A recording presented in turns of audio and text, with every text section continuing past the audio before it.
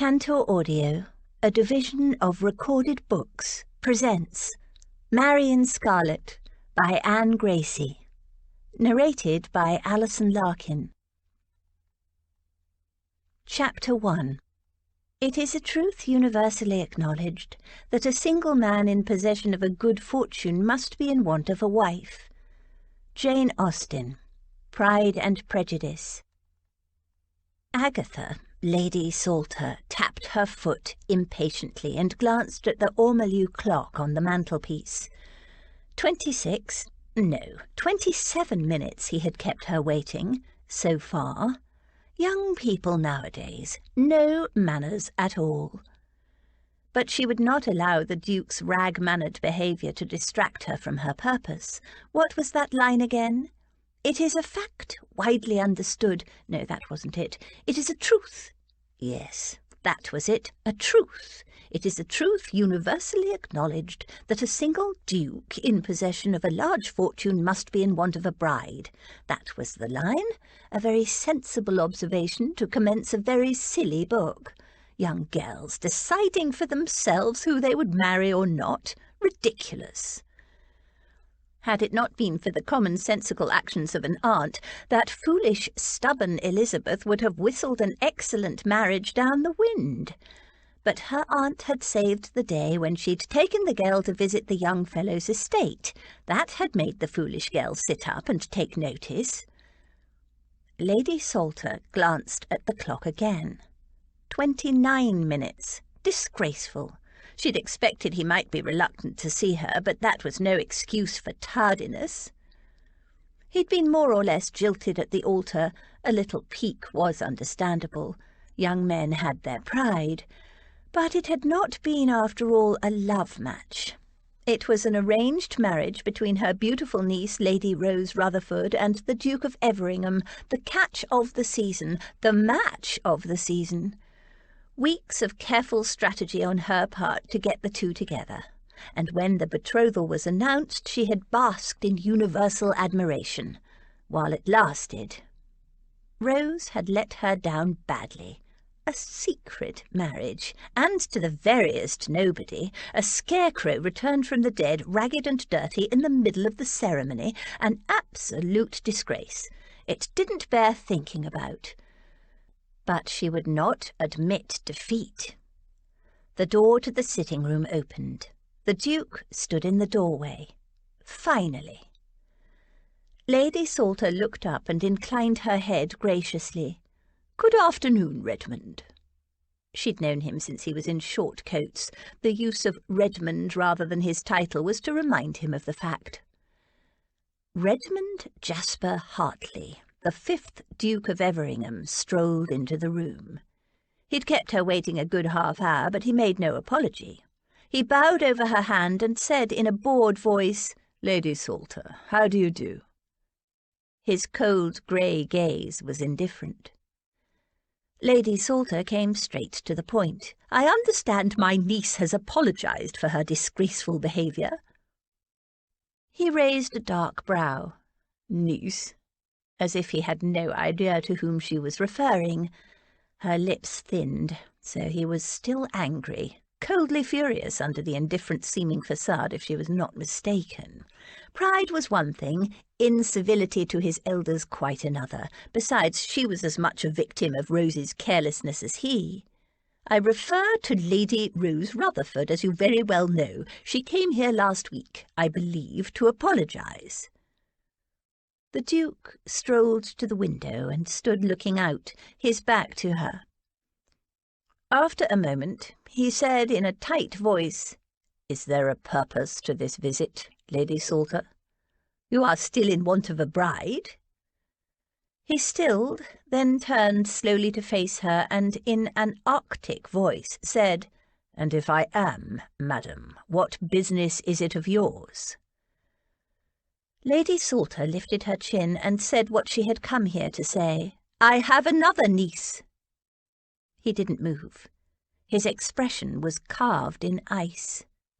She continued, "She is also, of course, the daughter of an earl, though her mother was of the yeoman class. Georgiana herself is young, attractive, healthy, and Ambitious? She blinked.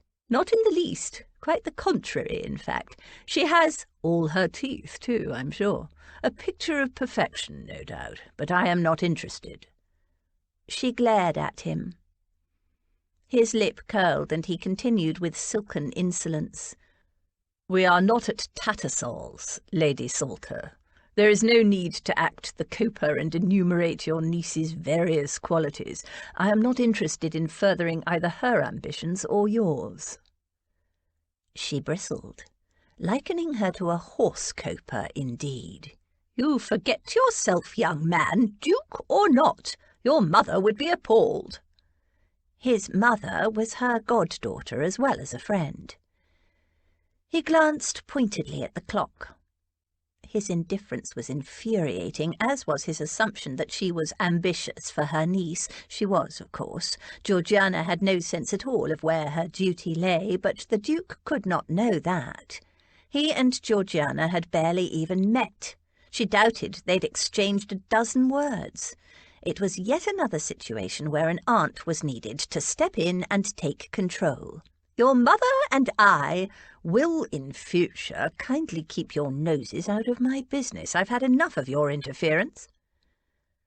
In 2 paces, he crossed the room and yanked on the bell-pull. Good day to you, madam. Interference? Madam? She almost choked on her indignation. Such ingratitude toward one who'd worked tirelessly, selflessly, to arrange a suitable marriage for him. The butler appeared in the doorway. The Duke said, Lady Salter is leaving, Fleming. Lady Salter rose and with great dignity stalked toward the door. As she reached it, her temper got the better of her. She turned and, in an icy voice, said, I was mistaken in thinking you and Georgiana would suit Redmond, far from being ambitious to marry you. She gave a scornful huff. The truth is, Georgiana did her level best to dissuade Rose from marrying you. Wanted me for herself, no doubt. Your arrogance is misplaced, sirrah. Far from wanting you, she was quite vocal in her dislike of you, and I see now she has a point. In any case, the ridiculous child has declared far and wide that she would rather live with dogs and horses than marry. That silenced him, she could see.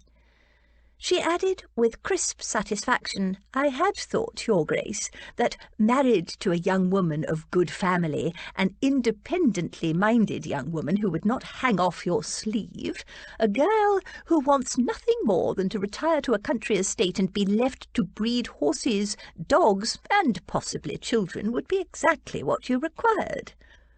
A wife who would keep out of your way and give you no trouble. She paused to let that sink in. It was exactly the kind of wife he'd described back when Rose was the bride being considered.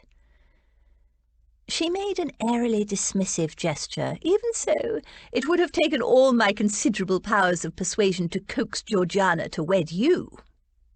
His eyes grew flintier, and she added with barely concealed relish, I would not be surprised if we'd had to drag her to the altar in the end. My niece is a headstrong girl who disdains the advice of her elders and betters. You, sir, are equally stubborn. Almost I think you deserve each other, but since you both lack a proper attitude to marriage, and to me, I wash my hands of you. She sailed from the room in high dudgeon. I'm not at home, Hart told his butler after Lady Salter had left. Not to anyone. The news of his aborted wedding had spread like wildfire through the ton. His doorbell had been jangling constantly ever since, with women, ladies of the ton, eager to soothe his injured feelings and shove him straight back into the marital noose, if not with themselves, then with their daughters or niece or granddaughter. To hell with them all. He'd had it with women. No, not with women, with ladies. He tried to resume his correspondence, but the annoyance lingered. What the devil business of anyone else's was it whether he married or not? He knew he needed to get an heir, but what was the hurry? He wasn't yet 30, and just because he'd been brought up to the mark once didn't mean he was ready to do it again, damn it. Because look how well that had ended. A few days before, his erstwhile bride had called on him, supposedly to apologise, but then she had the cheek to invite him to the ball that had been planned to celebrate his wedding. Its purpose now was to celebrate her husband's return from the dead, blast him. Hart had nothing against the fellow, but why the devil hadn't he come back from the dead a week or two earlier and saved them all a lot of fuss and botheration? He narrowed his eyes. Now he came to think of it, he had met the girl Lady Salter had just tried to foist on him.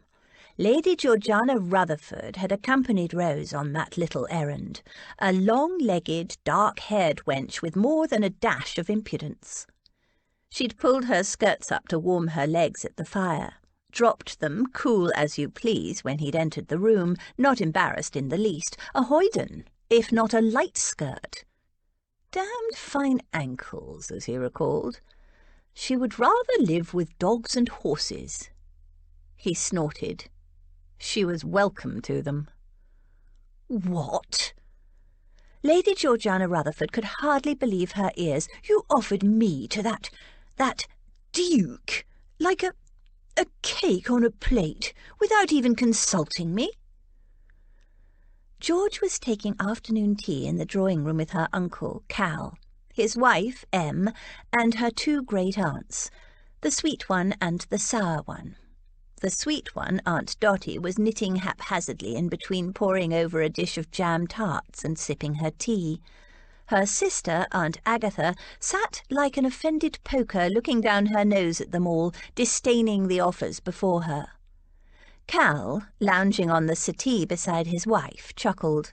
"Like a cake on a plate, George. More like a hedgehog in a bag." He bit into an almond biscuit. George ignored him. She glared at Aunt Agatha. "How dare you go behind my back and make such an offer?" Aunt Agatha made a dismissive gesture. "Well, someone must make a push to find you a husband, and Emmeline is otherwise occupied breathing the air. Besides, since Rose's disgraceful behaviour left the Duke embarrassed at the altar, this family owes him reparation." "Possibly, but we don't owe him me." The old lady set down her teacup with a snap. "If a duke is going spare, my girl, it doesn't do to dally." "But I don't want a duke. I don't want a husband at all.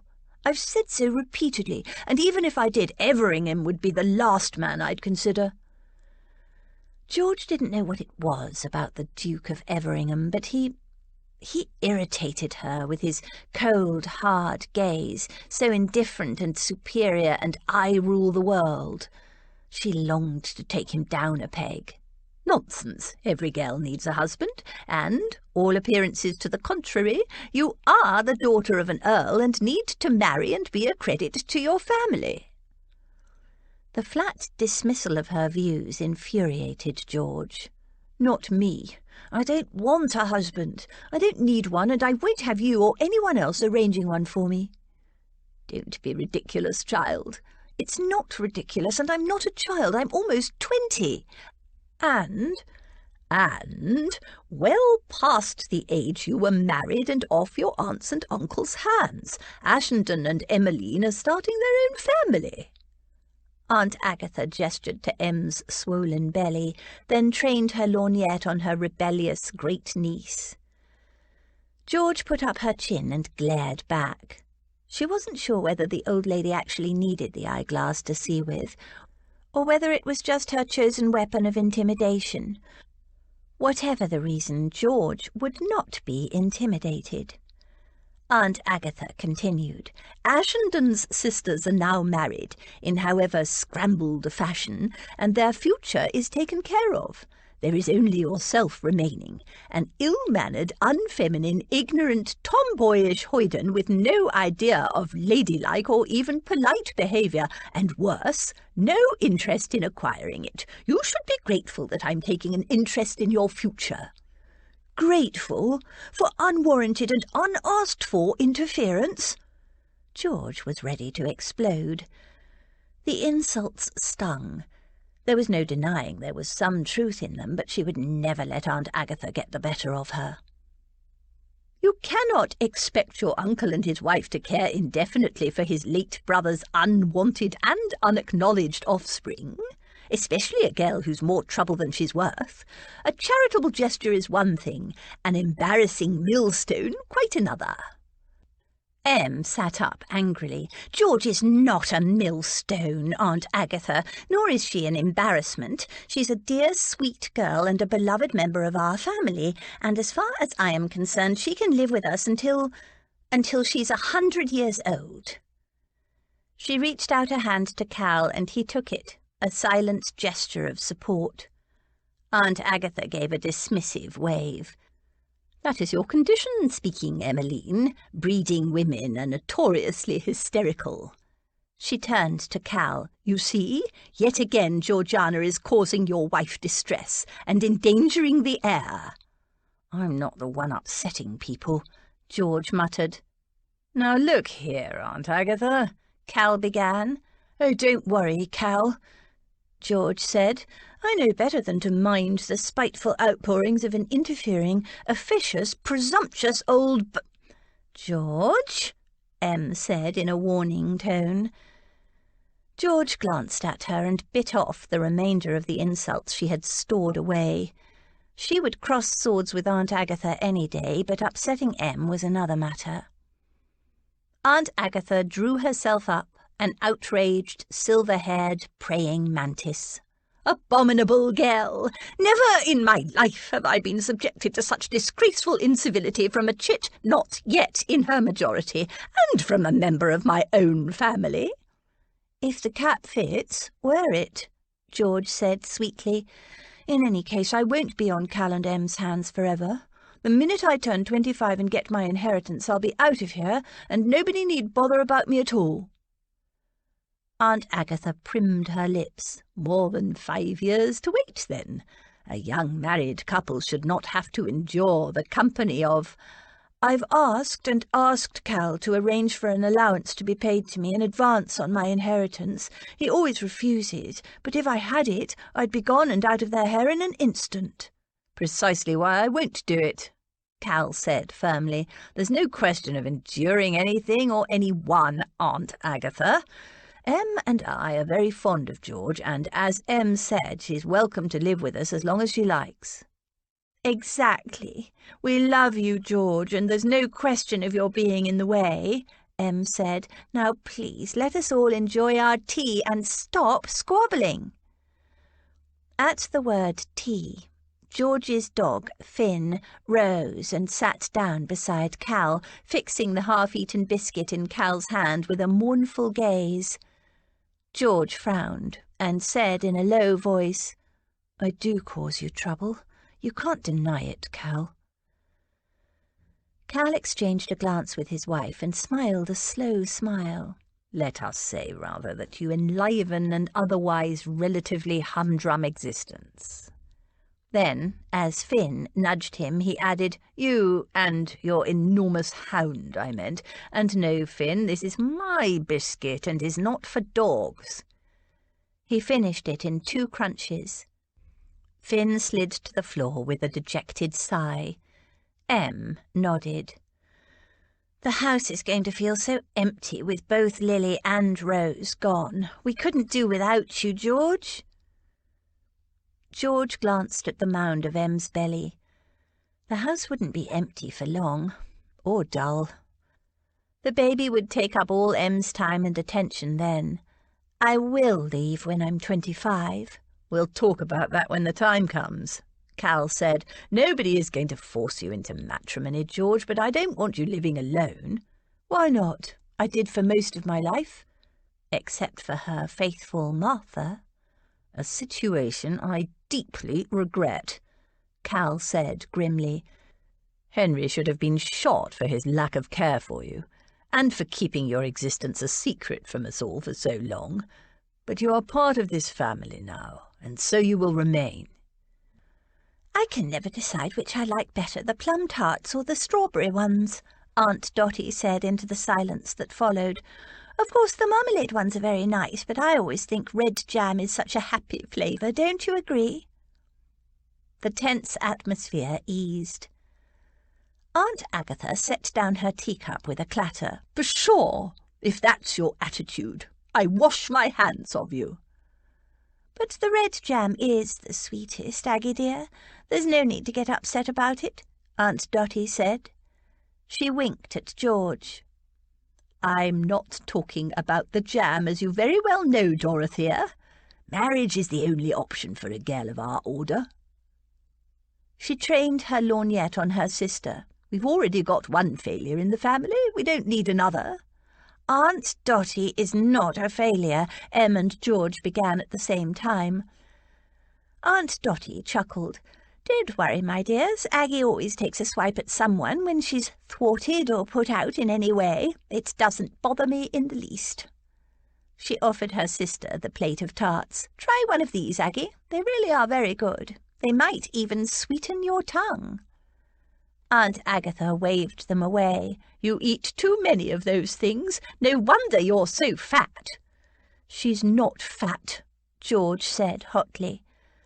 Aunt Dotty was plump and cuddly, and George couldn't imagine her any other way. Wouldn't want her any other way. "See?" Aunt Dotty twinkled at George. "She's annoyed, so she takes it out on the nearest person, usually me. Just like a wasp, poor thing. It's been like that ever since we were children in the nursery. I take no notice of her crotchets, and you shouldn't either." She poured over a small dish of sweetmeats and selected one carefully. "Life is to be enjoyed, Aggie, and I enjoy every bit of mine. Do you?" She popped the sweet in her mouth and placidly resumed knitting. There was a short silence, broken only by the sound of teaspoons clinking against teacups and the sound of crunching from behind the sofa. Em raised her brow at George, who shook her head, and looked at Cal, who tried to look innocent.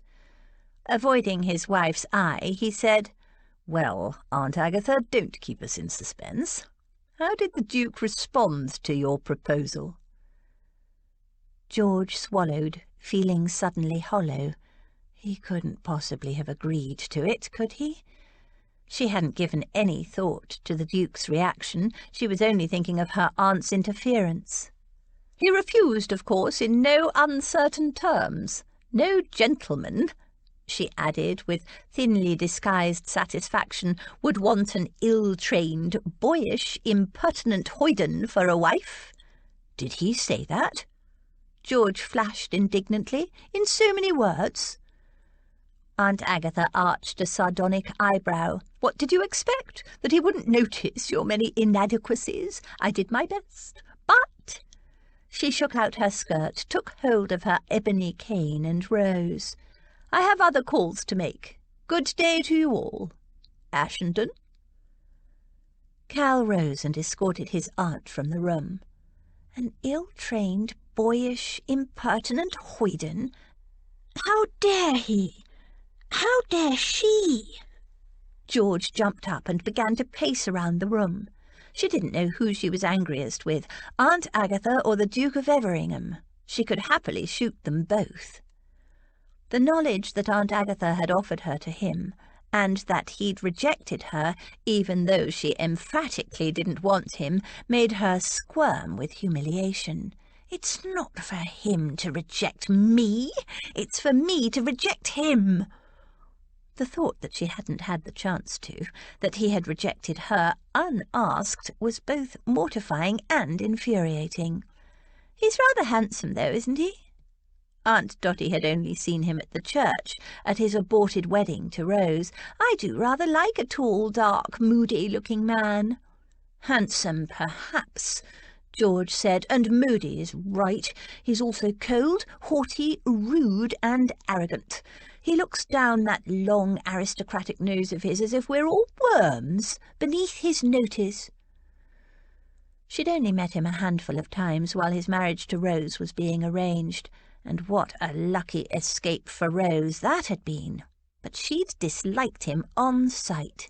His friends, and he doesn't seem to have many of them, call him Hart. His surname is Hartley, but he's known in the ton as Heartless, and doesn't that tell you something?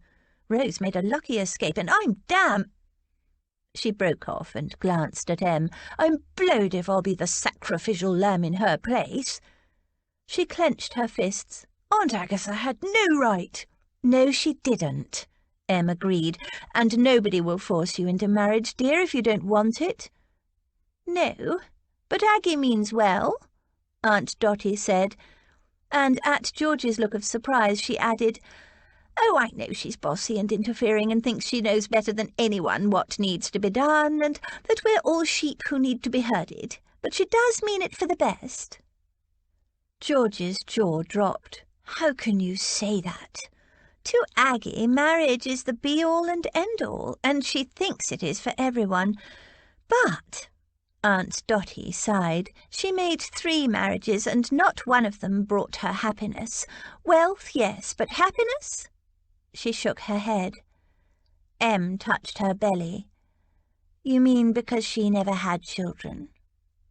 Again Aunt Dotty shook her head. "Children are a blessing, of course, but happiness is another matter entirely.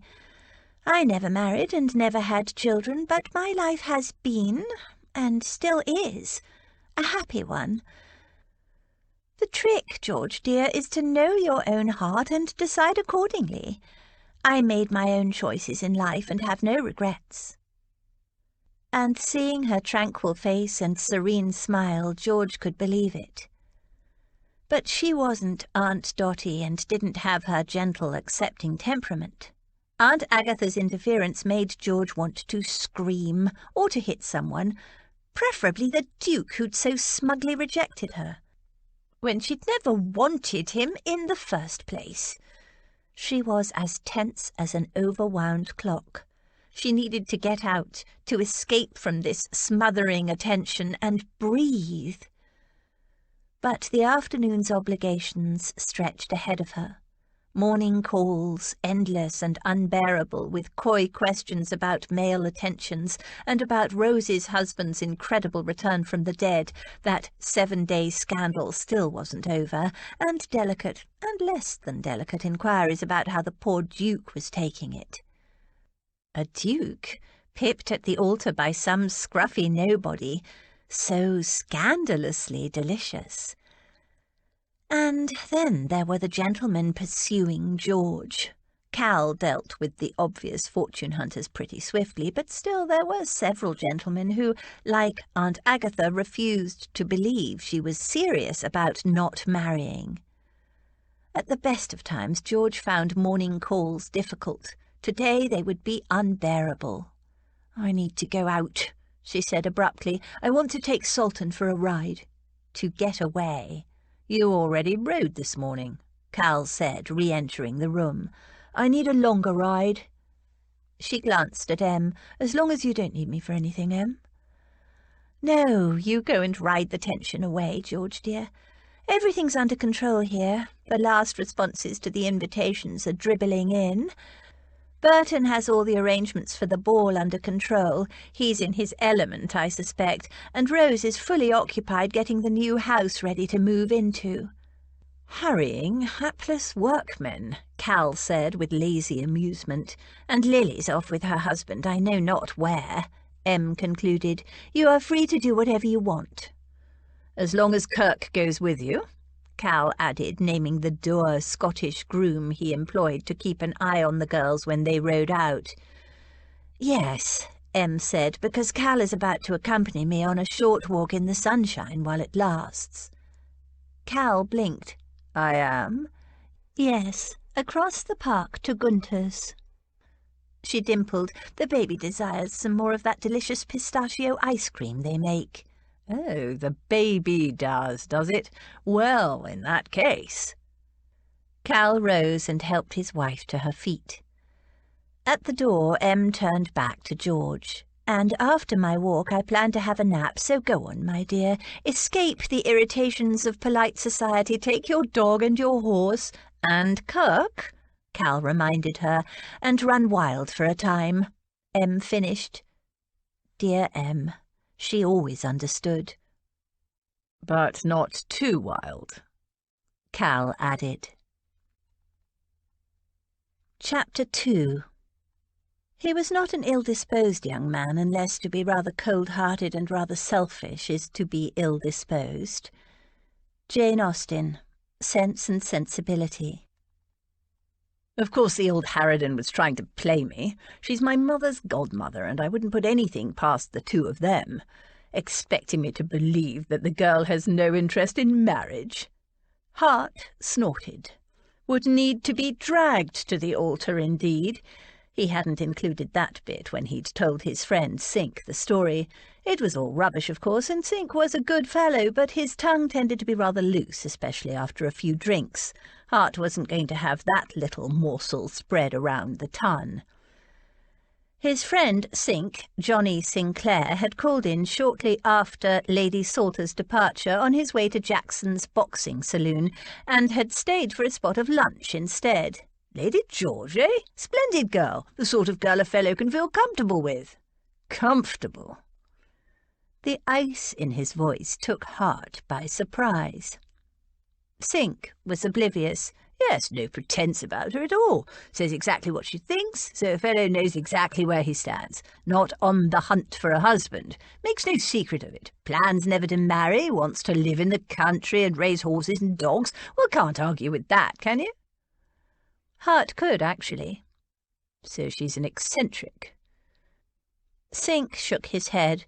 Wouldn't go that far. She's marriage shy, that's all. According to my sister, who knows her family quite well, her father abandoned her and her mother when she was a baby. Mother died, Lady George left to grow up alone and in poverty. Disgraceful business. Daughter of an earl, and she didn't even know it. Left to starve in a cottage. He drained his glass and held it out for a refill. Didn't even know she had any living family until Ashenden discovered her and brought her to London and launched her along with his half-sisters. Very affecting tale, Hart said dryly. He didn't believe a word of it. It is, Sink nodded. No wonder the girl's wary of the bit and bridle. Still, it makes a pleasant change to dance with a pretty young thing and know she's not secretly plotting how to hook you. Hart shifted impatiently. Don't be naive, Sink. Of course she is. Her tactics are a little more subtle than usual, that's all. So speaks the eternal cynic. Well, if she's so keen to hook a husband, why has she knocked back half a dozen fellows that I know of? Hart frowned. Half a dozen? At least. There's Porter, Yeovil, Trent. He counted them off on his fingers. Towsett, Belmore, and who else? Oh, yes, Morecambe. And they're just the ones I know of. Towsett? You mean the Earl of? They'd been to school with Towsett. The dullest boy he'd ever met had grown into the most pompous man. Sink nodded. The same. He's mad for her, by all account. Won't take no for an answer. Been refused several times, but determined to wear the girl down. He chuckled. It's the joke of the clubs. Such a stuffed shirt full of self-consequence, utterly desperate for such a lively, unconventional filly. Hart swirled his wine thoughtfully. Towsett was a more than eligible match for any girl in the ton. Titled, wealthy, and solid, if you liked that kind of thing. My money's on Lady George. Hart looked up sharply. You're betting on her? Sink grinned. Lord, yes, the odds are irresistible. Most of them are backing Towsett. Well, you have to admit he's very eligible. All the matchmaking mammas are in hot pursuit. Any one of their daughters would snap him up in a heartbeat, but he won't look at anyone except Lady George. But the others don't know her like I do. She's not like those other girls. She's an original, prefers her independence. So you hope. Sink grinned and raised his glass. Oh, I'll win all right. She doesn't want a bar of him, of marriage at all. And there's the joke, you see. Hardly anyone believes her, least of all Towsett. He can't imagine anyone turning him down, let alone a girl like Lady George. Hart shrugged. There's your answer, then. She's aiming higher. For a dukedom, apparently. Cynic? Well, time will prove which of us is correct. Now, tomorrow night, what do you think about dropping into the opera? Dine at the club beforehand, of course."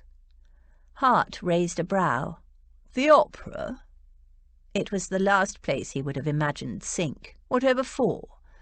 "Monty has an eye on one of the dancers, and the little minx has been leading him a right merry dance. She hinted that she'd give him her answer tomorrow night, so a few of us are going along with him in case the poor fellow needs consolation. Monty's mamma has a box. So, are you coming or not? Should be quite entertaining.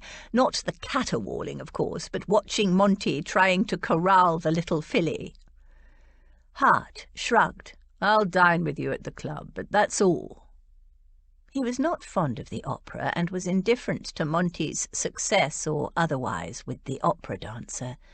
He knew it would be a purely financial transaction. If Monty offered the girl enough, she'd accept his attentions. If not, she'd be looking for another protector.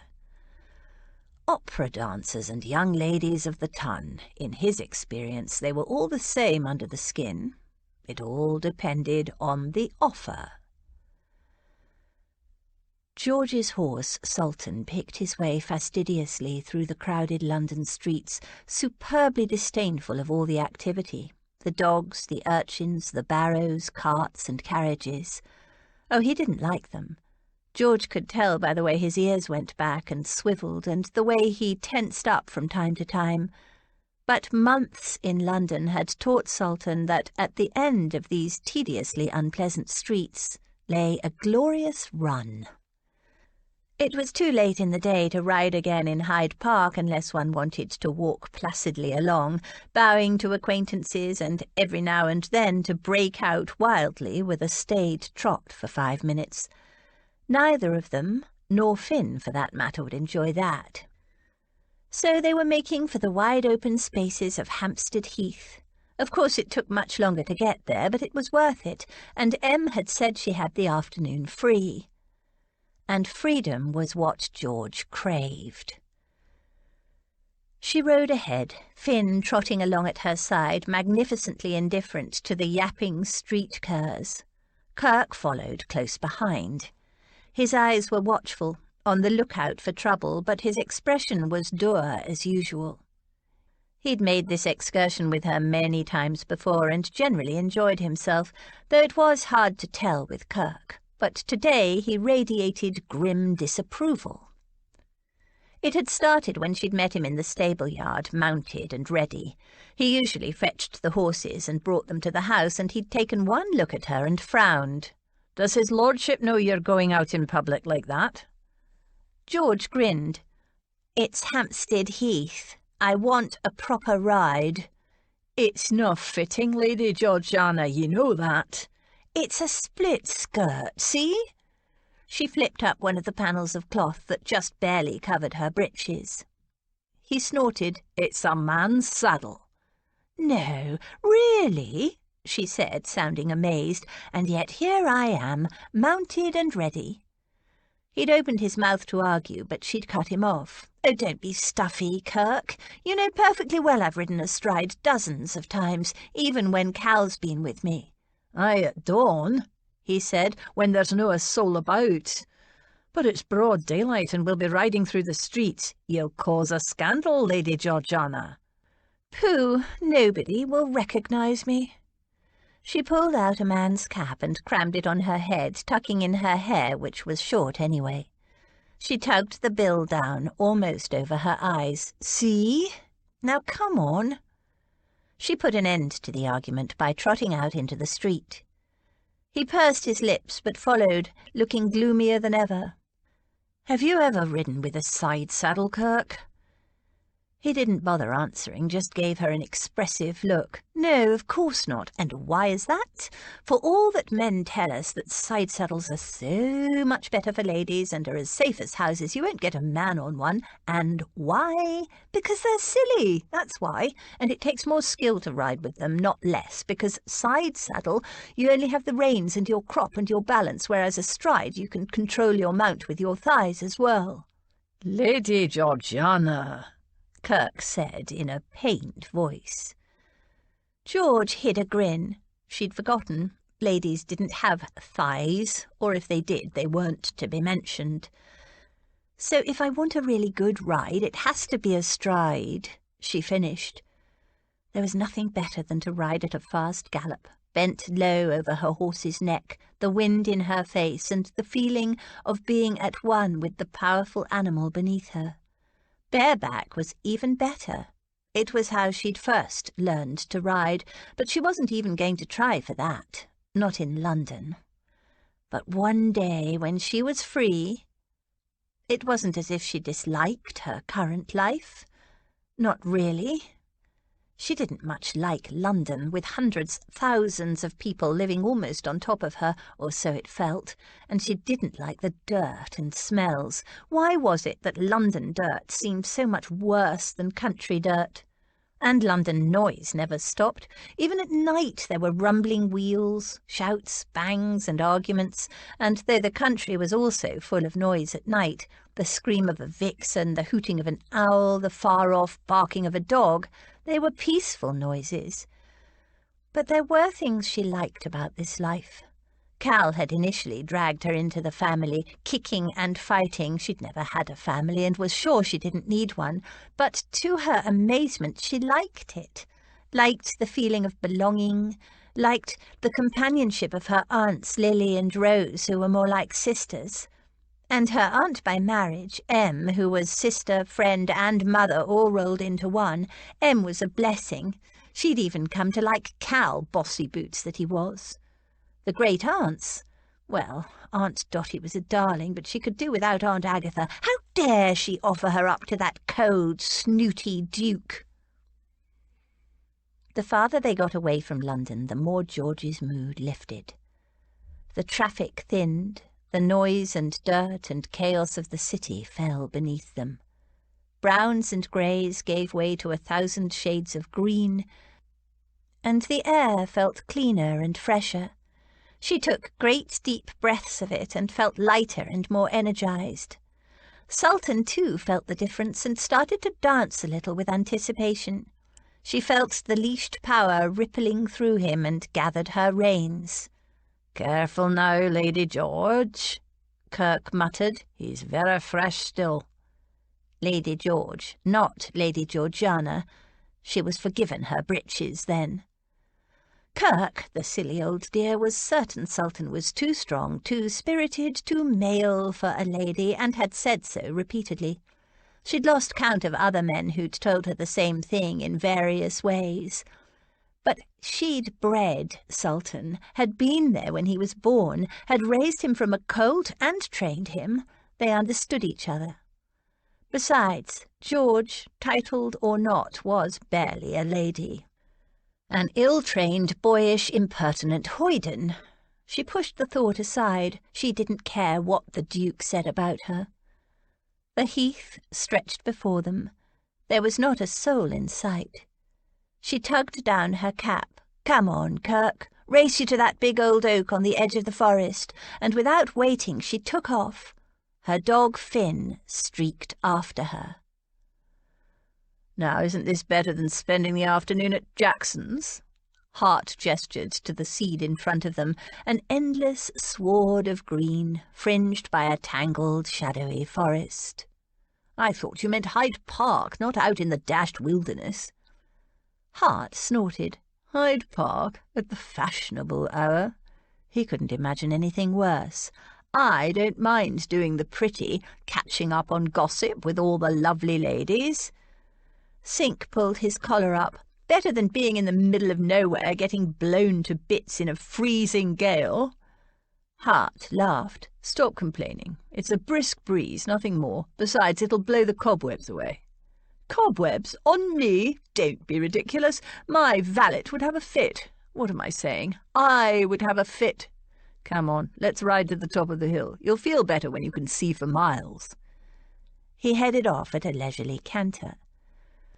Sink followed, grumbling. He'd planned to spend his afternoon drinking blue Rouen with his cronies at Jackson's boxing saloon. Sink was more interested in the convivial side of the sport than the energetic aspects.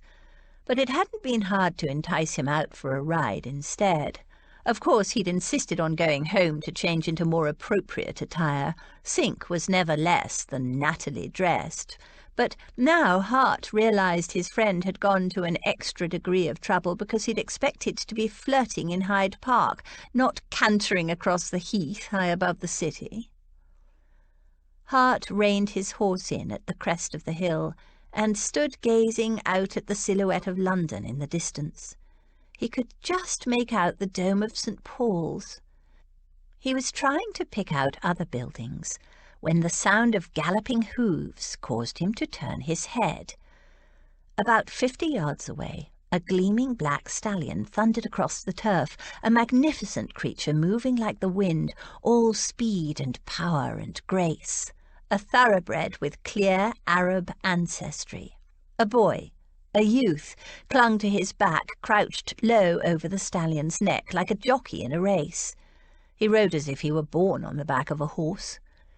No gentleman he, not with that cloth cap slightly too big for his head, and those worn breeches and boots. An apprentice, perhaps, or a young groom. Who was the fool who paid a youth to exercise a glorious animal like that? Behind the lad loped a lanky grey dog. At some distance behind came a thick-set man, another groom, perhaps. It wasn't clear whether he was with the black stallion or not. As he watched the movement of stallion and rider, something pinged in Hart's mind, a flash of memory, a fleeting impression as if he'd seen this horse, this rider, some other time. But then Sink arrived. "Brr, it's even colder up here. Can't we go home yet?" And the thought was lost. Hart couldn't take his eyes off the stallion. What a magnificent beast! Oh, yes, very nice," Sink said as stallion and rider flashed past. He hadn't much interest in horse flesh. "Damn it, I'm going to buy that horse." Without further explanation, Hart urged his horse forward and was riding in pursuit. Sink shouted something, but his words were taken by the breeze, and in any case, Hart was entirely focused on catching up with the stallion. He slowly gained on the rider and his mount. The boy glanced back over his shoulder, a flash of light eyes and a black scowl. "Hey there, I want to ask you something," Hart called. The boy ignored him. The stallion picked up speed. Hart urged his horse faster. "Wait! I want to buy your horse," he yelled as he drew nearer. "Who is the owner?" Horse and boy took a sharp turn to the left and plunged down a steep slope. Hart followed. They splashed through a soggy patch, green and weedy. Mud from the stallion's hooves splashed in Hart's face. He didn't bother to wipe it off. The boy's determination to avoid him was annoying, but the chase itself was exhilarating. They headed back up a hill. The stallion pulled steadily away and made for a densely forested area. He was stronger and faster than Hart's mount, and with the lighter weight of the boy, Hart didn't have a chance. "Stop, damn you! I only want to talk!" Hart yelled in frustration. At the edge of the trees, the boy looked back. Hart caught a flash of white teeth as the lad gave what might have been a cheeky wave, or... Hart narrowed his gaze. A rude gesture. As the boy and horse disappeared from sight, a light laugh floated back to him on the breeze. Swearing to himself, Hart rode slowly back to where Sink was waiting, hunched gloomily on his horse. "Have fun, did you? I'm just about frozen solid. Though, naturally, being your oldest friend, I'm only too delighted to become an ice block in your service." Hart ignored the sarcasm. Little mongrel refused to stop. All I wanted was the name of the owner. "Is that all? Well, you could have asked me. Would have saved you all that gallivanting about, and me from turning into an icicle. You do know your face is spattered with mud, I suppose. As for your boots—" Sink shuddered. "What? You know who owns that horse. Who is it? Forgotten your handkerchief?" Sink scrutinized his friend's face. "I have a spare if you need to use it. Can't be seen with mud on your face." Frustrated, Hart pulled out a handkerchief and scrubbed at his face. "There, now, who owns that damned horse? You missed a bit, just here," Sink said, gesturing to his own face. Hart rubbed at the spot indicated. "Now, before I strangle you, tell me who owns that blasted stallion." "Oh, she won't sell," Sink said. "She? You mean the owner is a woman?" Fool woman to entrust such a valuable and spirited animal to a mere youth, though he had to admit the boy could ride, superbly as it happened. When he bought the stallion, he might even offer the lad a job. "Yes, of course. Didn't you know?" "How would I know?" He blinked. "Are you suggesting that I'm acquainted with the owner? Who is she? Where might I find her?" Sink gave him an odd, amused look, then jerked his chin to where the stallion and his rider had disappeared. "You just saw her." Hart looked, but he could see no woman. "Where? On the horse's back, leading you a right merry chase by the looks of it." Hart stared. The rider was female? Gad, but she could ride. In fact, his eyes narrowed. There had been something familiar. "Who?" he began. "If you ever bothered to ride in Hyde Park, you would have met both horse and owner together. She and her family ride there most mornings, early, practically crack of dawn," Sink added with a theatrical shudder. Hart raised a sceptical brow. "Then how is it that you've seen them? You rarely rise before noon." "Coming home, of course. Often witness the grisly hours of dawn on the way home from a night out." "And who is this family that rides out so intrepidly at such an hour?" Sink grinned. "The family you almost married into." There was a short silence as Hart took it in. Sink chuckled. "Yes, that was Lady George Rutherford you chased all over the heath just now. Told you she was an original."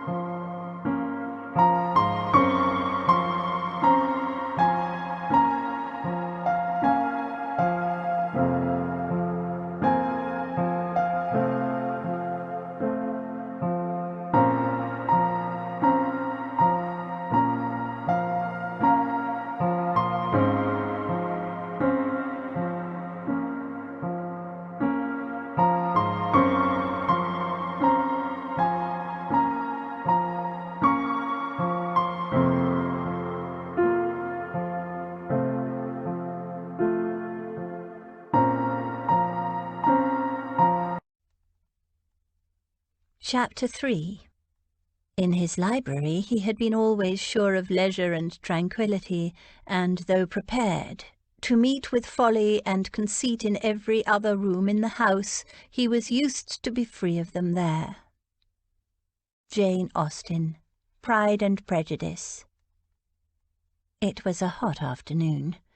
George, Aunt Dotty and Em were crossing Berkeley Square on a quest to Gunter's for ices, when they heard a series of shrieks and yaps. Human shrieks, canine yaps. An elegantly dressed older lady was jumping up and down, appalled, flapping her hands and shrieking at a pack of dogs that were swirling and snapping and shoving at one another in a noisy canine whirlpool several feet away. "It's Millie Prescott!" Aunt Dotty exclaimed. "Foo-foo!" Mrs. Prescott cried. "Oh, stop it, you brutes! My poor little foo-foo!" George saw what the problem was. In the middle of the pack of dogs was a small, dainty Pekingese, pink satin ribbons in her hair, receiving the eager attentions of a dozen scruffy mongrels. "Sit and stay," George ordered Finn, who was showing considerable interest in the proceedings. Reluctantly he lowered his behind almost to the ground.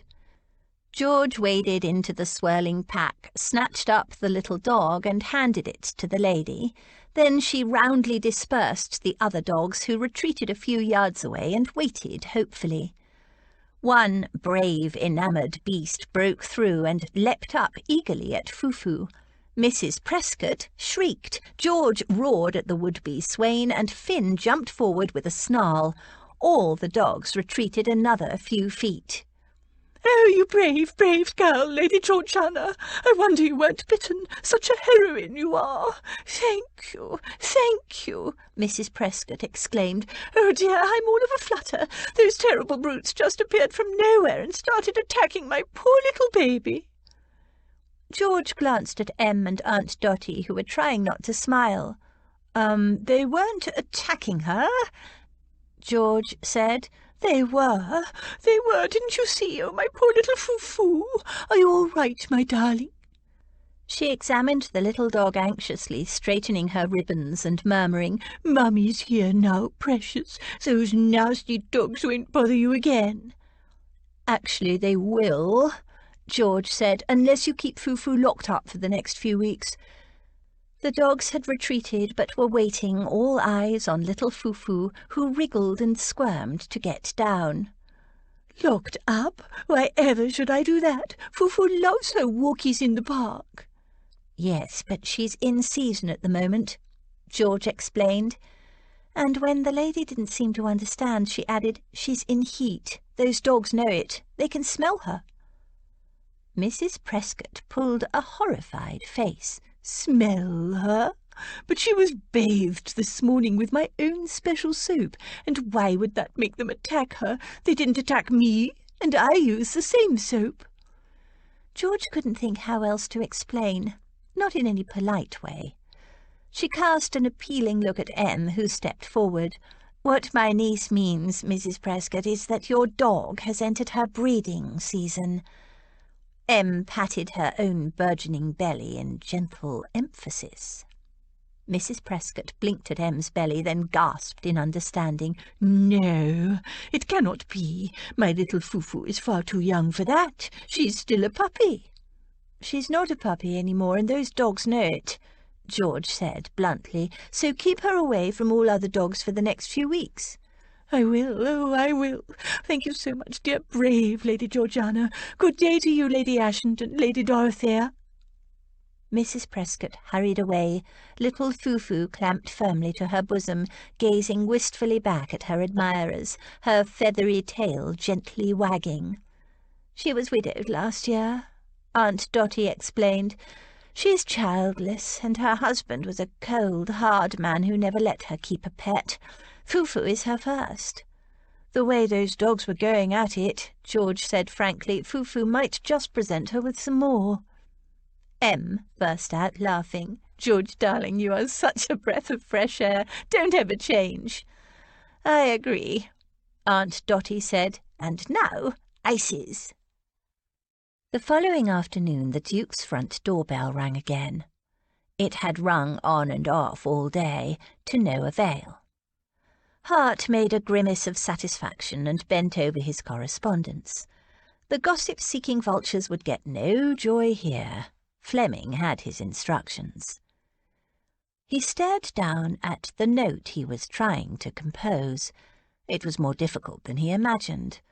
The previous evening he'd sent a note around to the Earl of Ashenden offering to buy the black stallion. He didn't mention that he'd seen the horse being ridden by the Earl's niece, let alone that the young hoyden had been riding astride. He was sure Sink was wrong, saying the horse belonged to the girl. But a brief note had arrived this morning in which the Earl informed him that the stallion belonged to Lady Georgiana and that he doubted she'd sell it. However, if Everingham was interested in breeding the stallion to one of his mares, she might consider that. Everingham should apply directly to her. It was ridiculous. Ashenden had always seemed like a level-headed fellow, but allowing his niece to be directly involved in the breeding of a valuable blood stallion? A young, unmarried girl shouldn't even know about the breeding of horses, let alone arrange it. He finished the note, making her a generous offer for the horse. He would not even consider discussing stud arrangements with a lady, addressed and sealed it, then returned to his business correspondence, much less complicated. A short time later, voices in the hall, one of them female, caused him to look up. What the devil? His butler knocked discreetly and looked in. "Your Grace, forgive the interruption, but—" "What part of 'I am not at home' did you fail to understand, Fleming?" "I'm sorry, Your Grace, but—" the butler began. "Oh, what nonsense, as if my son meant you to deny me," said a soft voice from the doorway. His butler gave him an agonized look of apology. Hart waved him away. He might be irritated, but he understood. Most men were helpless before his mother. The Duchess of Everingham brushed past the butler, all slender, helpless frailty and fluttering draperies. Pretty and still quite youthful-looking, she did not admit to 40, although, since he was 28, she could hardly deny it. She cultivated an air of delicacy and fragility that brought out the protective instincts of a certain type of man. Hart was not one of them. "The library, Redmond," she said plaintively. "You receive your mother in the library?" He gestured to the papers spread out on the desk before him. "I'm working." His mother pouted, then tottered across the room, sank gracefully into the most comfortable chair, and gave an exhausted sigh. Hard on her heels came her most recent companion, a colourless woman clad in a depressing shade between grey and purple, clutching a large, lumpy reticule. He nodded to her. She was some kind of distant cousin. Harriet, Henrietta, he couldn't remember her name. His mother changed her companions so often it was hard to keep up. They all started off devoted, but after a few months they became impossible, and Hart was instructed to pension them off. The companion produced a number of little bottles and vials, and arranged them on a small table next to his mother's chair. Smelling salts, hartshorn, feathers for burning, and various potions gathered to revive the feeblest invalid. Mother's battery of armaments. Not that his mother was an invalid. The Duchess of Everingham was said by some to enjoy ill health. Hart would have said that far from enjoying it, his mother positively relished it. As far as he was concerned, she was as strong as a horse. The medicines were there purely as a silent warning that any opposition to his mother's wishes would have dire, possibly fatal consequences. He'd learned that lesson young. The companion pulled a shawl from the seemingly bottomless reticule and arranged it around his mother's knees. Her Grace had a horror of draughts. "Oh, stop fussing, Hester." His mother kicked impatiently at the shawl. "Go, leave us. I wish to talk to my son." Handing a dainty crystal vial, probably smelling salts, to his mother, Hester turned to Hart and said in an under-voice, "Try not to upset her, Your Grace. She's feeling very poorly today." When was she not? Particularly when she wanted something. But he didn't say it aloud. He glanced at the doorway where his butler still hovered. "Tea and cakes, Fleming." "Oh, no, I couldn't possibly," his mother said. "Just a little barley water, with honey and a slice of lemon, and perhaps a rusk. I need to keep up my strength, such as it is." Fleming bowed and left, taking the companion with him. Silence fell. Hart turned back to his correspondence. His mother sighed. He kept writing. "I miss this house so much." Hart ignored her. All his life his mother had complained about the inconvenience and old-fashioned furniture of Everingham House, saying it was too big, too grim, and too cold. His late father had spent a fortune trying to please her, but nothing ever did. Papa had never learned that lesson. Hart had. Several years ago he'd finally given in to her complaints and bought her a pretty house just around the corner that was smaller, lighter, warmer, and more modern. She'd had it entirely redecorated and happily moved in, all the while confiding sadly to her friends that her son had callously thrust his mother from her family home. He himself had been living in bachelor apartments at the time and had shut Everingham House up. But last year, when he'd decided to take a bride, he'd reopened it, had it redecorated and some parts of it modernised, the kitchens and the plumbing in particular, and moved back in. Naturally, his mother had conceived a desperate yearning to live there again. She sighed again, and when he showed no sign of putting aside his correspondence, she said in a plaintive voice, "It utterly exhausts me to venture out into the world, you know." "Then why bother?" "Because I am in despair, Redmond, utter despair." He kept writing. "Despair about you and your situation, Redmond." Seeming to realise the waspish tenor of her speech, she added, "Dearest." He didn't look up. "Don't worry your head about me, Mother. There's no need." "But there is need, my son. That frightful aborted ceremony, the gossip, the scandal, the disgrace, the horrid slur on our family name. I am nigh on prostrated with mortification." She shuddered, unstoppered the tiny vial, and took a restorative sniff. Hart said nothing. There was no point. They'd had this conversation numerous times. Yes, there was gossip, but gossip never lasted. And if she didn't go to so many parties, forcing herself naturally, she wouldn't have to hear it. "Do not fret yourself, my son. I shall try to weather the storm," his mother said, rallying bravely. "It's you I worry about, my dearest. I thought that you were all settled at last, and that finally I could go in peace." She sank back feebly in her chair and closed her eyes. "Go where, Mother? Off to Bath again, are you?" He blotted the ink of his letter, folded it, and reached for his seal. "Or perhaps a sea-bathing treatment this time. I've heard that a bracing dip in the cold salt sea does people a power of good." She shuddered and clutched her vial feebly to her bosom. "Such a thing would kill me."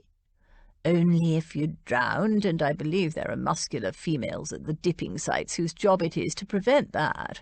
It's perfectly safe." She sat up and glared at him.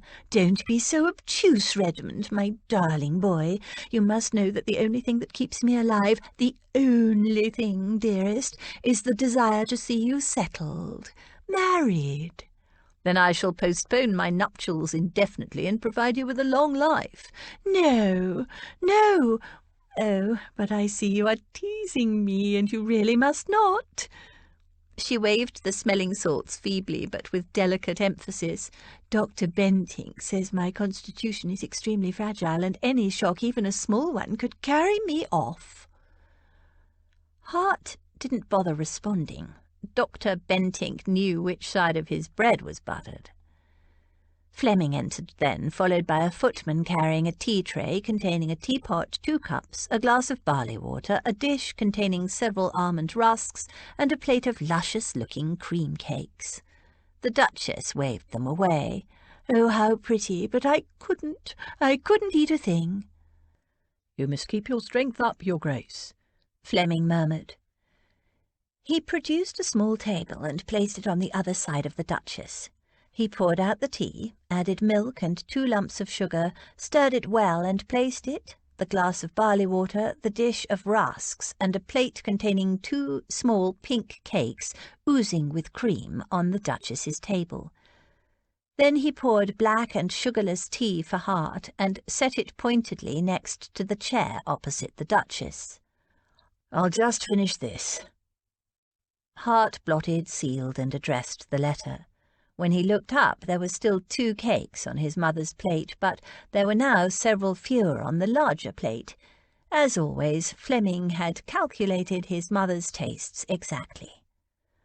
Hart left his desk and sat down opposite his mother. He sipped his tea. "I couldn't eat a morsel, Redmond. I am in such distress." Hart drank his tea. "Perhaps a rusk. One must force oneself for the sake of one's loved ones." She picked up a rusk and toyed with it. "Dear Lady Salter came the other day and delivered your latest suggestion for a bride. I sent her off with a flea in her ear." His mother gasped. "Don't tell me you were uncivil to her, Redmond. Apart from being my godmother, she is one of my dearest friends." "I was blunt rather than uncivil, and I'll tell you what I told her. Stop meddling in my life, mother, or—" He broke off as his mother fluttered back to her chair, gasping in apparent distress. He waited. After a few moments she registered his indifference and stopped gasping. "Or what?" "Or one of these days I'll return the favour." She narrowed her eyes. "What do you mean?" "Perhaps I'll give my consent to one of those puppies you encourage to hang around you. They're always pestering me for your hand." She sat up. "You wouldn't." Hart shrugged. "Jeevons has approached me 3 times already." She patted her hair complacently. "The dear sweet boy, but of course it would never do." Jeevons was several years younger than himself, an impressionable puppy. "I should think not. He's barely out of leading strings." She sniffed. "Hardly." "No, Bulstrode would be far more suitable." She stiffened. "Bulstrode? That arrogant bully? He's an oaf, a ruffian. He's vulgar, ungentlemanly." "He adores you, mother. He has several times importuned me for your hand." "Then you must refuse. What am I saying? I refuse." "Ah, but Bulstrode is the kind of man who would take your refusal as a kind of flirting from an indecisive female. I'm sure you've heard his views on the inability of females to know what is good for them." "I've heard, and I'm not indecisive. I loathe the man." There was nothing helpless or fluttery about his mother now. In a thoughtful voice he said, "I wouldn't be surprised if Bulstrode decided to kidnap you and force a marriage, if he thought he had my blessing, that is." She shuddered again, this time genuinely. "Redmond! No, he doesn't have your blessing. Does he?" Hart pondered the contents of his teacup as if considering it. She crumbled the rusk between her fingers. "You wouldn't, would you, dearest?" He looked up. "I might, if you and that skinny godmother of yours don't stop pestering me." A huff of laughter escaped her. "Skinny? Lady Salter? Oh, you are wicked. But Bulstrode, Redmond, you would never." "Are we finished here, mother? Because I have work to do." He gestured to the pile of papers on his desk. She pouted. "Never any time for your nearest and dearest. Your father left all that sort of thing to his secretary." "I am not my father." He rose and rang for his butler. She hesitated and fiddled with a handkerchief. "Do you go to the opera this evening, Redmond, dear?" "No." "Oh." She considered that. "What about next Thursday?" "No." He looked at her with narrowed eyes. "Is this another attempt to foist an eligible female on me?"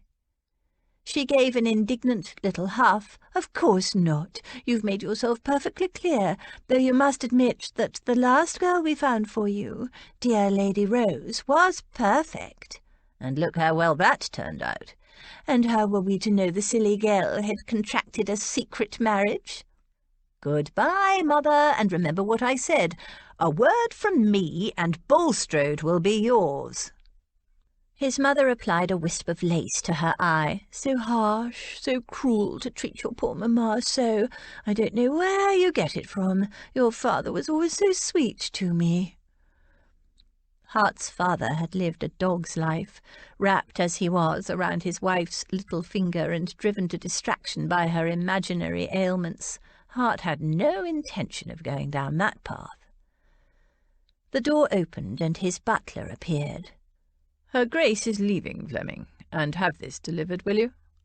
He handed the butler his note to the Rutherford girl. "Goodbye, mother." His mother sighed. "Unfeeling, unnatural boy. I'm not surprised some people in the ton call you heartless." She floated tragically from the room, a martyred exit overlaying a barely suppressed flounce. Hart kept a straight face. He had no intention of encouraging Bulstrode, of course. He was a bully and a braggart, and Hart would rather shoot the man than have him as a stepfather. But if the threat kept his mother from her eternal meddling, it was worth it. He returned to his correspondence. He had a man of affairs, but not a private secretary.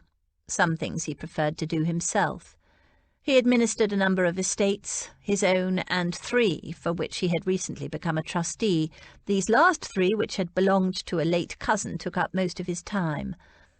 Arthur Wooldridge had not only left his young son and heir to Hart's wardship, he'd left his affairs in a mess and his estate in debt. Fortunately, Hart enjoyed a challenge. 2 hours later, he received an answer to his note. "My horse is not for sale, to you or anyone. G. Rutherford." Chapter 4. I have not the pleasure of understanding you. Jane Austen. Pride and Prejudice. The last thing George had expected to enjoy when she'd first been thrust into the life of the ton was the opera.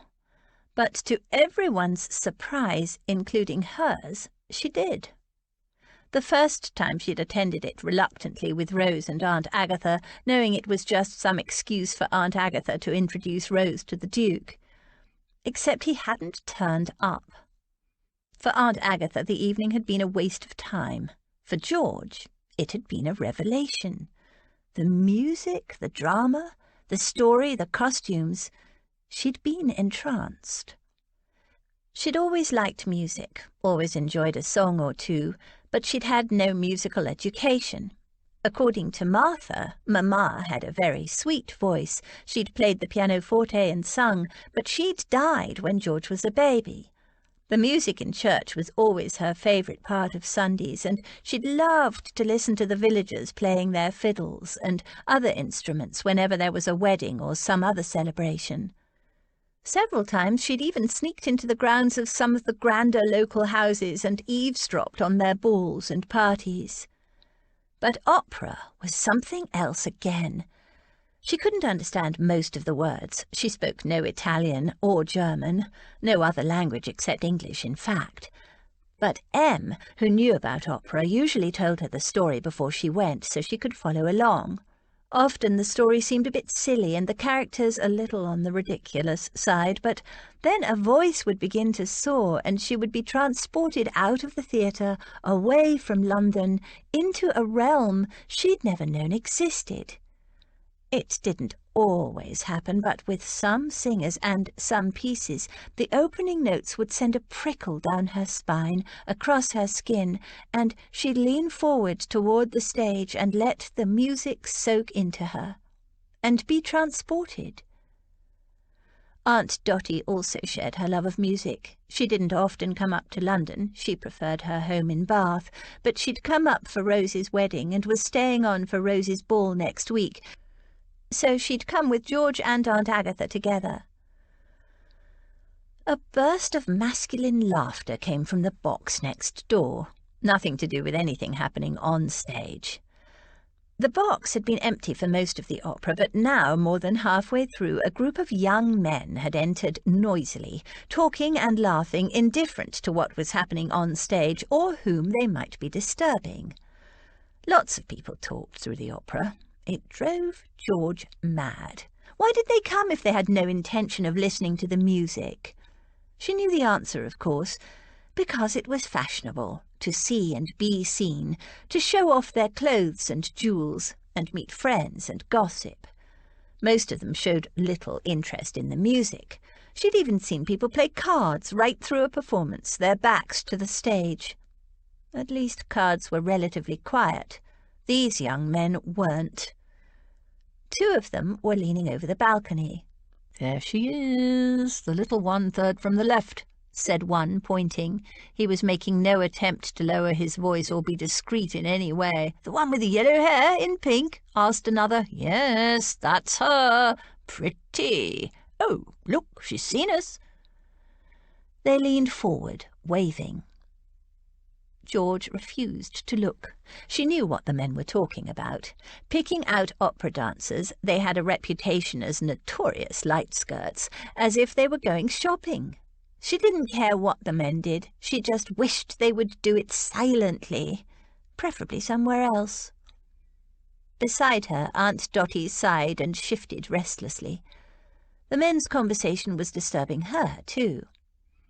George tried to fix her eyes and ears on the stage and the glorious music coming from the singers and musicians, but the men's discussion, loud and annoying, continued until she was almost at screaming point. She turned to face the men over the low wall that divided the boxes. "Hush!" she said in a low, vehement voice. "Some of us want to listen to the music." "Well, who's stopping you?" one man said.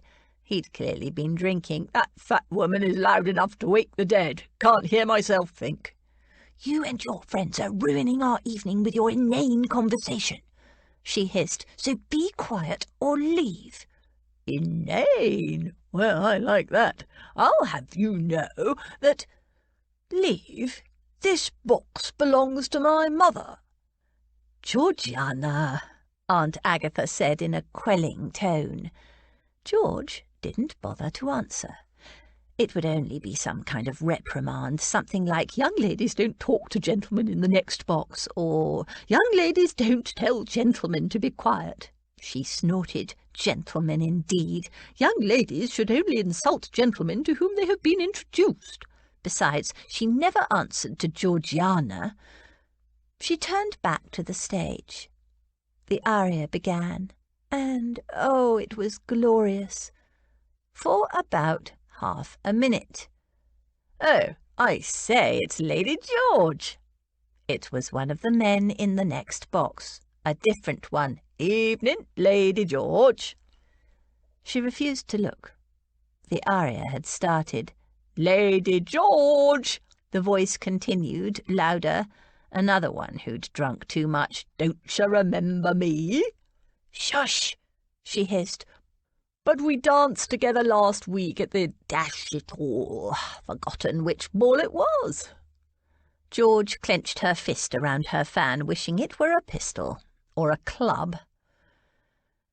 "Think, do you recall whose ball we went to last week? It was the one where— Ouch!" He blinked at George in shock and rubbed his shoulder. "You hit me with your fan." He glanced down where the fan had fallen onto the floor in his box. "Broke it, too. Pity. Looks like a pretty thing." "I'll break something else if you and your friends don't shut your mouths." "Georgiana!" Aunt Agatha snapped. George sat down again, but Aunt Agatha persisted. "Georgiana, I'm speaking to you." George gritted her teeth, waited pointedly until the soprano had finished, and then turned to her great-aunt. "Yes, great-aunt Agatha." Aunt Agatha hated being called great-aunt Agatha, especially in public. Great-aunt was the correct form of address for George to use, but it was oh so aging. Aunt Agatha glared through her lorgnette. Her lips thinned almost to invisibility, then jerked her head in a subtle sideways direction. George frowned, unsure of what she was signalling. Aunt Agatha rolled her eyes. Then, with a palpable effort, she forced them into a smile, turned and bowed graciously in the direction of the next box. "Good evening, Your Grace." George followed her gaze. A dark shadow leaned forward, picked up her fan from the floor, and stepped forward into the light. She stiffened and swore under her breath. The Duke of blasted Everingham. She hadn't noticed him lurking there in the background. He was dressed as usual in severe black evening clothes, the only gleam of colour about him an emerald tie-pin. The candlelight threw half his face into shadow and gilded the rest. The proud nose, the chiselled lips, the stubborn jaw. He stood there all born to command and superior, looking down his nose at her. His eyes glinted dark and unreadable tonight, but she'd noticed them before when he was betrothed to Rose, and she thought them the coldest eyes she'd ever seen. "Georgiana!" Aunt Agatha prompted. George knew she wouldn't stop, so she gave the Duke a reluctant nod. He inclined his head at her. His lips twitched slightly as if he found something amusing, found her amusing. No doubt he was amused by the little provincial's insistence on an audience actually listening.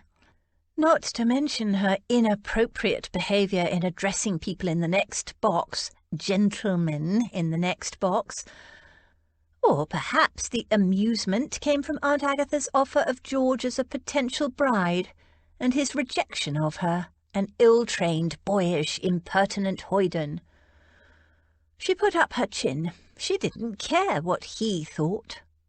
Well, actually, she did. She wanted him to know she wasn't the slightest bit interested in him, never had been, and that the idea of offering her to him as a potential bride was nothing to do with her, and wholly Aunt Agatha's preposterous and insane idea, made entirely without George's knowledge or permission. But she couldn't exactly explain that, not here, not now, especially in this company. She crossed her arms and eyed him coldly, fuming at the thought that he might assume she was angry with him because he'd refused her. She was not a woman scorned. He was a man scorned, only he didn't know it. So infuriating. "Good evening, Lady Salter, Lady Dorothea, Lady Georgiana," Hart said smoothly. "Enjoying the evening, I hope?" He'd decided to accompany Sink and his friends at the last minute. His mother's less-than-subtle queries the day before had convinced him that Lady Georgiana would be attending the opera tonight, and though he had no interest either in the opera or in courting her, he was very interested in obtaining her horse. Her note of curt refusal had annoyed him, but he'd taken it as the opening salvo of a negotiation, female style, or some kind of blasted flirtation. Lord, but he was fed up with women and their tricks. From his mother to his first and subsequent mistresses, even the first girl he thought he might love, it had been nothing but deception, lies, and devious female stratagems. He'd planned to step into her box at the next interval, bringing champagne for the ladies, and then sit down and discuss the sale of her horse.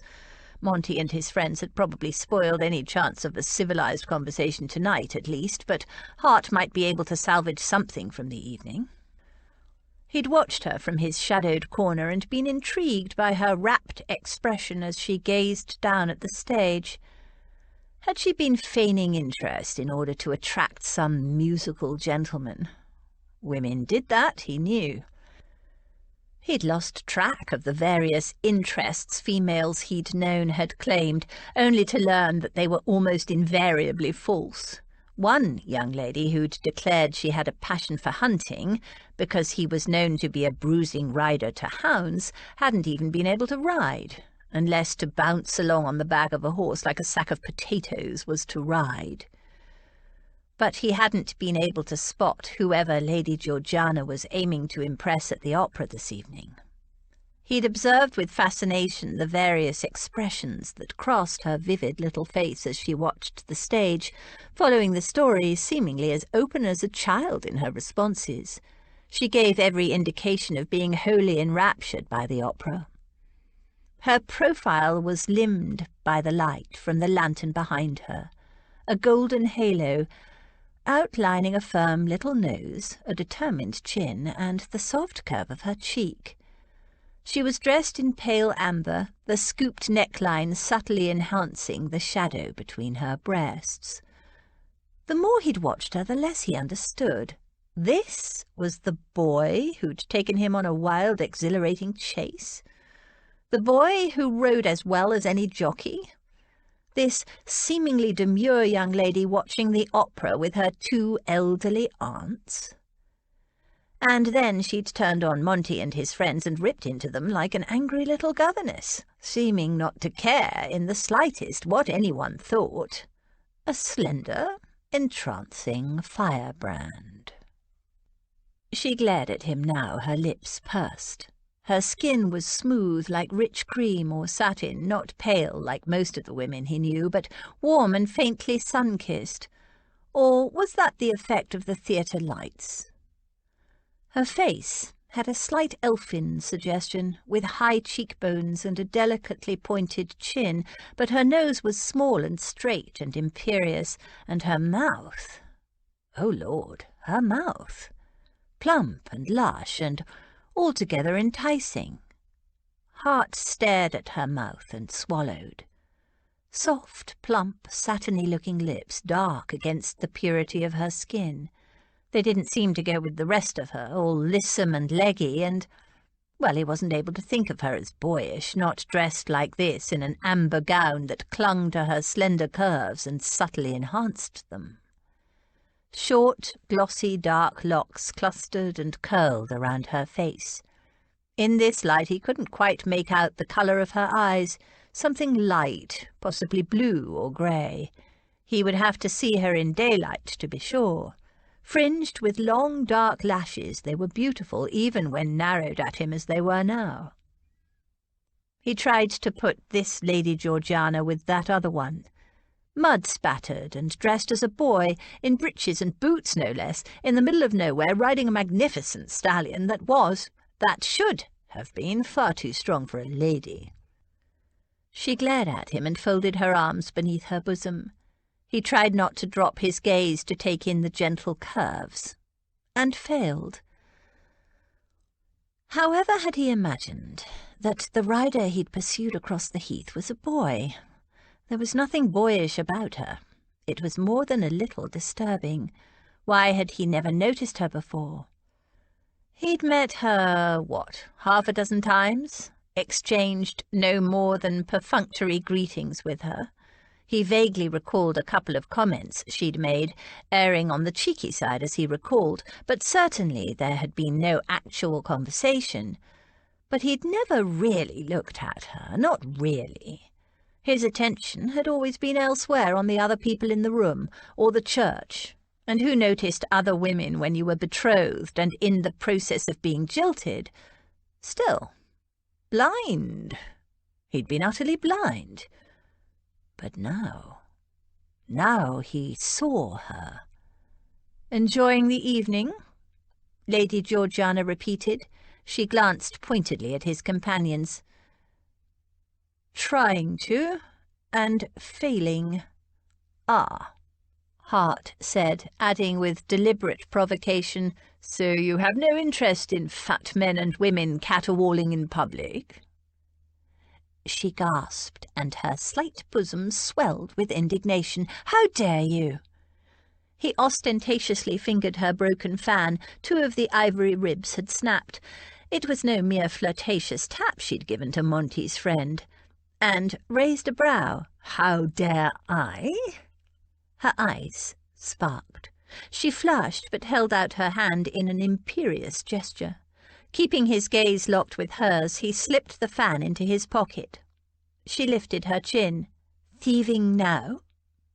"I say, miss," one of Monty's friends interjected, "don't you know who this is?" "Of course she does, lackwit," Sink said in a low voice. "Lady George was one of the bridesmaids at his the unfortunate event." His words carried across to the other box. His friend sniffed. "Gell lacks respect." Her eyes flashed. "Respect? What have you, any of you, ever done to deserve respect? Nothing, except be born into a life where you've been pampered and petted until you think you are tremendously important." Hart had no illusions about who her little speech was addressed to. She might have waved a scornful hand at all of them, but she hadn't taken her eyes off him. Sink, Monty and friends were shocked to silence. "Georgiana!" Lady Salter hissed something else Hart couldn't catch. "And am I not?" Hart said, all ice and silk. Women rarely challenged him, not like this, head on. He wasn't sure whether he was aroused or annoyed, perhaps a little of both. No, like your friends, you're an arrogant, ignorant bore. Ignoring the gasps all around her, she gestured angrily toward the stage. These people have talent, serious, God-given talent, and they've devoted their lives to honing it. And when they make music, people should listen and be grateful that they're alive and privileged to hear it, not blunder in with their drunken friends, responding to glory with crass jokes and mindless, mocking, suggestive bibble-babble. "Georgiana!" her aunt snapped. Lady Georgiana lifted her chin, but otherwise ignored her. Hart raised his brow. "I see. Was she serious? Taking him to task in public? An arrogant, ignorant bore, was he?" He was no longer intrigued. He was seriously annoyed. She snorted. "I doubt it. I doubt whether you—" "Georgiana, that's quite enough," Lady Salter said with freezing authority. "Come, Georgiana, Dorothea, we're leaving." She rose and gripped the girl by the arm, turned to Hart. "I apologise for my niece's outrageous incivility, Your Grace." "I don't," the niece interjected. "I meant every word." "Hush, you appalling girl!" Her aunt hustled her out. Plump little Lady Dorothea, gathering up shawls and various bits and pieces, lingered a moment and threw him a mischievous smile over the division between the boxes. "Will we see you at our ball, Your Grace, next Wednesday, Berkeley Square?" Cheek must run in the family. She was old enough to be his grandmother, as if he would honour the blasted Rutherfords by attending their blasted ball. "Dorothea!" Lady Salter snapped from the door. The little aunt winked at him and hurried out. The door closed behind her. The box was empty. Monty and his friends eyed Hart surreptitiously as he resumed his seat without comment. Aghast, outraged, and secretly thrilled by the exchange that had taken place, they discussed it non-stop in ironically low voices until the final act was drawing to a close, and Monty was recalled to the purpose of the evening, his opera dancer. Hart sat brooding. He did not look at the stage. He did not participate in the discussion. The music and the talk passed over him unnoticed, and when Sink and his friends went to the stage door to meet Monty's opera dancer, Hart made his excuses and went home. It was a fine night, and he decided to walk. He had his sword stick with him, and frankly, if he encountered any robbers, he would welcome the exercise. But no robbers obliged him. No one had ever spoken to him like that. Certainly no female ever had. Was she hoping to pique his interest by acting the opposite of almost every female he'd ever met? Throwing insults instead of gushing with compliments? Risky tactics, if so. But they had worked, damn it, to a degree. Arrogant? He was well aware of it. Nothing wrong with arrogance as long as it was well placed, and in his case it was. Was he to creep around feigning humility, pretending to be less than he was? Such disingenuousness was beneath him. He marched on, brooding, ignorant. Of opera, perhaps. He'd never cared much for music. As a boy, he'd been dragged to the opera by his mother, supposedly for his education, but it hadn't taken him long to realise her true purpose was otherwise. The presence of her young son was intended to keep the behaviour of her various escorts in check. Mamma craved masculine admiration, but didn't care to follow through on the expectations she aroused in the breasts of her ardent admirers. Mamma liked to keep men dangling, just as she did her son. The maternal tenderness she lavished on him in public was never in evidence at home or in private, unless she was play-acting for the sake of one of her schemes. They worked on Papa, but by the time he was 14, Hart knew better. Lady Georgiana, though. He'd watched her from the shadows, her face well lit by the chandeliers overhead. She'd shown no interest in the young men in the next box, nor in the rest of the glittering, overdressed audience. Her attention had been wholly given to the music, until Sink's friends had distracted her with their drunken comments. Her anger seemed genuine. Then again, she was a woman, and in his experience women had a tendency to play act and fake things. Her aunt had offered her to him as a bride, but if that little tirade was meant as some kind of enticement, he thought about it. No, she wasn't flirting. She'd meant every word. Who was she really? Boyish equestrian? Demure opera lover? Bold virago? And why had he never noticed her before? Her broken fan was in his pocket. He wasn't sure why he'd picked it up, nor why he'd kept it, a completely useless item.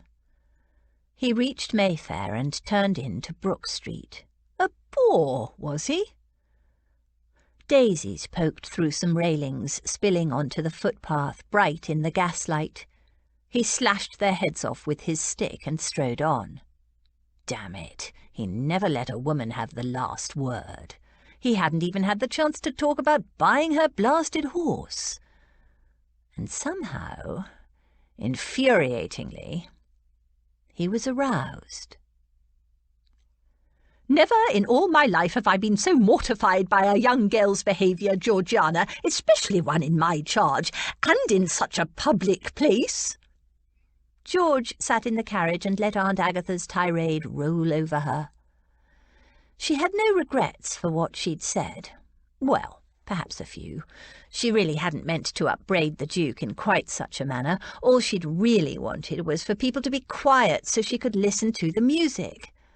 But the way he'd emerged from the shadowy corner of his box, that look in his eye, dripping with superiority, standing there looking down his long nose at her, so arrogant with that "I rule the world" expression, it had annoyed her from the very first time she'd met him when he'd become betrothed to Rose.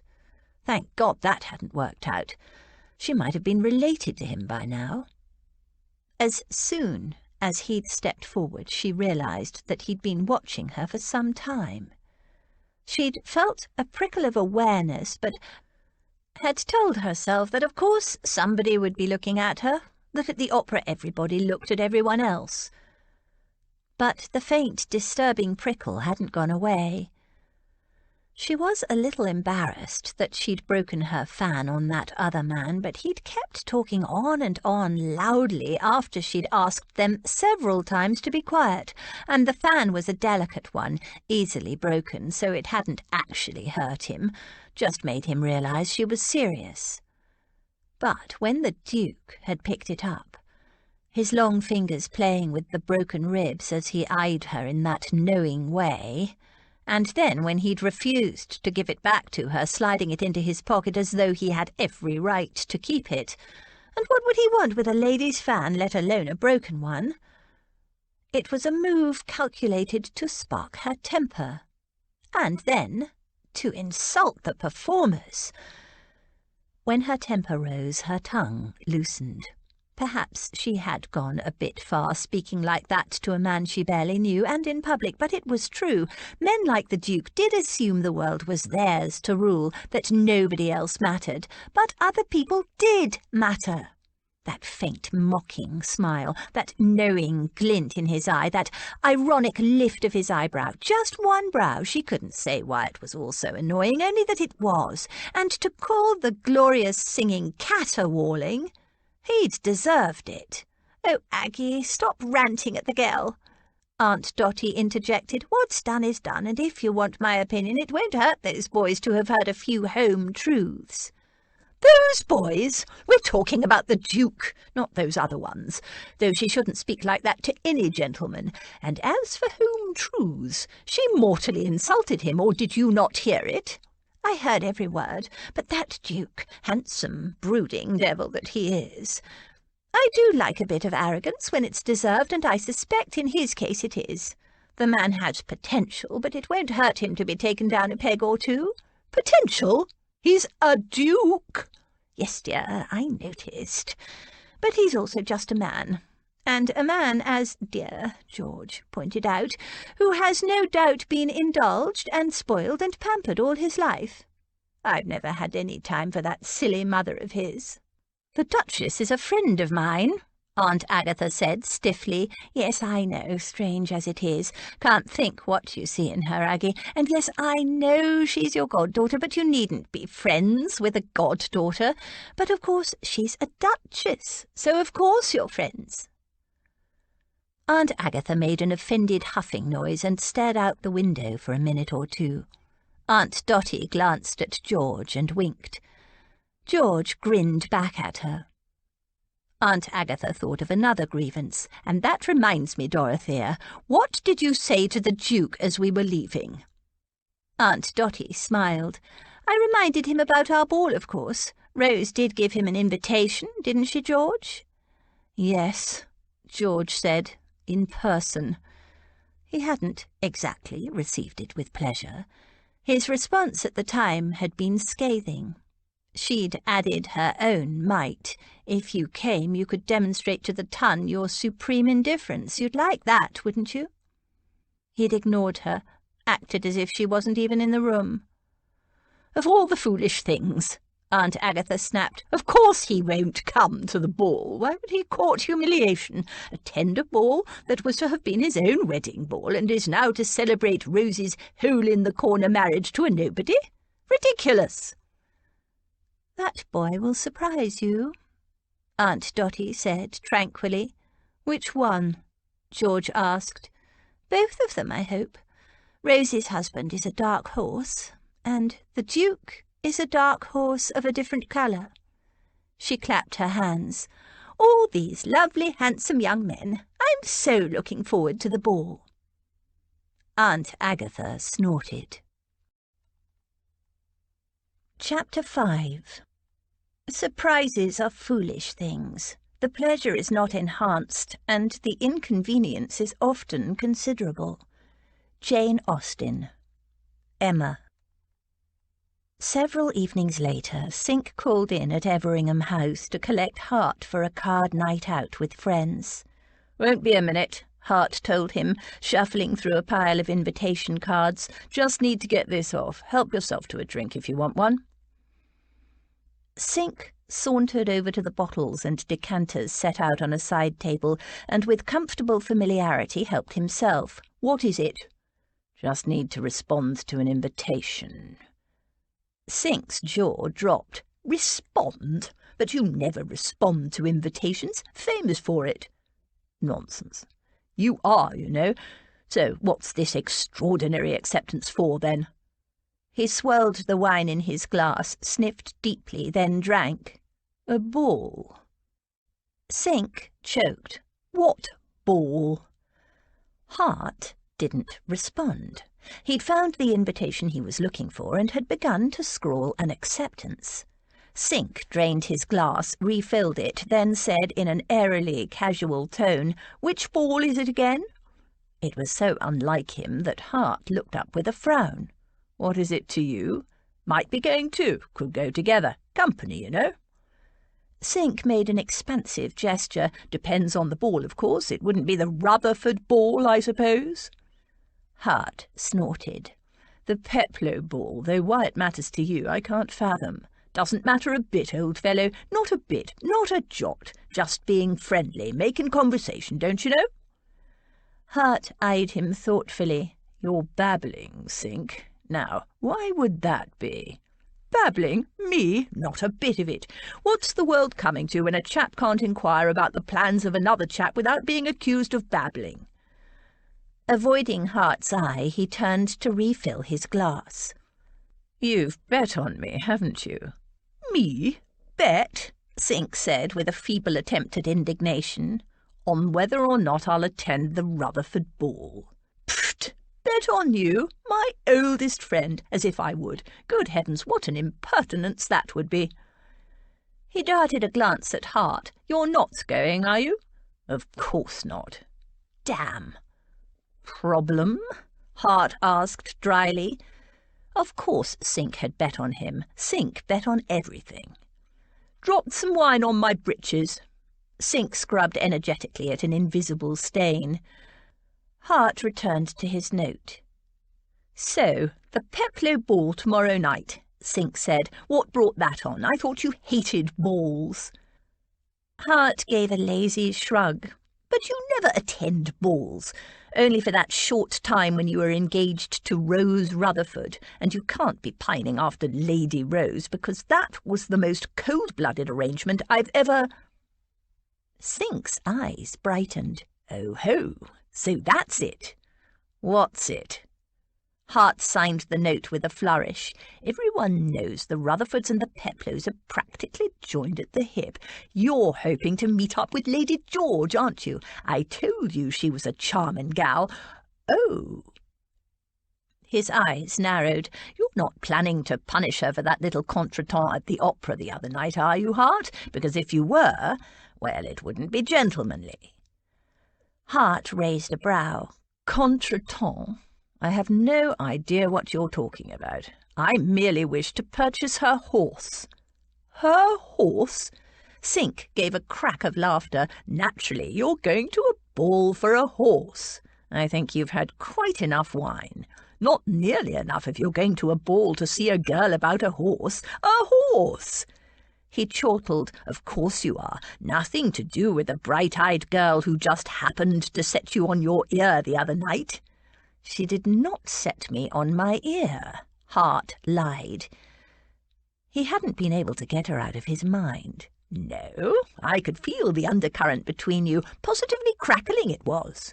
"You are imagining things," Hart said coldly. "There was no undercurrent. I am only interested in her horse." He folded the note, addressed, and sealed it. "Yes, yes," Sink said in a soothing tone. "Of course, her horse is the attraction."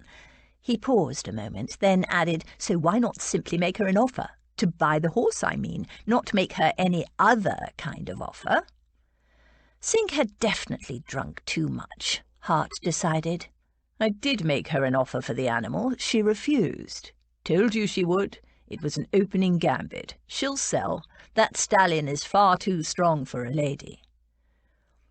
Sink pulled a doubtful face. "You didn't think it too strong for her the other day when you thought she was a youth." Hart stood abruptly. "It's time we left." Sink drained his glass and set it on the side table. "I always knew it took wild horses to drag you to a society ball, but this is a new one on me. Going to a ball to buy a horse, indeed. Most of us just toddle down to Tattersall's and make a bid." George stepped out into the garden for a little fresh air. It was a warm night, and Lady Peploe's ball was a frightful squeeze, which meant it was a tremendous success. Why people didn't just say that was beyond her. It wasn't just fresh air she was seeking, though. She'd spotted Lord Towsett weaving his way toward her with that look on his face. Again. Would the man never listen? She immediately headed toward the conservatory. It had been locked, but she knew where the key was, resolving to have it out with him once and for all. She had a plan. She'd refused him 3 times so far, and from the determined expression on his face tonight, he was planning to make it 4. She already knew his long-winded declaration speech by heart. It didn't vary much. Of all the charming young ladies in the ton this season, she was, according to Lord Towsett, the fortunate one who met all his requirements. Requirements, indeed. Pudgy, pompous, and supremely smug, Lord Towsett expected her to be overwhelmingly flattered by his offer. He'd blinked when she refused him the first time, quite pleasantly and politely, then laughed and said he understood what she really meant and what a naughty puss she was to keep him dangling. He knew what ladies were like, he'd said, saying one thing and meaning another. "No, I mean it," George had insisted. "Thank you for your offer, Lord Towsett, but I decline." The second time he'd proposed to her, she had been less pleasant and more firm. "I won't marry you, Lord Towsett, not now, not tomorrow, nor any time in the future. I said no last time, and I meant no." In answer to which he'd chuckled knowingly and called her a naughty puss again. It was infuriating. The third time he'd proposed, she'd been curt. There was no other word for it. "Lord Towsett, stop pestering me. I have no interest in marrying you, and I never will, so just go away and leave me alone." But the man was as stubborn as a pig. Once more he'd shaken his head in an infuriatingly understanding manner and told her he would never give up hope. "Give it up," she'd told him. "There is no hope. I will never change my mind. Find some other girl to annoy." And here he was again. And here she was, slipping into the conservatory to lurk amid the ferns and the palms. It was all M's fault, of course. The last time Lord Towsett had proposed, she'd told M in a fit of temper that if he had the gall to propose to her again, she would have no alternative but to punch him on his very prominent nose. Of course M had been horrified, and before George left for the ball this evening she'd had to promise that she would neither hit nor slap nor smack nor kick Lord Towsett, nor tip wine or ratafia or hot tea or cream trifle with jelly and custard over him, or in any way make a public scene. Unfair tactics. She knew George never broke a promise. "Just avoid him," M had finished airily, never having had to deal with the man and his impenetrable ego. It was Penny Peplow's birthday ball, and both Penny and Lady Peplow were particular friends of the Rutherfords. Lady Peplow had gone out of her way to befriend M and the girls when they'd first come to London and knew nobody, and Penny was a dear, jolly girl, and George wouldn't upset her for the world. Besides, she'd been looking forward to Penny's ball for ages. M was no longer up to attending balls, and given the state of affairs between George and Aunt Agatha, she'd asked Aunt Dotty to play chaperone. Living in Bath as she did, Dotty rarely got to attend large and fashionable London balls, and had been looking forward all week to donning a pretty new ball dress and catching up with old friends. There was also a certain perceptible glee in her demeanour at being asked to play chaperone instead of her older sister. George wasn't going to break her word to M, not technically anyway, nor ruin Aunt Dotty's night, nor Penny's birthday, nor Lady Peplow's ball, but she sure as anything planned to ruin Lord Towsett's evening. She'd come up with a plan. She would teach him that when she said no, she meant it. She wouldn't hit or kick him, and though there would certainly be a scene inside the dark conservatory, it would be perfectly, beautifully private. She glanced down at the bucket of fishy-smelling sludgy liquid that Lord Peplow kept for fertilizing his beloved plants. Her promise to M had made no mention of accidents with smelly buckets. If Lord Towsett called her a naughty little puss one more time, and he would, oh yes, he would, she grinned to herself. She had a short, scathing speech of her own to deliver, to be punctuated with the contents of the bucket. Afterward she would show him to the back gate where he could make a discreet, reeking, squelching exit. He'd never bother her again. Fanning herself gently with a fern frond, she waited. It was a warm night. The air inside the conservatory was humid, and the smell of the bucket. She wrinkled her nose. Covering the bucket with a large, shallow saucer, she moved it onto a shelf closer to the doorway. It was better there, more conveniently to hand. She moved back to where the smell wasn't so bad, and waited. What was taking him so long? She was sure he'd seen her come in. The conservatory door opened. Aha! George peered through the shadowy tangle of greenery.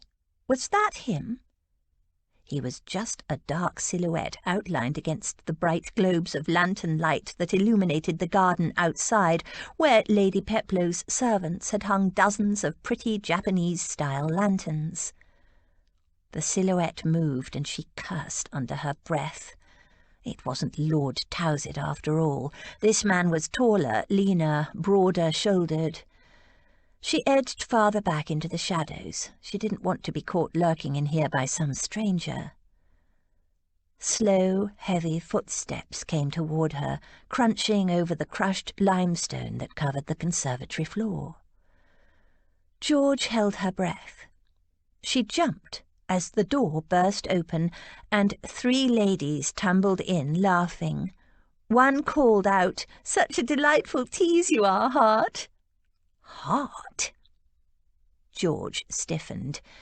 She only knew one person called Heart, the Duke of blasted Everingham. What on earth was he doing here?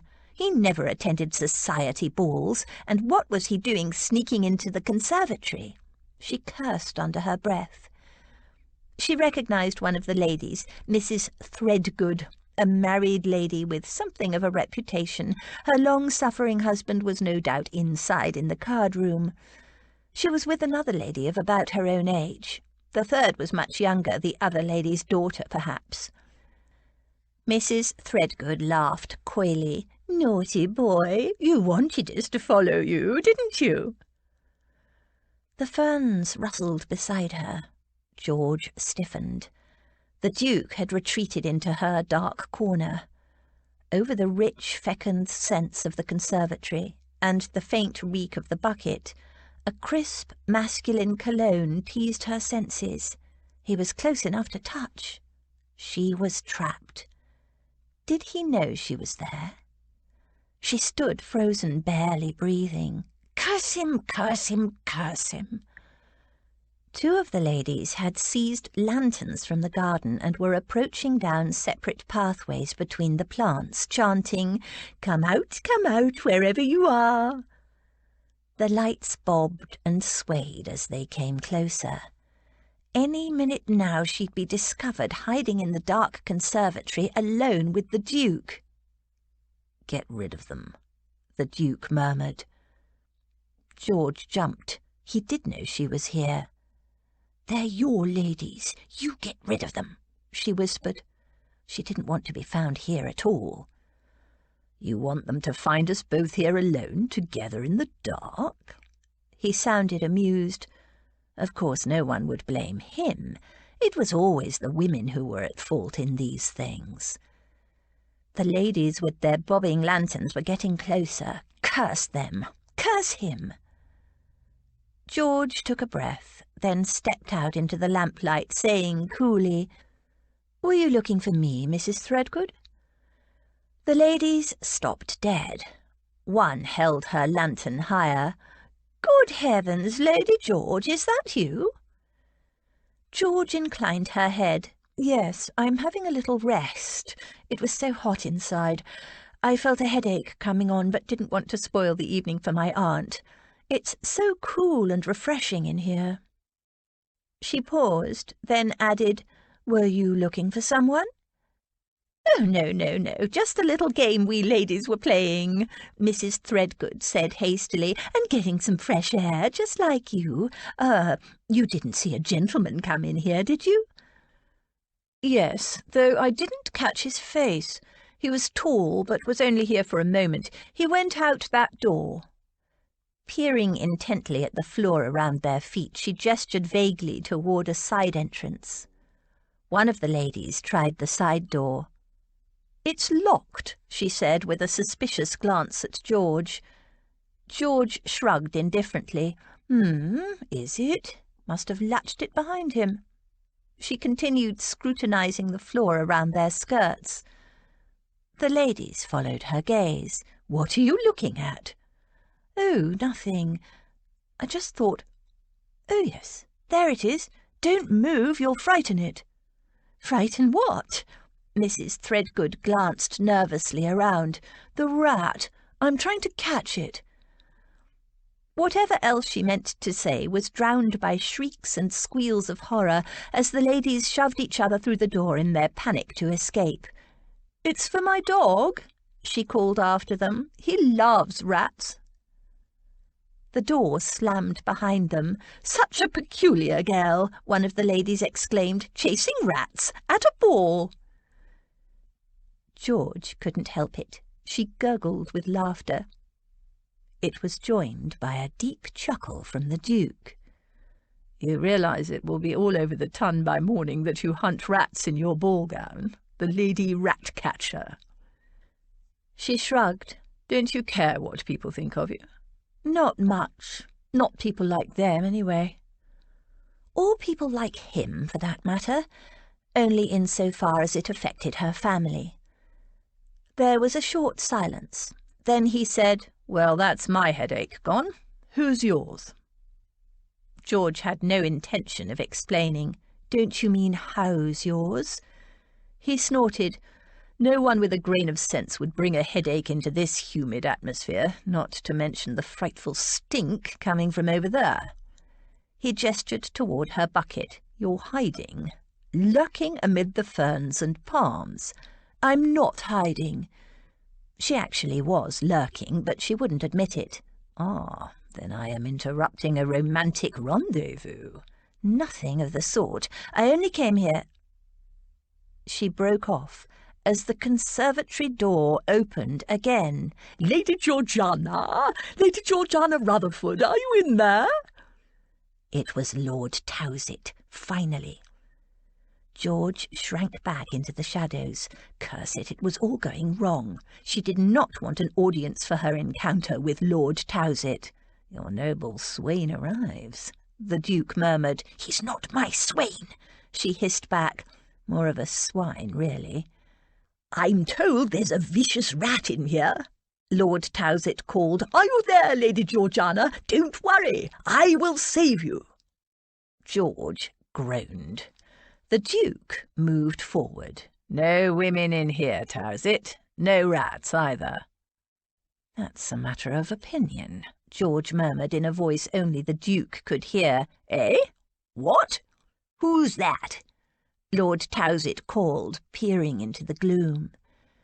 The Duke stepped into a better light. "Everingham.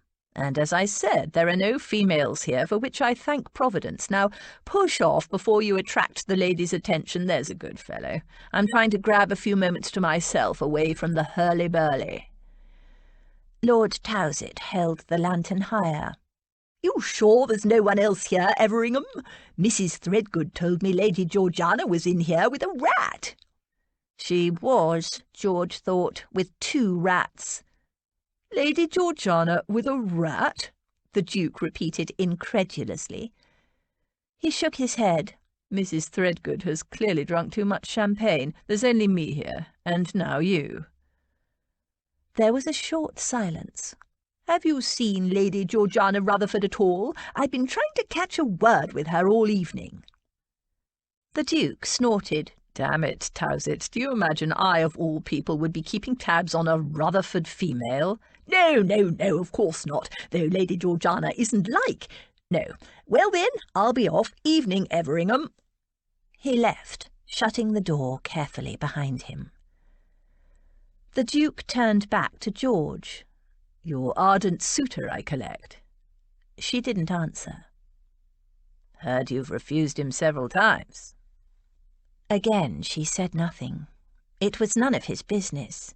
"Surprises me that you feel you have to hide from him. Thought you had more backbone than that. He's not exactly fearsome, Towsett. Persistent, but not a brute." "I wasn't hiding. I'm not the least bit frightened of Lord Towsett," she flashed. "If you must know, I came here because—" She broke off. It was none of his business. "Because?" he prompted, but she said nothing. "No need to be embarrassed, Lady Georgiana," he almost purred. "I'm all ears." She gritted her teeth. He was enjoying this. "If you must know, I'd promised my aunt I wouldn't make a scene. Anyway, I wasn't the only one who was hiding." Would you rather they spied the two of us together?" Even though it was dark, she knew he'd arched that eyebrow of his in that annoying manner he had. "We weren't together," she said indignantly. It was his fault those wretched women had come in. She knew what they'd think, what they'd say. Truth doesn't matter to gossips like Threadgood. Appearance is all they care about. And now she could feel his shrug, even though he was several feet away from her. "They were after you, not me." "Is it my fault that females chase me?" There was smugness beneath the disdain. The arrogance of the man was something to behold. "Wherever I go, they pop up like fleas on a dog. It's always been annoying, but since your sister jilted me—" "Rose did not jilt you. There were circumstances beyond her control, and she's my aunt, not my sister." He dismissed Rose with a careless wave. "You have too many aunts to keep track of. Since I failed to get married then, it's become incessant. They call, they write, they try to bribe my servants. One even tried to climb through my window one night. The married ones are irritating enough, but the unmarried ones— What do you imagine those 3 females wanted just now?" She shrugged, then realized it was pointless in the dark. "No idea." "To be compromised. 1 virgin angling for the appearance of seduction, or at least to be compromised, and 2 married witnesses." He added thoughtfully, "It might be different if they were all married." George was disgusted. "Well, I don't want to be compromised, and I have no interest in marrying you, so I'll thank you to take yourself off discreetly before anyone else comes in." He didn't move. "I'm not finished with you yet." "What do you mean?" She eyed him suspiciously. "Is this about what I said at the opera the other night?" He snorted. "Hardly, but I did come to this ball specifically to talk to you. So when I saw you enter the conservatory, I followed you." "Why?" She backed away. "I don't want to talk to you." "It's about your horse." "My horse?" It was the last thing she'd imagined. "The black stallion. What's your price?" She stared at him a moment. "He doesn't have a price." "Well, think of one," he said impatiently. "I wish to buy him." "Well, you can't. Didn't you get my note? He's not for sale." "Nonsense." He named a price that made her blink. The very assurance of him, the arrogant way he just assumed that her horse was his for the taking, that all he had to do was name a price, infuriated her. "You're as bad as Lord Towsett." "I am nothing like Lord Towsett."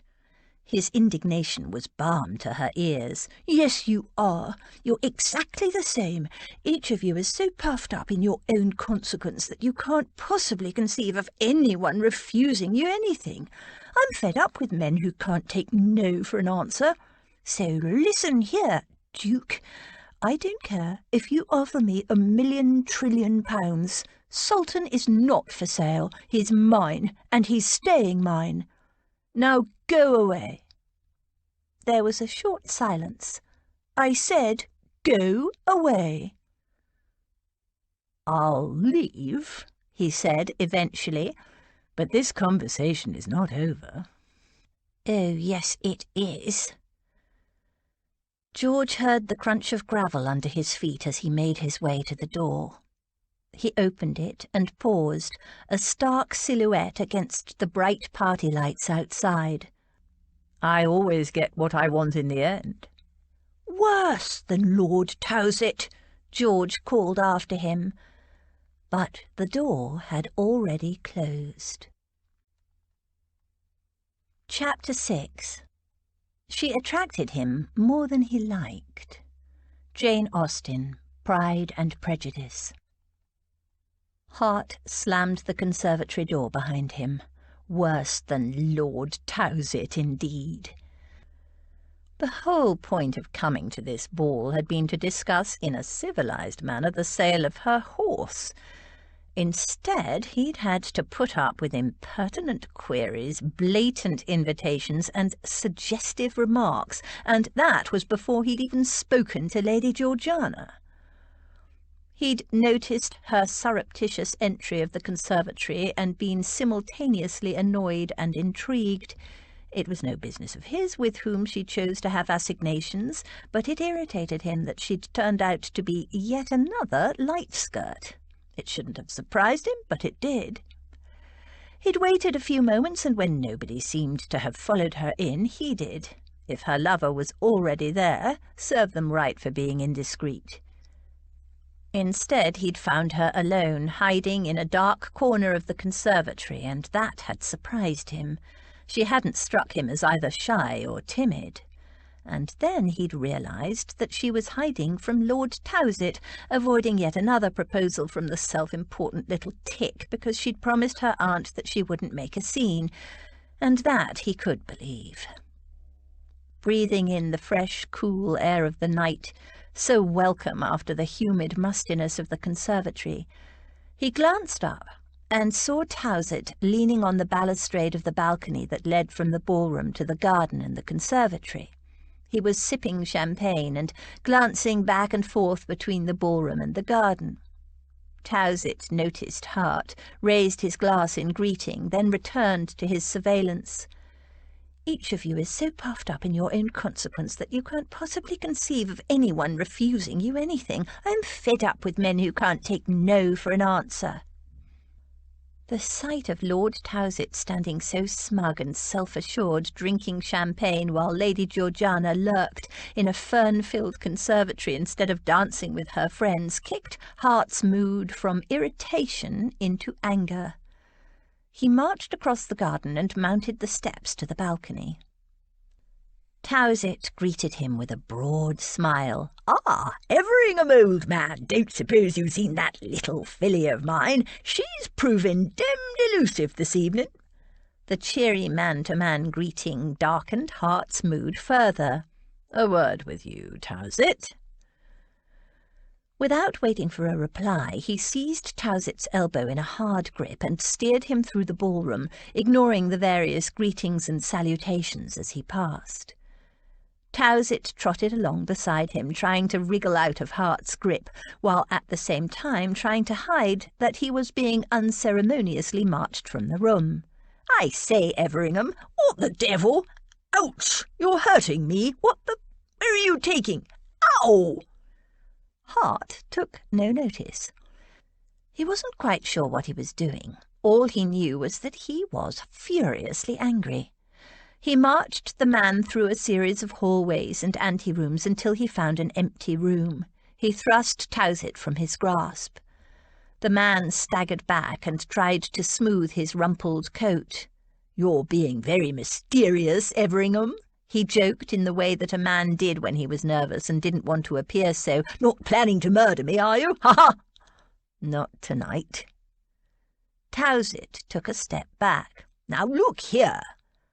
"You're leaving the ball," Hart told him immediately. "But I haven't."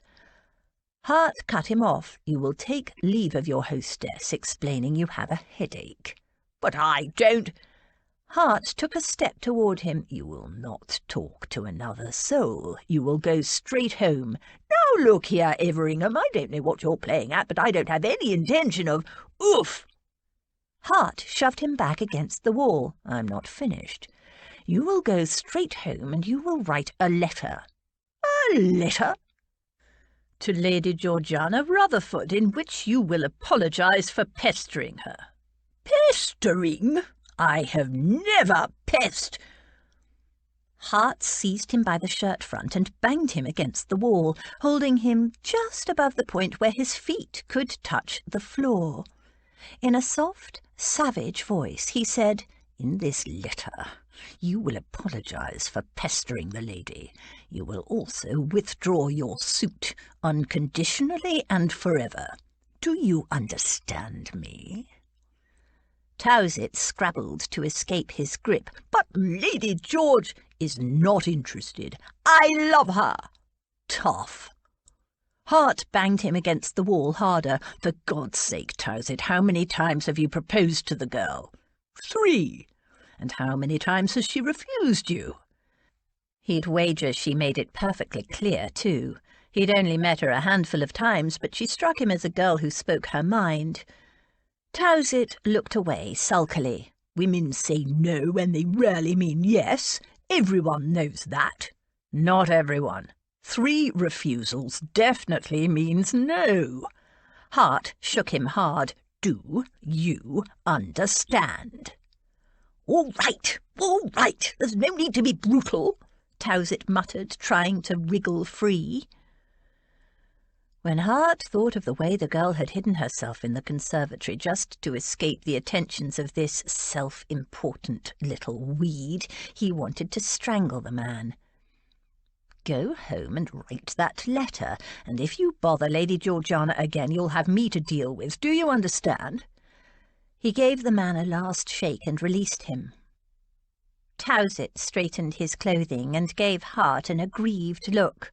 "I suppose you want her for yourself." "Don't be ridiculous. I barely know the girl." "Then I don't understand why you would—" Hart took a menacing step forward. "Go home, Towsett. Now." Towsett scuttled away. "Well, how did it go last night?" Rose drew her horse up level with George's.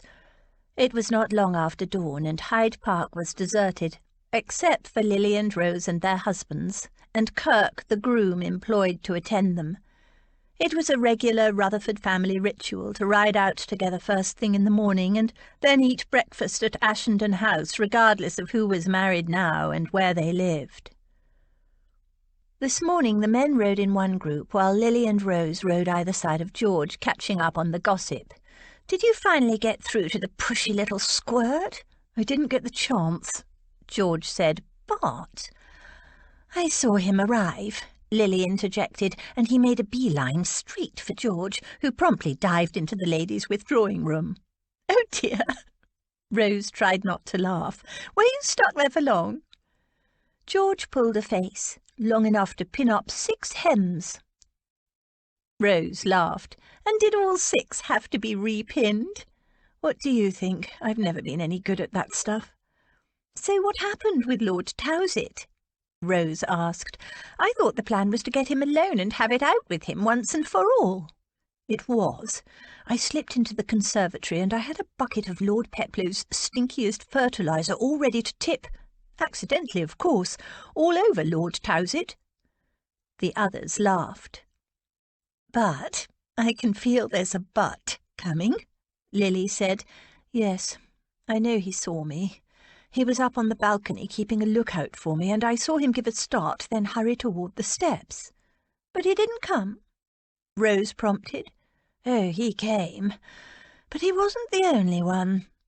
George slipped a sideways glance at Rose. "The Duke got there first." "Which Duke?" Rose broke off and turned her head sharply. "No, you don't mean Everingham, do you?" "The very one." "Good heavens! He practically never attends balls, and he followed you to the conservatory. What on earth did he want?"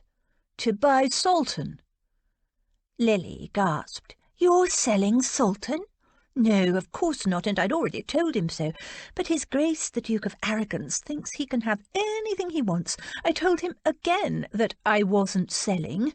I said he could offer me £1,000,000 trillion and it would make no difference." Rose chuckled. "He won't like that." "He didn't," George said with satisfaction. "He stormed off in a huff." "But what happened with Lord Towsett?" Lily persisted. "I thought getting him alone and giving him a piece of your mind was the plan." "It was." George so regretted that bucket of fertiliser. She had pictured his face as she dumped it on his smug head. "The Duke sent him away. Towsett didn't even realise I was there." "So you'll have to endure another unwanted proposal. Oh, and his next opportunity will be at my ball tomorrow night." Rose exclaimed. "Oh dear, and I did so want everything to go smoothly. We don't even have a conservatory. Oh, I could shoot Lord Towsett." "That's the strange thing," George said slowly. "You won't have to. I received a letter from him this morning. It arrived during the night, hand-delivered." She pulled it out of a pocket in her riding habit. "Here, read it." Rose took it and read it aloud, then stared at George in amazement. "He apologised, and has withdrawn all claims to your hand and will never bother you again? That's wonderful. But how? I mean, if you didn't even talk to him last night," Lily began. "Exactly. And Cal wasn't at the ball, so he couldn't have confronted the horrid beast on your behalf," Rose added. "Cal doesn't even know Lord Towsett has been pestering me," George said. "I swore M to secrecy. I wanted to deal with Towsett myself." "Then what do you think happened?" George shook her head. "I don't know. It's a mystery." There was a second, smaller mystery that she didn't mention. A footman had come to the conservatory with a message that Lord Towsett had left the ball, and when she'd asked him who sent the message, he refused to say, which made George think he'd been bribed. She could think of only one person who might have done such a thing, who even knew she was in the conservatory. But why would the Duke care enough to send her a message? It couldn't possibly be him. She'd seen him briefly when she returned to the ballroom, but he'd given her an icy glance, made no attempt to talk to her, and left immediately afterward. So, no, she wasn't going to mention that little incident. It would only stir up speculation, and she wanted to forget all about it. But for the rest of the evening, free of Lord Towsett's presence and the Duke's, she'd had a lovely time. Danced until the wee small hours. They rode on, and the strangeness of Lord Towsett's unexpected about-face was soon forgotten as talk turned to the ball to be held on the following night, when Rose's husband Thomas would be presented to the ton for the first time. Hart scowled. What the devil was he doing? He'd had no intention of attending this wretched affair. It would cause the kind of gossip and speculation he loathed. And yet his feet kept on moving. He turned the corner into Berkeley Square, saw the crowd outside Ashenden House and the many carriages lined up, dropping people off. The sight of them alone should have given him pause. He hated crowds, but his feet kept moving. "Hart, dear fellow, don't tell me. You are! Sink almost fell on him, chortling with delight. "You're going to the Rutherford ball after all. Oh, that's splendid." "Whatever makes you think that?" Hart said dryly. They were almost at the steps leading up to Ashenden House. Sink's face fell. "But you're wearing formal duds, enough black for a funeral, except it's night time, so—" "Oh, you're bamming me, you rat." He grinned in relief and slapped Hart on the back. "I'm delighted to see you, old fellow, simply delighted." Hart eyed his friend thoughtfully. "You're showing an unwonted joy at the prospect of my company, Sinclair. Another bet, I suppose." "Moi? Bet on you, my dear old friend?" Sink tried to look hurt. It failed. Smiles kept popping out. So then he tried for humble sincerity. "I am simply pleased to have your company for the evening, my dear fellow." Hart wasn't fooled for a minute. "You bet on me to attend." They were inside the house now and had joined the crowd of magnificently dressed guests moving slowly up the stairs leading to the ballroom. Sink's smile tried desperately to achieve ruefulness, but glee won. The odds were irresistible. Hart laughed. "You're a disgrace." "I know, but I'm a very much richer disgrace than I was 10 minutes ago, or I will be as soon as you step through that ballroom door." He pushed Hart up several more stairs, then turned to wave to some of his cronies standing below them, staring up at them with jaws agape. "Losers," he explained to Hart. "Bet that you wouldn't come." He rubbed his hands in glee. "But I knew better." Hart frowned. "Oh, I had no intention of coming. Until half an hour ago, after several hours spent pacing and fuming and being ridiculously indecisive, which wasn't at all like him. Ah, yes, but I've known you a devilish long time, ever since we were 7-year-olds, trembling with fright outside the headmaster's office, abandoned by our nearest and dearest, and facing the prospect of living with hundreds of young savages dressed in civilized sheep's clothing, and all bigger than us. Ghastly, remember?" "Yes. But what does the first day of school have to do with betting I would attend this wretched ball?" They climbed another few stairs. Sink grinned. "It doesn't, but I know you. The moment that girl refused to sell you— No, before that, the moment she ripped strips off you at the opera, I knew." "Knew what?" Hart said irritably. It was more than he knew. Sink shot him a knowing look. "No one ever refuses you. I knew you couldn't let it rest. And then, when I heard the on dit that Towsett had apologised to Lady George and withdrawn his suit, well, the money was practically in the bag. And now you're here. It is my bag." Hart frowned. How could you possibly connect me with Towsett's withdrawal? Sink chuckled. "So that wasn't you marching him across the floor as if to a court-martial?" Oh, he'd been so angry he hadn't thought about witnesses. "But who cares about Towsett? I collected on that too, and the minute you step into that ballroom I'll be so delightfully plump in the pocket I won't know what to do with myself. The odds against you coming tonight were stupendous." He danced up the last couple of steps and practically shoved Hart through the wide double doors leading into the ballroom. The ball was well underway, and the receiving line had disbanded.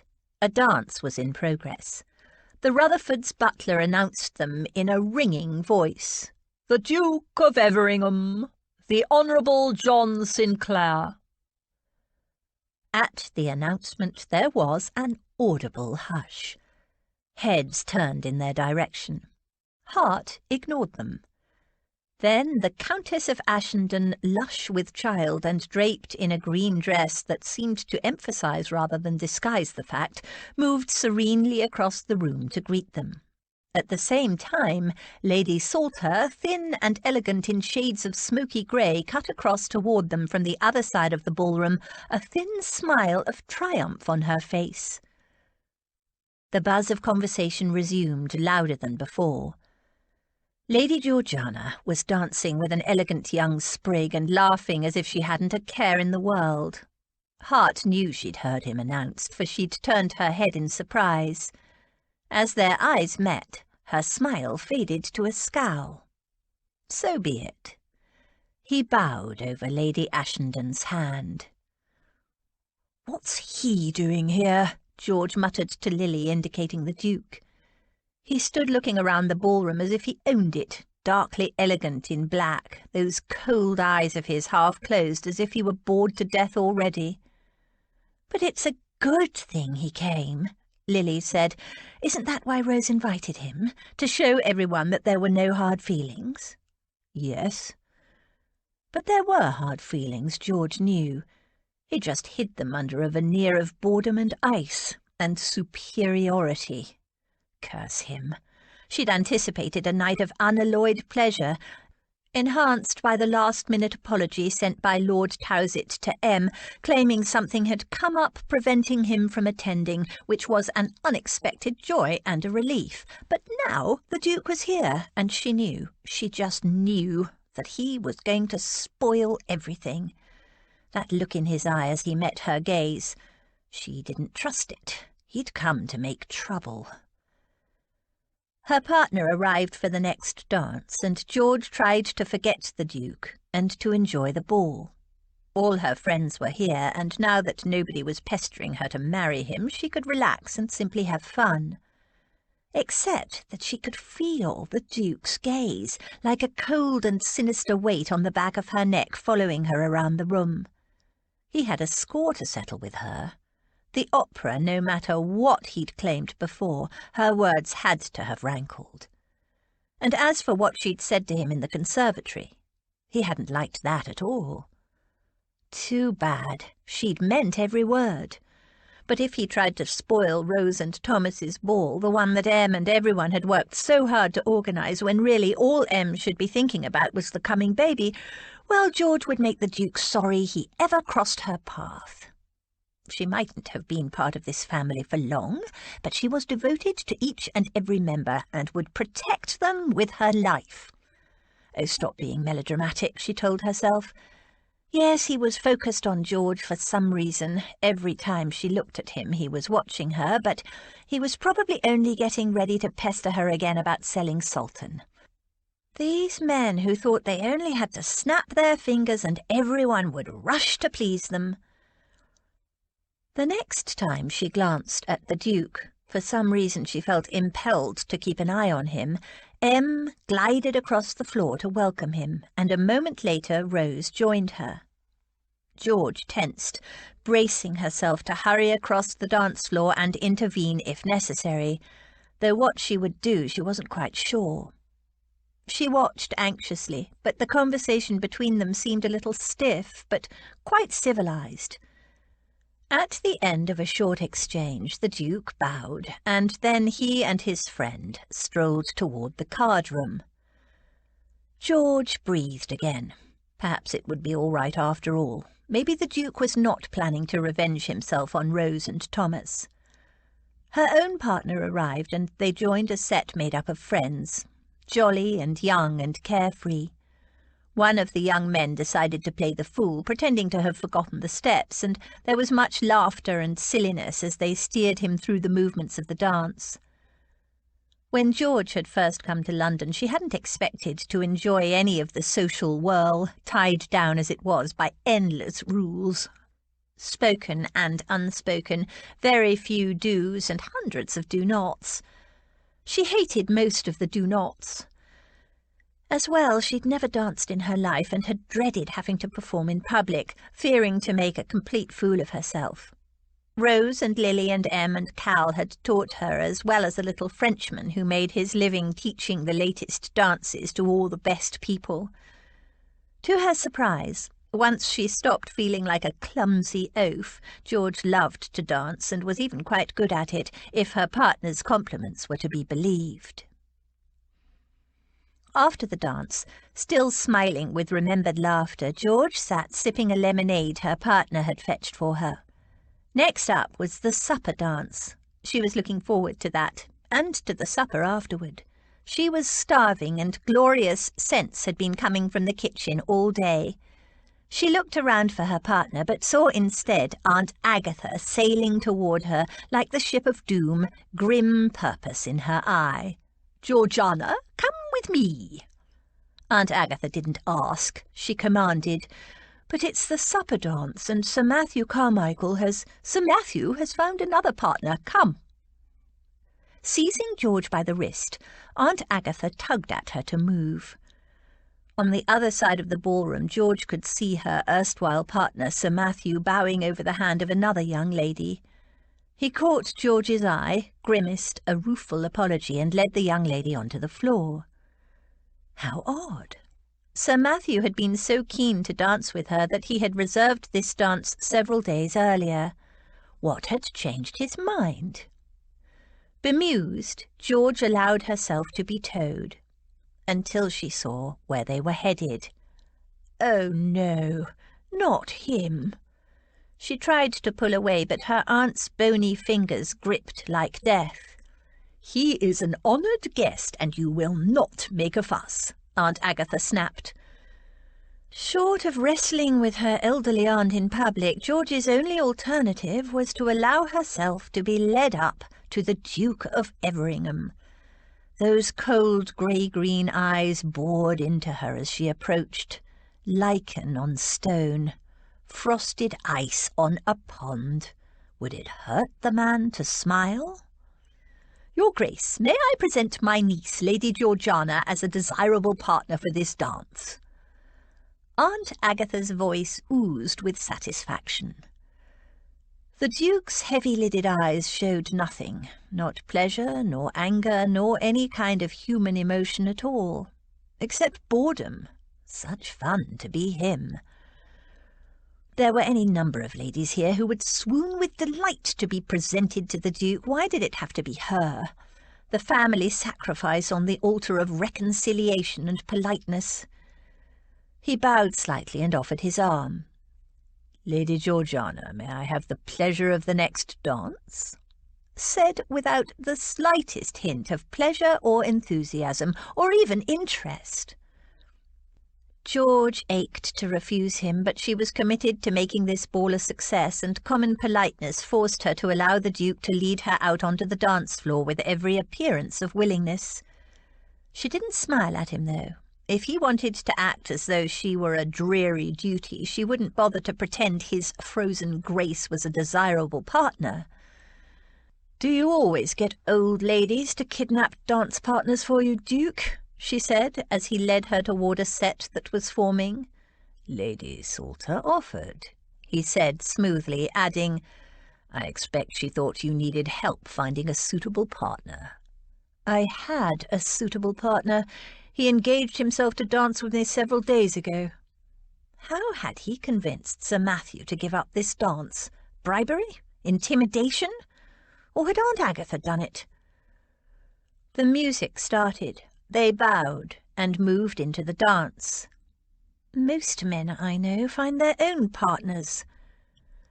They separated to twirl briefly around with another partner.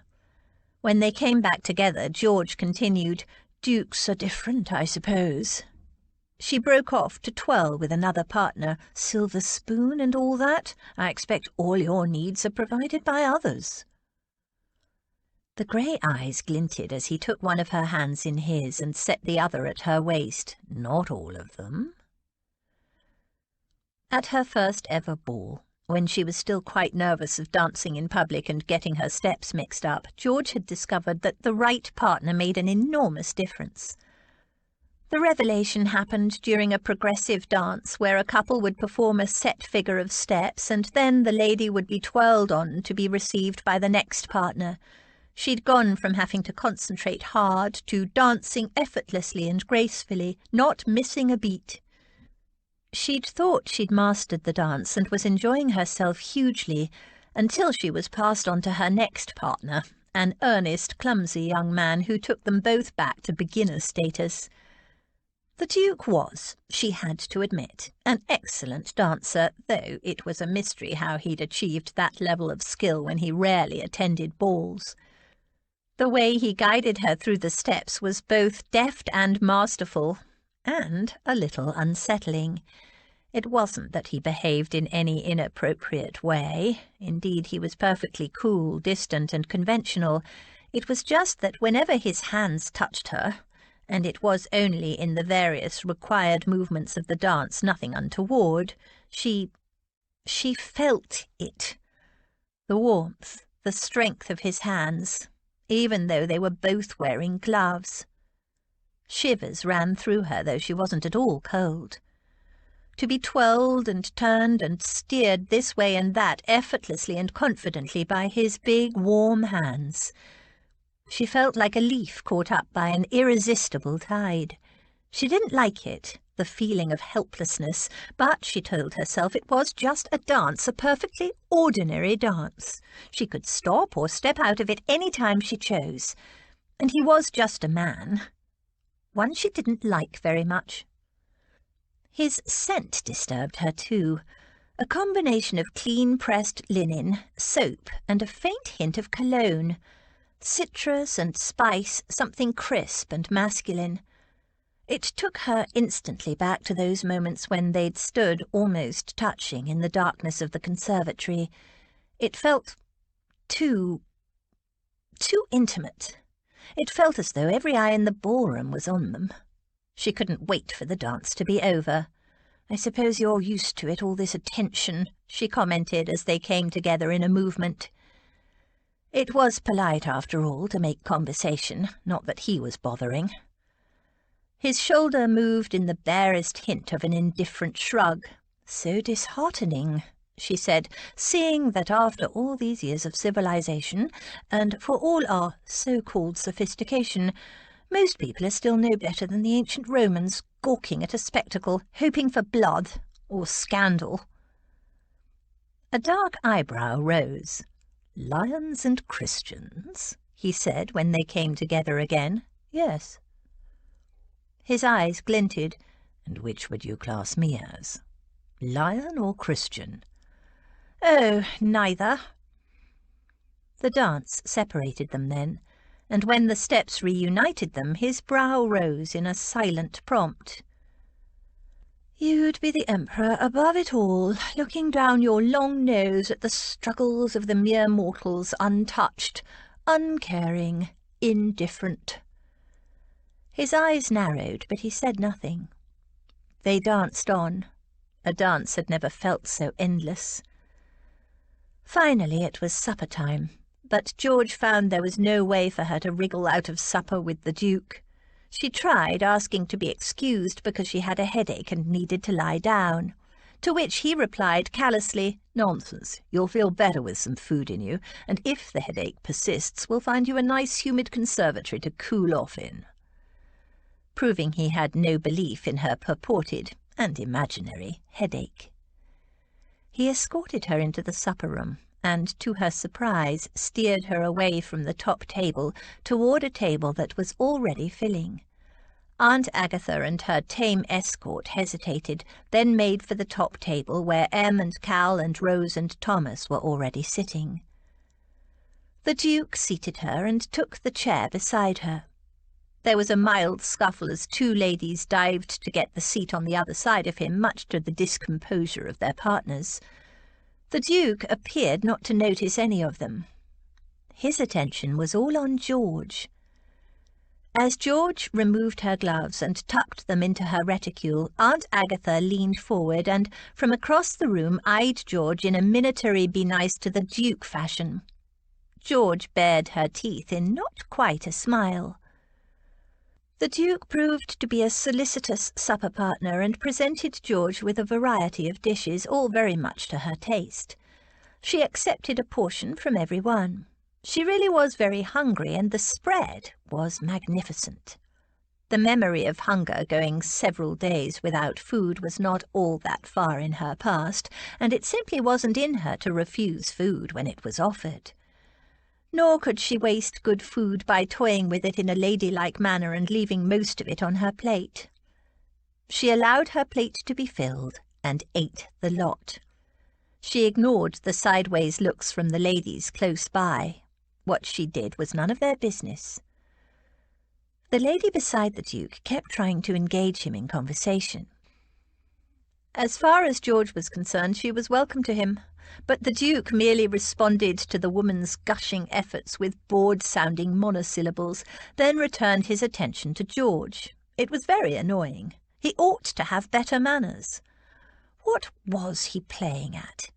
If his purpose in coming here tonight was to indicate to the ton that there were no hard feelings between him and the Rutherford family, Rose in particular, he could have left after his dance with Rose. This very particular attention to George, so uncharacteristic and public, was drawing unwelcome attention from some of the ladies. Speculative attention. Unfriendly speculation at that, she could tell. She tried to engage the gentleman on the other side of her in conversation, old General Fairfax, a former commander of Cal's, but the General was deaf and extremely focused on his supper. For each of her efforts he gave a smile and a nod and returned to shovelling in food as if at any moment someone would come to snatch his plate away. As a distraction, the General was useless. The Duke plied her with food and drink and gave her his full attention. Taking her cue from the General, George gave supper her full attention. She felt like a mouse feeding under the gaze of a cat or a hawk, a lady mouse with an unladylike appetite. She did her best to throw off her self-consciousness. If he didn't like her eating so much, he shouldn't have served her all this delicious food. Besides which, eating prevented conversation, and that suited George. Every time she'd spoken to this Duke, she'd managed to offend him.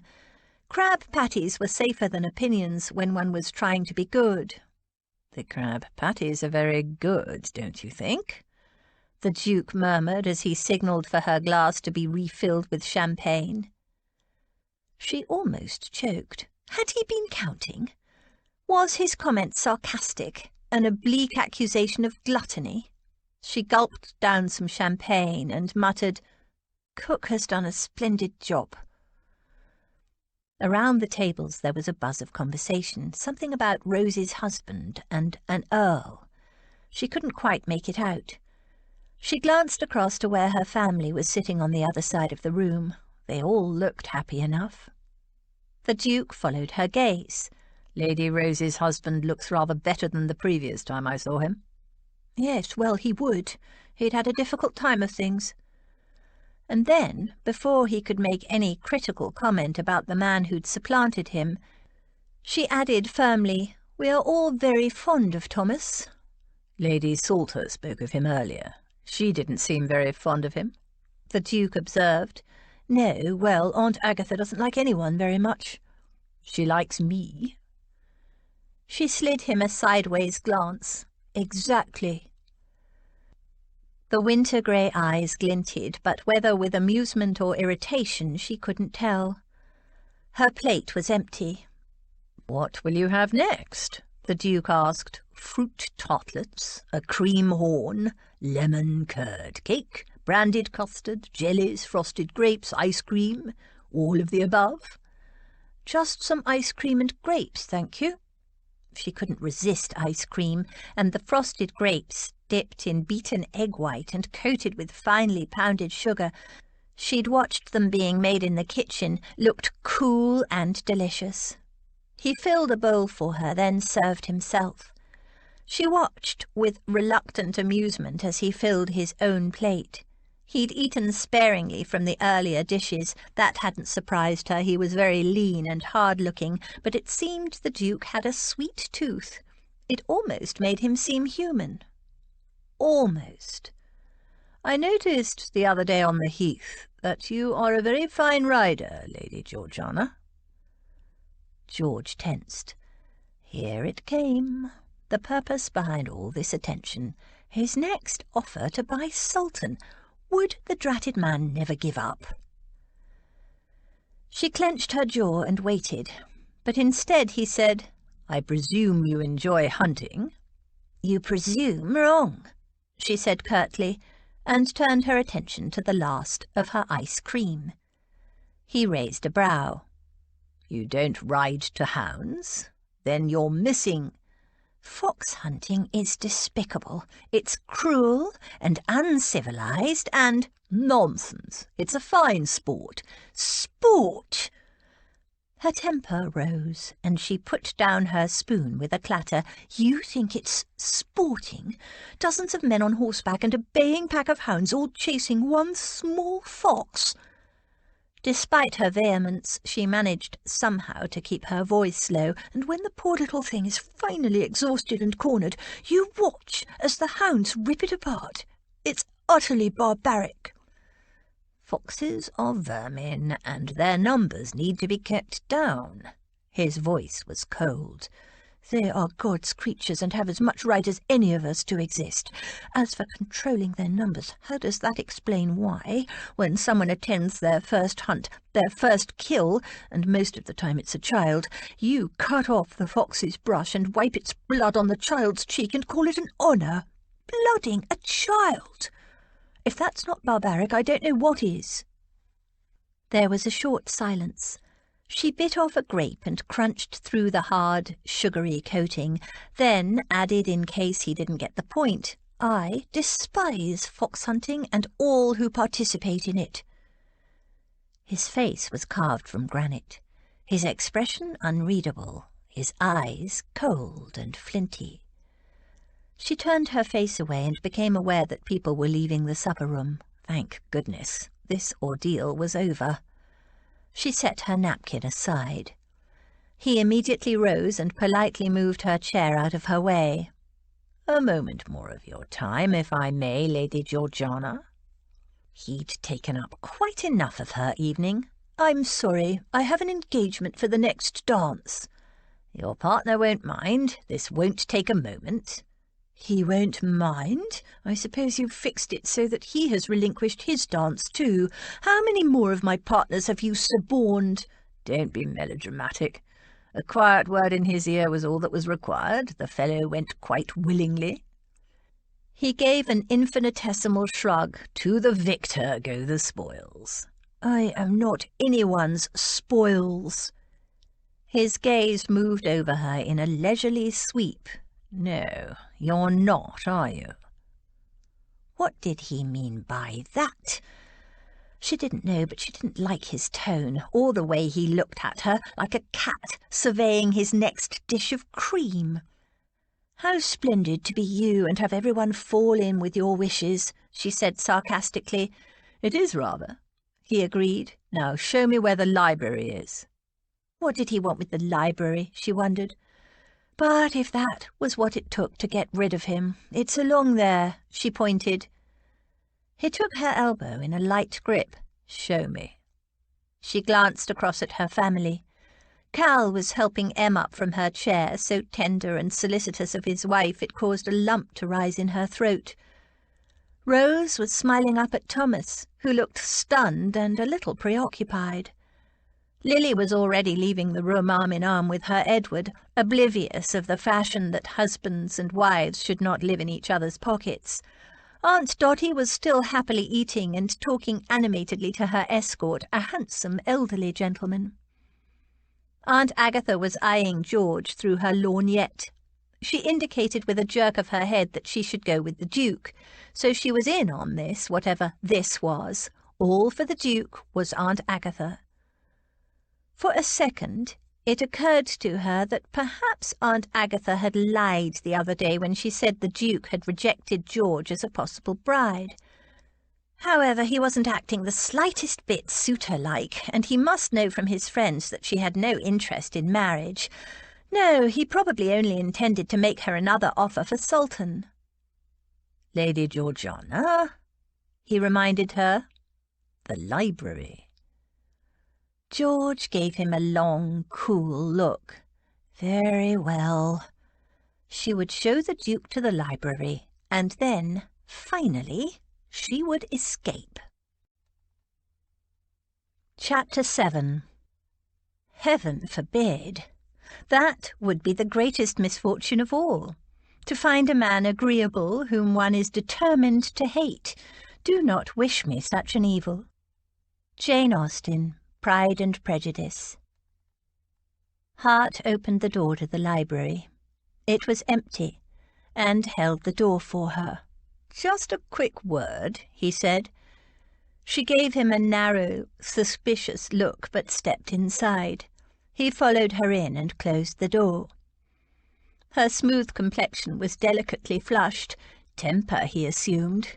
She hadn't liked being given no choice about going with him, just as she hadn't liked being forced to dance with him and going in to supper with him. He didn't think it was an act, either. At the opera, he'd wondered whether her outrageous comments were designed to attract his attention. He was inured to the things women would do to make him notice them. But she'd made no attempt to follow them up or to engage his interest at any future point. His friends seemed to think that was just how Lady George was, unconventional and outspoken. But they liked her anyway, no doubt because they'd all swallowed the nonsense about her planning never to marry and felt perfectly safe with her. Hart wasn't convinced. Of course, she might have an aversion to men as a gender, and if that were the case, he had no use for her. But he didn't think that was so. At the opera and in the conservatory, he'd been aware of an undercurrent of sexual attraction between them. He'd certainly felt it, and he didn't think it was one-sided.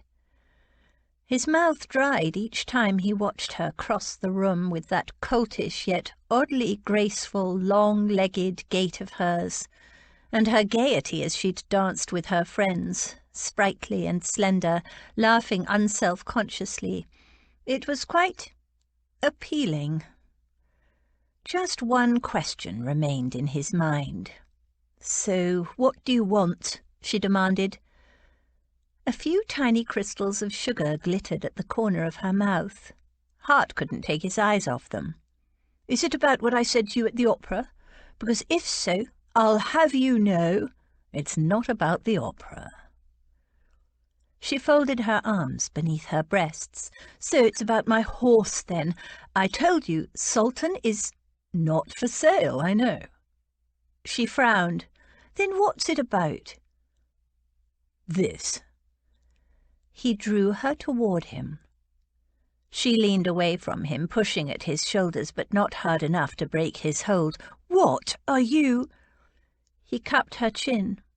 "You have sugar on your mouth, just here."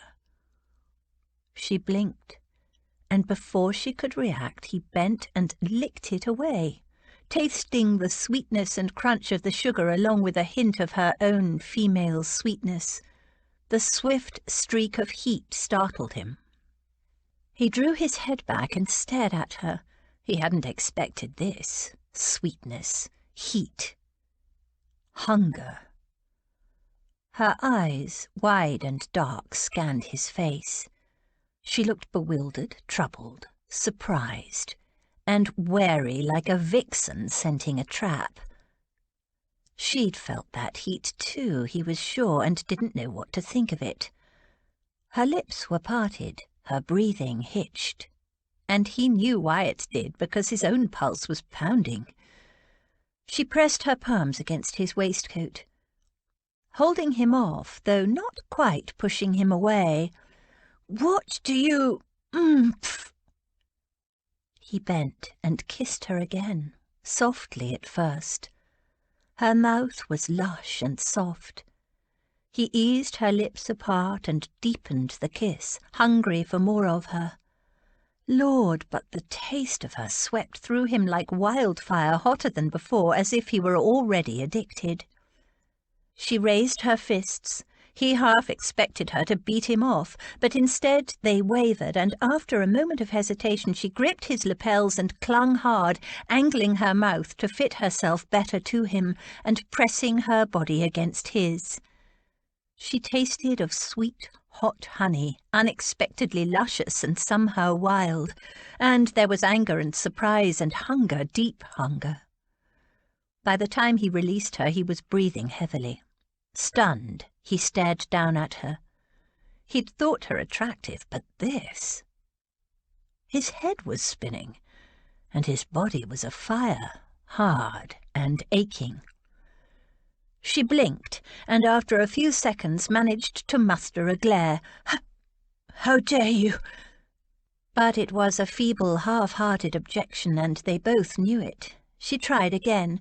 "What do you think you were—" She faltered, realizing where her question was leading, and that it was to nowhere that would do her any good. His little termagant was delightfully flustered. He was damnably shaken himself, but determined not to let her see it. She suddenly noticed where her hands were and released his coat abruptly, then staggered. He caught her by the waist and steadied her. "Stop that! Let go of me!" She pushed at his hands. He released her instantly, and she stumbled back, and she bumped into an armchair. She grabbed the back of it and steadied herself. Her cheeks were flushed wild rose. Her lips were plump and damp. Those extraordinary smoky eyes of hers were wide and dark and glittered with emotion. A woman aroused by one little kiss. Well, two. Barely. "Well, now, you're full of surprises, aren't you?" he murmured, and was pleased to hear he sounded quite cool, quite the opposite of what he felt. She dashed the back of her hand across her mouth as if to wipe his taste away. "I don't know what you mean. Get out!" He didn't move. "I was curious. I wished to see whether you have an antipathy to men, as is rumoured." And how wrong rumour was. It took all his considerable powers of control not to snatch her back into his arms and finish what he'd started, but this was neither the time nor the place. He needed to get away, to think, to plan. "I do have an antipathy to men, especially to you." He gave her a slow smile. "No, you don't." "I do. I cannot bear you. I loathe the very sight of... He kissed her again. This time, when the Duke released her, George's knees simply gave way. She collapsed into the chair. She sat with her eyes closed a minute, dazed, trying to think of something scathing, really, really scathing, to say to the Duke. But her heart was pounding and her brain was in turmoil, and nothing, not a single word, scathing or otherwise, came to mind. And when she opened her eyes, he was gone. She stared at the open door, then touched her fingers to her mouth. It wasn't sore, but it felt swollen. She wanted to scrub her whole mouth out to remove the taste of him. It felt almost as though he had branded her. She needed something to wash his taste away. A tray sat on the sideboard with glasses and several decanters. Someone had been in here tonight drinking. She rose to pour herself a glass. Lord, but her legs were as wobbly and uncertain as a newborn foal's. What had that wretched man done to her? She poured herself a large brandy, drank a mouthful, choked, it was horrid stuff, and drank again. Medicinal use.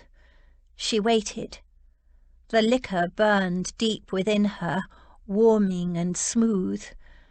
But it didn't banish the Duke's taste.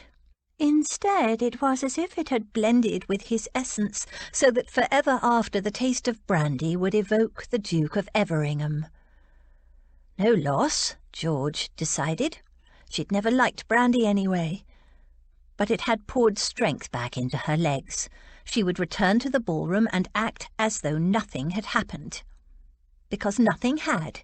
She would put it, him, the kiss, entirely from her mind. Hart walked home, turning over the events of the evening in his mind. He hadn't planned to kiss her. Oh, who was he fooling? Of course he had. Just to test his theory. He hadn't planned on that. Fire and innocence and rebellion, and he didn't know what else. Surprise. What a mass of contradictions she was. Graceful dancer, passionate music lover, outspoken animal defender, outspoken everything, and loyal to her family. He hadn't missed how swiftly she'd leapt to the defence of Lady Rose's husband, who she'd only known a short time. Lady Salter's words came back to him. "I had thought, Your Grace, that marriage to a young woman of good family, an independently minded young woman who would not hang off your sleeve, a girl who wants nothing more than to retire to a country estate and be left to breed horses, dogs, and possibly children, would be exactly what you required. A wife who would keep out of your way and give you no trouble." The last, no trouble, was clearly nonsense, but at least she wouldn't bore him. She wasn't the least bit intimidated by him, not by his title, not by his manner, and obedient was probably the last adjective one would apply to her. That would have to change, of course, but from everything he'd learned about Lady Georgiana Rutherford so far, the rest was true. His main reason for marriage was to get an heir. Did it really matter what his wife did after that? Especially if she wanted to live in the country, raising her horses and dogs and children, leaving him to get on with his life.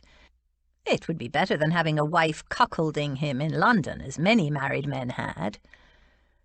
There was about her the air of a free spirit. Could she be tamed? Would he want her tamed, or was that part of what currently appealed to him? He thought of how she appeared on horseback. A magnificent horsewoman, a veritable young Amazon, born for the hunt, of course, though she didn't believe it. And yet what she'd said about hunting, it wasn't the usual sentimental claptrap some ladies bleated on about. There was passion and fury beneath her convictions, mistaken as they were. She didn't know what she was talking about. Get her out on that stallion of hers one crisp winter's morning, with the hounds baying and the excitement of the chase alive in the air. He could just see her. Hart stopped dead in the street, staring blankly into the shadows between two gaslights. He had seen her. Damn it, it was some years ago, but now he'd made the connection. It was all coming back to him. No wonder the sight of her galloping over the heath on that black horse of hers had nudged at the edge of his memory.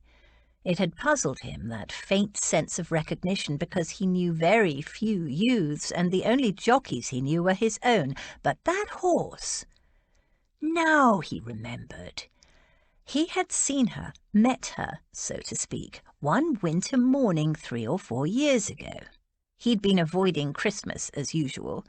After his father died, Christmas had become more unbearable than ever, not because his mother was grieving, although of course she put on a fine show of it, but because his own grief was real and deep and private. Then, once he turned 21, she'd started throwing eligible young ladies at him, inviting them to house parties at Everingham Abbey and enacting him tragedies when he showed no interest.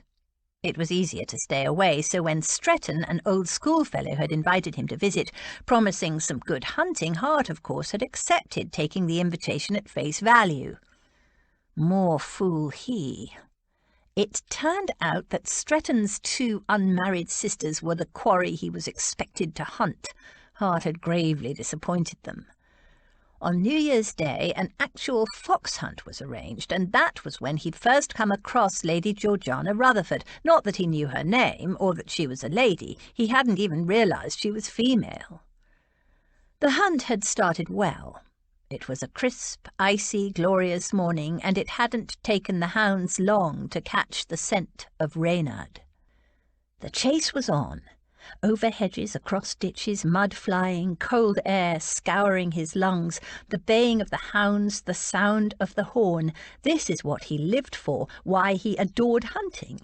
His horse's hooves shattered, the thin layer of ice from the previous night's frost, tossing up mud and the scent of the earth, a distant hint of summer hay, long dead but still sweet. Utter exhilaration. Then, without warning... It all fell apart. The hounds stopped, scattered, distracted, the fox seemingly forgotten. The master swore and threw down his whip in disgust. "One of these days I'll murder that hell-born brat." He'd shaken his fist in the direction of a boy sitting bareback on a young black stallion, watching them from the crest of a hill. Relaxed, gleeful, his very pose expressed contempt. Other men joined in. "I'd like to strangle the little wretch. Needs a damn good thrashing." Stretton came puffing up to join Hart. "Oh, I say, not again. Bad show, that." "What's going on?" Hart asked him. The sudden cessation of the hunt had left him feeling hollow, yet keyed up, disappointed and frustrated. "Local pest." Stretton indicated the boy on the hill. "Makes a point of ruining every hunt possible." He indicated the confusion of hounds. "Scatters food around, destroys the scent with smoked herring heads, even been known to blow forth horn calls that confuse the hounds." He shook his head in disgust. "Blasted fox will be well away now, damn it." "Why does nobody do anything to stop him?" Hart demanded, gazing at the bold figure on the hill. "Teach him a lesson in interfering with gentlemen's pleasures." Stretton eyed him. "Why don't you?" "Damn it, I will." And Hart urged his horse after a different quarry, an insolent boy riding a black horse bareback. He recalled the fury that drove him that day, his determination to catch the little wretch and give him a good hiding. The lad rode brilliantly. His horse was young and fleet, but like the boy not quite into his full growth. Hart's horse was bigger and stronger, and Hart gradually gained on him, the thrill of the chase firing his blood again. He'd drawn alongside the lad and reached out to haul him from his mount. There was a struggle, and they'd both come crashing down onto the muddy ground. The boy didn't move, and for a moment Hart feared that he'd killed him. But he'd only knocked the breath from his body, and when he took a great gasping breath and opened those dazzling smoke-coloured eyes fringed with thick dark lashes, Hart had realised what he'd done. Dragged a young girl off her horse and hurled her roughly to the ground. He hadn't known what to say. He was shocked, appalled, had no words to explain. He'd never laid a finger on any female, not in violence. "I'm sorry. I didn't know," he stammered. "Are you all right?" She'd given him a long, hard look as she gasped to recover her breath. She'd opened her mouth, and he'd sat back, waiting to hear what she'd say. Then, without warning, she kneed him in the balls, scrambled out from under him, swung lithely onto her horse, and galloped away, leaving Hart curled in agony on the ground. Lady Georgiana Rutherford. Not that he knew that back then. The men of the hunt knew she was female, damn them. They'd deliberately misled him, but as far as they knew, she was just some rich man's byblow. Not that that was any excuse. Stretton had sent Hart in his ignorance to give a young girl a thrashing. Hart had confronted Stretton immediately. "Did you know you were sending me after a young girl?" Stretton had snorted. "Of course, the little bitch needed a lesson. I hope it hurt when you knocked her off her horse. Pity she didn't break her neck." Thoroughly disgusted, he'd slammed a fist hard into Stretton's face and left the district immediately. He'd never spoken to him again. He'd put the whole shameful incident out of his mind. Until now. Hart glanced around him in faint surprise. Somehow he'd gotten himself home. He was in his library, sitting in his favourite leather chair. He had no memory of walking home, none of opening his front door. He could have been attacked by footpads. He'd taken absolutely no notice of his surroundings. He'd even poured himself a brandy. He sipped it now, enjoying the smooth burn as it slipped down his throat. Lady Georgiana Rutherford, elusive, rebellious, untamable. He always did enjoy a hunt. Try as she might, George could not get the thought of that kiss, those kisses, really, because there were at least two, and there might have been more, except she wasn't quite sure when one kiss had started and another ended. All she knew is that they were extremely disconcerting, and not just because of the effect they had had on her. Never in her life had her knees turned to jelly, and she didn't trust any man who had the power to do that to her knees or any other part of her. Why had he kissed her? It wasn't as if he liked her. It wasn't as if she liked him either. So what had been his purpose? He'd claimed he wanted to discover whether she had an antipathy to men, and she'd told him she had, especially to him. Surely that was clearer than any kiss. Kisses. So why? Was it some kind of payback for what she'd said to him at the opera, or in the conservatory, or was he still angry that she'd refused to sell him Sultan? She'd heard people refer to a punishing kiss. Was that it? Though it didn't feel very punishy, more disturbing. She decided to ask Lily and Rose about kissing, just in a general, non-specific, casual way. No one must know that the Duke had kissed her. If they did, there would be a fuss, and she hated fusses. She asked them after breakfast the following morning when they were upstairs. Rose was getting ready to leave for her new home with Thomas. "Have you ever heard of people's knees buckling after a kiss?" George asked casually. "George!" Rose whirled around from the mirror where she'd been tidying her hair. "You've finally been kissed." "No, it was just... I heard some girls talking and I wondered..." "Who was it?" Lily asked. "It must have been a good kiss if your knees buckled." "Was it at the ball?" Rose asked. "I was so distracted by what was happening with Thomas that I didn't notice who you were with." "She was with the Duke for a good part of the night." "2 dances and supper," Lily said. "No. So it was the Duke." Rose turned to her, her eyes wide. "The Duke kissed you?" "No, of course he didn't. I dislike him intensely. Why would I let him kiss me?" But Rose took no notice. "The Duke, how strange. Throughout our short courtship he only ever kissed me once, and it was as chaste can be." Nothing to turn legs wobbly. He must have kissed her very thoroughly if her knees went away, Lily said, grinning. Stop it, George said, flustered. Nobody kissed me.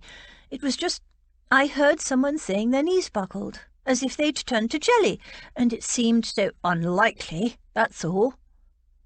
Rose laughed. George Rutherford, if nobody kissed you last night, explain to us now why your cheeks are on fire. George pressed her hands to her cheeks. They felt very hot. All right. Somebody did, but I'm not saying who. But it was the Duke, Lily said. I'm sure of it. It wasn't the Duke. It was just some man. What man? Who? I didn't catch his name. A man with no name. Intriguing, if unbelievable. But he did have a mouth, Lily giggled, and possibly a tongue. Definitely a tongue if he turned her knees to jelly. Oh, stop it. You're both being ridiculous. I don't want to talk about this any more. It had been a foolish idea to ask them about it. Both Lily and Rose were madly, giddily in love with their husbands, and of course they wanted her to be in love as well, which was never going to happen. She'd never get a sensible word out of them. Besides, her cheeks were about to burst into flames. George turned her back on them and made a dignified exit. Or it would have been if their giggles hadn't followed her all the way down the stairs. In any case, their knowledge was of no use to her, she decided. Both Lily and Rose were in love. To them, kissing was all about love, and the effects were an expression of that love. George didn't love the Duke. Truth to tell, she disliked him intensely. It was just that his kisses disturbed her. In the days following the night of the ball, George couldn't help but think of it as the night of the kiss, even though several momentous things had taken place that evening. She was braced to run into the Duke at other society events. She had mentally prepared for it, had armed herself for it, was ready and waiting. She was sure he would come to Lady Pentwhistle's rout. Everyone who was anyone had been invited. It was expected to be the most tremendous squeeze. The Duke would arrive looking sardonic and intimidating, if one allowed it, which she would not.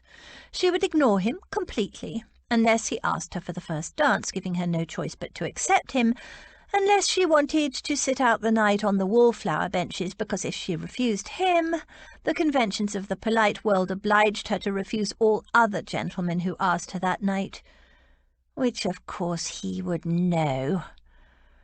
Little did he know George was prepared for the sacrifice. An evening of being a wallflower was nothing compared to the look she'd see in his eye when she blithely refused him, because nobody ever refused the Duke. The Duke didn't come to Lady Pentwhistle's rout. He didn't attend the Heatherton ball either, or the betrothal party for Charlotte Sandford, or Lady Markley's Venetian breakfast, or any of the other engagements to which she'd been invited. It was as if the Duke had simply disappeared off the face of the earth, or else returned to his previously unsociable existence. It was a good thing, George told herself. It was better not to expect to see him anywhere, though she would quite like to encounter him one more time. She'd now thought of several beautifully scathing things to say to him. Eventually it became clear that the Duke wasn't going to appear at any of the events she attended. Despite that, she couldn't help looking for him. And every time she looked, there he wasn't. His disappearance was a very good thing, she told herself. The sooner he was removed from her consciousness, the better. Then perhaps she'd stop having those hot and sweaty dreams, where she woke up during the night, gasping, her nightdress all twisted up, her body sticky and overheated. Reliving that kiss, those kisses. She tried to get on with her life. She tried to exercise him away. She rode at dawn in the daytime and at dusk, riding herself and Sultan and poor Kirk almost to exhaustion. But all it did was fill her dreams with that glorious chase out on Hampstead Heath, which in her dreams ended with a kiss. And how wrong and ridiculous was that?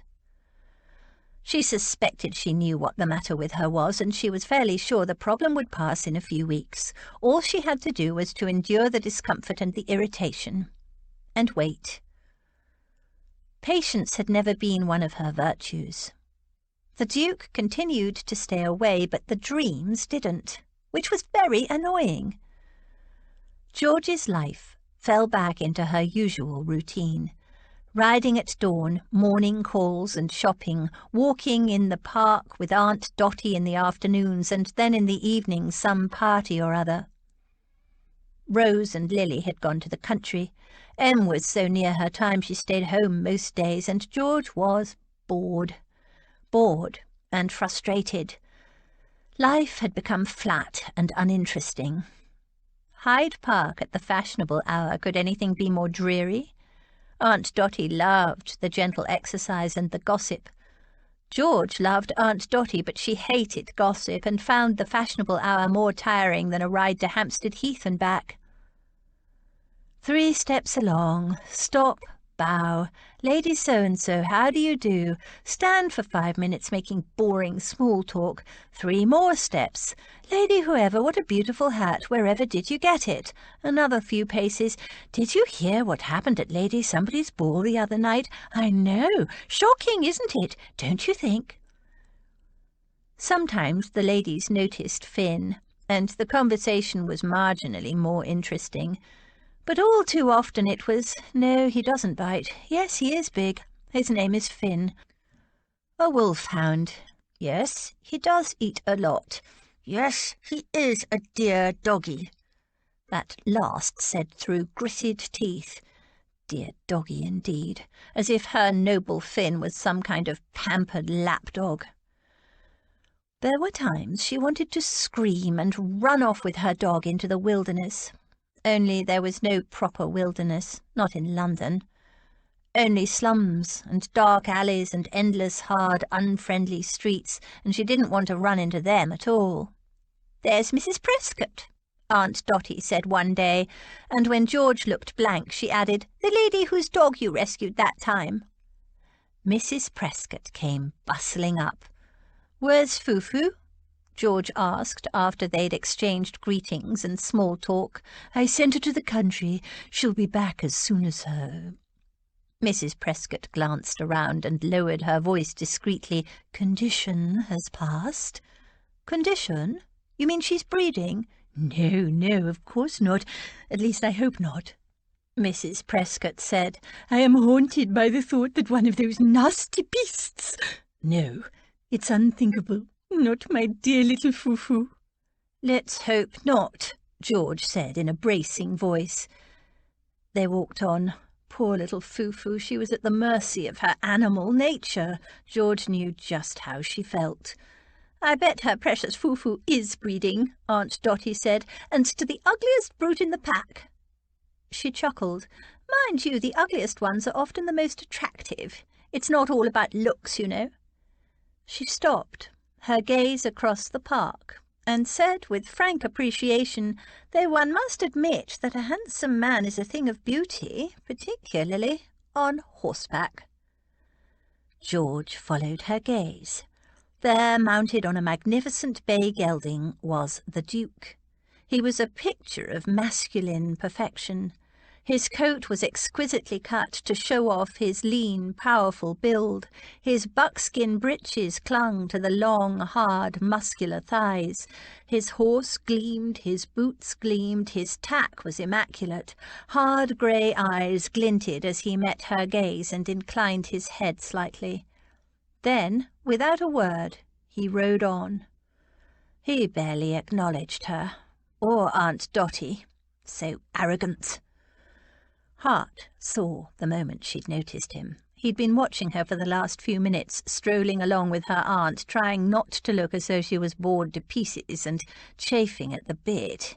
And despite that hat she was wearing, he could see her reactions quite clearly. She really did have an expressive face. Surprise, relief, expectation, and then annoyance, in quick succession.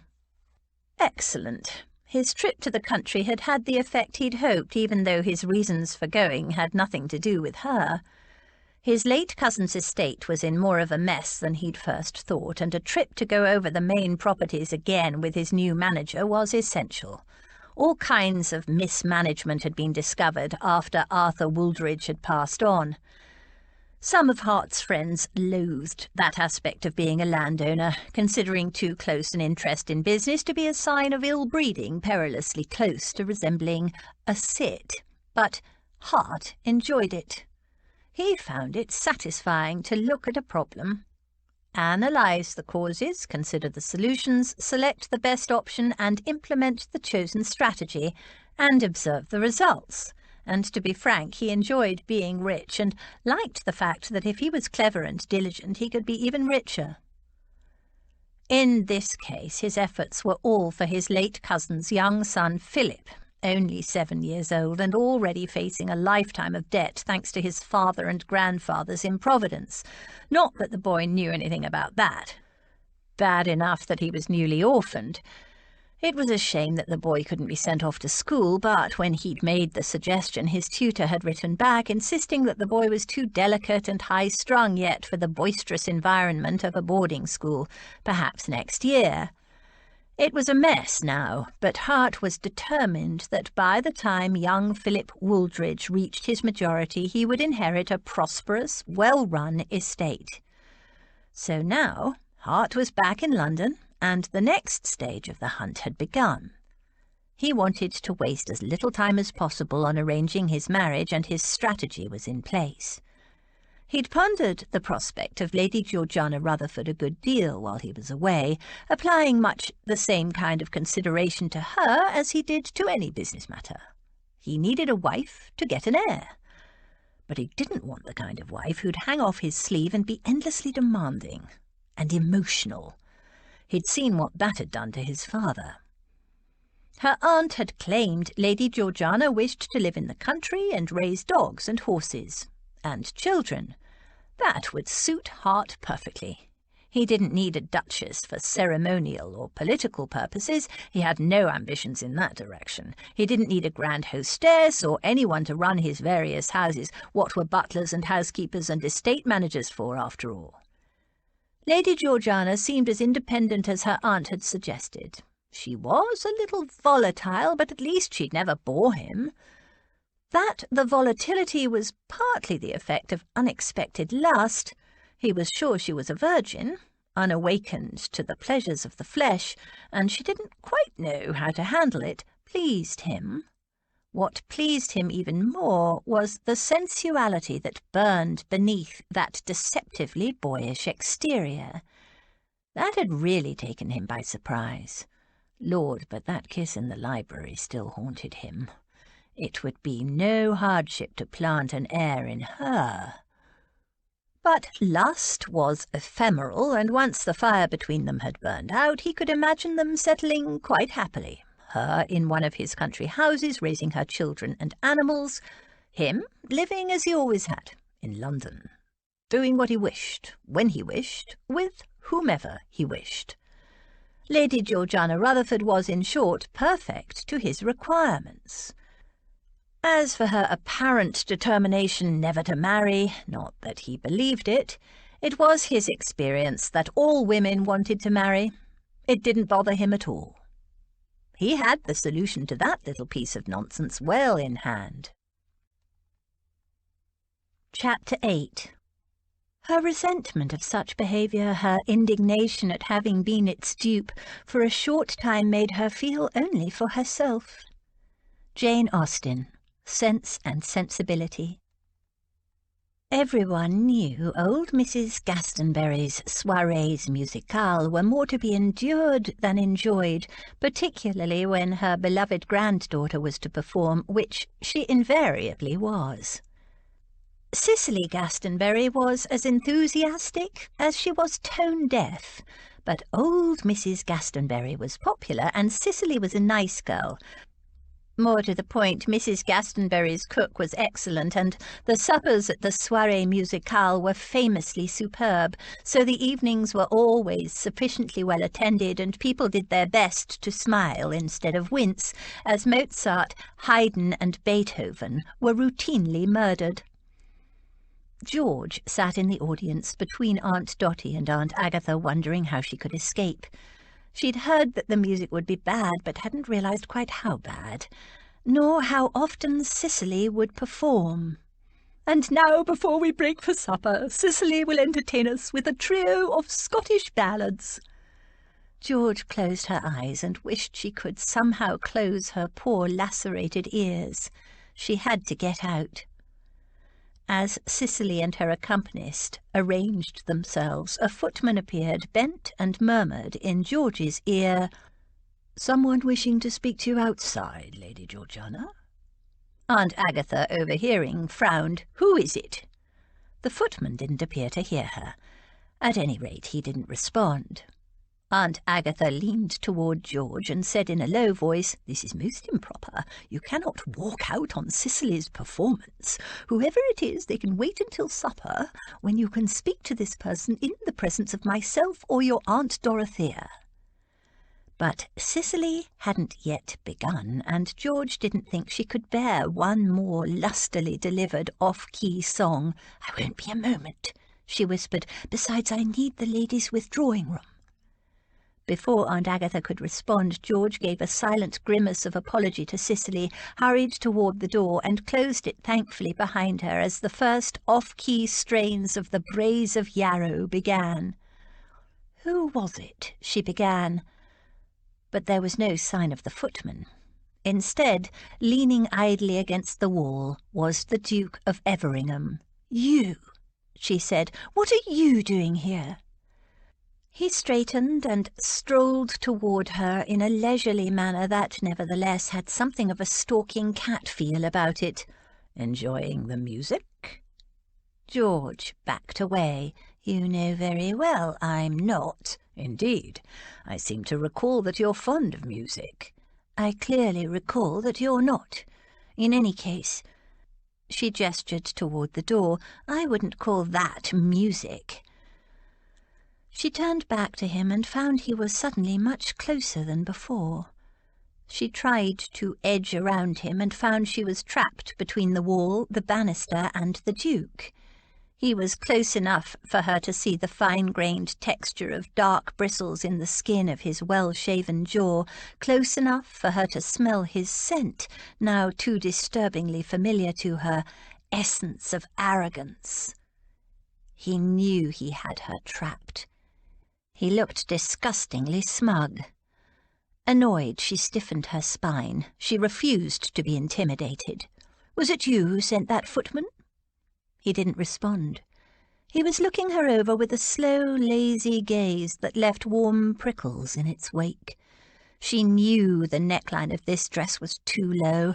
Girls like her, who weren't at all bounteous in the bosom department, ought to face facts and keep what little they had well hidden.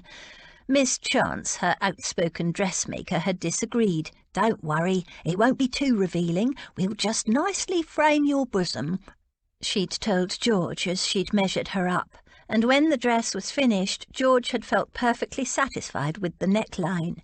But now, with the Duke's gaze heavy on her, she suddenly felt uncomfortably exposed. She shoved at his chest. "Move back. I don't like you standing so close." "Yes, you do." He didn't move. "I don't," she lied. She wanted to lean forward and just inhale him. How could he smell so delicious? But she refused to feel like that. She knew what was happening to her, and she would not give in to it. "I find you irritating." He didn't respond. His compelling grey gaze rested on her mouth, arousing sensations she did not want to have. Heat rose in her as she recalled that other kiss sparked by tiny sugar crystals. She ran her tongue across her lips. His eyes darkened, and taking no risks, she vigorously scrubbed the back of her hand across her mouth. There was a glint of something amused and devilish in his eyes as he met her gaze. "You missed me, didn't you?" "Missed you?" She hoped she sounded incredulous. When would I have missed you? Just because she'd noticed his absence didn't mean she'd missed him. "When I was away." "You've been away?" she said vaguely. "I didn't even notice." If only he'd stayed away another couple of weeks, she would have been back to normal. He'd returned too soon. The heat within her was rising. Just standing so close to him brought about a kind of breathless excitement. It was anger, she told herself. It had to be. His smile was lazy. "You noticed, and I think you missed me. Certainly your expression when we met in the park yesterday seemed to indicate it." "We didn't meet in the park. You rode past me as if I weren't even—" "Oh, were you in the park?" But it was too late to retrieve the slip, and his smug expression showed it. "Your eyes lit up when you saw me." She feigned indifference. "I was admiring your horse." "You were relieved to see me. You'd missed me. You were annoyed with me for not coming over to greet you." It was infuriating to be so transparent. "You're very sure of yourself, your grace of arrogance, but you have no idea what I'm thinking." "I do." And when she arched a disbelieving eyebrow at him, he said, "You're thinking of making a very unladylike attack on my cods." "Your Oh," she said as he indicated the area below his waist. "Well, if you don't let me pass, you'll find out, won't you? And it would serve him right." He turned, angling his body slightly to protect that area of his anatomy. His hands came up as if to hold her off, and he said warningly, "Not again, you don't." She frowned. "What do you mean, not again? I've never—" "You did it once before, 5 years ago." She dismissed that notion with a gesture. "Nonsense. I didn't know you 5 years ago. It must have been someone else. Clearly a woman of discernment." "It was you. We were in Gloucestershire. You'd just ruined a hunt, and I pulled you off your horse. I thought you were a boy." "Oh, was that you? You deserved it in that case. In fact, now I come to think of it, I wish I'd hit you harder. Now move aside and let me pass. I want to return to the concert." His lips twitched with amusement. "No, you don't. It's a dreadful concert." He added in a voice that almost purred, "And here's me thinking you never lied." The fact that he was right again inflamed her temper. George shoved at his shoulder. "Ooh, you are so irritating. Just let me pass, will you?" He didn't move, just stood there being big and powerful and warm and infuriatingly smug, annoyingly attractive, and worse, knowing it. "Make me." His smile was a slow, sensual challenge. "You know you want to." How dare he know what she wanted? Anger, desire, and frustration warred within her. She was a spring wound up too tight. It wasn't as if he hadn't been warned. In that case, she jerked her knee up, aiming for his genitals, but she was too used to wearing breeches, and the skirt of her dress was too narrow. Her raised knee dragged the skirt against the back of her other knee, which buckled. Cursing the impracticality of dresses, she overbalanced into the arms of the Duke. He pulled her up against him hard, and his mouth came down on hers, not gently as it had that first time, but firmly, possessively, as if he had every right to kiss her. And while a small, thready voice in her mind suggested feebly that he didn't, neither her mouth nor the rest of her body cared. The taste of him, dark, hot, intense, soaked into her, building like a fever in her blood. She speared her fingers into his thick hair and pressed her mouth to his. Excitement shivered through her, sending spirals of heat to the very core of her body. He kissed as if he wanted to devour her. She learned from his every move, giving him back kiss for kiss, caress for caress, learning passion, intoxication. She twisted her body restlessly against him, practically climbing him to get closer, heat and aching need driving her. She knew she was out of control. She didn't care. He slid his hands down over her hips, caressing her as she thrust herself heedlessly against him. She felt him tugging her skirts up. Cool air caressed her heated limbs, and then his hands cupped her bottom, and he lifted her against him where he was swollen and hot and hard. "Put your legs around me," he murmured. And without thought she locked her legs around his waist, and oh, that was better. Like riding, she was more in control. Her back was pressed against the wall. His hard, swollen masculinity pressed against the notch between her legs, and she rubbed herself against him like a cat in heat, kissing and nipping and biting. He groaned and returned, thrust for thrust, all the time kissing her deep, keeping her head swirling while her body ached and writhed against him. "Georgiana Rutherford!" The outraged voice of Aunt Agatha pierced the swirling mists of George's awareness. Dizzily, she pulled back, tried to focus. "Georgiana!" Reality came back to her in ragged shreds. She was clinging to him, her fingers knotted in his hair. The skirts of her dress were rucked up high around her thighs and her legs. Oh, Lord, but her legs were wrapped around his waist. Worse, his warm hand was between them. For a moment she couldn't remember whether she was even wearing any drawers, and she felt for them surreptitiously and heaved a sigh of relief when she found she was. Aunt Agatha was of the old school that held that drawers on a female were a scandalous French plot against English womanhood, but George felt much more secure in them. They weren't as good as breeches, but at least she wasn't bare-assed naked under her skirts and open to all sorts of draughts. "Georgiana Rutherford, you're a disgrace! Get down from that man immediately!" George unlocked her legs and dropped to the floor, wriggling and tugging her skirts back into some semblance of decency. Her hands shaking, her brain reeling as she tried to come to terms with what had just happened. She'd been completely out of control, had let him do whatever he wanted to her. Worse, she'd wanted him to do it, and more. She slowly became aware of a babble of voices, and when she peered past the Duke's broad shoulders, oh, Lord! It wasn't only Aunt Agatha gaping and gobbling at her like an outraged turkey. It was half the audience at the concert.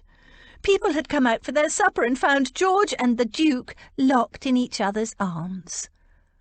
100 eyes burned into her, curious, scandalized, shocked, disgusted, avid, eating up her mortification with delight. George wished she could shrivel away on the spot. Could it get any worse? The Duke's arms were still wrapped around her, supporting her firmly against him, which was a good thing, she thought blurrily, because sure as anything her legs weren't. "Redmond Jasper Hartley, what is the meaning of this?" Aunt Agatha demanded stridently. "Not even your Grace." "I would have thought it was perfectly obvious, Lady Salter," the Duke said in a cold, clear voice that cut through the buzzing of scandalized comment. George blinked at his apparent dispassion. He sounded perfectly calm and unruffled, even though she could feel that his heart was pounding as raggedly as hers. "Lady Georgiana has just agreed to become my wife. We were sealing our betrothal with a kiss." His words drew a wave of muttered comment. Aunt Agatha's brows snapped together. "Wife!" George's brain snapped back into life. "Betrothal? No, that's not right. Betrothal?" Aunt Agatha cut her off sharply. Pasting a smile on her face, she gushed, "Georgiana, my dearest girl, congratulations! No wonder you are all about with excitement. Your head must be spinning." By now the concert room had emptied into the hallway. Delicious smells wafted from the supper room, but nobody moved. A much more interesting dish was being passed around. Lady Georgiana Rutherford, caught in flagrante with her legs wrapped around the waist of the Duke of Everingham, her own aunt's jilted bridegroom. Aunt Agatha turned to the crowd. "Friends, how wonderful that you are here to witness the romantic betrothal of my niece, Georgiana Rutherford." "No, I am not betrothed." George tried to make herself heard. Aunt Agatha's voice rose sharper and loud enough to fill an opera hall. "To His Grace, the Duke of Everingham. A moment of high romance, I think you would all agree." After the first gasp of shock, a scattering of applause started, and a murmuring that grew to a swell of congratulation, and some surreptitious muttering. "I am not George tried again. And again. Aunt Agatha, oozing self-satisfaction, cut her off. "I promoted the match myself, you know." "We are not betrothed," George shouted. "Of course you are," Aunt Agatha said. The Duke pulled her against him. "She's a little overwhelmed," he told the crowd. "I am not But Aunt Agatha and the Duke were talking over her, so she couldn't get a word in. "Yes, you are, my dear." He sounded cold and relentless. "Perfectly understandable," Aunt Agatha said. "Excitement does that to some girls," she told the crowd. "She doesn't know whether she's coming or going." "I do know," George insisted, "and I'm not betrothed." "I'll put the notice in the papers in the morning," the Duke said. George stared at him in stupefaction. "You'll do nothing of the sort. For heaven's sake, shut your mouth, girl," Aunt Agatha hissed in her ear. "Leave it for now. Discuss it with the Duke later in the privacy of your own home. Or do you have any more appalling indiscretions you wish the world to witness?" George rather thought they'd already witnessed quite enough, but her aunt had a point. The crowd pressing avidly around them, eating up the gossip and no doubt adding to it, was unnerving. "Very well. Talk tomorrow morning," she said to the Duke in a low voice. Though there was nothing to talk about, really. She was not going to marry him. The very idea was ridiculous. He was just being gallant, or something, because they'd been caught kissing. And how that had happened, she had no idea. He nodded. Aunt Agatha gave a briskly approving nod. 11 o'clock, Ashenden House. She turned to the crowd. "My niece and I shall depart now. Enjoy your supper and the rest of the concert. Devastated to miss it, Cicely, my dear. Your performance was superb. Wonderful hospitality as always. Mrs. Gastonbury. Thank you. Come along, Dorothea. Collect my cloak, please. We're leaving." Taking George's arm in a steely grip, she led her toward the front door. George's legs were still distinctly wobbly, and when Aunt Dotty slipped an arm through hers, she felt obscurely comforted. "Don't worry, my love," Aunt Dotty murmured. "I have one of my feelings about this. It will all work out for the best." George managed a weak smile. Aunt Dotty's feelings were legendary in the family. George didn't believe in them herself, but it was nice to have some support. "I won't marry him," George said for the umpteenth time. They were travelling back to Ashenden House in the carriage. Aunt Agatha hadn't stopped haranguing George since the carriage door closed. If it hadn't been pouring with rain, George would have jumped from the moving carriage and stormed off. "Don't be ridiculous, child. You have no choice. You were caught by half the ton with your skirts up around your waist, climbing the Duke like a tree. If you didn't want to be compromised, you should never have left my side in the first place." "But do not argue with me, girl. If you hadn't behaved like the veriest trollop, and at a ton event, you wouldn't be in this situation." George bit her lip. That part was true enough. She didn't understand herself how it had happened. One moment she'd been standing in the hallway telling the Duke to get out of her way, and the next. But it's too late for regrets. I'm only grateful that the Duke behaved like the true gentleman he is and made you an offer. and in such a public manner that neither of you can wriggle out of it." Aunt Agatha's expression reeked of triumph. "I will wriggle out of it," George insisted. "Besides, he didn't make an offer. He made an announcement, and without my permission. You gave him permission when you climbed up his torso like a cat in heat with your dress hitched. I refuse to marry a man I dislike because of one stupid incident." The image painted by her great-aunt's words was embarrassing in the extreme, but it didn't alter George's determination. "A man you dislike?" Aunt Agatha repeated scornfully. "You chose an odd way of showing this so-called dislike. Besides, regrettable as the incident is, the result is one we all ought to be grateful for." "Grateful? To be forced? Forced? Pah! It's an opportunity, girl, one you don't deserve.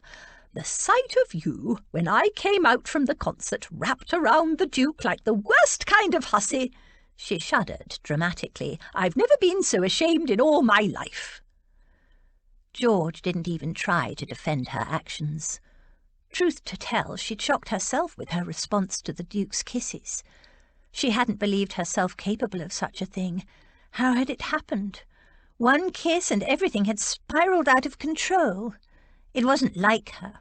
She'd never been interested in men before, not like that, and she didn't even like the Duke. Her aunt's words, however, had confirmed a suspicion that had been hovering at the edge of her mind for some time. It explained a lot. Why she was acting so out of character, how he'd been able to do what he did. "Of course you'll marry him, and be grateful for it, if he is willing to marry a girl who has proved herself a strumpet." "Piffle," Aunt Dotty said from the corner seat. "I beg your pardon?" Aunt Agatha turned on her sister with freezing hauteur. "Granted," Aunt Dotty said loftily, "but only as long as you stop this hypocritical nonsense. We all know you're thrilled to the back teeth, so stop ranting at poor George and pretending to be shocked." George blinked. Aunt Dotty, normally so mild-mannered, had spoken quite sharply. "Poor George? Pretending? Did you not see how the wretched girl behaved?" "It takes two, Aggie. Or are you suggesting that the Duke was a helpless innocent seduced against his will?" "No, of course not, but the trouble with you, Aggie, is that you've never understood the power of passion. You never have, and you never will." Aunt Agatha's bosom swelled with indignation. "That's rich, coming from the family spinster." Luckily, before the argument could get any worse, the carriage slowed. Aunt Dotty glanced out the window. "Ah, here we are, back at Ashenden House, and look, Burton has waited out for us. See, he's opening the door. And oh good, he has 2 footmen ready with umbrellas. No need to get down, Aggie. You go on home and get to bed. What we all need is a good night's sleep. Everything will look better in the morning." Her sister snorted. "I doubt it." Hart punched his pillow. It wasn't even dawn yet, but he was wide awake, despite having barely slept the night before. He hadn't been able to get her out of his mind. Each time he'd drifted off to sleep, he'd awoken a short time later, restless, erect, taut with arousal. Georgiana Rutherford. The taste of her was still in his mouth, along with the cognac he'd drunk when he got home. She'd fired his blood. The cognac hadn't helped. It only inflamed his memory of the taste of her. He ached for her. That explosion of passion, that conflagration, unfeigned, unforced. Her kisses were eager and untutored, but there was a wildness in her, a deep hunger that awakened something in him that he'd never felt before. It made him uneasy. The whole situation had gotten perilously close to careering out of control. For a while there he'd quite lost his head. He never lost control, particularly around women. Never. He lay in bed, waiting for the dawn chorus in the trees outside, but there wasn't a peep.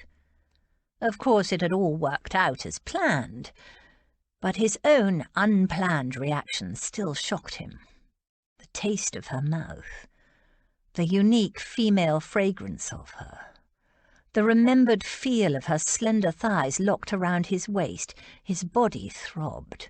Frustration, futile agony, a damnable situation. Exercise, that's what he needed. Fresh air, fresh thoughts, not this everlasting churning of the same scenes over and over in his mind, reliving that extraordinary scene. Those kisses. He lay brooding, then, in a decisive move, threw off his bedclothes and leapt out of bed. Dawn rides. She often went riding at dawn, Sink said. Hart washed and donned his buckskins and boots, and in a short time was heading for Hyde Park, just as the first rays of light gilded the spires of the churches. The streets were already busy with costermongers and barrow boys setting up, but the park, once he passed through the gates, was largely deserted.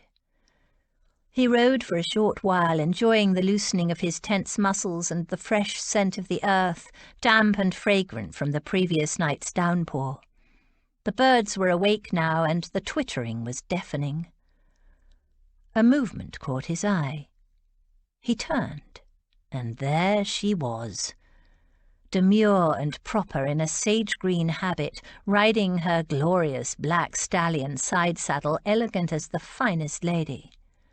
Her shaggy hound lolloped along beside her, then veered off on some canine errand. There was no sign of the groom who'd accompanied her before. Good. Hart started forward, then, with a muttered curse, reined in, as Cal Rutherford, her uncle and guardian, moved into view, mounted on a fine-looking bay gelding. Damn! Hart had no intention of speaking to her guardian, not here, not now. His little fish was hooked, but was not yet in his net.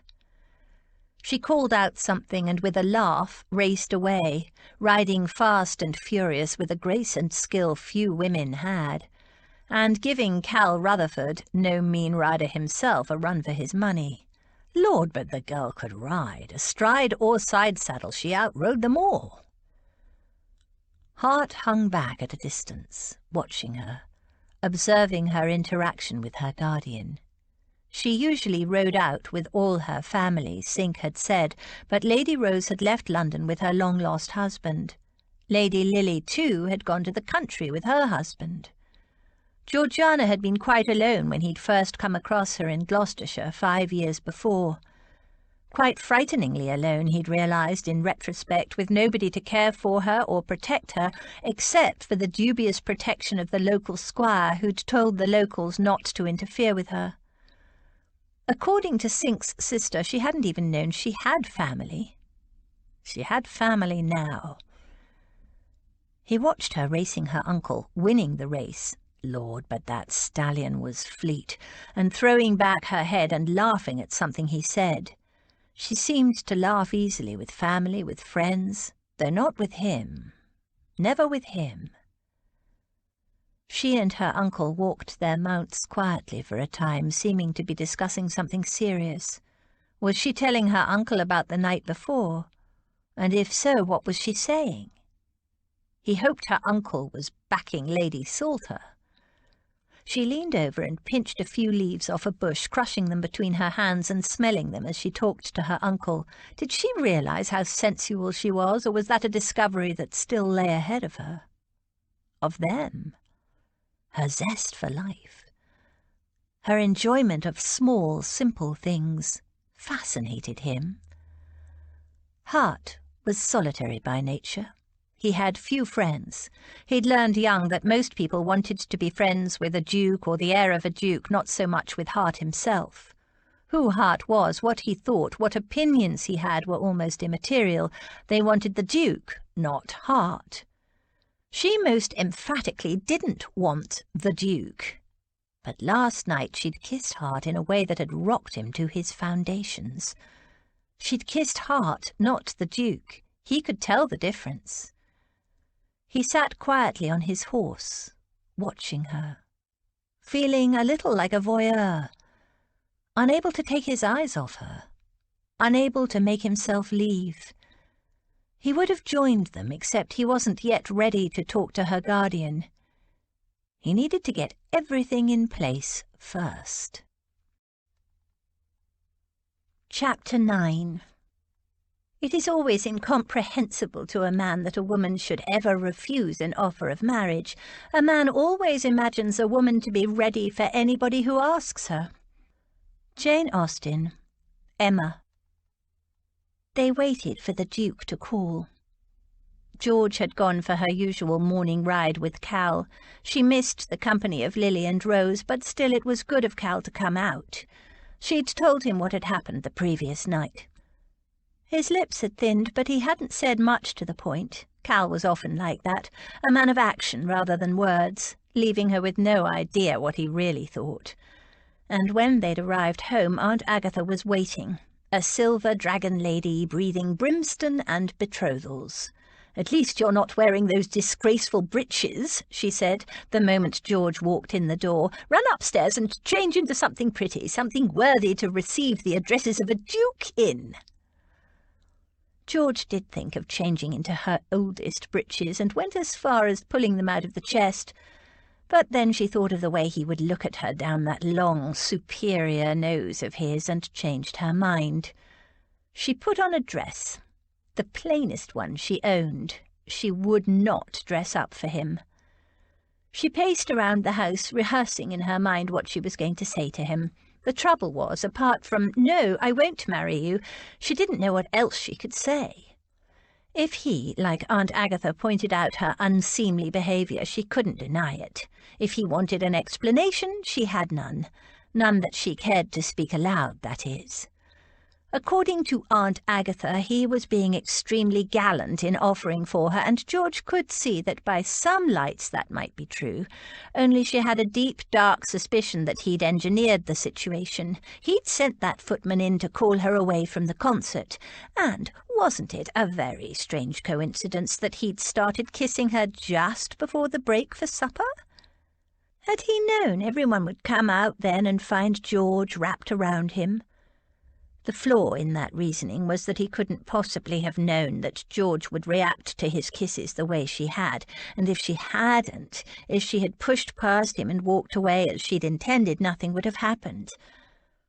No matter how George looked at it, it kept coming back to being her fault. Aunt Agatha argued that if she didn't agree to the betrothal, the Duke would be held to be a scoundrel and a seducer. But Aunt Agatha would make any argument that would achieve her aim. She was determined that a Rutherford girl would marry the Duke, and George, unsatisfactory as she was the only one left. Aunt Dotty did suggest, very quietly so her sister couldn't hear, that George could always agree to the betrothal, and later, when the dust had settled, she could call it off. Girls were allowed to break betrothals, only men could not. Well, they could, but then they'd be regarded as dishonourable scoundrels whose word of honour could not be trusted. A man's word of honour was held to be almost sacred, but if a woman gave her word, she wasn't taken seriously, because only men, only gentlemen, had a sense of honour, apparently. George hated the hypocrisy of that. If she gave her word, she'd keep it. Her sense of honour was just as reliable as any man's, as any duke's. The Duke was to call at 11. Time crawled on. By 10:30, George was ready to climb the walls, or murder Aunt Agatha, who didn't let up her lecturing for a moment. They'd all gathered in the drawing-room to wait for the Duke's arrival. "Of course you will accept, you stubborn child. You have no choice in the matter." "I'm sorry, Aunt Agatha, but that's not true," Em said serenely. "I made a vow when I first married Cal that all the girls would be free to choose their own future, and nothing has changed. Admittedly, George is in an awkward situation, but—" "Awkward? She has caused a scandal!"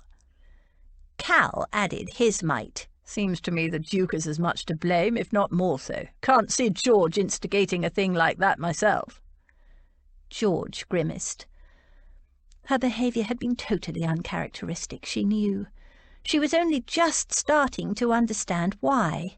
It was so frustrating the way nobody talked about these things, not to unmarried girls anyway. It was infuriating to be kept in ignorance of how one's body worked. At least George had been able to put two and two together because of her years growing up in the country. How did gently reared London girls ever work things out? She supposed they waited until they were married, and then it was too late. They were caught. The clock in the hall chimed 11. Cal glanced pointedly around the room. And if the Duke is so keen on this betrothal, where is he? Aunt Agatha sniffed. So he's late. He's notorious for unpunctuality. Maybe he's changed his mind, George said brightly. No matter what the Duke does, Aunt Agatha persisted, a scandal has occurred and the family must handle it. And if you won't send the foolish girl down the aisle, what do you intend to do? Em and Cal exchanged glances. I suppose you could go to the country for a while, Em suggested. Wait for the fuss to die down. You could go to Ashenden Court for a few weeks, or go and stay with Lily and Edward.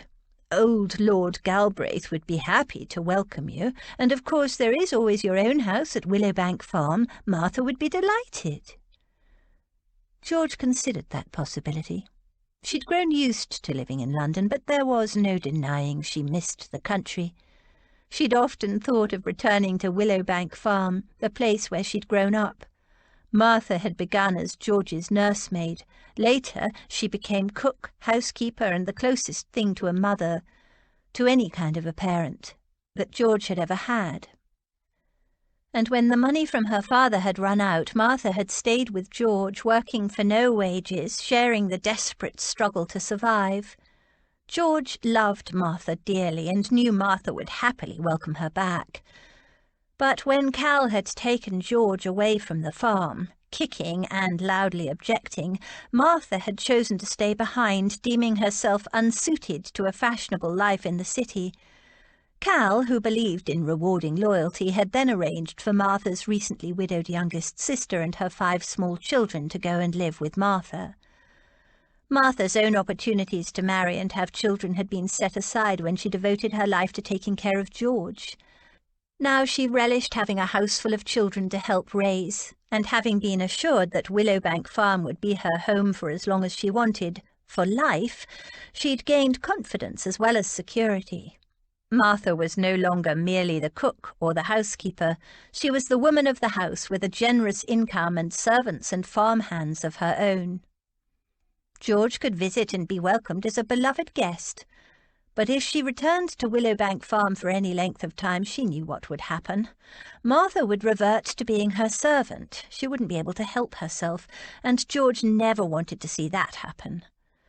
So Willowbank Farm wasn't an option, and neither, now she came to think of it, was Ashenden Court, or staying with Lily and her husband, or any other kind of cowardly retreat.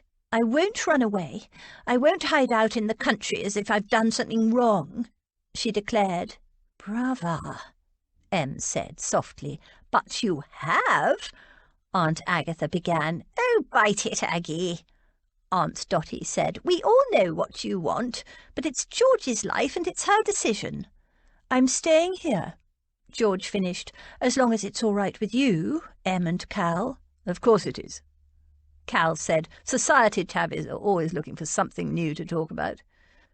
Scandals might be uncomfortable to weather, but they never last long.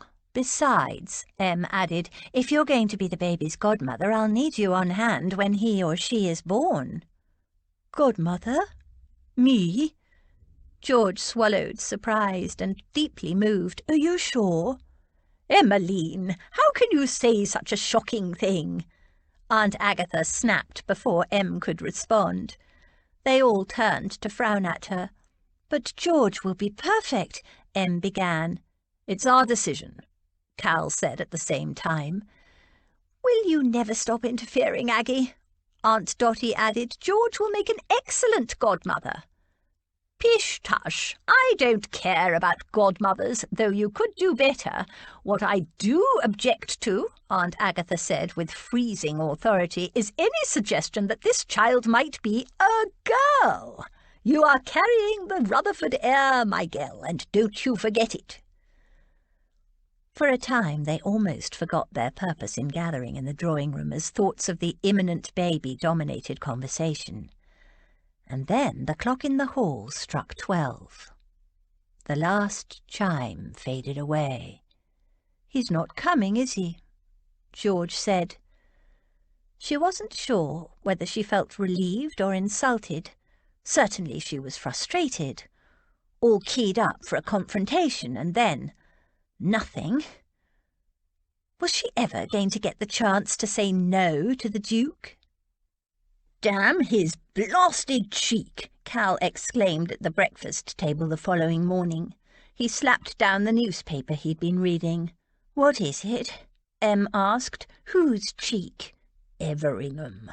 He's made the blasted announcement without so much as you'll buy your blasted leave." George looked up from her kedgeree. "What announcement?" Dread filled her. She knew. She just knew. "Read it yourself." Cal passed her the newspaper. "There." His finger stabbed at a notice surrounded by an elegantly printed border. As George read it, her mouth dried. It was a notice announcing the betrothal of Lady Georgiana Rutherford to the Duke of Everingham. "But he can't do that." "He blasted well has," Cal said grimly. "You know, I didn't mind the fellow when he was going to marry Rose. Bit of a cold fish, I thought, but no real harm in him. But this—" He jabbed the notice with his finger again. "I'm getting to see a whole new side of him now." The butler, Burton, quietly entered, bearing a folded note on a silver salver. "This note was just delivered, my lord," he murmured. "A footman is outside, waiting for an answer." Cal glanced at the seal, broke it open, and scanned the note. "Tell him I'll be waiting for his explanation." He glanced at the clock. 11 o'clock on the dot. None of his blasted unpunctuality. He tossed the note aside. Burton glided out. "The Duke?" Em asked. Cal grunted. "I'll see what that fellow has to say, and it had better be good." He retrieved his newspaper, shook it out, and retreated behind it. "I won't marry him," George muttered. "I believe I've noted that, George," came a rumble from behind the newspaper. "I wasn't deaf the first time you said it, and the following 38 repetitions have been quite unnecessary." There was a moment of quiet, broken only by the ticking clock. Then Em said thoughtfully, "If Cal has seen the notice, Aunt Agatha will have too." She glanced at the clock. "I give it another 15 minutes before she arrives." "Oh, Lord!" Calling Finn to her, George fled. At precisely 1 minute to 11, Hart rang the Ashenden doorbell. The butler bowed, said his Grace was expected, and ushered Hart into the library. Cal Rutherford, very much Earl of Ashenden, stood in front of the fireplace, ramrod straight and wearing the famous Rutherford scowl. It looked better on his niece. Hart gave the Earl a curt nod. "Ashenden? Everingham?" There was a short silence. It became clear that Ashenden wasn't going to invite him to be seated, but Hart was damned if he would be treated like a naughty schoolboy, so he chose a leather armchair and sank into it with every appearance of casual concern. The Rutherford scowl darkened. "Stop looking at me like that. You know as well as I do that it had to be done. We were caught in flagrante," Hart said after a moment. "Yes, and how the hell did that happen?" Ashenden growled. "My niece is not that kind of girl." Hart, who thought she was very much that kind of girl, shrugged. "No use repining over spilled milk. What's done is done." "Stop hiding behind clichés," Ashenden snapped. "Clichés exist for a reason. Without wishing to hash over the past, let us agree that having allowed Georgiana to be caught in a compromising position, I am honour bound to marry her. And placing that blasted notice in the blasted papers without so much as a buy your blasted leave, how do you explain that?" "An accident." Hart lied smoothly. I had drafted a notice in anticipation of the event, and an over-efficient secretary acted without my knowledge.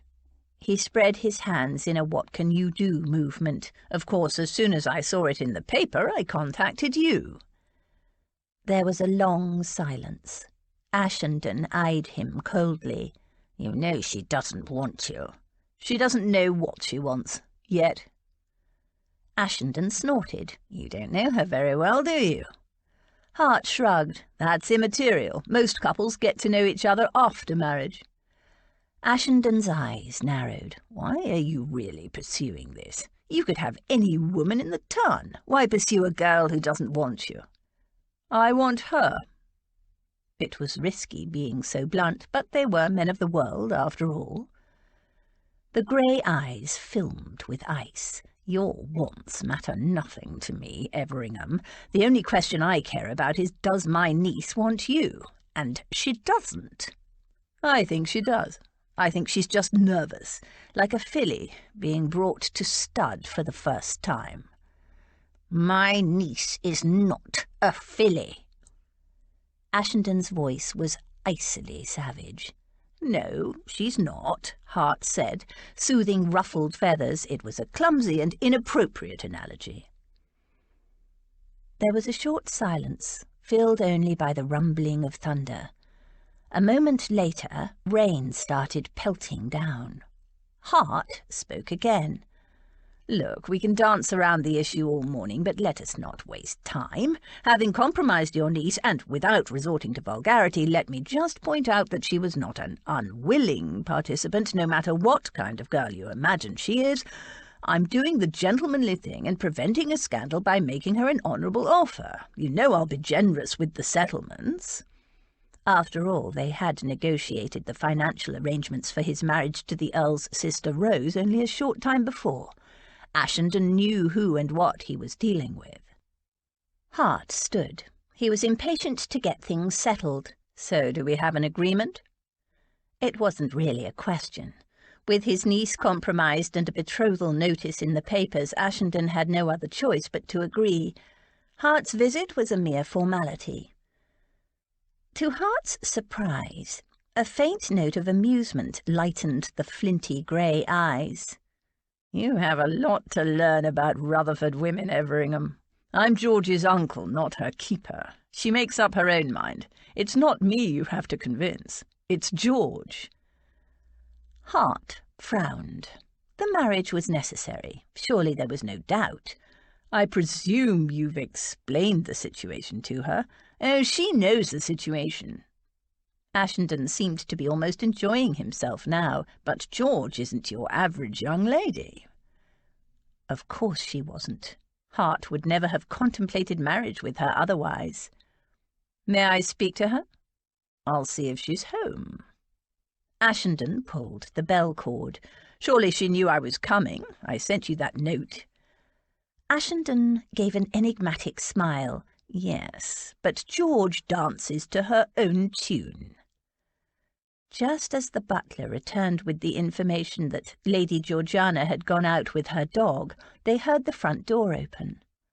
The first sign that she'd returned from her walk early was the wet and muddy dog that came bounding into the room. A moment later, Lady Georgiana followed. The moment she entered the room, Hart knew he would need all his powers of persuasion. She was breathing hard as if she'd been running. Her short, dark hair clung in damp, feathery clusters around her face. Her clothes were damp and clung to her lithe, slender body. Her hem was as muddy as her dog. No other woman he knew would have dreamed of entering a room dressed so untidily, especially one containing a gentleman visitor, let alone a young lady expecting a marriage proposal. Nor would most ladies inflict a damp and muddy dog on a visitor. But her skin was pale and damp and glowed like a pearl. The dark clusters of hair framed her piquant face enchantingly. Her mouth was plum dark and endlessly enticing.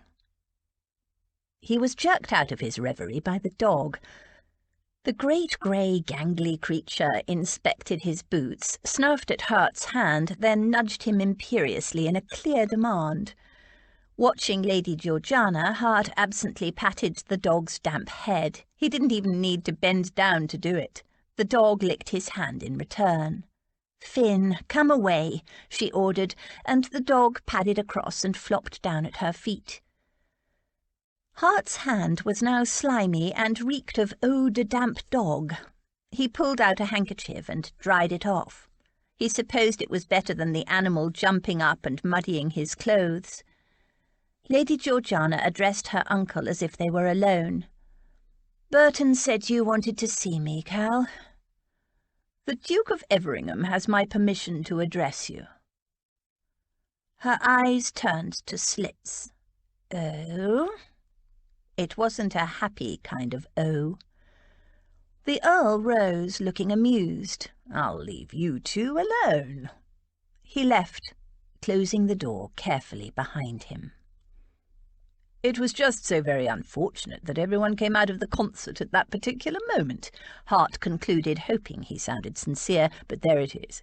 We have no choice, and so I offer you marriage." He'd delivered what he fancied was quite a pretty speech, balancing rueful regret at the way their private moment had been exposed with a gentlemanly determination to protect her from the consequences. "Well, I don't want it." She belatedly remembered her manners and added a grudging "thank you for the offer." Her eyes were as flinty as her uncle's. "Not that it apparently matters to you whether or not I consent. How dare you announce our betrothal to the world without asking me?" Her nose was out of joint, Hart realised. He'd spoken too bluntly. Women wanted to be coaxed and flattered.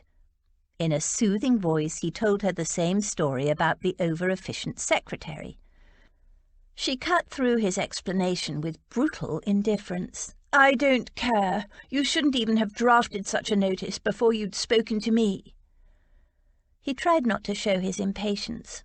It was all a foregone conclusion. What was wrong with her? Every woman he knew would be melting with delight at such an offer. "I'm speaking to you now."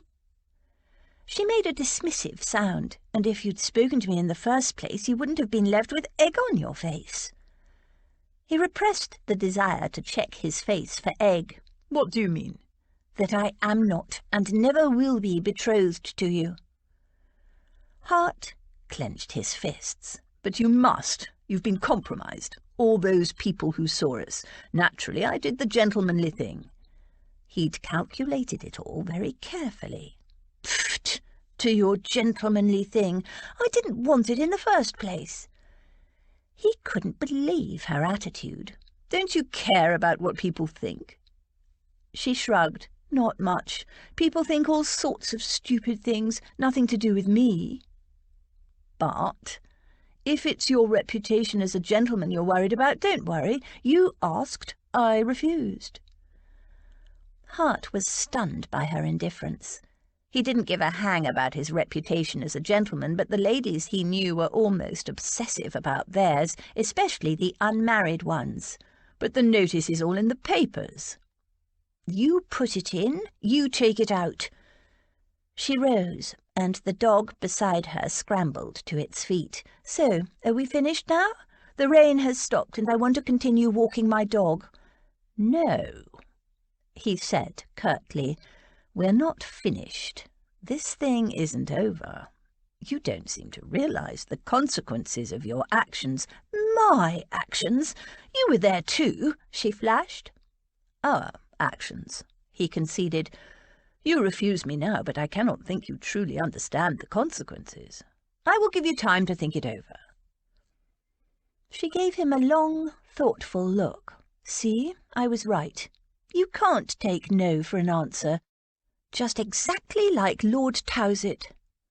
Hart didn't know what he wanted most, to strangle her or to kiss her senseless. Preferably both. Having been balked of her prey in the morning, Aunt Agatha returned to Ashenden House in the late afternoon. Finding Georgiana out with her dog, again, she informed the butler that she would speak to Ashenden and his wife. She found them in the small sitting-room and wasted no time in presenting her views. Georgiana must be made to understand it is simply not acceptable that she cause such a disgraceful scandal and smear the reputation of this family.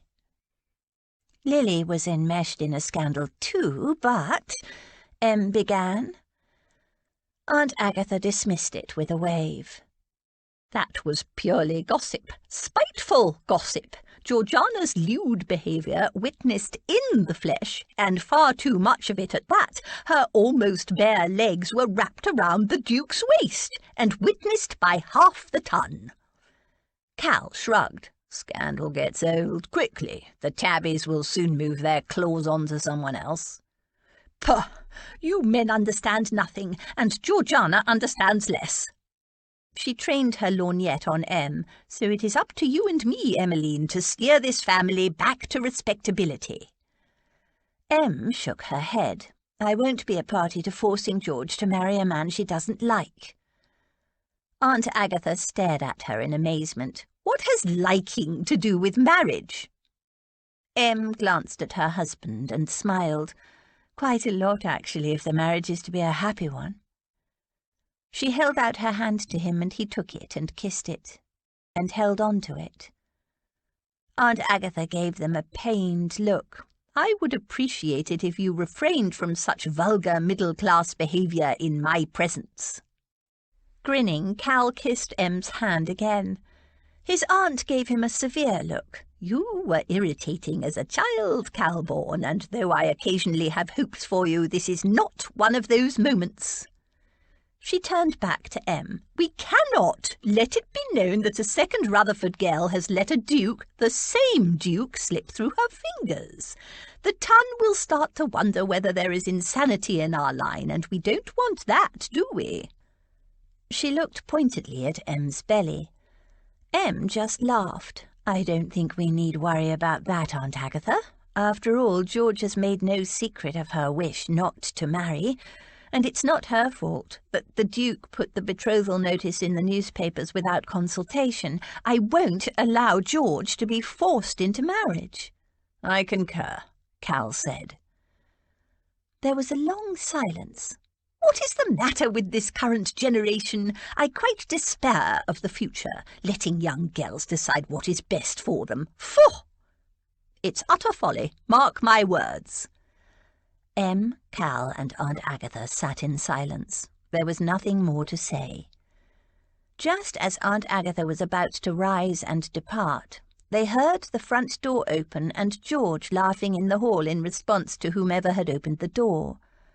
The clatter of claws on the floor alerted them to the arrival of Finn.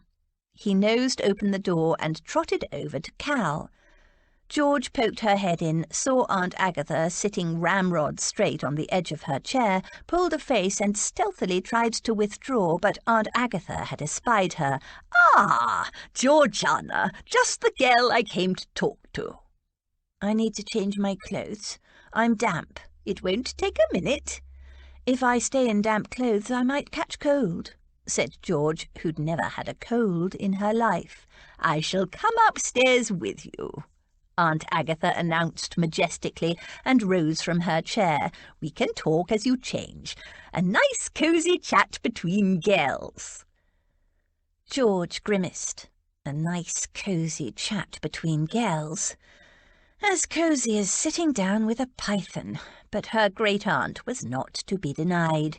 She followed George up the stairs to her bedchamber and watched critically as she changed her clothes with the assistance of Milly the maid. The minute Milly left the room, Aunt Agatha started on her.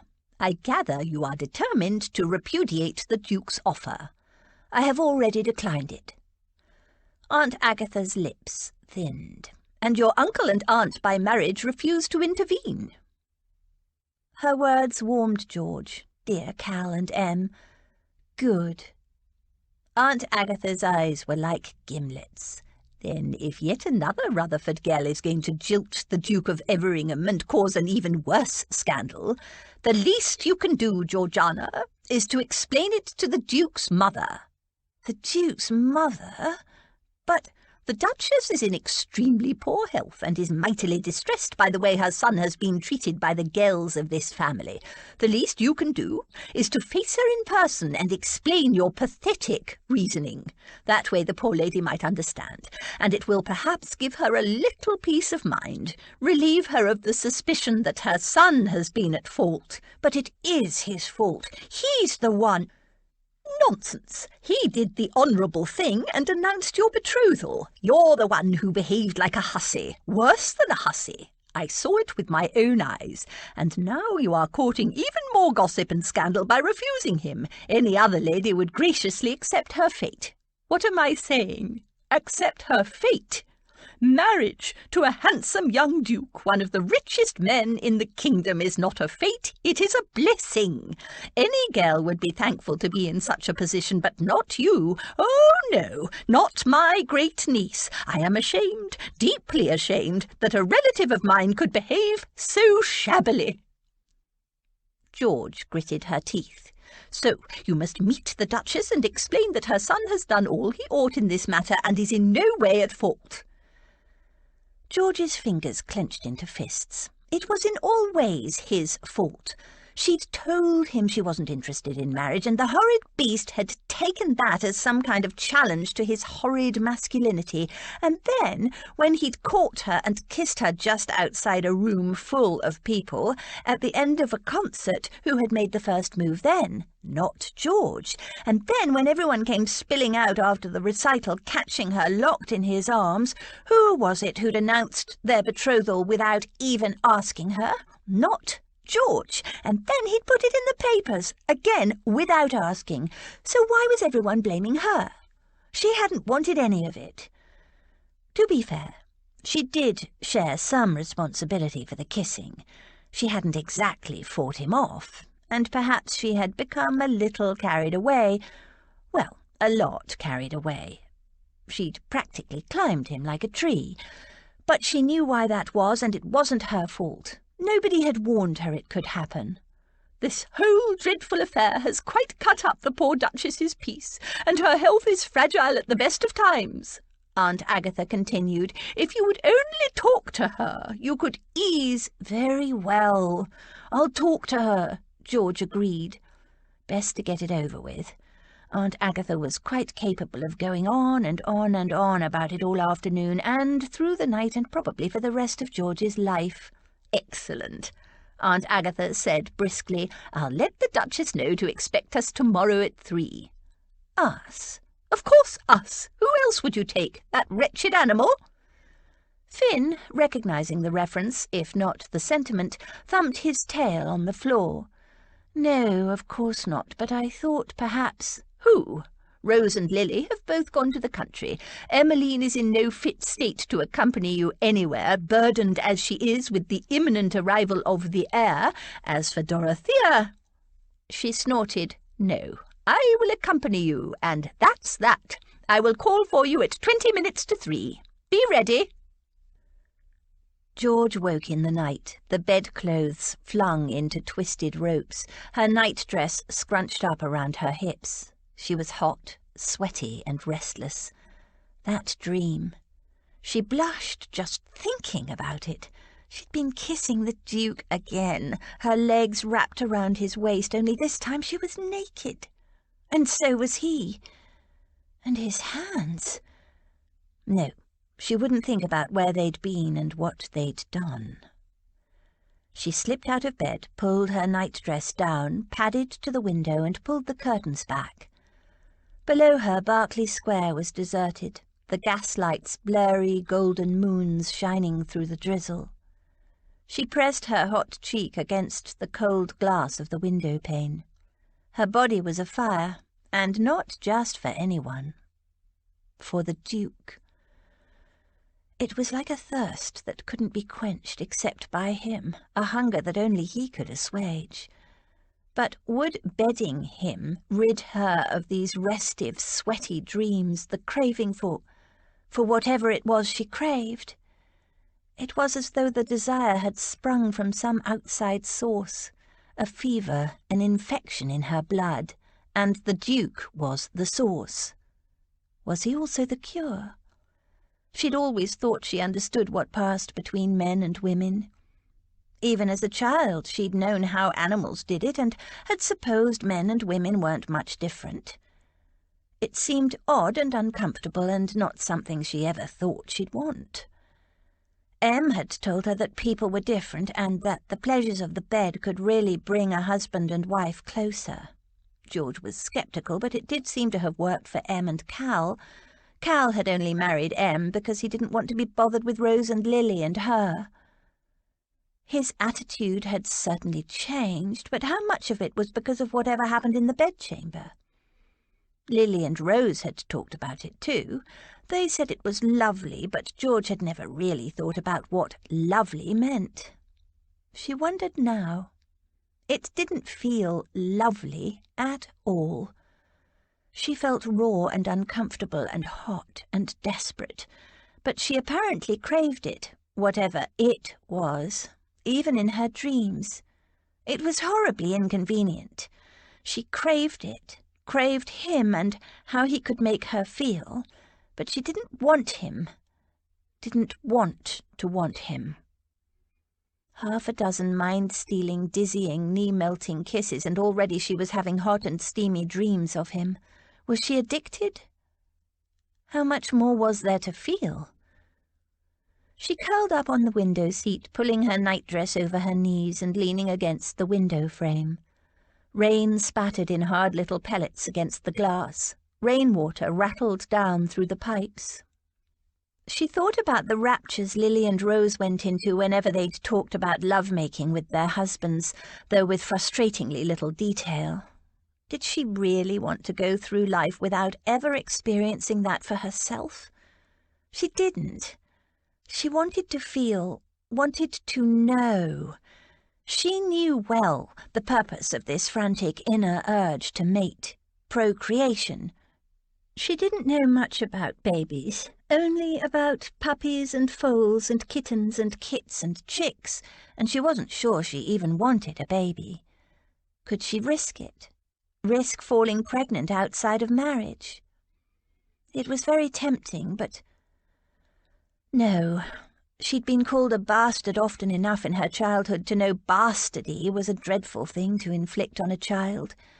If she were going to find out for herself what it felt like to lie with a man, it would have to be in wedlock. But marriage to the Duke, despite the raw, ravening, uncontrollable desire that seized her whenever he touched her, oil to her flame, he was cold, cynical, autocratic, and selfish. She stared out into the night, watching the rain making ever-changing runnels down the window. Her mind and body were in turmoil. Marriage? Giving up control of her money? Placing her fate in the hands of a man she didn't like? She couldn't do it. Not even to know what passion tasted like. This rampant desire would fade. It was just a matter of waiting until the urgency passed. Chapter 10. Where so many hours have been spent in convincing myself that I am right, is there not some reason to fear I may be wrong?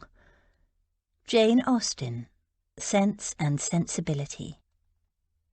Aunt Agatha's carriage pulled up outside the Duchess's house promptly at 3. George was a little surprised. She'd expected to be taken to Everingham House, but this house was altogether smaller, though by no means small, and prettier. "The Duke moved his mother here when he decided to get married," Aunt Agatha said in a disparaging tone when George commented on it. It would be a much more pleasant house to live in than grim old Everingham House, George thought, but she said nothing. She was absurdly nervous. She didn't know the Duchess. She had seen her, of course, at various events leading up to Rose's wedding to the Duke, but had never actually spoken to her apart from "How do you do?" It was bound to be awkward. Aunt Agatha rang the bell, and the butler instantly opened the door. "Her Grace is expecting you. She is upstairs in her bedchamber," he intoned in a solemn voice. In her bedchamber? George glanced at Aunt Agatha, who showed no surprise. They followed the butler up the stairs. He knocked on the door, then opened it, saying softly, "Lady Salter and Lady Georgiana Rutherford, Your Grace." Bracing herself, George stepped into a dimly lit room. The curtains were drawn, candles were burning, and she sniffed. Was that incense or medicine? The atmosphere was suffocating. The bedside table was crammed with jars and bottles and vials and strange-looking medical paraphernalia. A woman dressed in grey sat in the corner, silent and self-effacing, some kind of attendant or nurse. She wasn't introduced. And there were flowers, so many flowers in vases all around the room. Aunt Agatha had said the Duchess was fragile and poorly, but clearly she was a lot sicker than that. It looked like a deathbed. The Duchess, slender and frail-looking, her skin a livid, pasty white, lay propped up on pillows in a vast four-poster hung with heavy brocade. Her eyes were huge, red-rimmed and haunted-looking. She put out a thin hand.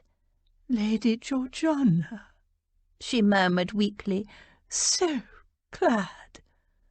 "How do you do, Your Grace?" George spoke softly, feeling awkward to be so healthy with this pallid husk of a woman lying before her. The Duchess sighed. "Oh, well, life is uncertain," she murmured. She gave a tremulous smile, then a coughing fit took her, as if simply to speak those few words had exhausted her. The attendant hurried forward and fussed around the Duchess, then a few moments later was dismissed with a feeble wave. She went back to her corner. "Now, Georgiana, tell the Duchess what you came here to say," Aunt Agatha said in a brisk voice that seemed far too loud in this otherwise hushed room. "Oh, yes, you're going to marry my son, aren't you?" The Duchess gave her a wan smile. I wanted to meet you before," the Duchess continued, "in case." She gestured vaguely toward the array of medicines on the bedside table. "Your Grace, it made me so happy when I learned that my son was to marry after all. That time he was left at the altar. So distressing." She pressed a vein-lined hand to her chest. "Your sister, wasn't it?" She gazed at George out of tragic, red-rimmed eyes. George shriveled inside. "My aunt." The Duchess nodded. "Yes, one of the Rutherford girls." She sighed again. "I've been so worried, you see, that my boy will be left all alone She sighed. "When I go." She dabbed a wisp of lace to her eyes, and when it came away, big fat tears rolled slowly down her hollow cheek. George bit her lip. She hated it when people cried. She hardly ever cried herself, and then only in private. When others cried, she felt mildly alarmed and quite helpless. She glanced at Aunt Agatha, who gave an unhelpful shrug, as if to say, "It's your responsibility, you deal with it." The Duchess wheezed on. "I was so distressed when dearest Agatha told me you were having second thoughts." She broke off to cough into the lacy handkerchief. Second thoughts? George had never even had first thoughts. She'd never wanted to marry the Duke. But how could she explain that to this poor lady? It seemed somehow brutal. "For my son to be jilted twice, and by girls of the same family." Rose hadn't jilted him.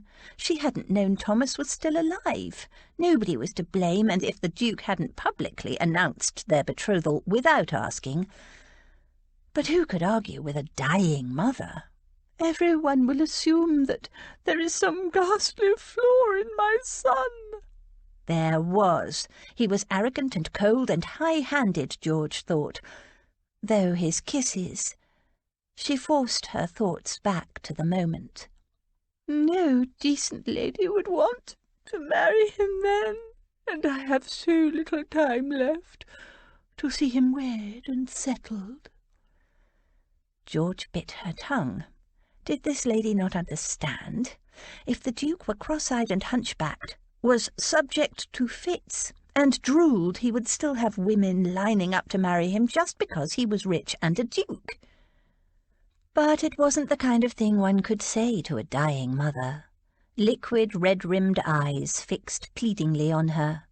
George felt trapped, stifled, a bird mesmerized by a snake. "But here you are, so slender and pretty and charming, the very image of the girl I would have picked out for my dear son. I nearly died, giving birth to him. Did you know? I was never the same afterward. But then, what does health matter? We mothers live only for our children." She gestured, and the attendant came forward with a glass of some dark liquid. The Duchess sipped, coughed, then sipped again. When she had recovered, she beckoned George closer and took her hand in a surprisingly fierce grasp. "So tell me, dearest girl, you will make me happy, won't you? You'll marry my son and become my daughter?" George swallowed. She wanted to fling open the curtains, let in some light and fresh air, even London air, but she was trapped, held fast by a bony grip and a pair of tragic eyes. The Duchess continued in a faint, plaintive voice. "It was always my dearest wish to dance at his wedding, and although that pleasure has been cruelly wrested from me, you will give me your promise, won't you?" She gazed beseechingly at George. "Promise me you'll marry my boy, and let me go in peace, please." She gazed at George through those huge, haunted eyes and waited. George bit her lip. She'd never had a mother. Mamma had died when George was a baby, but she could imagine a mother's love for her child. Em hadn't even given birth yet, but George knew she already loved her baby.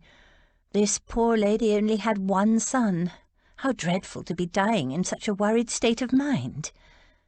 George thought about all her reasons for not wanting to marry the Duke. He was autocratic, haughty, cynical and aloof, though not when he was kissing her. She thought about the way he'd invaded her dreams and how she really did want to know what it felt like to lie with a man. Would it be so bad? Aunt Agatha said he didn't want the usual kind of wife, that as long as she bore him children, he would let her live an independent life in the country as she'd always planned. If she married him, she could find out for herself what it was like to lie with a man and rid herself of all those tantalizing, disturbing, crazy-making sensations that invaded her dreams, that made her lose all sense of herself when he kissed her, and climb him like a tree. Her cheeks warmed. These were not the thoughts to be having in a dying woman's bedchamber. The Duchess's thin fingers gripped hers. The haggard, haunted eyes bored into her. George writhed inside. There were agreements to be signed before a marriage. She remembered that from Lily's marriage.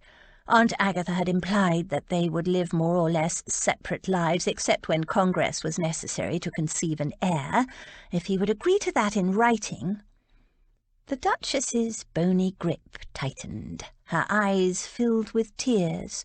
"Please, my dearest girl, tell me what I need to hear. Let me go at last, in peace." All through her childhood, George had brought home wounded creatures, mending birds' wings, nursing orphaned fox kits, rescuing creatures caught in traps and kittens left to drown. It was simply not in her to crush the last hope this poor woman had. She'd been ready to resist all the other pressures that had been brought on her to marry the Duke, but how could she refuse a dying woman's last wish for her beloved son? "All right," she said heavily. "I'll marry him." She instantly felt sick and wanted to retract her statement.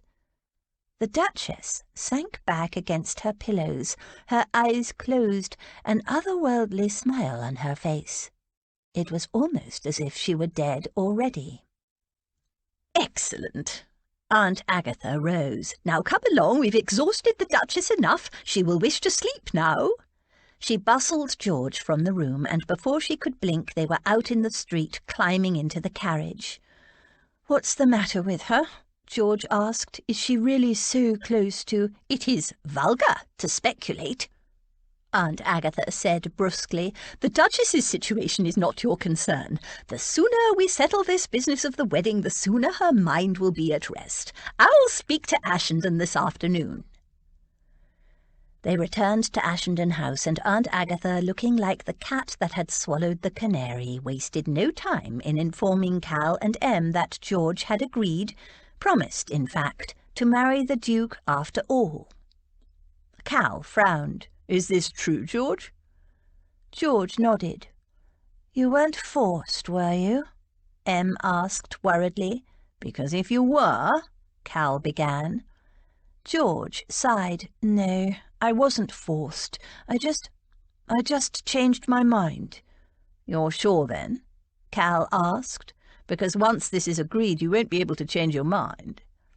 "She can always change her mind," Em said serenely, "but it would look very bad. So think it over, George dear, and be sure in your heart that this is what you want." George swallowed. "I'm sure." She wasn't. She was filled with doubts and second thoughts, but she'd given her word to the Duchess, so she wasn't going to act on them. "So, Ashenden, you and Everingham can begin drawing up the settlements," Aunt Agatha said. "Cal, the Duke and I will begin drawing up the settlements," George corrected her. She still felt sick about the promise she'd made.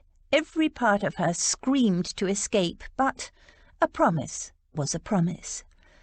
And if she was going to marry the wretched Duke, she would make sure she got what she wanted out of the deal. Aunt Agatha raised her lorgnette and eyed George narrowly through it. "What nonsense! Ladies have no part in such negotiations. It would be quite unseemly." "Perhaps," George said sweetly, "but how often have you told me I'm no lady?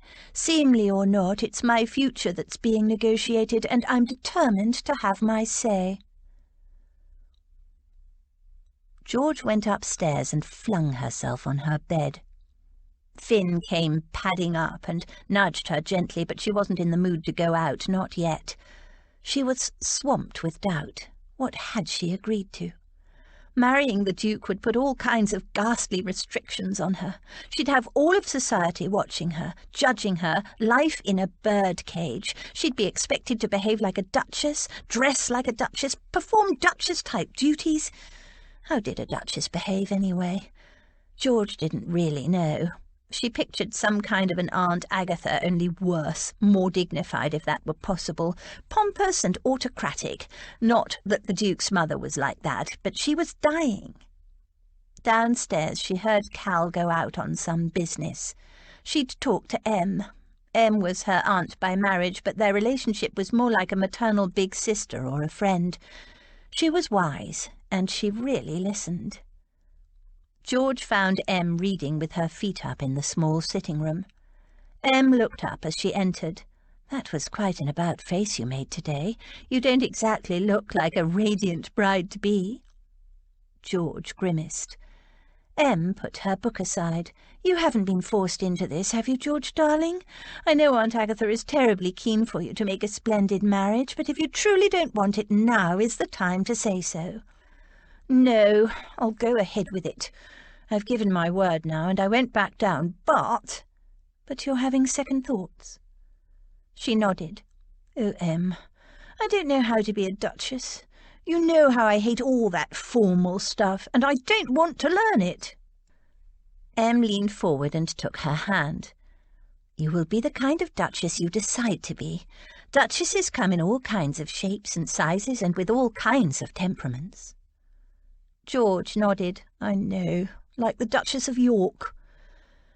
Frederica, the Duchess of York, was unhappily married to a royal prince. The Duchess had retired to Oatlands, her country home, where she lived with dozens of dogs, monkeys, and horses. The thought of the Duchess of York calmed her somewhat.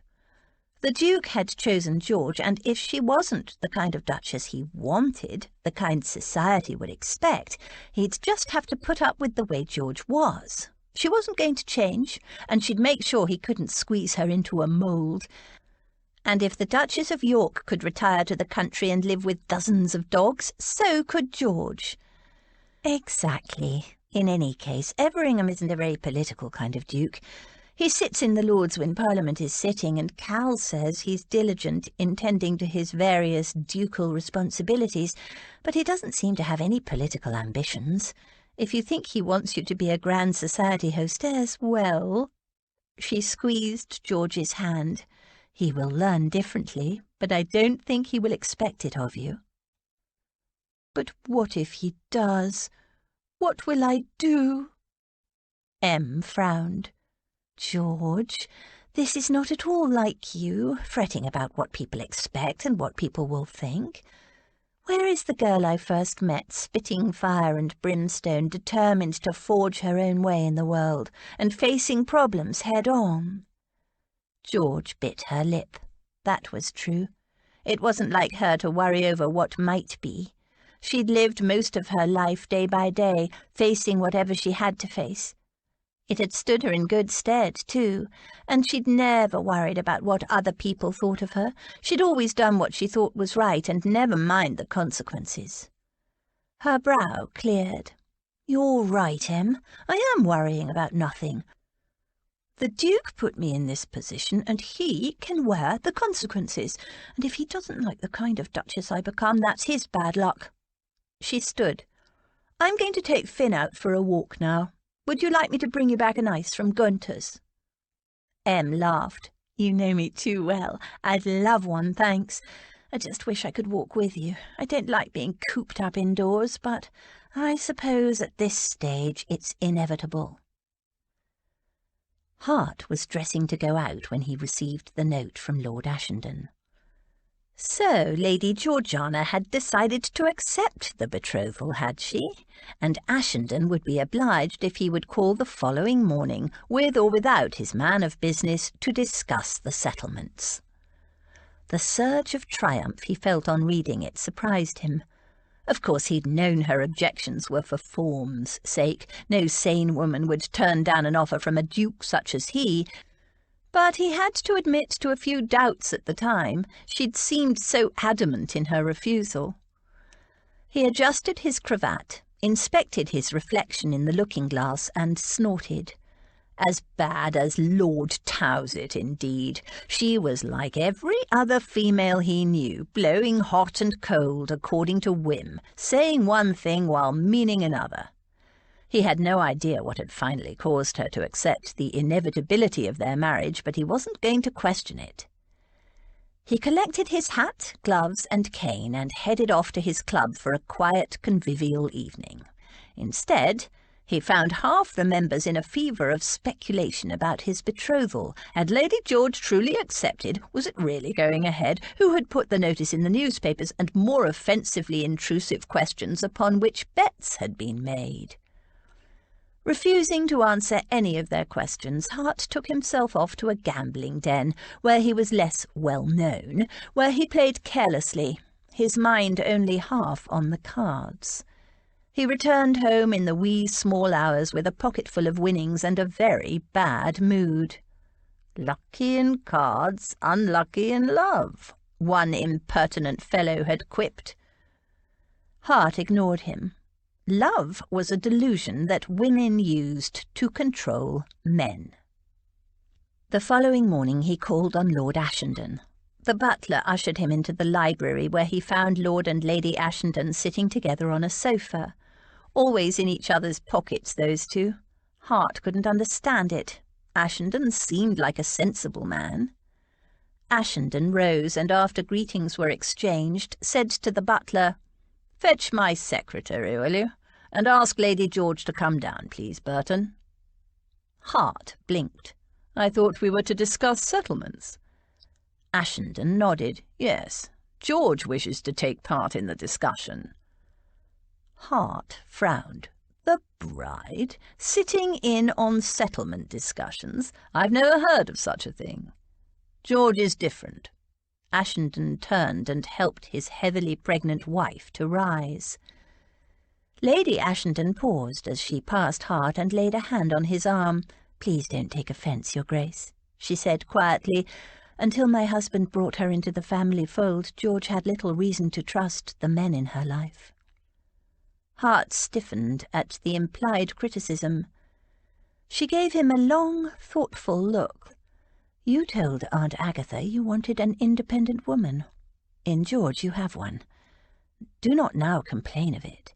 George, beneath the prickly surface, is an utter darling. Whether or not you ever see that side of her will be up to you."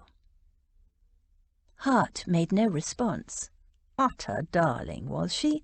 He'd seen no evidence of that. He had, however, experienced the wildcat in her, and that, to his bemusement, he rather liked.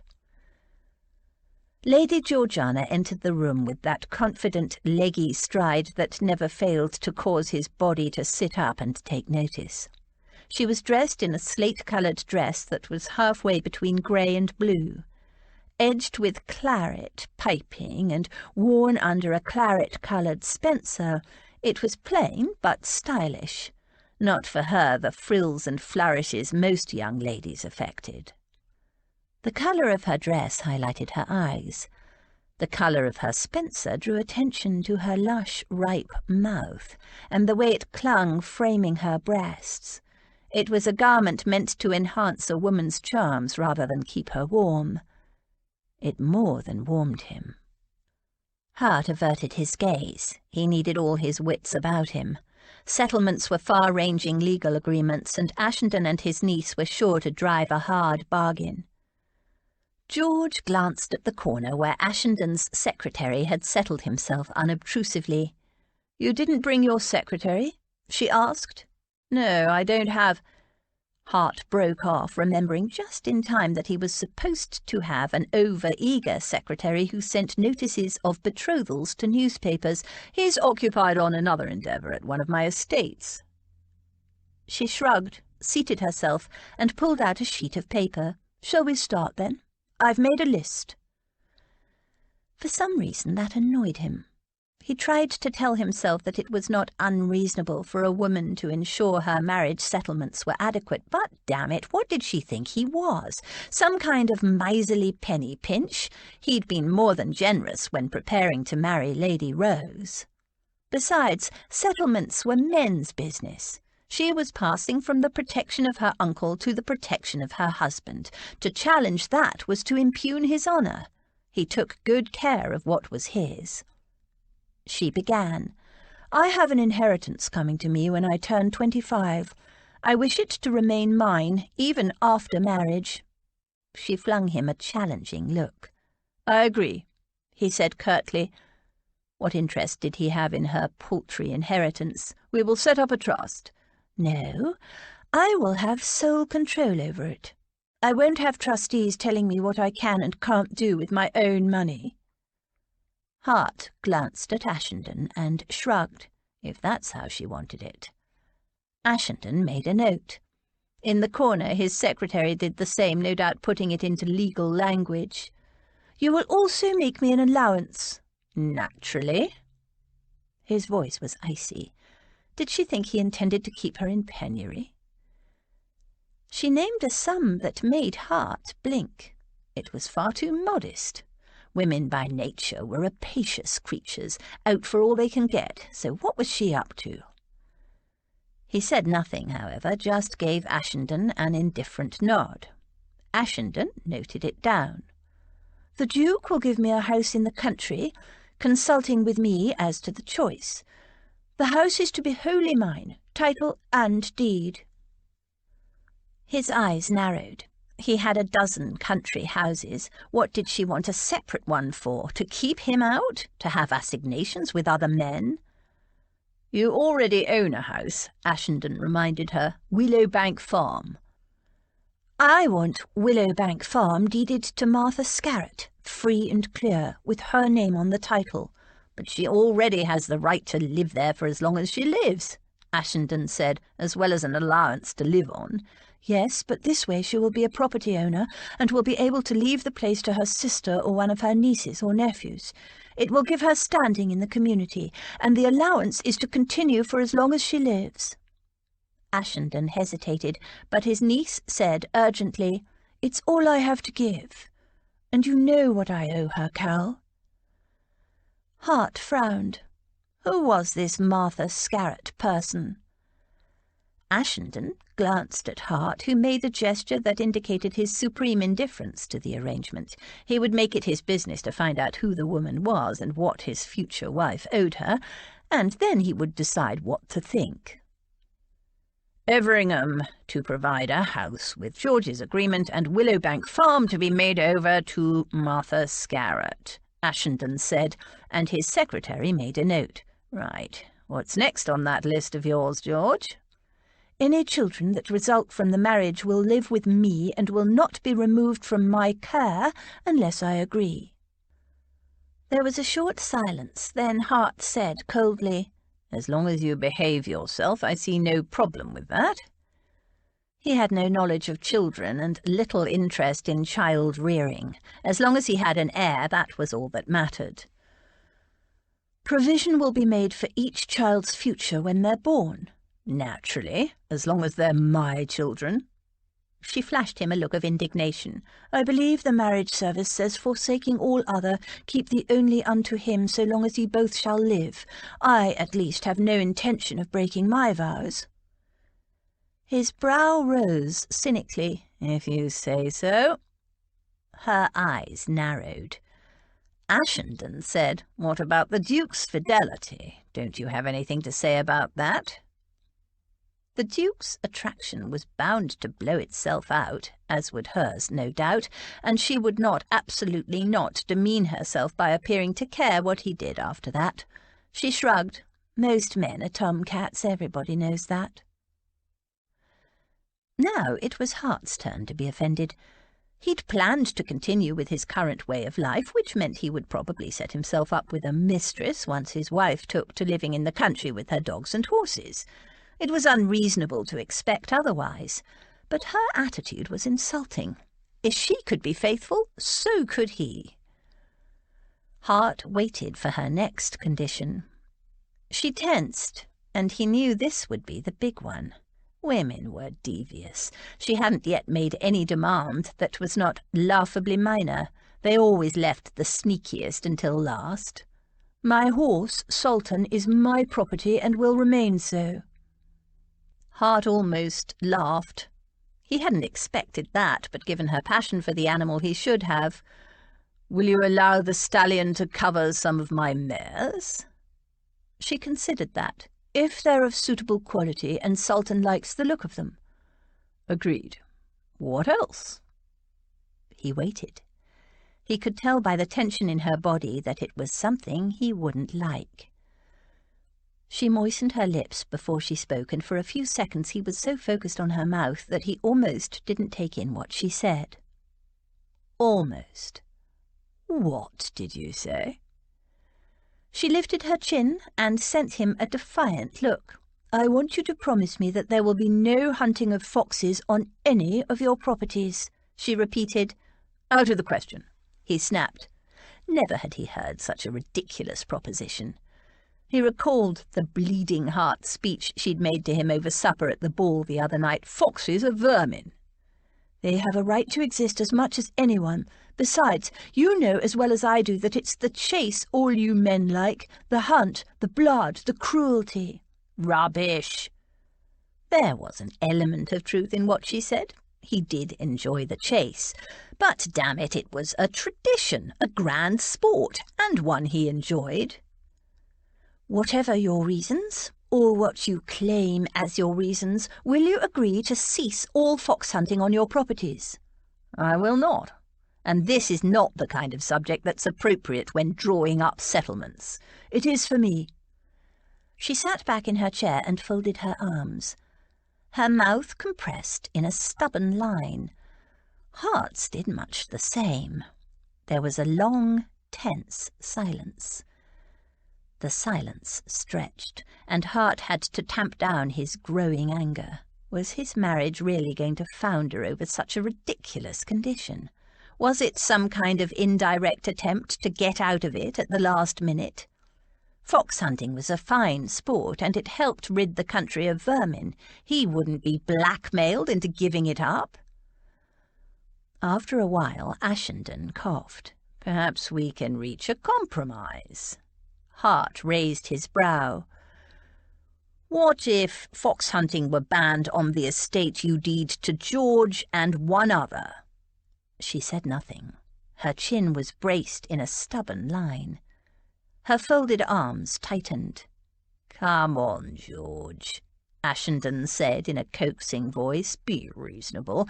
A man cannot be expected to give up all his pleasures." Her eyes flashed. "Pleasures." "Pastimes," Ashenden corrected himself.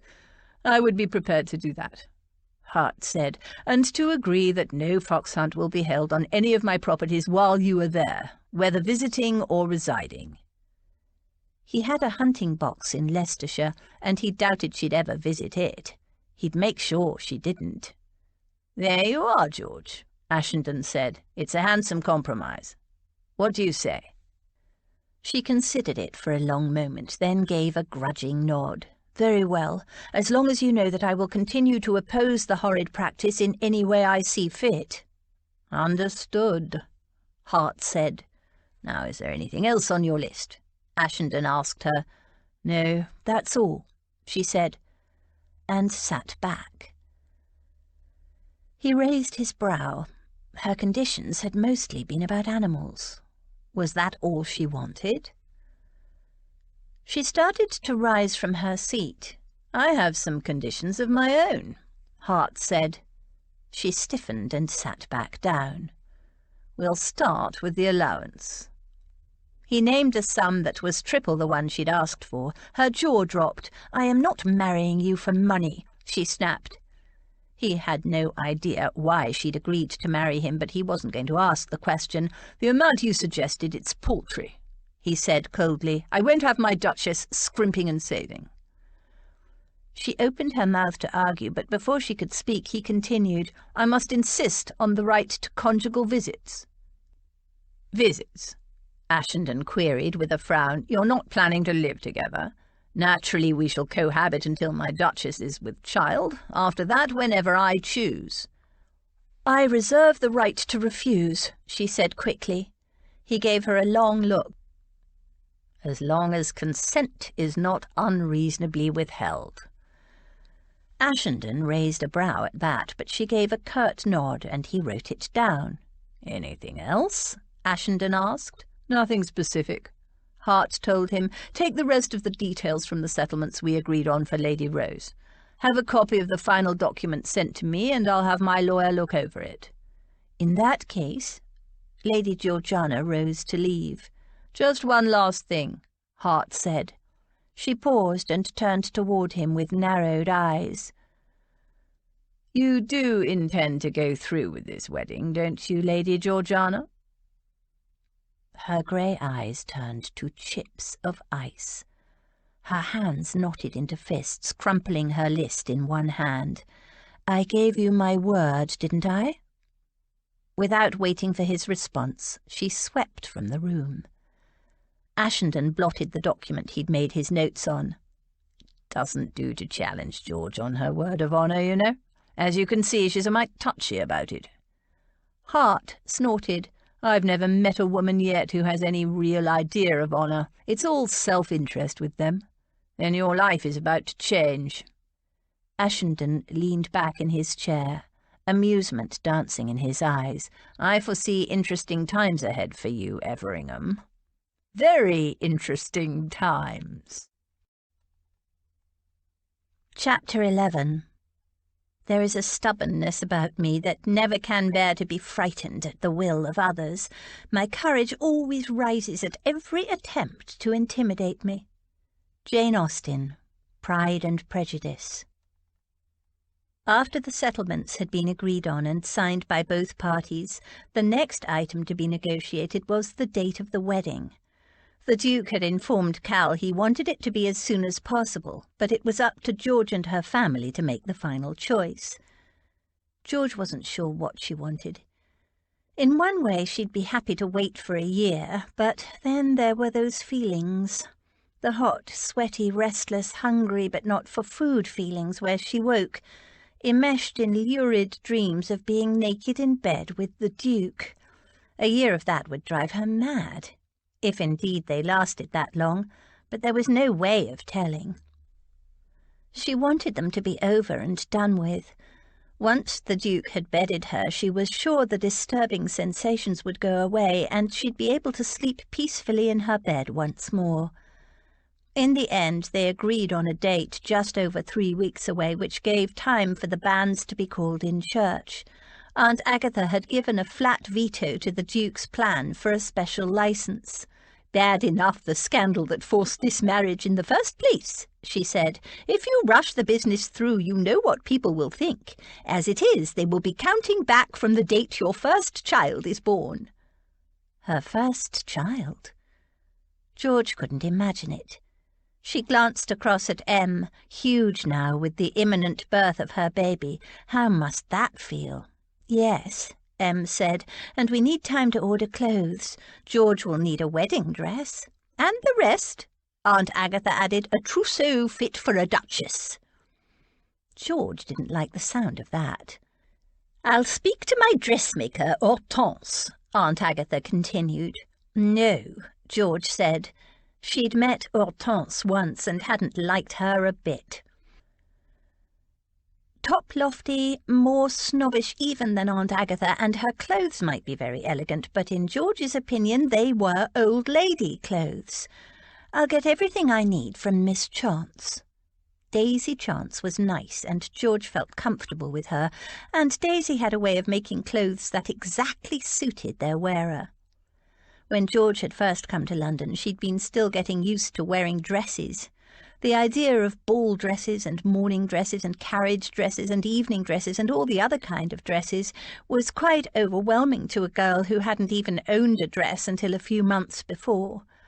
But Miss Chance had understood and had even made her some special breeches that George could wear under her dresses so that she didn't feel so naked and exposed. Dresses were draughty. Aunt Agatha sniffed. "That common little cockney can't possibly outfit a duchess. She would have no idea where to start."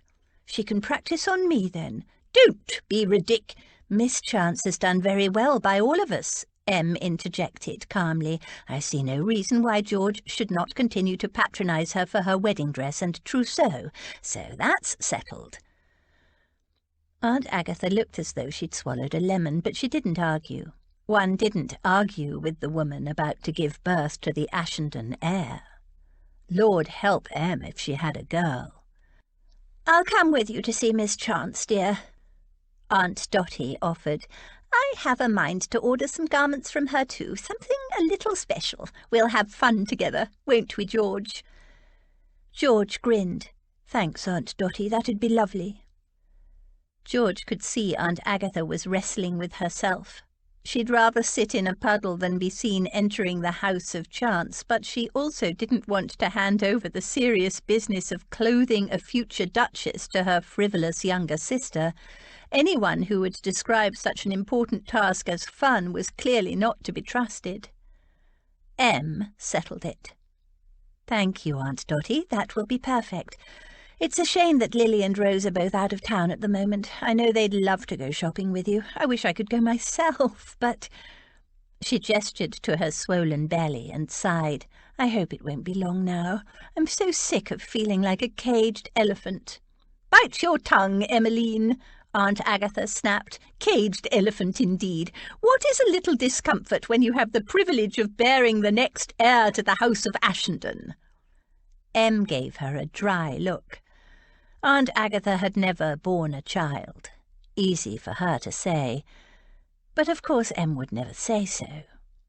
George would, if Aunt Agatha ever spoke to her like that. The following night George attended a party, her first since the notice of her betrothal to the Duke had been published. She was a little nervous, wondering what the reaction of the ton would be, and when she stepped into the room flanked by her two aunts, the sudden hush, followed by a buzz of low comment, confirmed her worst expectations. Aunt Agatha said, "Now, Georgiana, your best behaviour, if you will. You have the Rutherford name to uphold. None of your barnyard antics here." George gritted her teeth. Barnyard antics, indeed. How she wished she had Rose and Lily with her. Or Em. On her other side, Aunt Dotty squeezed her arm gently and murmured, "Head up, my love, and smile. The worst will soon be over." Her hostess came bustling up. "Lady Salter, Lady Dorothea, Lady Georgiana, so delighted you could come this evening. Congratulations on your betrothal, Lady Georgiana. So clever of you to catch our dear elusive Duke." George blinked. Our Duke, as if she'd stolen him, and was clever implying she'd trapped him? She itched to point out that he'd trapped her, but she didn't. She thanked the woman politely and moved away as quickly as she could, looking for something to drink and a friendly face.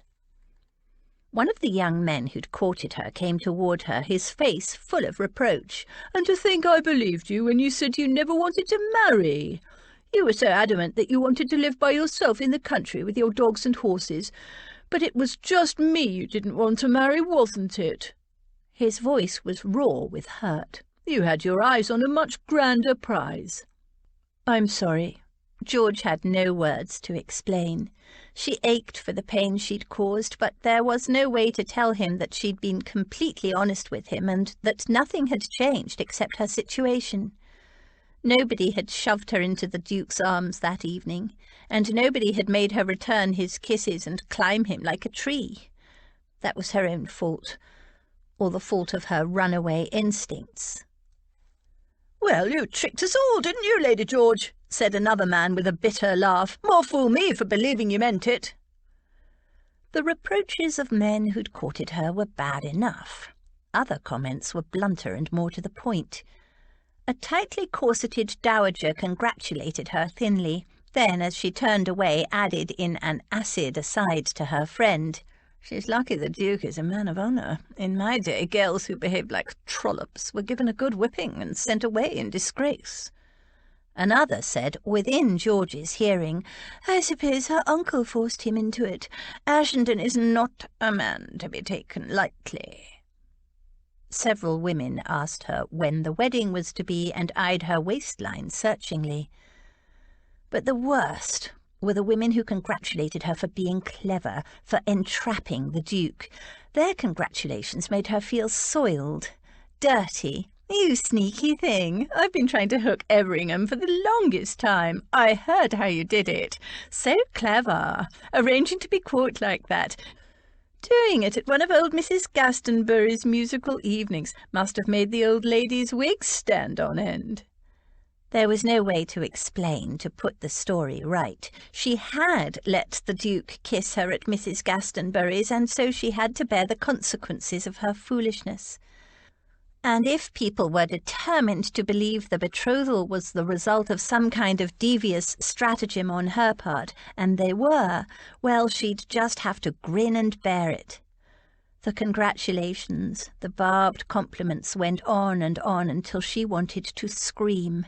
But she'd agreed to marry the Duke, and this was just the start of her punishment. She gritted her teeth and smiled and smiled and smiled until her jaw was aching. And then she smiled some more. Lady Peplow arrived with her daughter Penny, and George heaved a sigh of relief to see people she knew and liked. Lady Peplow hugged her warmly and wished her all the very best, and such was her sincerity, George almost found herself a little bit teary.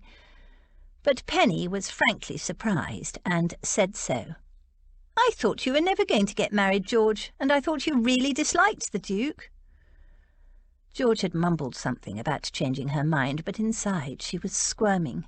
She wasn't about to admit, not even to a close friend like Penny, what had really happened. How she'd more or less been forced into it. But she also wasn't going to lie and pretend she and the Duke were love's young dream. It was all terribly awkward. Penny and Lady Peploe drifted off, and George looked around to see what time it was. When could she decently go home?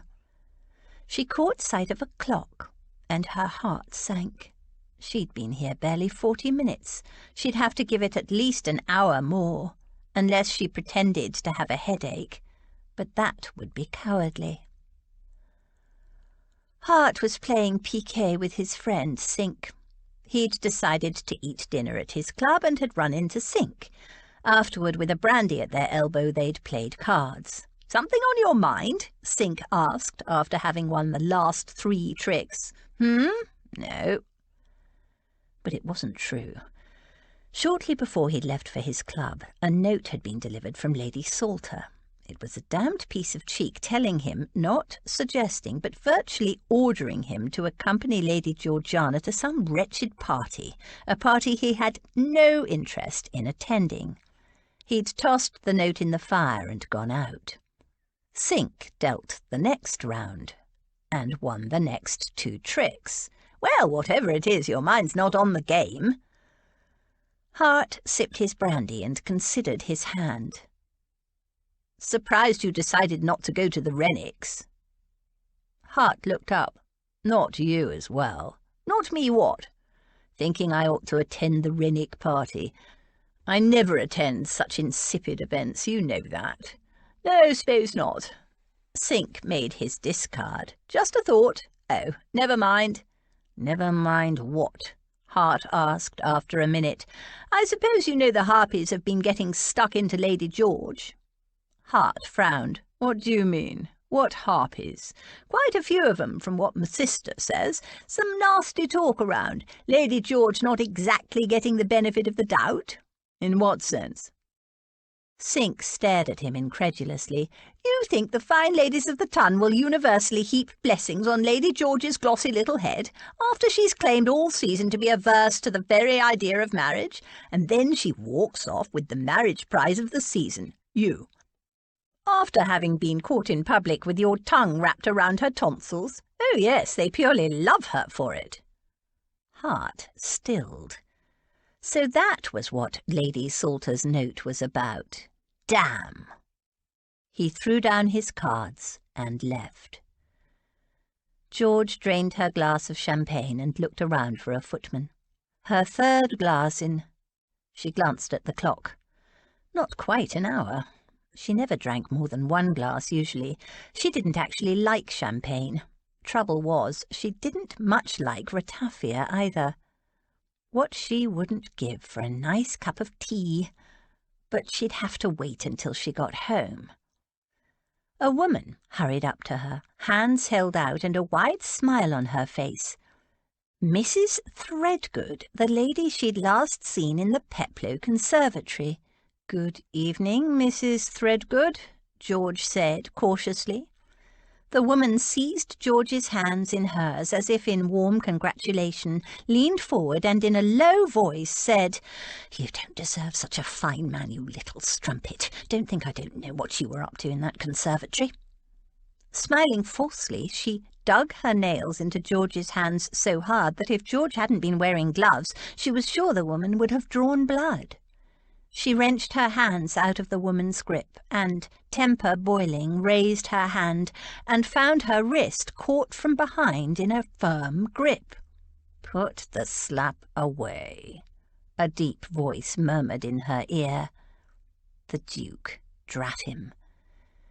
Ignoring his imprisonment of her hand, she said in a clear voice, "I know what I was doing in that conservatory, Mrs. Threadgood. I'd spotted a rat, a big, fat female one with 2 friends strumpeting on their own behalf, a rat who is now choking on her own sour grapes." She bared her teeth in a parody of a smile. Mrs. Threadgood flushed an unlovely mottled purple.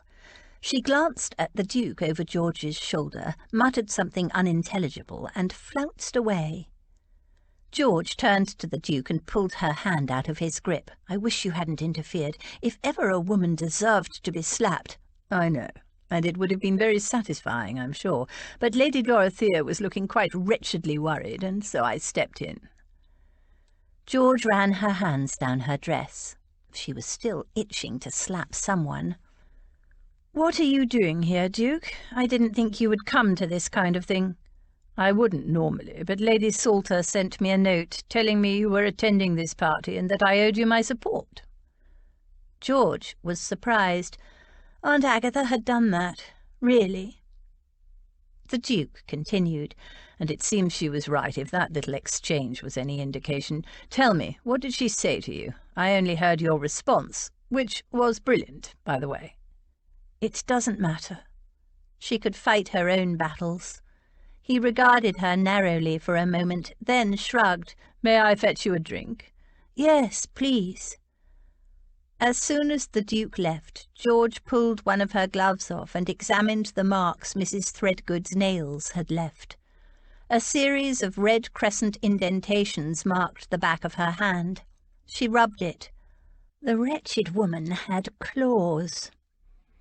The Duke returned with a footman bearing a tray with a variety of drinks. "Did that woman do that to you? Let me see." He reached for her hand, but George pulled it away. "No, it's nothing." She pulled her long satin evening glove back on and selected a glass of lemonade from the footman's tray. They stood sipping their drinks, observing the people at the party. "Are you enjoying yourself?" the Duke asked after a minute. She gave him an incredulous look, then snorted. "Oh, yes, I couldn't think of a more delightful way to spend an evening." He grimaced. "Like that, eh? So Lady Salter was correct." George shrugged. "She occasionally is." "Was that woman Threadgood typical?" "About average. The consensus seems to be that I have entrapped you into marriage. Some resent it. Others are congratulating me on my cleverness." She directed an accusing look at him and seemed to expect him to say something. "I see." Hart could see she was angry, but there was nothing he could say to her that would mitigate the gossip. "I thought you didn't care what society thinks." It was the wrong thing to say. She turned her head sharply. "Why would you think that? In the conservatory that time, with Mrs. Threadgood and her friends, you said as much." "Oh, them. They only thought I was odd. I don't care about that kind of thing. A lot of people think I'm odd." She made a careless gesture. "I suppose I am." "Then how is this any different?" "Because this time they're calling me dishonest, saying I've been deceitful and devious and hypocritical and immoral. It's insulting." He didn't say anything, so she added, "Don't you see? They're accusing me of entrapping you, of catching myself a rich duke by devious means, accusing me." "I see." She rolled her eyes. He frowned. "But you know you haven't done any of those things, so what does it matter?" She eyed him with exasperation. "It must be so nice to exist on your rarefied mountaintop, looking down at the rest of the world from your superior position, untouched by what people say about you." "People talk about me all the time," he said coolly. "I have learned to ignore it." She bared her teeth at him. "Well, I'm still learning, and I don't really mind if people talk about true things about me. It's the lies that make me angry." He could see that. She was in an invidious position, and his actions had put her there. So it was up to him to do something about it. "There is no point trying to argue against ill-natured gossip. The harder you oppose it, the more it will confirm in people's minds that it must be true." She sighed. "I know. I just have to be patient and hope the gossips move on to some other scandal. But I hate waiting. I just want to hit people." His grey eyes glinted. "I would not advise it." She narrowed her eyes at him.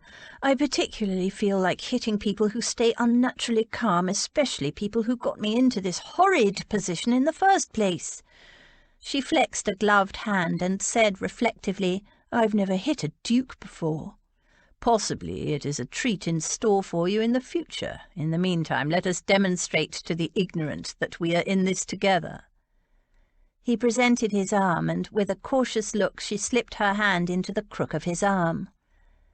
He led her forward a few steps, then paused and looked down at her. "And you're not odd. You're an original."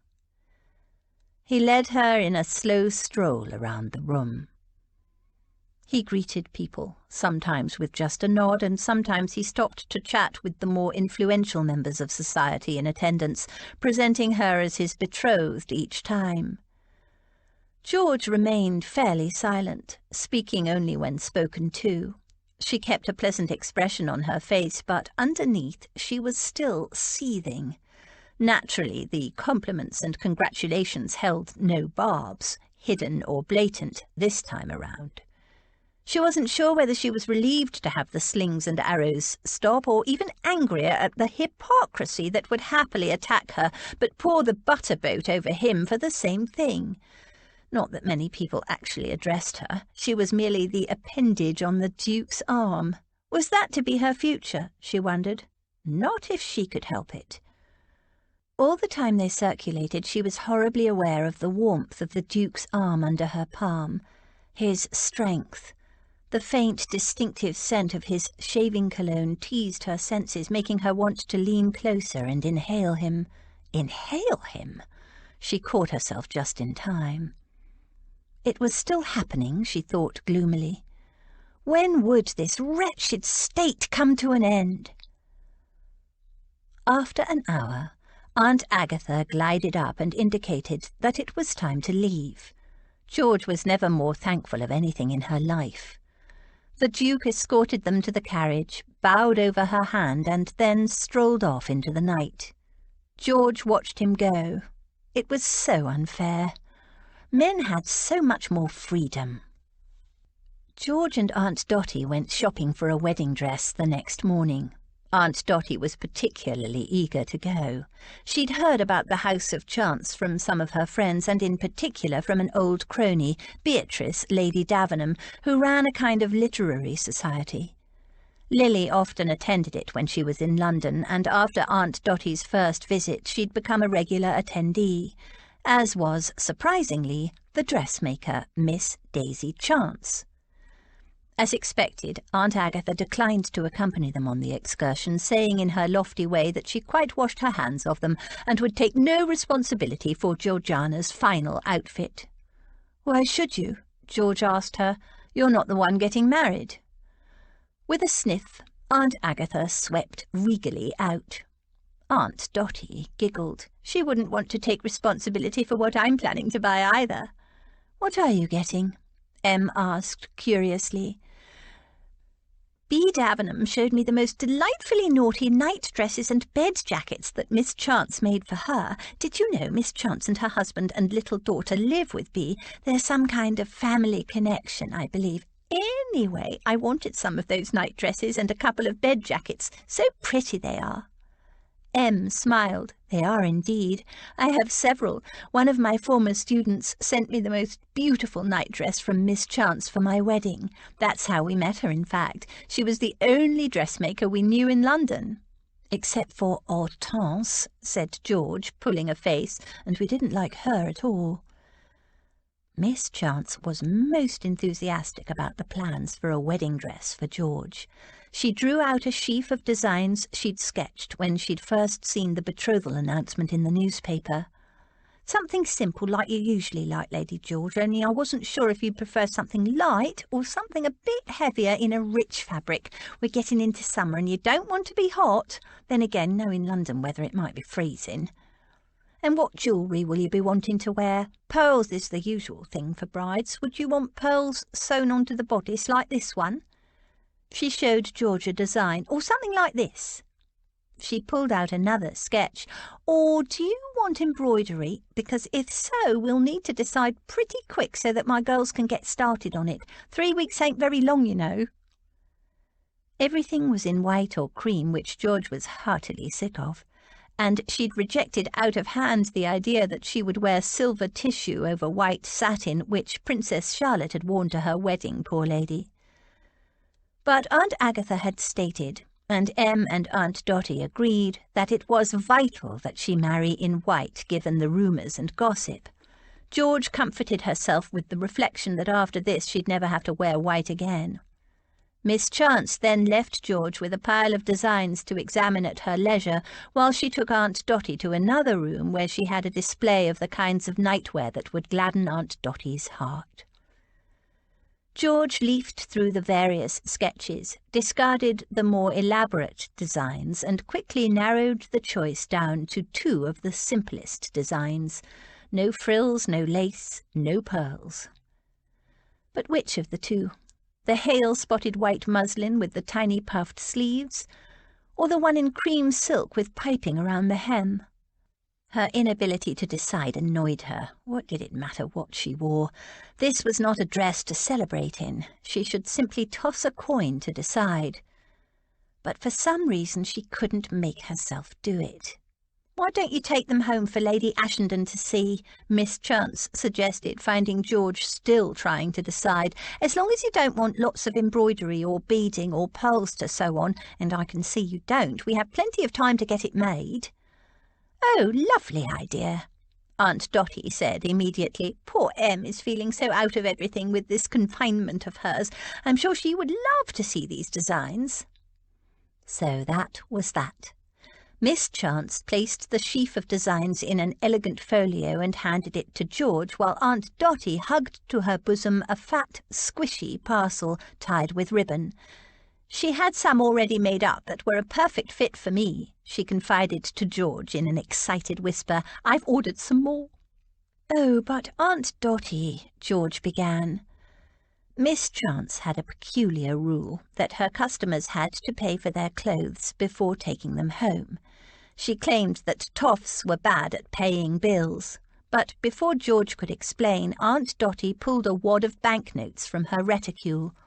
"It's all right, my dear. Bea warned me about it. I find it refreshingly straightforward. I'm forever forgetting to pay bills." They left, promising to come back in a day or 2 with a final decision. Chapter 12. I have frequently detected myself in such kind of mistakes, in a total misapprehension of character at some point or other, fancying people so much more gay or grave, or ingenious or stupid than they really are, and I can hardly tell why or in what the deception originated. Sometimes one is guided by what other people say of them without giving oneself time to deliberate and judge. Jane Austen, Sense and Sensibility. The barbed comments continued to fly. It seemed there was no way George could escape them except by hiding at home all day and night, or by having the Duke at her side, and she wasn't going to resort to either stratagem. But each day her temper was sorely tried. She and Aunt Dotty went to the Pantheon Bazaar to shop for stockings and other bits and pieces. Waiting in line to pay for their purchases, George heard a woman behind them saying, "That's the jade who snared the Duke of Everingham in her web." "Take no notice, my love," Aunt Dotty said in a crisp, audible voice. "The woman is ignorant as well as ill-bred." Another woman elbowed George as she passed, hissing, "Jezebel!" George gritted her teeth and held on to her temper. In the park, people who used to smile at her now eyed her thoughtfully and failed to meet her gaze. She didn't receive the cut direct from anyone, but it wasn't pleasant. Wherever she went, whispers followed her. She had entrapped the Duke. She was a hypocrite, a liar, a shameless hussy who'd taken advantage of an honourable man. She was carrying his child. George got more and more furious. She went to Hatchard's to buy a book for Em, who was feeling housebound, and 2 ladies on the other side of the bookshelves were talking. George could see them through the shelves. There she is, the one who seduced the Duke of Everingham and got him to agree to marry her. Not as pretty as the first one he was going to marry, is she? I suppose that's why she had to seduce him. To the discomfiture of the ladies, George pulled out a couple of books and, through the gap in the shelves, bared her teeth in a smile. "Shocking, isn't it, ladies? I'm not nearly as pretty as Rose. Obviously I had to do something." She She bought the book for Em and sailed out, angrily aware that she should never have lost her temper, and that behind her a fresh buzz of gossip was brewing. I know it must be infuriating, George dear, but gossip grows stale quite quickly as long as it is not fed. You must try to rise above it, Em said when George confided in her, and for heaven's sake don't hit anyone, tempting as it might be. But it was the Duke George wanted to hit. Tedious as it may be, Aunt Agatha said, you must realize that the rumours are merely a reflection of your triumph. Triumph? George repeated incredulously. They are gnashing their teeth with jealousy. Aunt Agatha said loftily, you have what they could not achieve. I have what I never did want. But she didn't say it aloud. It was a warm afternoon, and the Duke had invited George for a drive through the park at the fashionable hour. Since she knew that he disliked the slow pace and the constant greeting and gossip-sharing that was the park at that time of day, she realized his purpose was to present them to the ton as a couple yet again. He arrived on time, driving a very smart curricle pulled by a magnificent pair of matched bays. A liveried groom was seated behind. Leaving a mournful Finn behind, she allowed the Duke to assist her into the curricle. She could have climbed up easily if it weren't for these wretched skirts. They said very little as he negotiated the busy London traffic, horse and carts and wagons and barrow boys and piemen and urchins and dogs all hurrying in different directions. But once through the gates of Hyde Park it seemed somehow calmer, even though it was crowded in a different way, with elegant ladies twirling their parasols, gentlemen with canes as well as fine carriages stopping to take people up for a short time and put them down again. It took nearly 20 minutes to pass through the first 100 yards, what with everyone wanting to congratulate George and quiz the Duke on finally being caught. Ha ha! Lady George, you clever creature, fancy you being the one to lead our elusive Duke to the altar. And all the time we thought you meant it when you said you never wanted to marry. Still waters run deep, eh? How does it feel to be caught in Parson's mousetrap once more, your Grace? By the time the crowd had thinned out a little, George was ready to spit.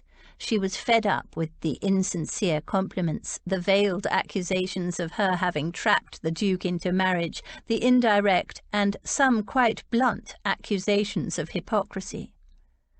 The idea that he was the one who'd been caught and that she'd done the catching infuriated her. She glanced at the Duke to see if he felt the same, but as usual his face was like a graven mask. She could read nothing, no emotion on it. "Shall we take this path?" he asked, without waiting for her response, turned the curricle down a less used pathway away from the fashionable press. They drove in silence for a while, and George gradually calmed, lulled by the golden afternoon and the breeze in the trees and the quiet. There were only a few pedestrians here and there, and one or two people on horseback who nodded but didn't stop for conversation. "I'm taking you to Venice for the honeymoon," he said after a while. "What? No."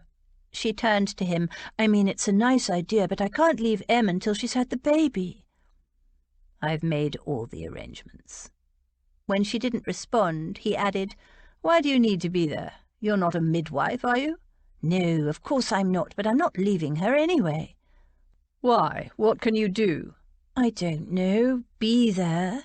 "For heaven's sake," he said, exasperated, "your uncle is besotted with his wife. She will have the finest medical attention available."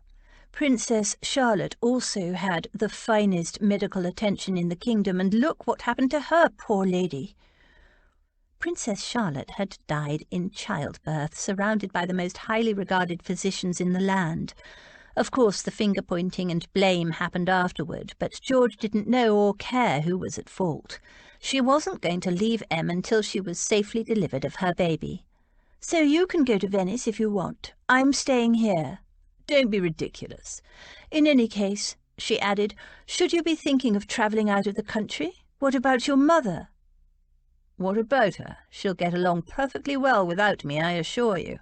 In fact, the less my mother and I see of each other, the happier we are." She stared at him in disbelief. To speak so about his dying mother? She was deeply shocked. "You really are heartless, aren't you?" He shrugged. "Hence the sobriquet the ton has bestowed on me." She shook her head. "I don't know how you can even think of leaving your mother in her condition." There was a short silence. What condition would that be? George couldn't believe her ears. "Surely you know she's dying." He gave her a sharp look. "What makes you think so?" "I saw her just the other day. She looked terrible. I got the impression she had just days to live." His eyes narrowed. His hands tightened on the reins. "You met my mother? How? Where?" "At her home, of course. Aunt Agatha took me to see her. She's clearly not fit even to leave her bed." His face hardened. His eyes blazed cold and fierce. He said in a clipped voice, "So you visited her and talked with her. Can I assume it was the day you changed your mind and decided to marry me after all? The day before I came to arrange the settlements?" "Yes, but what are you— Watch out!" Pedestrians scattered as the Duke pulled his horses around in a circle and drove rapidly back the way they'd come. George clung to the side of the curricle. "What on earth do you think you're doing?" "Taking you to see my mother." "No, but why?" He didn't answer. With a grim expression, he wove swiftly through the London traffic. George would have admired his skill with the reins had she not been so bemused by his overreaction to the idea that she'd met his mother. What was so bad about that? It was only natural that a mother would want to meet her son's intended. Or did he not know of his mother's grave illness? Had she broken a confidence? Nobody had mentioned it was to be kept from him. "Hold 'em," he instructed his groom as they pulled up in front of the Duchess's house. The lads jumped down and ran to hold the horses. The Duke swung George down, took her hand in a firm grasp, and towed her up the steps to the front door. "What are you doing?" She pulled to release her hand, but his grip only tightened. He yanked hard on the bell pull, and a bell jangled loudly inside the house. The butler opened the door. "Your Grace, I—" "Upstairs, is she?" "Yes, Your Grace, in her dressing—" The Duke pushed past him and, keeping George's hand firmly in his grasp, took to the stairs. She tried to pull back. "What are we doing here? You can't go into her dressing-room unannounced." But he kept going, and as he didn't release her, she had no option but to go with him. He flung open a door. "Ah, there you are, Mother." With a curt gesture, he ushered George into the room. Two elegantly dressed young gentlemen immediately jumped to their feet. They bowed, but George had no eyes for them. The Duke ignored the men as well. In an icy voice he said, "You've met Lady Georgiana Rutherford, I gather, Mother?" The Duchess turned toward them, showing no self-consciousness. "Yes, of course. How do you do, Lady Georgiana?" George forgot to respond. She stared at the Duke's mother, stunned. The Duchess was seated, fully dressed, in front of a large round looking-glass where she had clearly been making the final touches to her toilette. Her skin glowed, her cheeks were delicately tinged with colour. She was dressed to go out in an elegant rose-pink silk ball gown, a lacy shawl draped over her almost bare shoulders, darker pink satin slippers on her feet. A magnificent diamond set graced her throat, ears, and wrist. On the dressing-table before her lay a pair of long white satin gloves and a painted ivory fan. She was the picture of health. The two gentlemen, also in the most formal of dress, were, it seemed, her escorts for the evening. They were about the Duke's age. George didn't know what to say. "But you're looking so well, Your Grace. I thought—" "It was a miracle," the Duchess said composedly. "Snatched back from the brink of the grave, I was." She smiled at the two gentlemen, who made sympathetic noises. The Duke said in a hard voice, "You've had a lot of miracles in your time, haven't you, Mother?"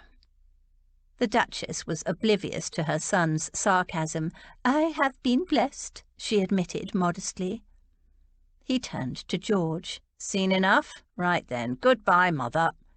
And he towed George from the room. She followed him blindly, her brain whirling. Without a word, he helped her into the curricle, took the reins, and drove away. After a while, she gathered her thoughts enough to speak. "You mean her illness was faked? I thought she was dying." "Yes, she's good at that." He gave her a grim, sideways glance. "She's had a lot of practice. Was it the full scene? Candles, incense, all the medicines, the lavish use of cosmetics, the onion in the handkerchief?" "The onion in the—" "Helps the tears along." He sounded so matter-of-fact, furious, but matter-of-fact, that George was stunned. "Does she often do this kind of thing?" "From time to time. It's her way of controlling people. I didn't begin to see through it until I was 14 or 15. He paused to negotiate a narrow passage between a wagon and a street barrow. "My father never saw through it at all. He danced to her tune all his life." His voice was bitter. "Of course, she pulls the deathbed scene only when there's something she really wants. The rest of the time it's some imaginary ailment or simply her nerves.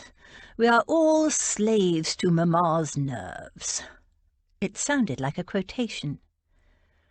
They reached Berkeley Square, and he pulled over on the far side of the square from Cal and M's house. He snapped his fingers, and his groom jumped down and ran to the horses' heads. He dropped the reins and turned to her. "So that's how she got you to agree to marry me?" His voice was grim. George nodded. "And that's what caused your change of heart?" "Yes, my Aunt Agatha must have been in on it as well. She took me there. She must have known. She's known your mother for years." "Probably." There was a short silence. The breeze picked up, sending the leaves of the plane trees rustling. The sun was low in the sky, and she shivered, feeling suddenly cold. Without a word, he bent and pulled a soft rug from a compartment beneath his seat and wrapped it around her. He was still deep in thought, a frown on his face, a grim, faraway look in his eyes. "I must apologize for my mother's deception," he said at last, in a cold, clipped voice. "And since she's the reason you agreed to marry me, I suppose I must release you from your promise." George was stunned. It was the last thing she would have expected from him after all the trouble he'd gone through to ensure their betrothal. Perhaps there was a streak of honour in him after all. She smoothed her gloves over her fingers, giving herself time to think of what to say. "You're more like your mother than you think," she said at last. "What?" His brows snapped together. "I'm nothing like my mother." "You are, you know.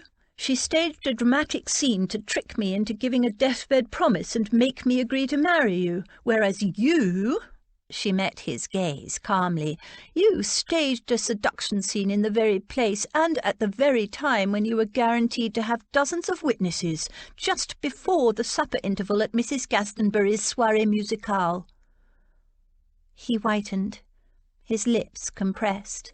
"And then," she continued, "you sent off the notice of betrothal to the newspapers in order to force my hand. There was no over-eager secretary, was there?" It was a guess on her part, but he didn't deny it. He shook his head. "But you trapped me in exactly the same way as your mother did, placing me in a position where I had no choice. Oh, your tactics were different, but you and your mother had exactly the same intention, to force me to do what you wanted, regardless of my own wishes." He stared at her, stunned by her accusation. "I never thought—" "No, I'm sure you didn't. You just saw something you wanted and did what you had to get it." He opened his mouth, then shut it. A pulse beat in his jaw. "You could have wooed me, courted me like any other man might have." "But you were adamant you didn't ever want to marry." She tilted her head. "And there it is again, you see. You thought you knew what I wanted, but it wasn't what you wanted, so you just trampled over my feelings, my opinions, my wants in order to get your way. What I wanted didn't matter to you at all, just like your mother." He stared at her. He was white around the mouth. Her words had shocked him to the core, she could see. Good. He needed shocking. She pushed the rug aside and prepared to get down from the curricle. "I'll drive you." "No, I'll walk across the square." Unaided, she jumped lithely down from the curricle. He followed her. "I will put a notice in the newspapers cancelling our betrothal." His voice was heavy but sincere. "I'm sorry, I didn't realise." He broke off and shook his head. "I have no excuse for my behaviour. I'm truly sorry." George looked up at him. She'd never liked him so much as at this moment, when she was about to be free of him.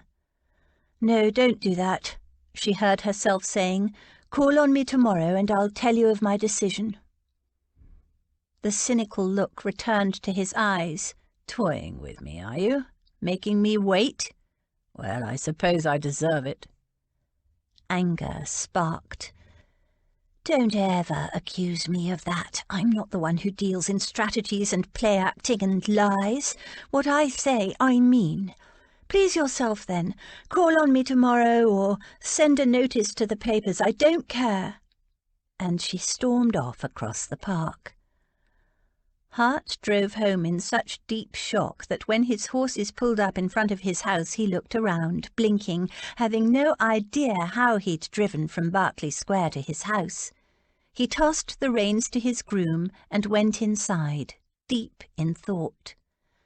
He had deliberately distanced himself from his mother over the years, ever since he'd first realised that the various illnesses and disabilities and megrims she suffered from were devices she used to trick people into doing what she wanted.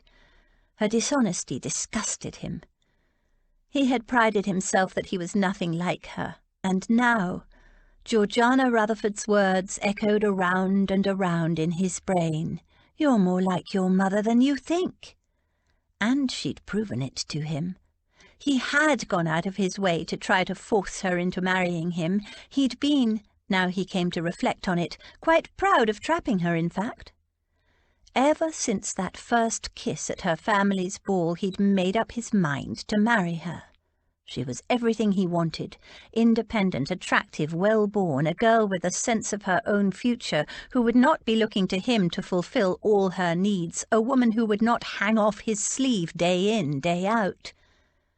He'd kissed her, just as an experiment, to see whether she might suit him, to check whether she had an antipathy to men or not. Not that it really mattered to him. Sexual preference had little to do with marriage and the procreation of heirs. But that kiss, it had set off a conflagration inside him. He'd almost lost all sense of himself. Never had he experienced such a reaction to a simple kiss. His body had hungered for her ever since. She'd felt it too. He knew by the way she'd reacted. He'd made up his mind then and there. "You're more like your mother than you think." She was right. Knowing her stated aversion to marriage, he'd set out to entrap her coolly and deliberately. He hadn't even thought about the rights or wrongs of it. He was a hunter, always had been. He'd even thought himself quite clever. He sat down at his desk and drew out a sheet of paper. Lady Georgiana had held out against seduction. She'd stood firm against family and society pressure. She had said over and over, quite openly, that she wanted never to marry, that she wanted to live her life in peace in the country, raising dogs and horses. She'd only buckled when... No, because he and his mother between them, and damn it, for a truth that sickened him, had trapped her. And society had blamed her for it. He would write to the newspapers and withdraw the betrothal announcement. He picked up the pen, dipped it in the inkwell and stared at the blank page. They'd blame her for that, too. Men didn't withdraw from betrothals. It was too dishonourable. A gentleman's word was his bond. Only women could withdraw. But if the betrothal were cancelled, she'd be labelled a jilt. And worse. He put the pen down and pushed the paper aside. Damn it all. What was he going to do? George was glad of the short walk across the park. She needed the air and the exercise to clear her head. The afternoon sunlight dappled the grass, filtering through the leaves of the plane trees overhead, throwing long shadows. Tiny daisies were scattered across the lawn like stars in a green firmament. The Duke had offered to release her from their betrothal. It was the last thing she'd expected of him. She hadn't even thought it was a possibility when she'd accused him of being just like his mother. What an appalling creature his mother must be to lie so easily and often.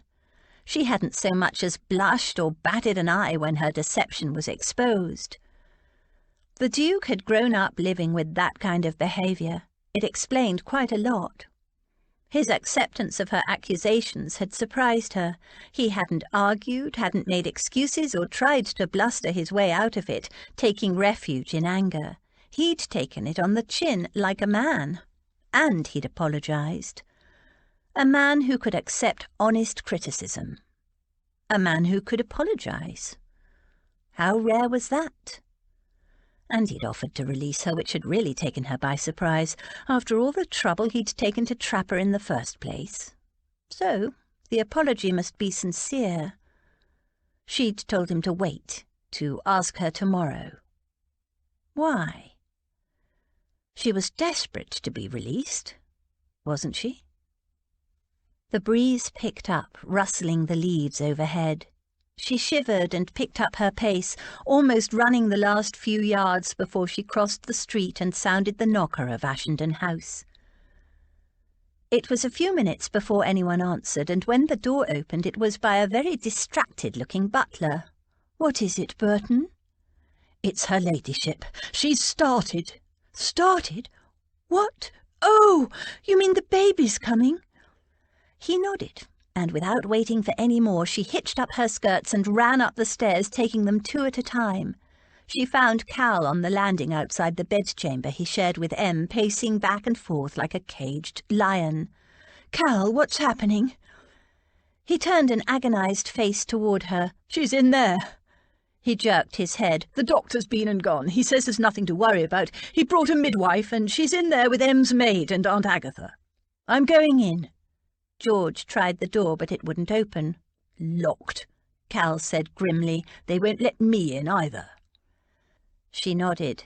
Men weren't usually allowed to attend their wives' confinements, but she could go in, surely. She knocked on the door. There was no answer, so she knocked again, louder. The door opened a crack, and Aunt Agatha looked out. Her face was pale, and she looked rattled but determined. "Go away," she said, addressing both of them. "Childbirth takes time, and there's nothing you can do." "Can I come in?" George asked. "I can help." Aunt Agatha snorted. "You'd only be in the way. Besides, childbed is no place for an unmarried girl."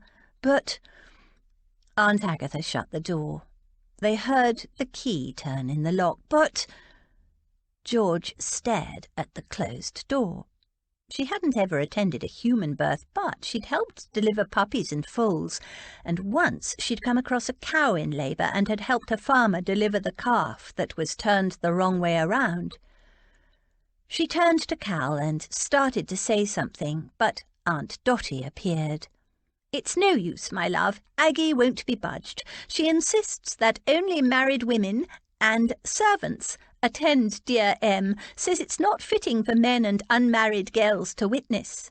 She snorted. "I might not be married, but it's a long time since I was a girl." "But she's never had a baby herself, has she?" "No, but she puts a lot of store in a wedding ring, does Aggie."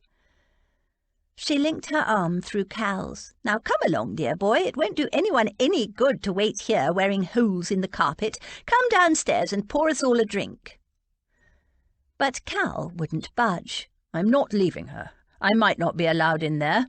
Aunt Agatha says my presence will only upset Em, and I suppose that could be right, but I'll be damned if I leave her. I'm going to be right here in case she needs me." Aunt Dotty then arranged for chairs to be brought up and a small table, cards, and some wine. "No, don't argue, dear boy. You won't help Em any by fretting. Sit down and let us play a relaxing game of cards while we wait." But Cal couldn't concentrate. He was focused on every little noise coming from inside the bedchamber, so Aunt Dotty played patience while Cal paced. George used some of the time to write to Rose and to Lily and Edward, informing them that Em's labour had started. She stared at what she'd written, then screwed up the letters. Rose and Lily were too far away to come in time for the birth.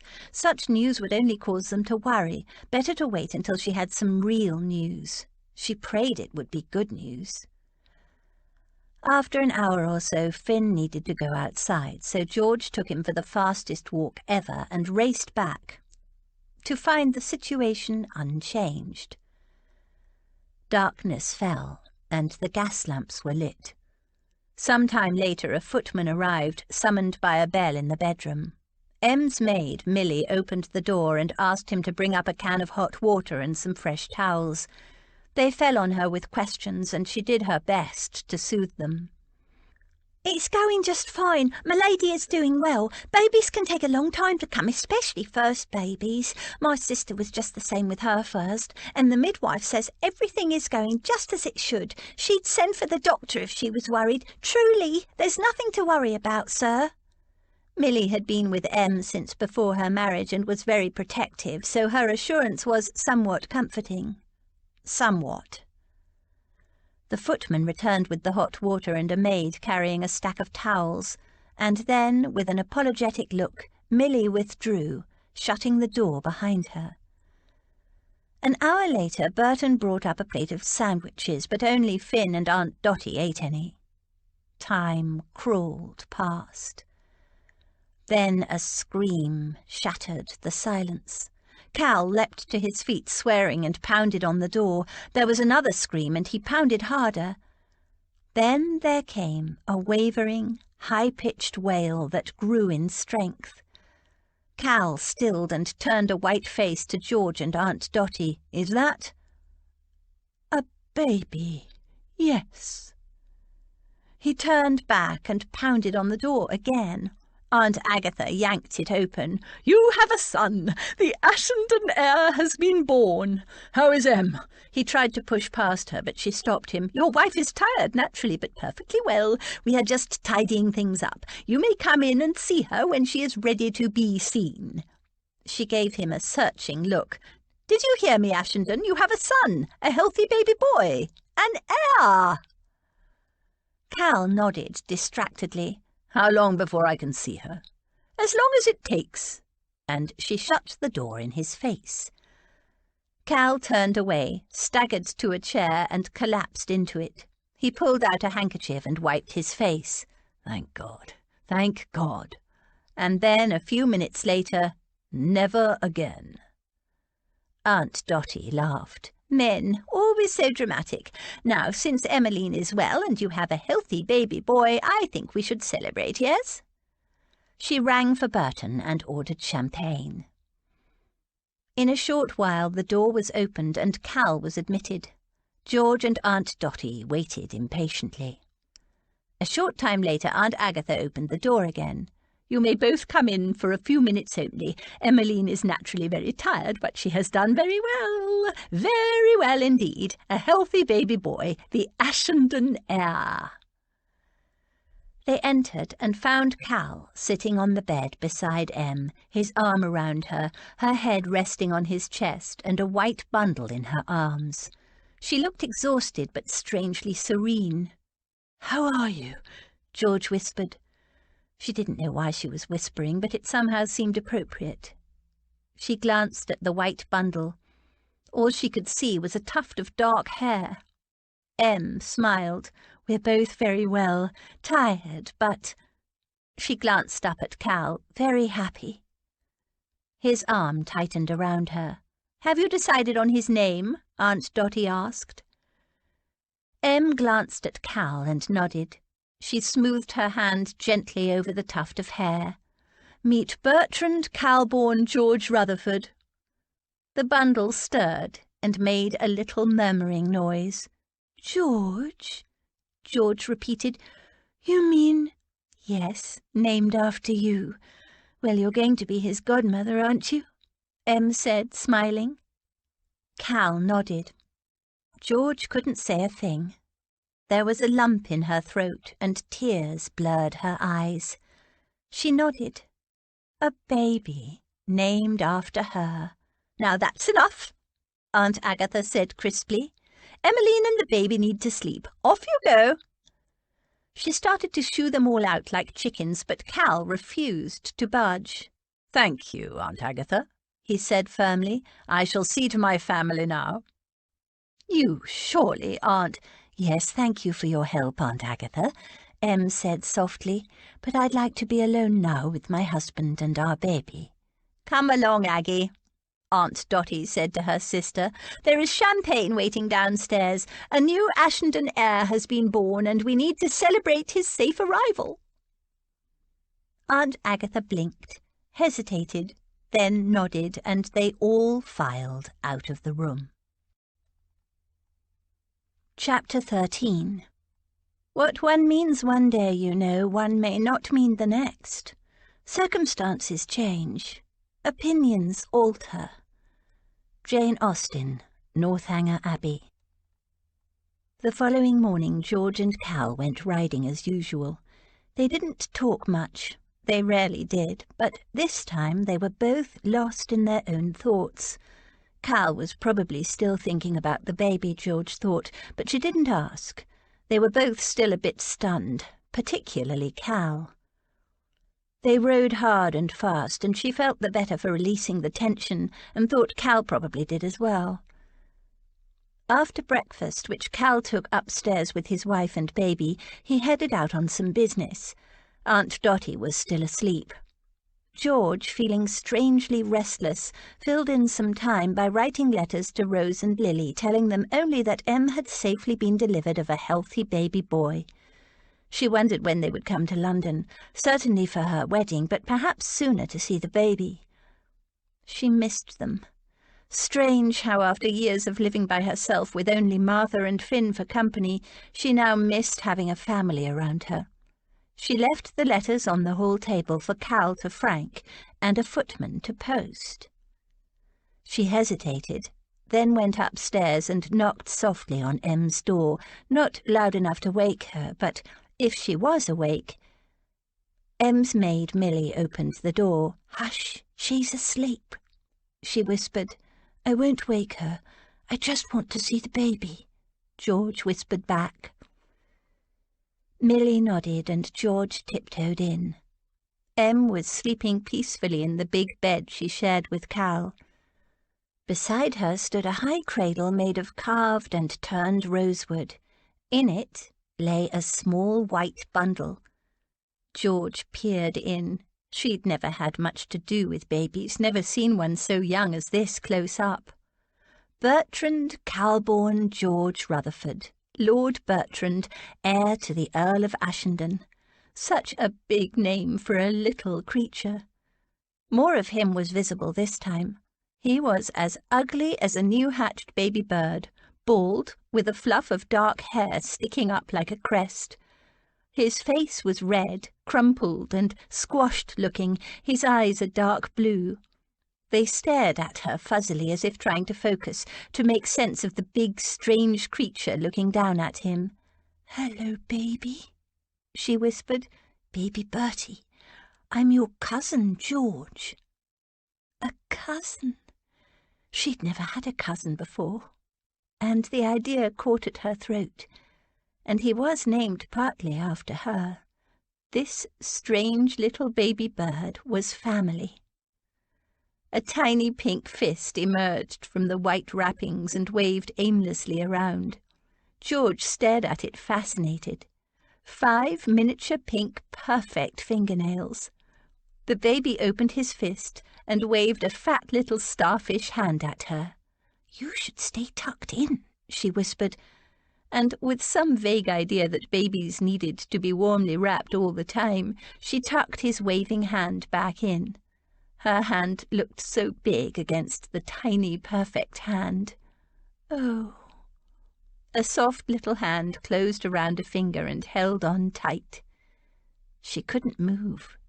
She stood staring down at him, this tiny bundle of humanity, so new and fragile, clinging to her finger with such determination and strength. A swell of emotion rose in her, and for a moment she thought she might cry. A movement behind her caused her to look around. It was Em, sleepily sitting up. "I'm sorry, I didn't mean to wake," George began. "I was only dozing," Em assured her. She looked into the cradle and her face softened. "He's holding onto my finger," George said, which was a stupid thing to say because it was obvious. "I went to tuck his little hand back in." Em laughed softly. "I'll have to learn to swaddle him better because every time I do it, he always manages to wriggle at least one hand out." The two of them gazed in silence at the little bundle of determination. "Well, what do you think of my son?" Em said at last. George looked down at the ugly little baby bird so firmly attached to her finger and nodded. "He's beautiful," she said. And she meant it. The little face screwed up and grew redder. A wail came from him, then another a little louder. "What did I do?" George said anxiously. He was still gripping her finger. Em laughed softly. "Nothing. He's just hungry, that's all. Pass him over, will you, George?" She sat up in bed and Milly hastened to arrange pillows behind her. George stared at the baby. "What, me? What if she dropped him?" Em, smiling, just held out her hands. George took a deep breath and lifted the angry little bundle from the cradle. He was so tiny and light, but the noise that he could produce, he was yelling by now. She passed him to Em, who had opened the front of her nightdress. George blinked, not quite sure where to look. "You're going to feed him?" Em smiled and held the baby to her breast. The sudden silence was shocking, broken only by the sound of vigorous sucking. "You thought I'd have a wet nurse?" "Yes, Aunt Agatha said." Aunt Agatha had been very firm about it. "It's not at all fashionable, I know, but I asked the midwife and she said she thought it was better for both mother and baby if I feed him, at least for a while. She said if I don't want to continue, she'd find me a good and reliable wet nurse, but—" Em gazed tenderly down at her infant son so energetically suckling. "For most of my adult life, I never imagined I'd even have a baby. And now I do, I don't want to miss out on anything. I won't hand Bertie here over for some other woman to feed, not at the beginning, anyway." George had fed orphaned baby lambs and a litter of kits once, but had never given any thought to the feeding of babies. It seemed very personal. "What does it feel like?" "The sensation is indescribable," Em said after a while, "a little strange, but very, very right." After a while, she gently lifted the baby off her nipple, and just as he began to wail, she swapped him to the other breast, and he was abruptly silent, except for contented little feeding noises. Em looked so serene, so happy, so right. As both Em and the baby grew sleepier, George left them to it. Deep in thought, she closed the door quietly behind her. Finn, who Milly had kept firmly excluded from the baby's room, padded up behind George and gave her a pointed nudge. "All right, boy, we'll go for a walk." She grabbed a lead and headed for the front door. The bell jangled as she was bounding down the last few steps. Burton opened the door, glanced back at George and said, "Yes, Your Grace, Lady Georgiana is at home." George skidded to a halt. The Duke. She'd forgotten all about him. Hart had passed a restless night. Lady Georgiana's accusation that he was as bad, as scheming and contriving as his mother had cut deep. He'd been angry at first, and his initial reaction had been to reject it totally. She was talking nonsense. He was an honourable man. All his adult life he'd prided himself on not being like his mother, on being so much better than she. He'd always seen himself as an honourable man, too honourable to stoop to her low stratagems. But Georgiana Rutherford had seen right through him and put her finger squarely on the truth. He was not so different from his mother as he thought. The realization flayed him, shamed him. A line from a speech he'd once been made to memorize kept echoing in his mind, "For Brutus is an honourable man." Now he stood on her doorstep waiting to see whether she'd reject him or not. He deserved to be rejected, he knew, but... All night he'd tossed and turned, self-disgust, shame and uncertainty warring within him, none of which he'd ever experienced in his life. It was deeply unsettling. But through the confusion, through the turmoil of his thoughts, one thought grew stronger and clearer. He wanted Lady Georgiana. Logic told him he could find women more beautiful than she, more assured, more sophisticated, more tractable, more suited to be a duchess, and a damned lot less trouble. But he wanted her. More than that, he wanted her. Not one woman in a million, no man either, would have had the courage to confront him about his scheming behaviour, especially since it would be so strongly to her disadvantage, though he wasn't sure she'd see it that way. He cleared his throat. "Lady Georgiana." "Your Grace?" She stared at Hart as if he'd dropped from the sky. Her dog pulled forward to sniff his boots, his tail wagging gently. Did she not expect to see him again? "I said I would call this morning." Though it hadn't been a firm arrangement, what had she said before she marched away? "Call on me tomorrow or send a notice to the papers. I don't care." Had she expected him to simply cancel the betrothal and inform the papers? If she had, she surely couldn't have thought of the consequences to herself. She shrugged. "Sorry, I forgot." "You forgot?" He couldn't believe it. How could she forget something as important as whether or not their very public betrothal was to be cancelled? My aunt, had the baby last night." "Oh, I see. Congratulations. Is—" He groped to recall what people usually said in this situation. Was it a boy or a girl? An heir was the thing. She gave him a cool look. "My aunt is recovering nicely, thank you, and the baby is a healthy boy." She glanced down at her dog. "I was just going to take Finn for a short walk. Can you wait?" Hart glanced down at the dog. "I will accompany you. We can talk on the way." She nodded, and they crossed the road and entered the park. "It's just a short walk," she repeated. "We've already ridden this morning, and he had a good run then." They strolled along, making desultory conversation. The weather, the approach of summer, dogs, while the dog followed up fascinating smells. Passers-by eyed them curiously. Hart could see the speculation in their eyes. Impertinence. He gave a cool nod to those he knew, sufficient to be polite, but with a clear intention not to engage in conversation. Lady George didn't look at anyone. She kept her gaze on her dog. Was she reluctant to be seen with him? Was that what she was going to tell him? That she wanted to be released? Or was it a simple and understandable reluctance to face any more gossips? Hart was in a fever of impatience. He wanted to get to the point of his visit, but it was impossible to have any kind of significant conversation while they waited for a dog to finish christening trees. Lady Georgiana seemed in a world of her own, thinking deeply about something. Was she deciding whether or not to marry him? Or was it something else? Did he even figure in her thoughts? He couldn't tell. He'd thought of nothing else but her all night. She'd forgotten he was coming. It was a lowering reflection. Finally they returned to Ashenden House. Lady Georgiana led him to the drawing-room, ordering tea on the way in. The dog came too.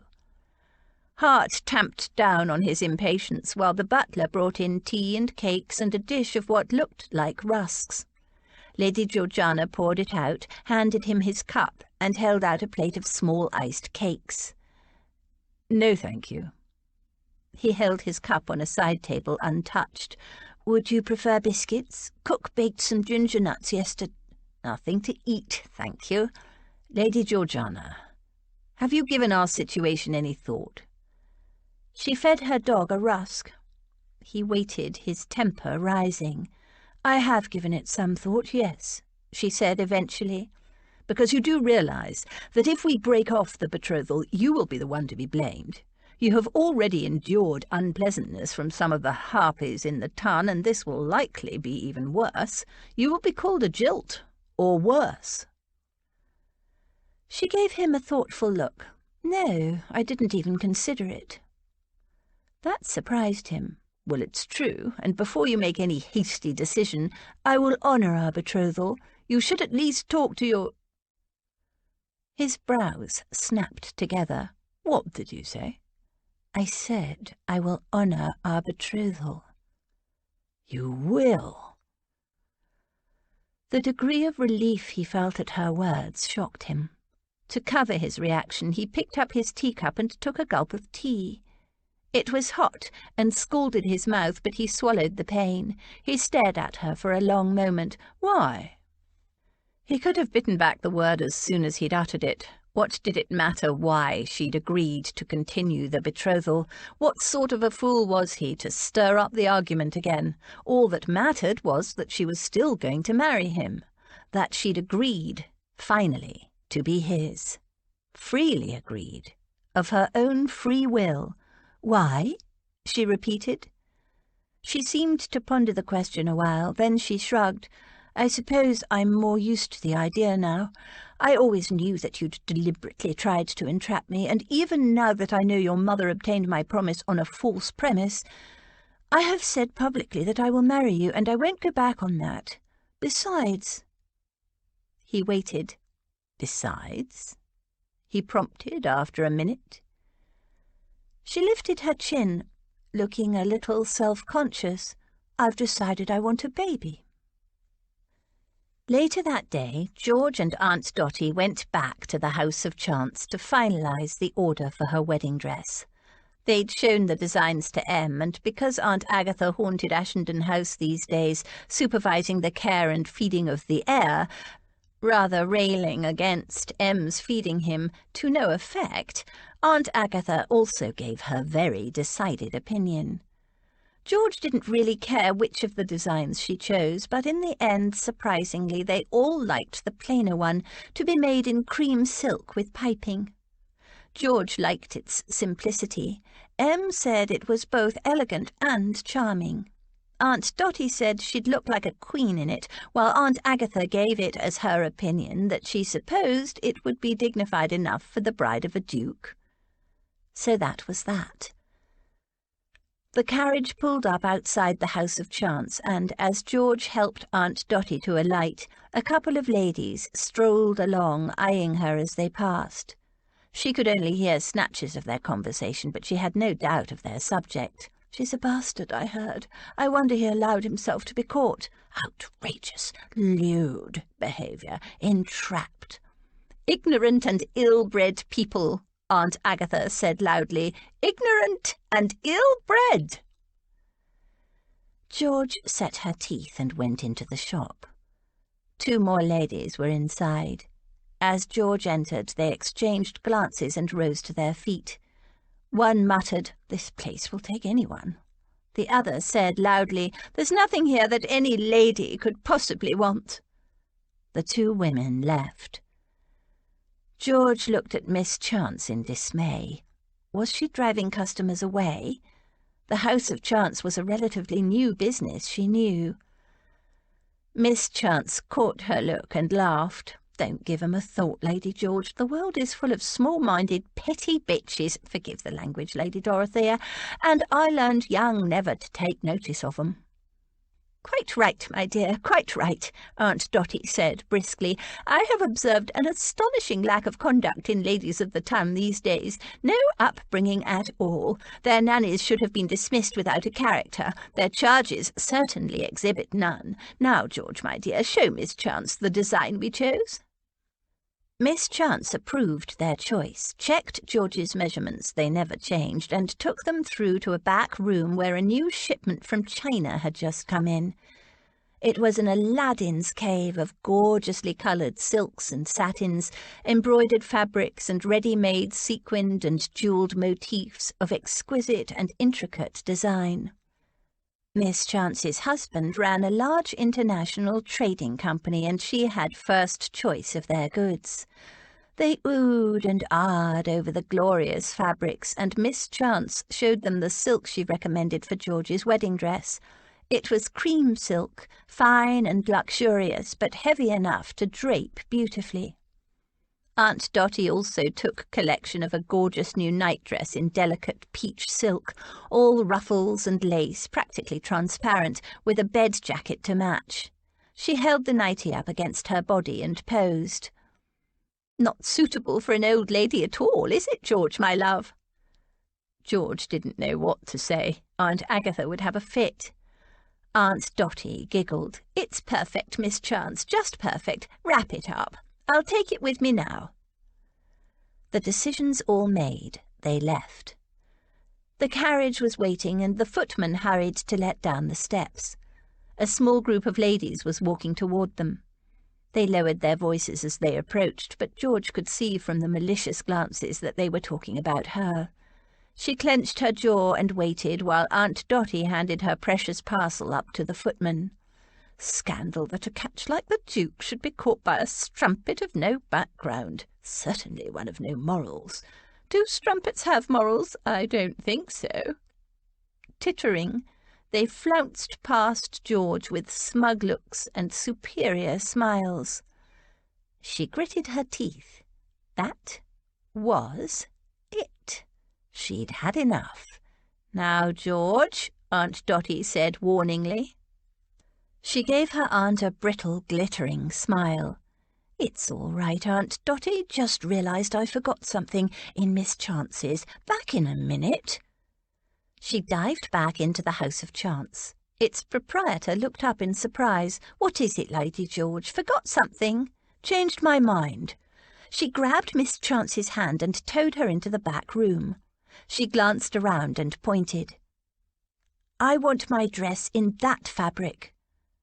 Miss Chance frowned. "For your wedding dress, you mean?" "Yes, that." Miss Chance gave her a searching look. "You sure now? Time is tight, and if you change your mind—" "I won't change my mind." She nodded at Miss Chance and hurried back to the carriage. "What did you forget?" Aunt Dotty asked as the carriage moved off. "Nothing much. A small detail I wanted included." "What detail?" George shook her head. "It's a surprise." A few days later, George came downstairs after her regular morning visit to Em and the baby.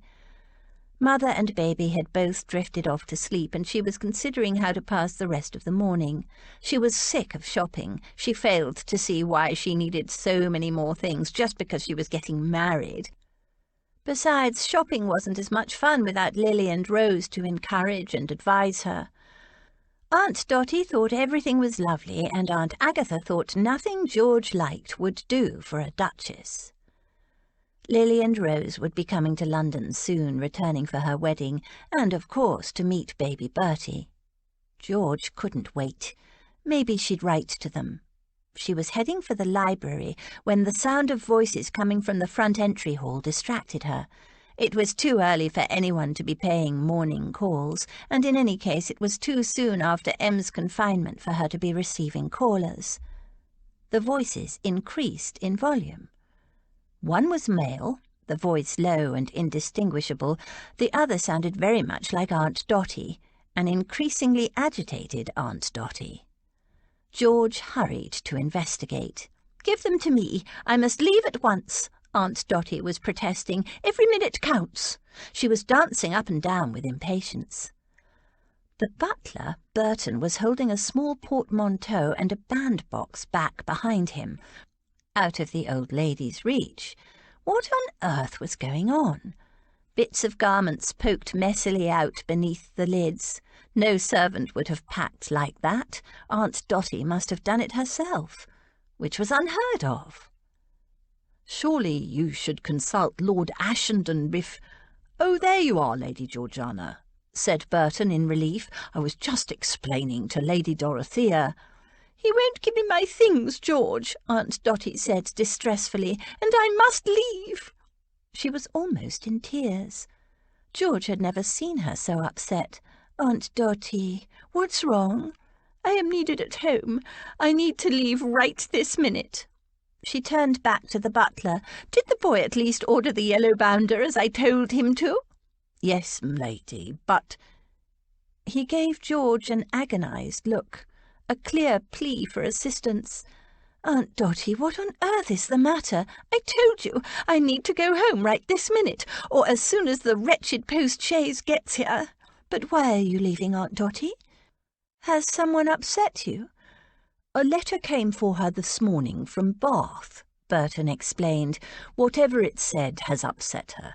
She sent the new footman to order a post-chaise, but he didn't clear it with me, and I didn't realise—" "The silly man wants me to wait until Cal gets back, but I don't need Cal's permission to do anything, and I haven't got time," Aunt Dotty wailed. "I have to go to Bath now." Obviously, George wasn't going to get any sense out of Aunt Dotty while she was in this state. "Let's have a cup of tea and some cake, and you can tell me all about it," George suggested in a soothing voice. "Tea?" Aunt Dotty said in a voice of loathing. "Cake? I am talking life or death, and you offer me tea and cake?" Just then, they heard the sound of a carriage pulling up outside. "Is that for me?" Aunt Dotty pushed past Burton and wrenched open the front door. Yes, it is. A lovely shiny yellow bounder. Now give me my baggage, Burton, or I'll go without it." The butler said in a low voice to George, "You can't let the old lady travel all the way to Bath on her own, Lady George, not in a hired carriage." "Who are you calling an old lady?" Aunt Dotty demanded. She jumped and made a grab for the bandbox, pulled it from his despairing grasp, and hurried down the steps, calling to the postboy to help her. "Lady George, you have to stop her." "How? I can't very well wrestle her to the ground or lock her up," George said. "She's determined to leave at once, and oh, Lord! Wait, Aunt Dotty," she called out. "I'll come with you. Give me 2 minutes." To Burton she said, "Send a footman to hold that postilion. The state she's in, I don't trust her not to leave without me." Burton made a strangled sound of protest, but he snapped his fingers and sent a footman running. "You can't mean it, Lady George. Go all the way to Bath without any preparation?" She turned a hunted look on him. "There's no other choice. Cal isn't here, and I don't want to distress Em. She's still recovering from the baby. So what else is there to do? As you said, Aunt Dotty can't go all that way on her own, and even if we sent a maid or footman with her, can you see her listening to a servant in this state? Now, quickly, give me a pencil and paper. I'll leave a note for Cal, and you can explain it in more detail." Burton handed her some notepaper and a pencil. "But you don't have any luggage, m'lady." George scrawled a hurried explanation. "I don't care about luggage. Send some after me if you want, or I'll buy or borrow something.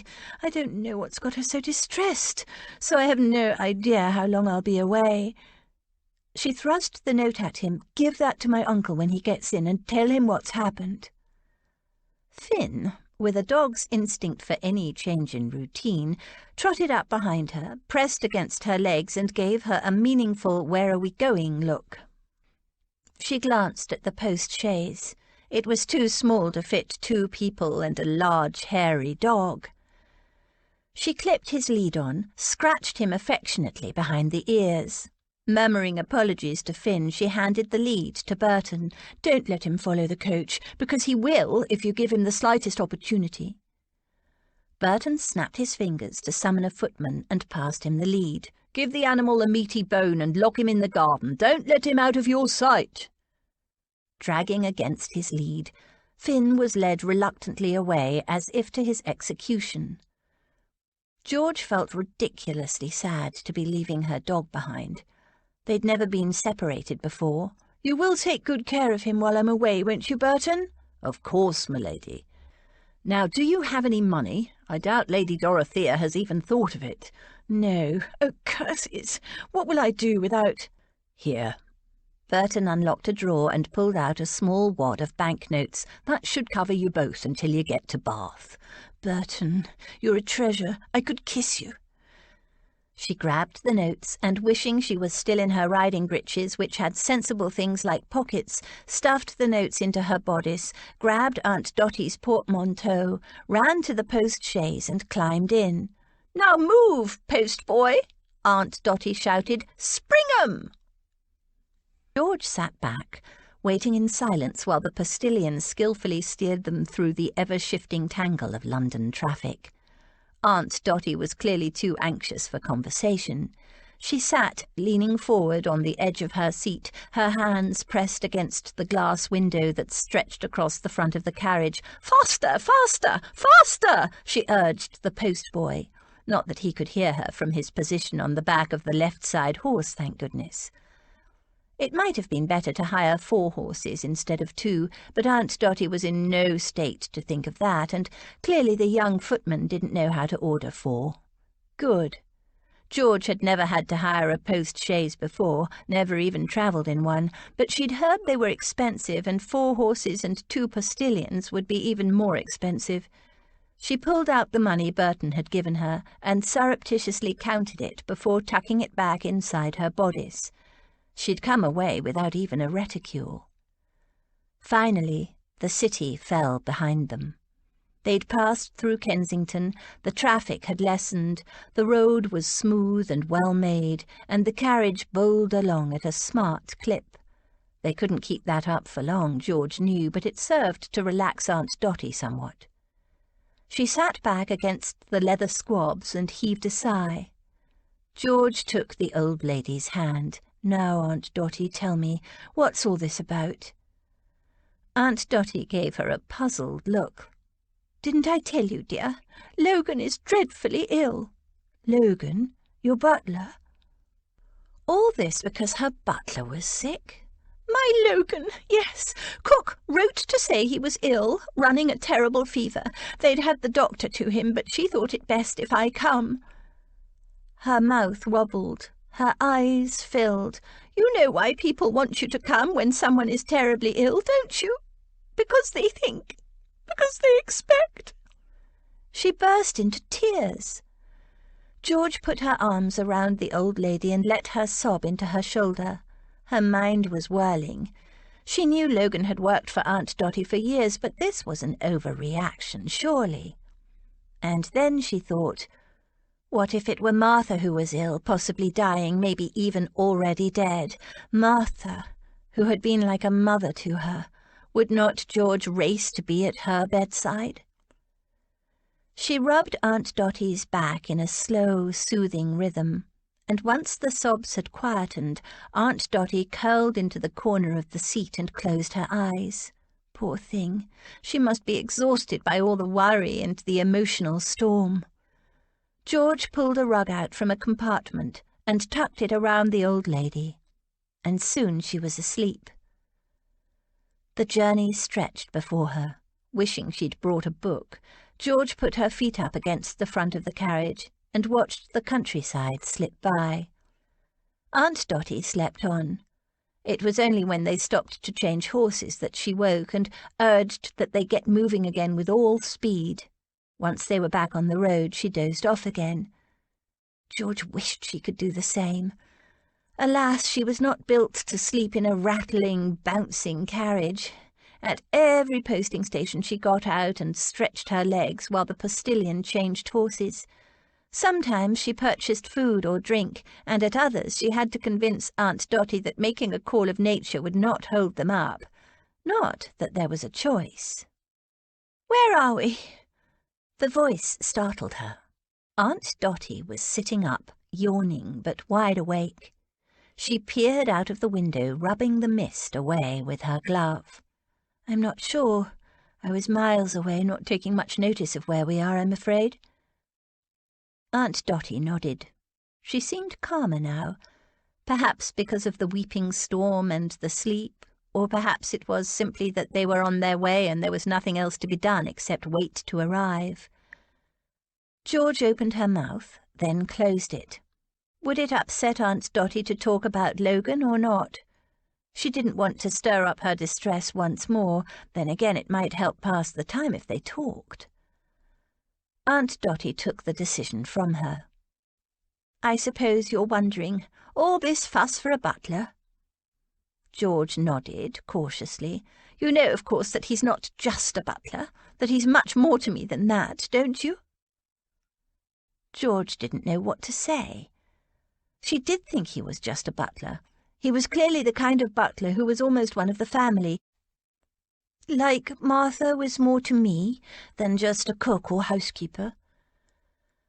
Aunt Dotty gave a tremulous smile and shook her head. Not quite the same. She snuggled back into her corner seat, pulled the rug around her and settled down to tell her story. "I've known Logan since I was a young girl. He was one of my father's grooms. I remember the day he first started work. I was almost 15. I'm talking about Ashenden Court. That was my home back then, of course." She gave a fluttery, reminiscent sigh. "So young and tall and handsome he was. He's only 3 years older than I am, but 3 years seems an age when you're not quite 15 and he's already turned 18. She smiled mistily. "Of course I fell in love with him. What girl wouldn't? I wasn't mad about horses back then. I rode, of course, but it wasn't a passion with me. Not like it is with you, dear. But once Logan started work, oh my, yes, I positively haunted the stables. Papa was so pleased to think I was finally taking an interest in his horses, but of course my fascination was entirely with Logan." 15. George gave her a troubled look. At that age, girls could be very vulnerable to the attentions of handsome older men, especially gently raised girls who were kept so ignorant of their own bodies and how easy it was to get carried away, and girls who were due to inherit fortunes were a temptation for men who worked with their hands. Em, she knew, had been ruined in her youth by a handsome scoundrel of a groom. She'd lost everything, or thought she had, for years, until Cal offered her a convenient marriage. And, as a girl, George herself had developed a very painful attachment for a young man only a few years older. He wasn't a groom. He was worse. A gentleman. So called. He'd been neither gentle nor honourable. 15 is very young, she began. Aunt Dotty laughed. "I know. But in that, I think Rose and I are alike. She says she knew Thomas was the man for her, even though she was only 16, and I knew Logan was the man for me." She laughed again. "The problem was that Logan didn't agree. He's terribly straight-laced, you know. It was years before he would let me kiss him properly, and even then he refused to let it go any further. I had to have 2 whole seasons before we so much as kissed. Such a waste of time. Though those London balls were lovely. I did have a lot of fun in my seasons, and several very flattering offers, but of course I wasn't interested. I'd already found my Logan." "But you didn't marry him?" "Oh, heavens, no. We couldn't let on that there was anything between us. Papa, your grandfather, dear, would have had poor Logan horsewhipped and thrown off the estate, or even bundled onto a ship and forced to emigrate, or worse, and me married off by force to some horrid old duke. There were several who were interested." She pulled a face. "Old goats." You didn't know your grandfather, but he wasn't a nice man, very proud and autocratic and horribly strict. You cannot imagine. No interest in his daughters or what they wanted. Our only duty was to marry well and produce heirs for their husbands. You can see how that attitude shaped poor Aggie. She married well, but heirs? She shook her head. Still, you can see a little of my father in her, can't you? The pride and arrogance and inflexibility, and she still thinks that's all girls are for. George nodded. She wasn't sure she'd ever forgive Aunt Agatha for several parts she'd played in arranging George's own wedding. She might have accepted her betrothal now, but that didn't justify Aunt Agatha's deception. Aunt Dotty continued. My brother Alfred, once he inherited the title, was even worse. He was such a high stickler that even your father, his heir, avoided him wherever possible, and by his standards he indulged Henry. Mind you, Henry was always lazy and selfish and irresponsible even as a boy. George sat drinking this up. She knew so little about her family. She'd never met her father Henry, who'd abandoned her, and her mother shortly after their forced wedding, and she knew very little about her grandfather, Aunt Dotty and Aunt Agatha's brother Alfred, who was Cal and Rose and Lily's father. And what she knew wasn't very nice. When Alfred remarried, he allowed his second wife to more or less edge poor Cal out of the family. He was still just a boy, 16 or so, but was never really welcome at Ashenden after that. The army became Cal's home. And when Alfred's second wife had died, George thought, he'd done much the same thing with Rose and Lily, taking his 2 recently bereaved daughters away from everything they knew and dumping them into an exclusive seminary for girls. Aunt Dotty sighed.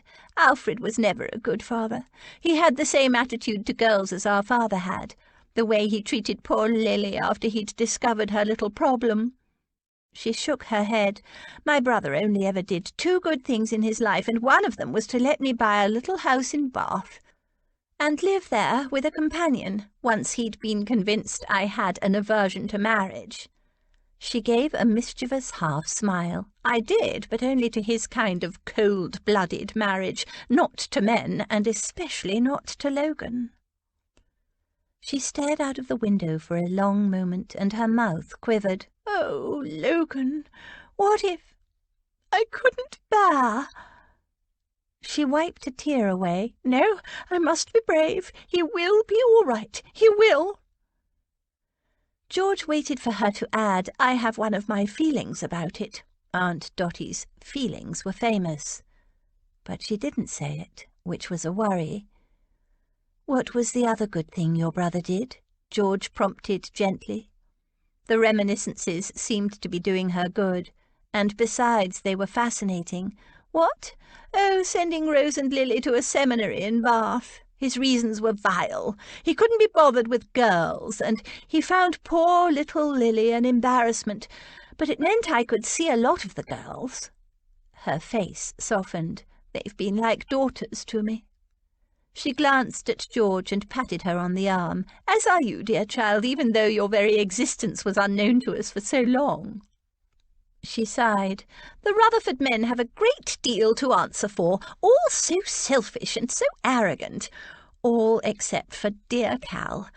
I wonder how he turned out so different, protective and responsible and loving. Did his mother play Alfred false, I wonder? George opened her mouth to object, but Aunt Dotty shook her head. I suppose not. All you have to do is look at the family portraits, and you'll see his likeness looking back at you from a dozen frames. Yours too, my dear. Anyone can see at a glance you're a true Rutherford. But Cal is kind, which is not a male Rutherford trait. Interesting, isn't it? I wonder who little Bertie will take after.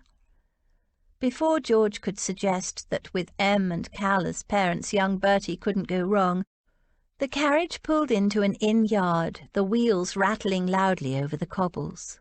Darkness had fallen. Ostlers ran out. The postilion dismounted and walked a little stiffly toward them. Aunt Dotty peered out into the lowering gloom. What is it, postboy? Why are we stopping?" He opened the carriage door. "We'll stop the night here, ladies." "No, no!" Aunt Dottie's face crumpled worriedly. "We must go on." He gestured at the sky. "No moon tonight, and even if there was, see that there fog gathering in the hollows? It's good and thick, and it's only going to get worse. Can't drive on a moonless night in the fog, m'lady, too dangerous." "Light some lanterns, then." Aunt Dottie's voice rose with incipient panic. "We have to go on." The postboy, he was about 40 and no boy, shook his head. "Sorry, m'lady, but I won't do it." "I'll pay you extra to go on." She clutched her reticule, and George wondered if it was a bluff. Aunt Dottie never usually carried money. He hesitated and shifted uncomfortably, but shook his head. "Not worth me life, ma'am, nor yours." He glanced at George, a silent plea for her support. "Best stay the night, m'lady, safe and warm in the inn. It's a good place, clean and honest. We'll go on first thing in the morning." George slid an arm around her. "He's right, Aunt Dottie. You wouldn't do Logan any good if you had an accident on the way. We'll leave first thing in the morning at dawn." "Dawn!" Aunt Dottie's eyes filled with tears. "You know, that's when people... You know, just before the dawn." George squeezed her gently. There was nothing to say to that. "Come along, Aunt Dottie." All the fight drained from the old lady. All the hope, too, George could see. She seemed to have aged 10 years in the last day, the last 10 minutes. Travelling and reminiscing had kept the demons of worry at bay for a time, but they were back now in full measure. A good night's sleep, if such a thing could be had in this situation, would make the old lady feel better. Stronger, anyway, as long as Logan survived the night. He was no longer a young man. "The sun will rise around 5. We can be on the road by then and be in Bath before noon." She glanced at the postboy, who nodded. "And in the meantime, we pray," Aunt Dottie whispered. Chapter 14. But there are some situations of the human mind in which good sense has very little power. Jane Austen, Northanger Abbey.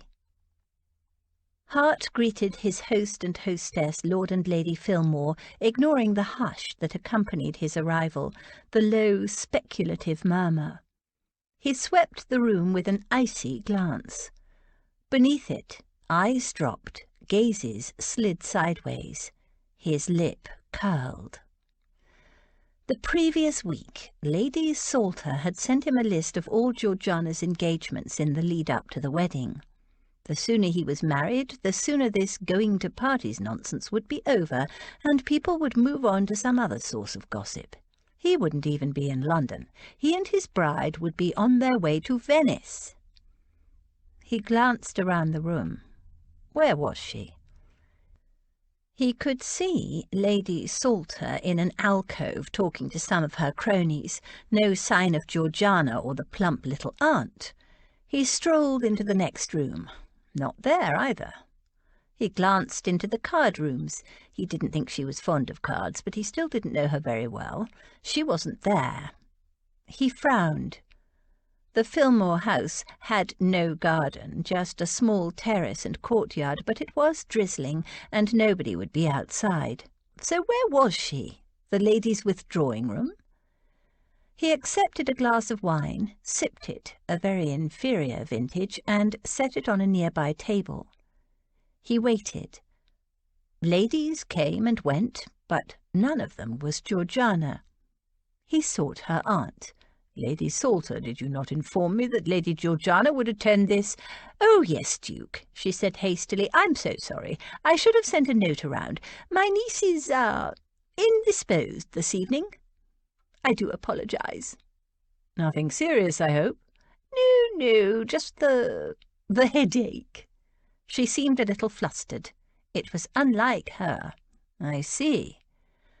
Hart made a few polite inquiries about Lady Ashenden and the baby, then took his leave.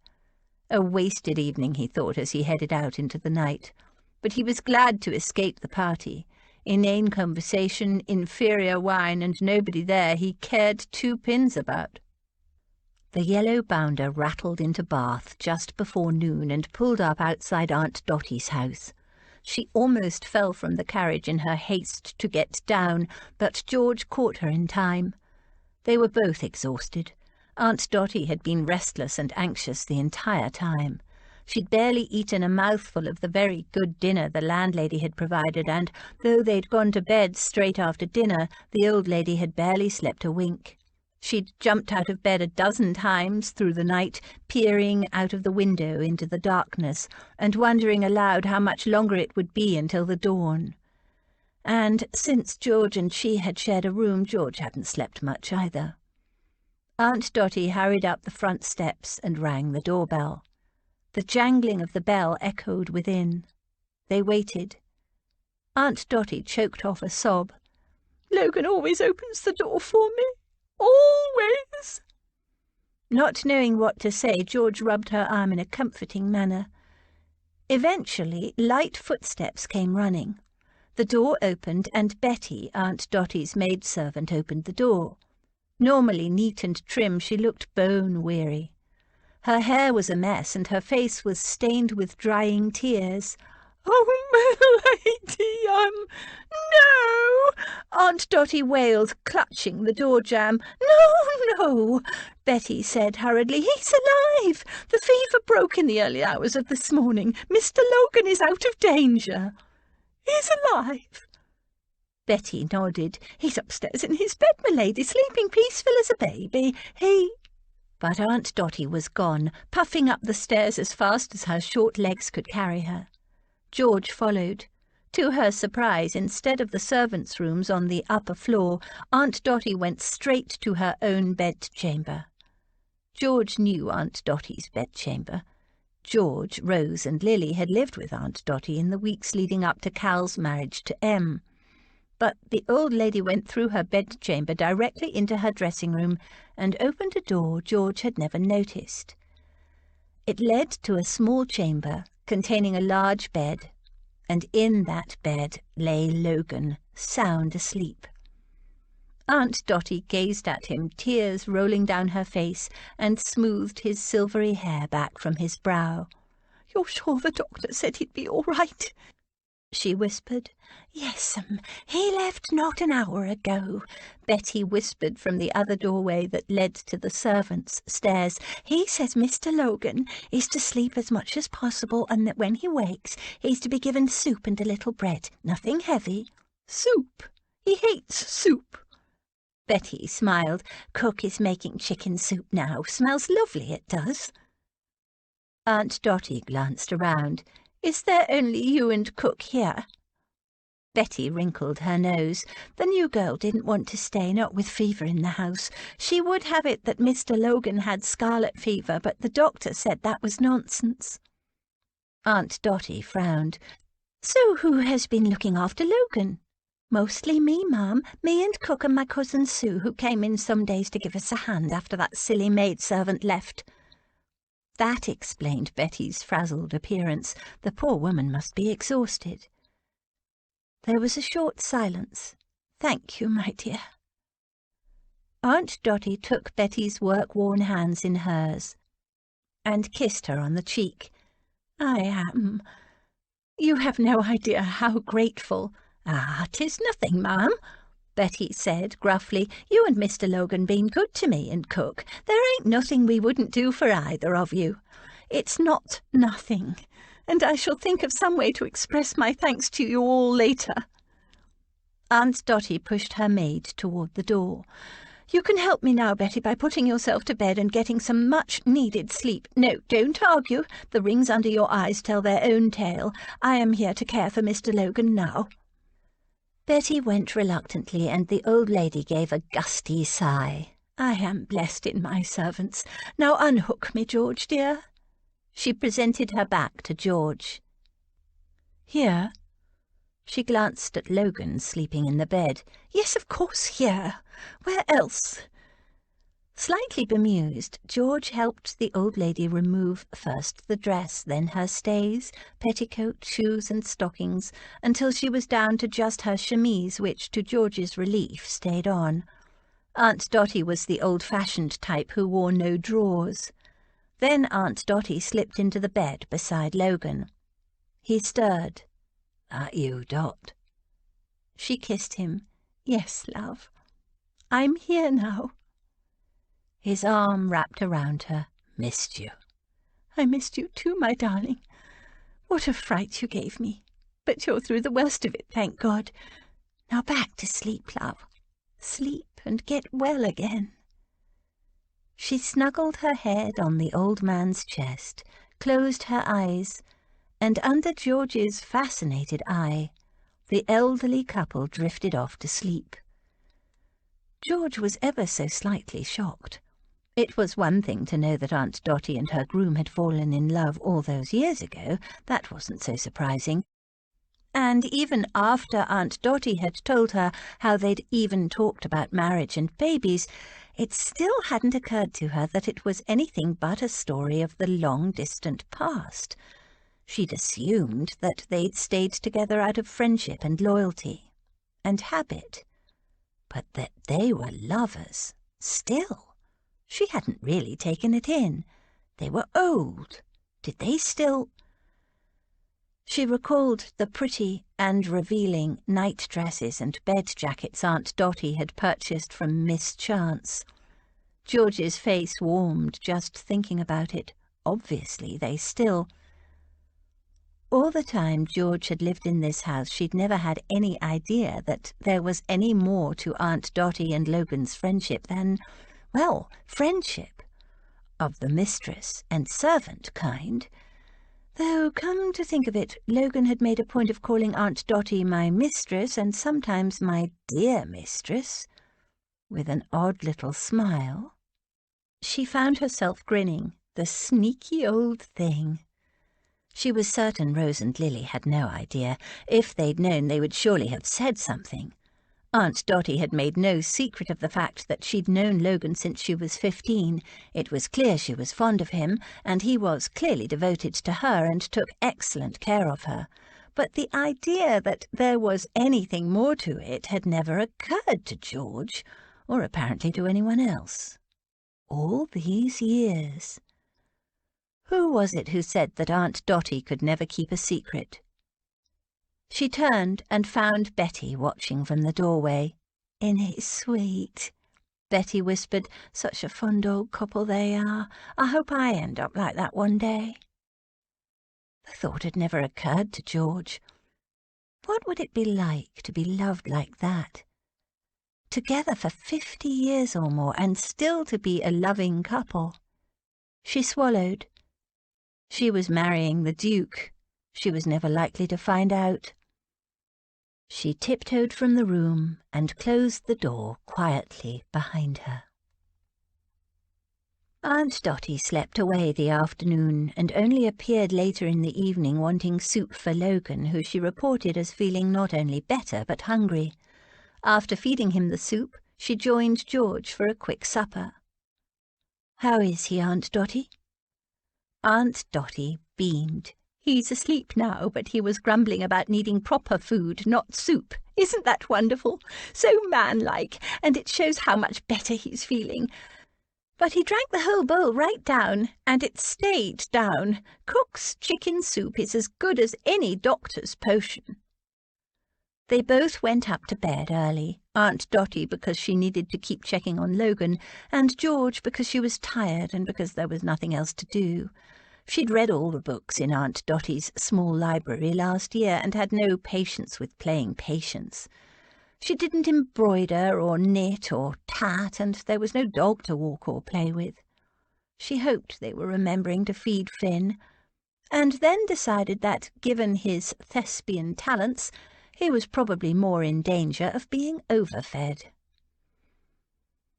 Over the next few evenings, Hart diligently attended the events on the list Lady Salter had sent him, but found no sign of Lady Georgiana at any of them. It was very annoying. Lady Salter had been most pointed about sending him the details of the social events his betrothed was scheduled to attend, yet she couldn't be bothered apprising him of any changes. Nor did Lady Salter turn up herself. A bare minimum of politeness obliged Hart to stay at least half an hour at each event, making mindless chit-chat until he could escape. They were the kind of insipid events he most loathed, and by the time he left the third one he was fuming. Sink thought it hilarious. "You're famous for failing to turn up to events to which you've been invited. Now the boot's on the other foot. Sauce for the goose, eh? Must you witter on, spouting clichés?" Hart told him, "if the cliché fits." But beneath his bad temper, Hart was starting to get worried. Clearly whatever was keeping her away was more than a headache. He called at Ashenden House the next morning and met the Earl of Ashenden himself coming down the front steps. Hart stopped him, saying bluntly, "I've come to inquire after Lady Georgiana. She's not here." Ashenden's curricle was waiting, his groom holding the horses. "She's not ill, is she?"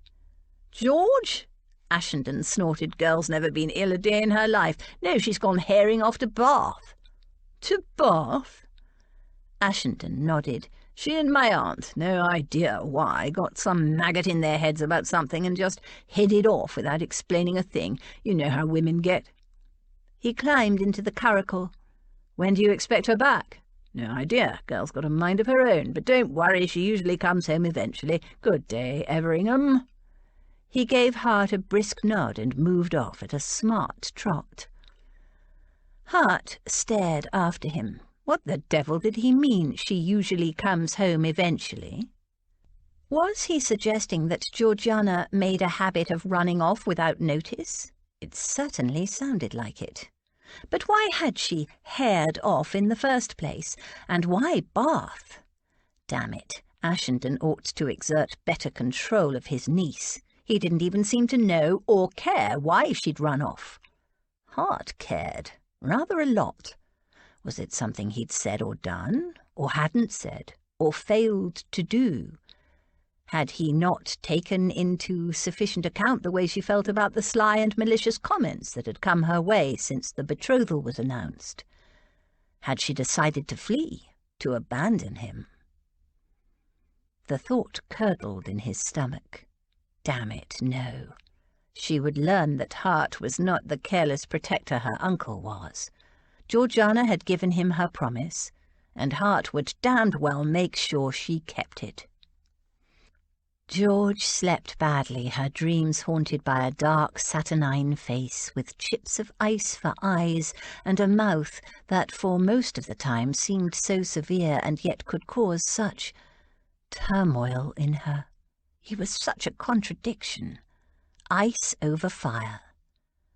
She didn't understand him, she was sure, well, almost sure, that she didn't like him. Though that time he'd turned up at the Rennick party and walked her around the room in a silent challenge to the malicious rumours about her. She didn't need his protection. She could handle the toxic tarts of the ton, even hampered as she was by the promise Em had drawn from her not to hit anyone. But it was nice that he'd troubled to turn up and stand by her. It was his fault she was in the situation in the first place, so it was fitting that he had, but he hadn't needed to. He'd been tactful about it too, for him, in his cold, autocratic, dukish way. How was it that a man that was so wrong for her on so many levels could nevertheless visit such wretchedly carnal dreams on her? Amorous dreams that left her hot and panting in the night. Even now, when he was far away in London, he still managed to affect her. She had no more self-control around him than a cat. When would this period of unwanted arousal, of fervid, sensual, mindless, impossible heat end? And why had nobody ever warned her about it? She wanted her mind back. She wanted the dreams to end. She wanted the torture to stop. She would have to ask Aunt Dotty. She tackled her that afternoon. Logan was sleeping again, and Aunt Dotty had come down for tea and cakes. George took a deep breath. "Aunt Dotty?" "Yes, dear." She picked up a cream-laden cake and took a large bite. "How long does a woman's season last?" "The season?" Aunt Dotty responded when she'd swallowed. "There's no set dates, really. It's tied in part to when Parliament is sitting." "No, not the season. A woman's season." Aunt Dotty tilted her head curiously. "A woman's season, dear? I'm not sure what you mean." "Unless you're worried about being left on the shelf, which I've always thought a ridiculous analogy, and besides you're going to wed that handsome Duke, and I do think—" "No, I mean a woman's own personal season, when she goes into heat." Her cheeks warmed. Aunt Dotty choked on her cake. When she'd finished coughing and taken a good mouthful of tea, she said carefully, "In heat, dear? You mean like dogs and horses?" "Yes, and cats." "Exactly. I suppose there's a different term for it with people, but I've never heard it used. People are so secretive about things to do with Congress and procreation. It's ridiculous that girls are kept so ignorant. But why do you ask, my love?" Her expression was warm and sympathetic. George's face burned. "Because with the Duke, I can't seem to help myself. I don't want to desire him, but I can't seem to help myself the moment he touches me, and I don't even think I like him, but—" She gave Aunt Dotty a tragic look. "I climb him like a tree." Aunt Dotty laughed. "Darling girl, don't worry your head about it. Feeling like that is perfectly normal." "Is it?" She thought about it a moment. "But I don't want to feel that way.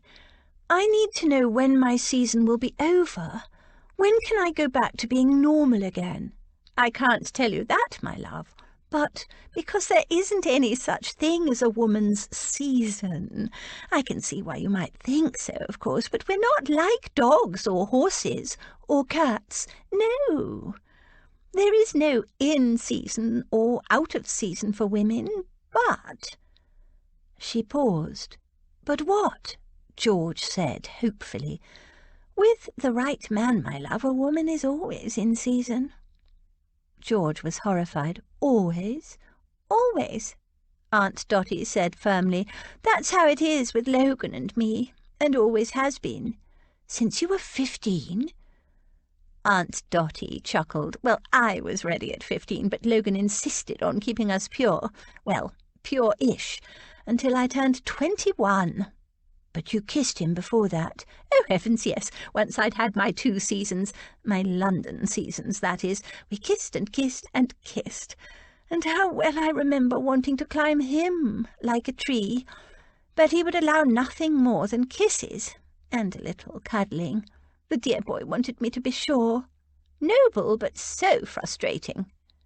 "And now you still, Aunt Dotty laughed. "Oh, yes, we still very much, not as often as when we were young, but it gets better with age. Like fine wine." George couldn't imagine that terrible, out-of-control desperation being anything like fine wine, though she supposed it might be a bit like being drunk on brandy. Drunk on the Duke. Yes, she could see how that could happen. "You've never regretted not marrying?" "Not for a minute." "You didn't want children?" "Oh, yes, I wanted them, and so did Logan, and we had an agreement. If ever I found myself with child, we'd get married and go and live in America. Sadly, it never happened." "Why America?" "Darling girl, we could never live comfortably in England as a married couple. My people would never accept Logan. Could you imagine your Aunt Agatha sitting down to dinner with him?" George tried to imagine it and wrinkled her nose, not unless it was to eat him alive. Aunt Dotty laughed. I can't imagine who would be more uncomfortable, Aggie or Logan or the others sharing the table, and his folk would never be comfortable with me. Logan couldn't bear the thought of my losing all my friends and the society I was used to, and he had no interest in mixing with them anyway. He knew that in America it would be difficult but possible. Things don't seem so rigid over there, and nobody would know who we were anyway. She spread her hands. But I never did conceive a child, and so the question never arose, and we've lived a very happy life together without the outside world gossiping about us and judging us. Really? Nobody knows? George could hardly believe it. Aunt Dotty gave a mischievous giggle. A few people might suspect. Your Uncle Cal has given me a few dark looks when I forget myself and call Logan dear, but I doubt he has any real notion of the true state of affairs. Our servants live out for the most part, and those few who don't, well, whatever they know or suspect, they've all been wonderfully loyal and discreet. So you see, my love, it's been a most delicious secret. And that's why it doesn't bother you when Aunt Agatha calls you a failed spinster? Aunt Dotty laughed. Exactly. Every time she says it, I have a secret little chuckle to myself. Her soft face sobered. Poor Aggie. She's been married 3 times, but has never really been loved. It's natural that she gets a little bitter at times, but she means well and will do anything to support the family. As long as it's what she wants, George said darkly. Yes, Aggie usually gets her way in the end. Aunt Dotty leaned forward and hugged George. But not always, my love. Not always. She dusted crumbs off her fingers. Now I must go back upstairs. Are you clear about this season business? You're sure it won't go away? Oh, it might, of course. With some people the heat of desire fades after a short time. The honeymoon period, they call it. Oh. George brightened. But for the lucky ones, like Logan and me and your uncle and Em, it only ripens. It's a blessing for a lifetime. She rose and smiled down at George. I think Lily and Rose have it with their husbands, and I suspect you and your Duke might be lucky that way too. I have one of my feelings. George mustered a weak smile. A lifetime of being in heat for the Duke? Being like putty in his hands? She couldn't bear it. Logan was making a good recovery, and George decided to return to London the following day. Aunt Dotty would stay in Bath until Logan was fully recovered, but she assured George that she'd be back in time for her wedding. I wouldn't miss it for the world, she said. George set out the next day, taking Betty's niece, Sue, with her. It had occurred to her that she'd need a maid of her own once she was married, and thought Sue might be a possibility, a nice, comfortable, ordinary girl, rather than the kind of intimidating dresser that some people, for instance Aunt Agatha, had. She would see how well they travelled together. Sue, when asked, jumped at the chance to visit London. It was, she confessed, her heart's desire. She'd never travelled more than 10 miles past Bath. They'd made good time and spent the first night in a comfortable inn. Sue's first time in an inn. She even found the truckle bed brought in for her in George's room exciting. They continued their journey after a good early breakfast. The traffic was sparse, the weather was fine, and they were making good time. George was gazing dreamily out of the window, thinking over what Aunt Dotty had told her, when a coach and 4, travelling in the opposite direction, suddenly veered into the middle of the road. The postillion's shouts alerted George to the problem. The coach and 4 bore down on them. The postilion yelled, the coachman bellowed at him to pull over, Sue screamed, and George held her breath helplessly and braced herself for the inevitable crash. It didn't come. At the last minute, the coach and 4 pulled smoothly to one side and stopped. The postilion steered his horses onto the grass verge opposite and dismounted. He stalked toward the coach, yelling furious abuse and waving his whip in a threatening manner.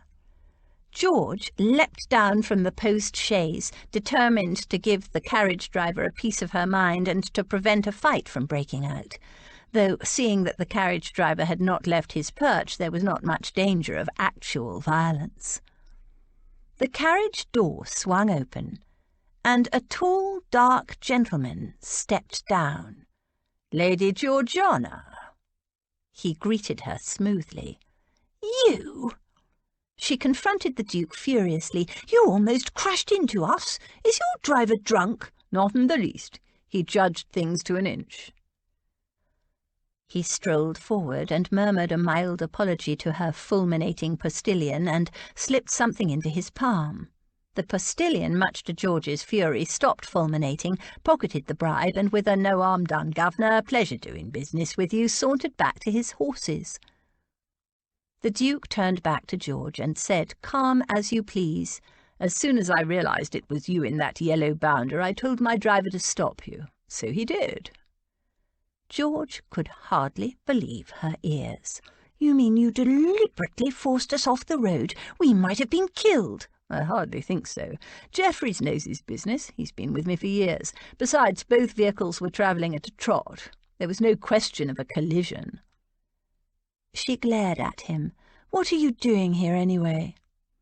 He raised a sardonic brow. "Looking for you, of course." "Looking for me? Why?"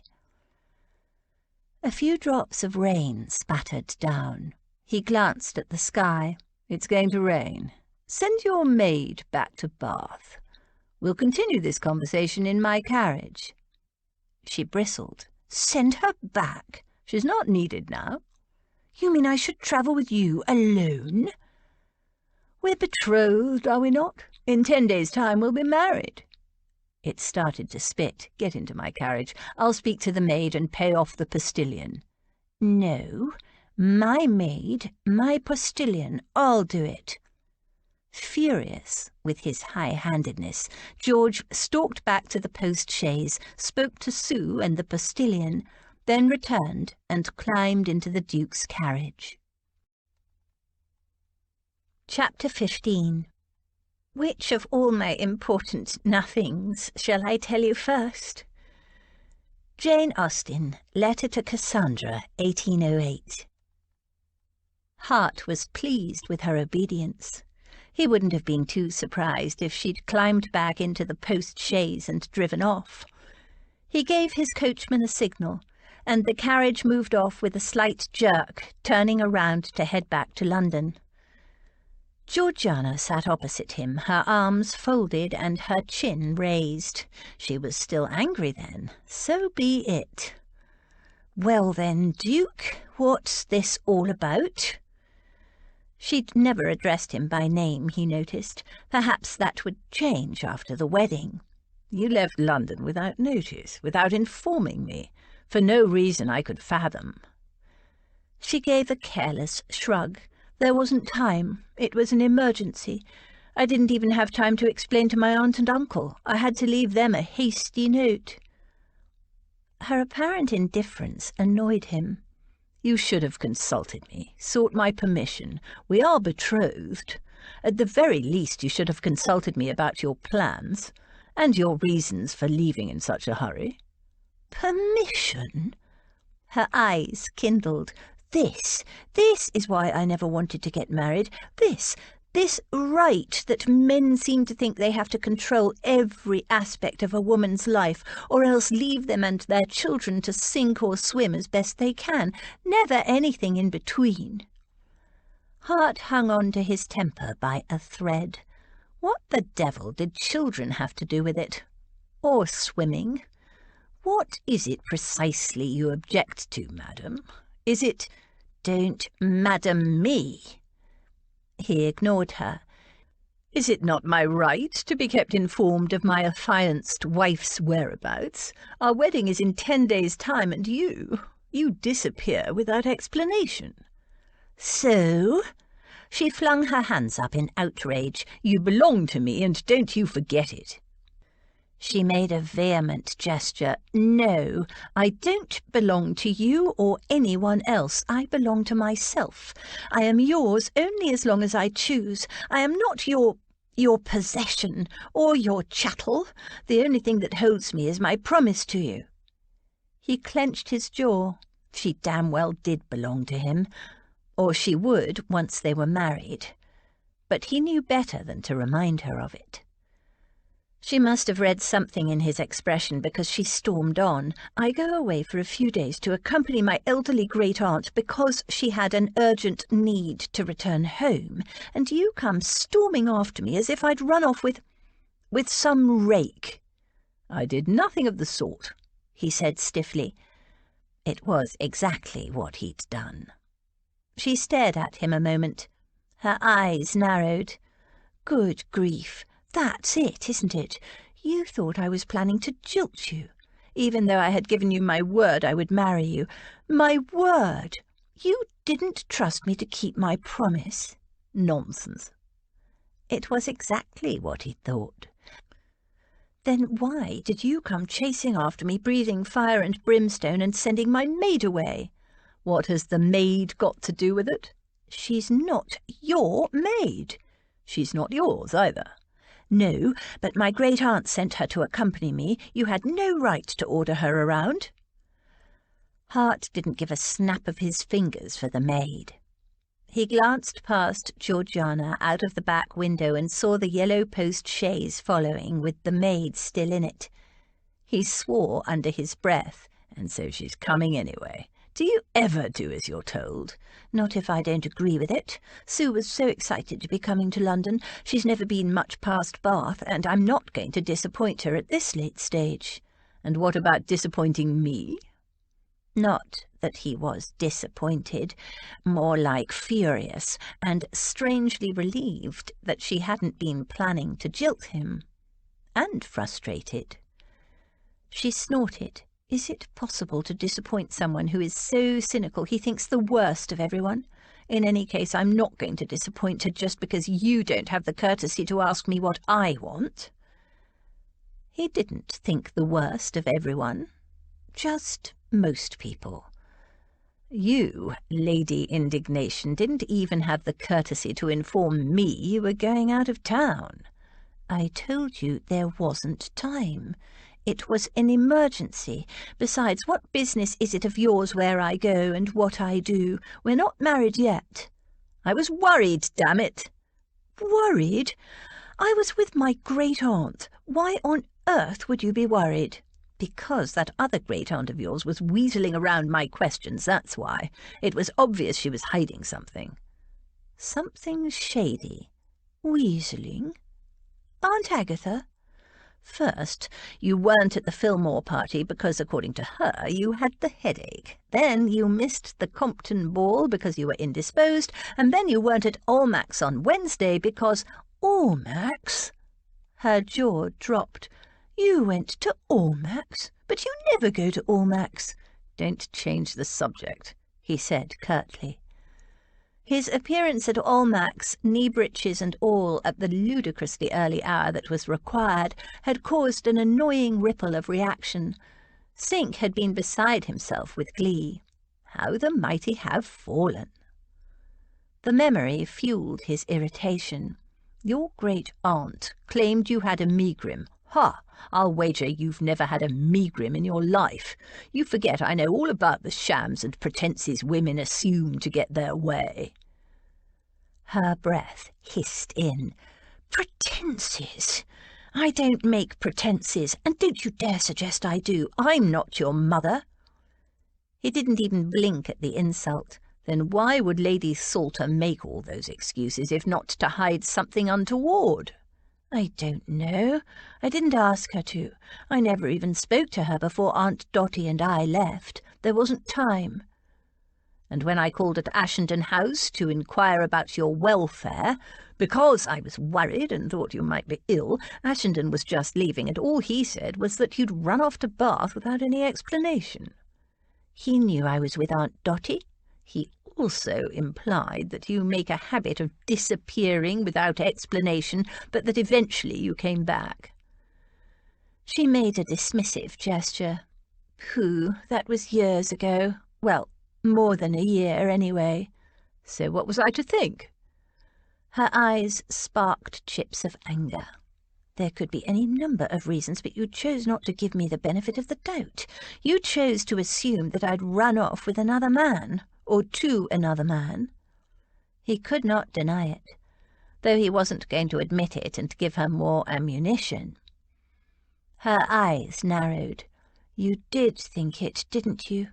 Even though I agreed to remain betrothed to you, even though I gave you my word, which you obviously don't believe in." He couldn't deny that either, but he said in a conciliating tone, "But I must I not, because you claim you don't break your promises." It apparently wasn't conciliating enough. She bared her teeth at him. There is a first time for everything. "What if you have a child?" And where had that question come from? He needed an heir, of course, but it was her duty to him that was the issue, surely. "Then of course I will belong to them," she said, as if he'd asked a particularly stupid question. At that, the tension in him began to abate. Yes, he couldn't see her leaving a child to the uncertain care of servants. She'd probably be as fiercely protective as a mother bear. They each looked out of their respective windows. Several miles passed in silence. She gave a cross snort and said, as if to herself, "As if I would run off with a rake." A moment later she added in a low mutter that he was sure he wasn't meant to catch, "I wouldn't touch another man with a barge pole. It's bad enough with you." A hollow opened up in his stomach. "What do you mean? What's bad enough?" There was a long silence. Colour rose in her cheeks, and just when he was sure she wasn't going to answer, she said in a low voice, "These feelings." "Feelings?" He held his breath, waiting for her response. "Sensations, then," she muttered unwillingly. She'd turned a glorious wild rose colour. His breath came rushing back. His anger had dissolved. He moved to sit beside her. "What sort of sensations?" he almost purred. She glared at him and crossed her arms defensively. "You know perfectly well what I'm talking about." "You mean this?" He stroked a finger along her arm, almost but not quite touching the soft swell of her breast. "Or this?" He trailed the back of his hand down her cheek. "Stop it!" She moistened her lips, unaware of how seductive he found it. "You like my attentions, don't you?" She pressed her lips together and looked out the window, refusing to answer him because then she would have to tell him the truth. Because she always did. Because she always did. Something unravelled inside him. A woman who refused to lie? A woman he could trust? Could he believe it? If it were true, what a gift she would be. Time would tell whether she was making a fool of him or telling the unvarnished truth. In the meantime, there were these sensations to explore. Georgiana. She tossed her head. "I don't answer to that." He was not going to call her George. It was an offence to her deep femininity. She didn't act particularly ladylike, and she might crop her hair and assume boyish mannerisms, that glorious walk of hers, and she might ride like a boy, better than most boys, in fact, but the way she kissed. He took a deep breath. The female in her called to the male in him with a power he'd never before experienced. She could never be a George to him. George was a fat German king, not an elegant, leggy, entrancing firebrand. Why did she affect boyish mannerisms? He was curious as to how that had happened. "What if I called you Georgie?" She wrinkled her nose.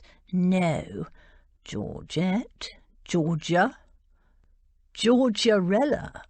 She snorted with reluctant humour. "I told you, it's George or nothing." George, then, since you insist." He supposed he could get used to it, not that she gave him a choice. "I do." He lowered his voice. "Well then, George." He slipped his arm along the back of the seat. She eyed him suspiciously. "What?" "We haven't finished discussing these sensations of yours." "There's nothing to She broke off as he slid a finger beneath her collar and caressed the nape of her neck. She shivered and arched against his hand like a cat. "Stop it," she muttered, without very much conviction. "Don't you like it?"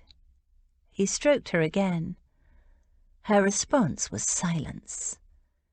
Glorious, golden silence, because she refused to lie to him.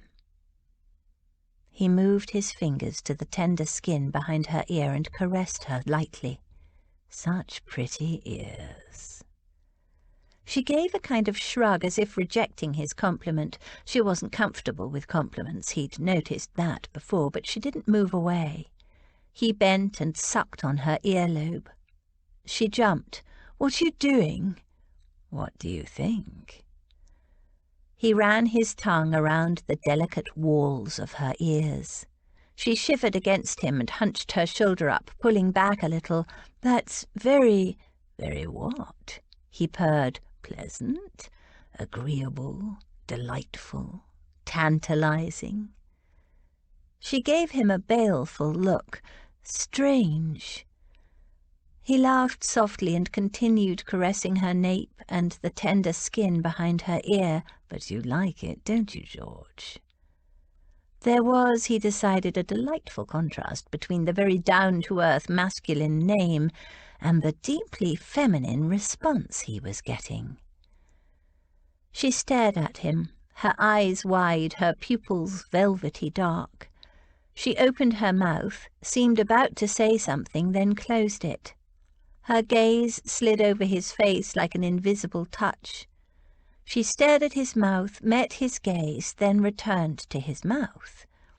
It was an invitation he could hardly resist, but he forced himself to. He wanted her to come to him. She bit down on her plump lower lip, and he almost moaned. A faint shudder rippled through her. She turned her head away and looked resolutely through the window. "What's the matter? Changed your mind?" "About what?" As an attempt to sound airily unconcerned, it fell sadly flat. She was aroused. Her nipples thrust hard against the smooth fabric of her bodice, making themselves known through who knew how many layers. He resisted the temptation to stroke the hard little nubbins. "You know you want me," he said. She continued staring out the window. "Do I, indeed?" trying to sound indifferent. He ran his thumb across her lower lip, and she jumped as if scalded. "Stop that!" "Why?" George tried to think of some way to explain. She wanted, and she didn't want. She was determined not to let him see the effect he had on her. "Because— she ended as he planted his mouth on hers. It had its usual effect. She lost all awareness except the feel and the taste and the intoxication he created whenever he kissed her. His hands moved to her breasts, and she felt hot threads of sensation vibrating through her with each caress. And then, deliverance. The carriage pulled over to change horses. While the ostlers hastened to swap teams, George gathered her scrambled senses and pushed him away. "Stop it! This kissing and such is a problem for me." Hart frowned. "What kind of problem? You can't tell me you dislike my attentions. It's very clear you do."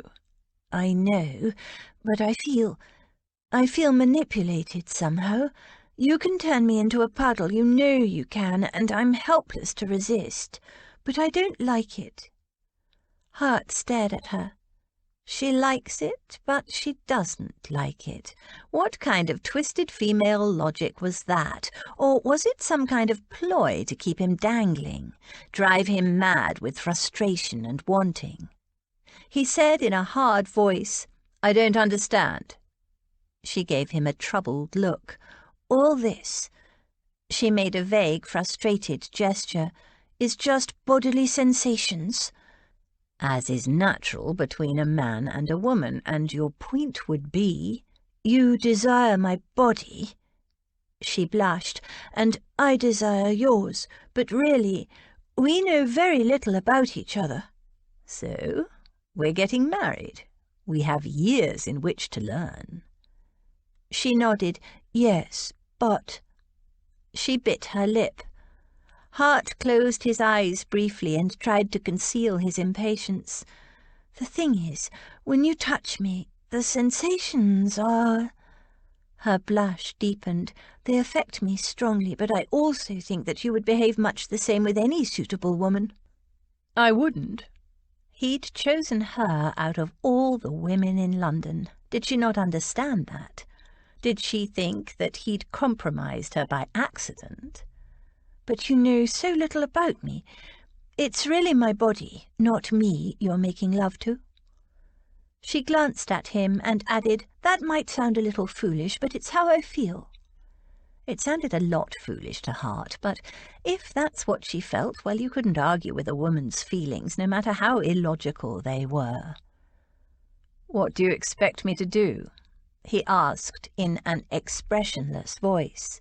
"I want us to get to know each other better." She emphasized the us. Hart stared unseeing out of the window. The carriage swayed and bounced along. The horses' hooves sounded briskly, rhythmically on the hard surface of the turnpike road. Getting to know each other. The whole thing was ridiculous. In a short few days they'd be married. Nobody knew their spouse before marriage, and some not even afterward. He heaved a sigh and turned back to her. "Very well, let us start then. Earlier, you said you would belong to your children. You said them, plural. You intend to have more than one child, then?"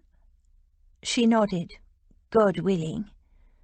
She glanced out at the passing scenery for a moment, then added, "It is lonely being an only child. I would like my children to have brothers and sisters."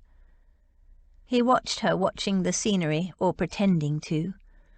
The thought crossed his mind that her apparent indifference was often a disguise, masking some deeper sentiment. "You were an only child."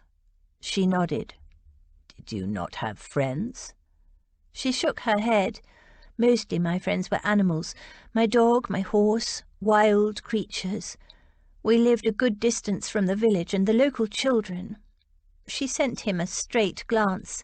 "It was believed by the villagers that I was some lord's byblow, and children raised by ignorant parents are not kind to unwanted bastards." He frowned. "But you weren't a bastard." She hunched a shoulder, feigning indifference. "Truth or gossip? Which do you think is tastier?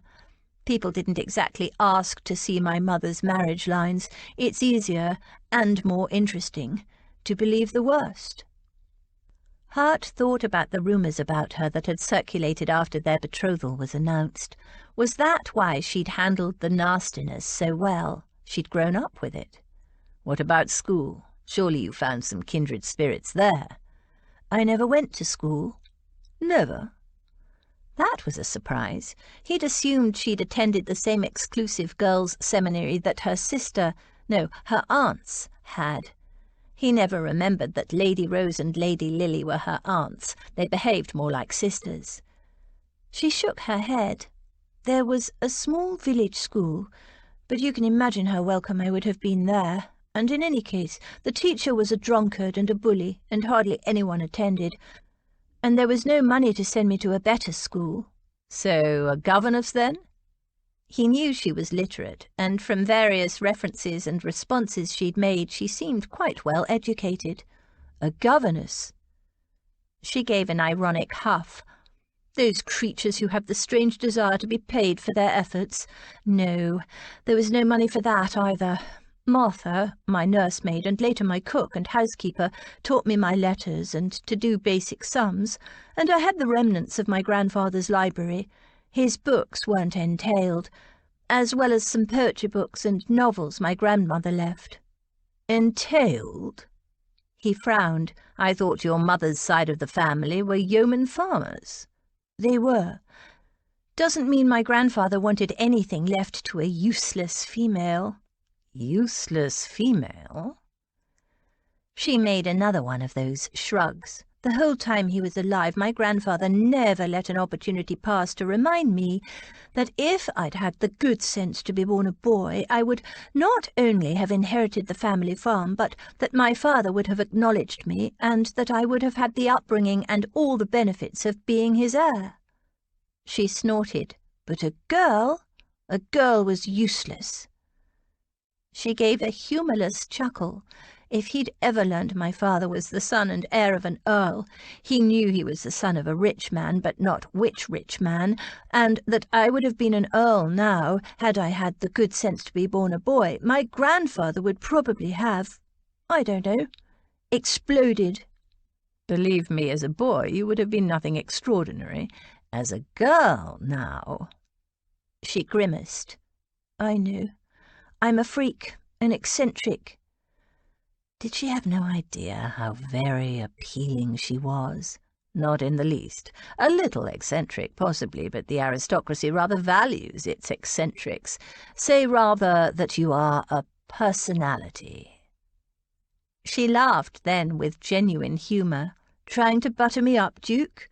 No, I doubt it would work anyway. You're not very good at accepting compliments, are you? And now he'd learned more of her story, he could see why. Brought up to think she was useless. She looked uncomfortable. If I told you I find you refreshing, enticing, and quite entrancingly beautiful, you wouldn't believe me, would you? Of course not. Then I won't tell you. I'll just have to think it. She gave him a doubtful look, unable to decide if he was serious or not. She probably thought he was mocking her. He'd never met anyone with more of a sense of herself, yet at the same time so lacking in vanity, though now he knew a little more about her upbringing it was starting to make sense. Tell me about this Martha. Her brows knotted in surprise. Martha? You want to know about Martha? You're giving her a farm. I'd like to know why. Not a farm, just a house, and the small bit of land surrounding it. It's still called Willowbank Farm, but it's not a farm. His arm lay across the back of the seat. Unthinkingly, he began stroking her nape again. She jumped. Stop that. It's distracting. Distracting? I'm not distracted. He lied. Having her so close, soft and relaxed, that velvety nape just inches from his fingertips, it was pure enticement. But she was all look and don't touch. You're distracting me. Oh, you dislike it when I do this, do you? He stroked her nape again. She shivered and hunched her shoulders as if to dislodge his hand. I said it's distracting. So she didn't dislike it, she just found it distracting. He hid a smile. Good. Her transparent honesty, her unwillingness to lie even on such a subject, especially on such a subject, delighted him. The number of women he'd known who'd claimed his every touch, his every move was ecstasy, even as they feigned pleasure, and here was his prickly little George wishing to pretend otherwise but unable to lie. She turned her head indignantly. Good, as long as you don't dislike it. Now tell me about Martha. Not until you remove your hand. He moved it down to her arm and started to stroke the silky skin in the inside of her elbow. Stop that. Put your hands in your lap, she ordered. He placed his hands in his lap. So, Martha?" Her expression softened. "Martha is a dear. She was the closest thing I had to a mother growing up. She began as my nursemaid and later became my cook and housekeeper. But she was always more than that. She taught me my manners, taught me my letters, taught me everything, did her best to make me a lady, even though I resisted all the way. But unsatisfactory though I was, she never stopped loving me. Even when the money ran out and there was nothing for food, let alone wages, she stayed with me." "No money for food?" She shrugged. "I don't know why the allowance from my father stopped. It was long before he died, but it did. Perhaps he thought I was old enough to support myself. I was 16. We had no way of contacting him, but we managed. We grew vegetables, and there were eggs, and of course I hunted." "Hunted? But I thought you objected to—" "I object to hunting foxes for sport. Hunting rabbits and hares for the pot is different. It was a necessity." So this useless girl had staved off starvation by hunting to keep herself and her servant alive. Her father deserved a thrashing. Pity he was dead. Hart would have liked to deliver the thrashing himself. A thought occurred to him. "If you were so short of money, how did you acquire that stallion of yours?" She dimpled and said, in a suspiciously airy voice, "I had rich neighbours, and some of them were, let us say, careless with their horses." "You stole that horse?" "No." Her expression was part guilt, part glee. "Not exactly. My grandfather left one good mare, a beautiful Arabian called Juno, originally bought for my mother, so the mare was mine. She was a lovely creature, getting on in years, but still able to bear progeny. She came into season at the very same time the rich and careless guest of one of my neighbours left his stallion out in the paddock while he went off with friends." "You put your mare in with the stallion?" She wrinkled her nose. "Not exactly, but I did put her in the next paddock and let nature take its course. The stallion jumped the fence, of course. I returned him to his paddock afterward, and nobody knew what had taken place. But as I'd hoped, he got a colt on Juno. Sultan was her last foal." She slid him a glance that was part guilt, part triumph. "I know it wasn't very ethical, but you should have seen how carelessly this fellow treated his horse, and he had the worst seat I've ever seen. He didn't deserve such a fine animal." Hart shrugged. He had no issue with a stallion jumping a fence to reach a mare in season. He knew exactly how that stallion felt. "So when you were so hard up, why didn't you sell Sultan?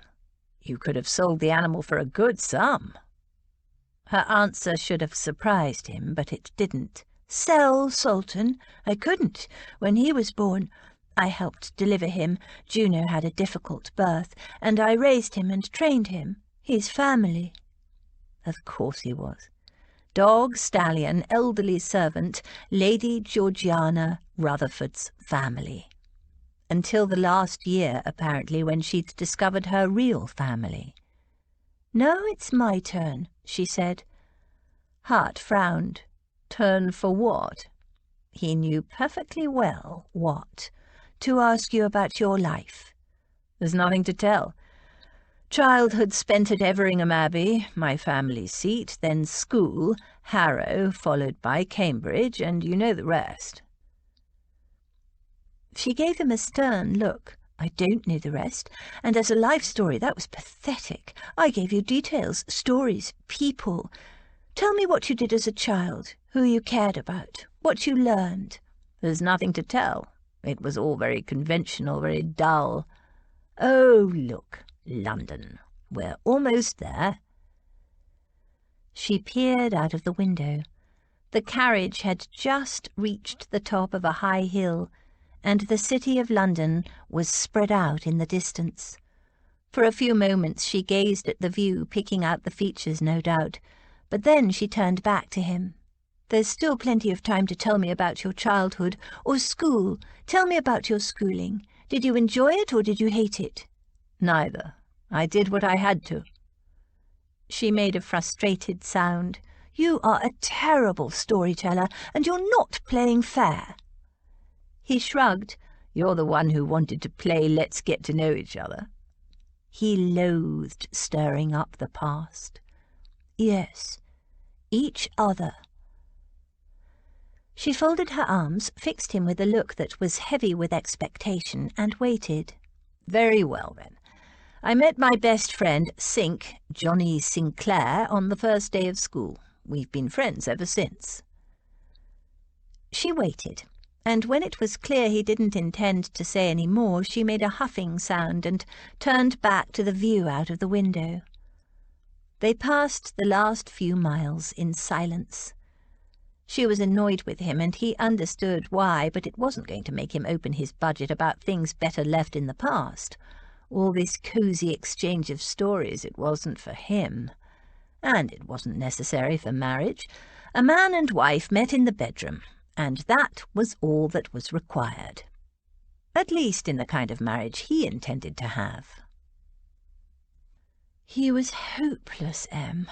As talkative as a post. He dug so much out of me, and I tried to be honest with him and shared, and it wasn't easy. But when it was his turn, he told me nothing personal at any rate. He just pokered up and looked down his nose and shared precisely nothing, except that he'd met his friend, Mr. Sinclair, at school, which everyone knows anyway."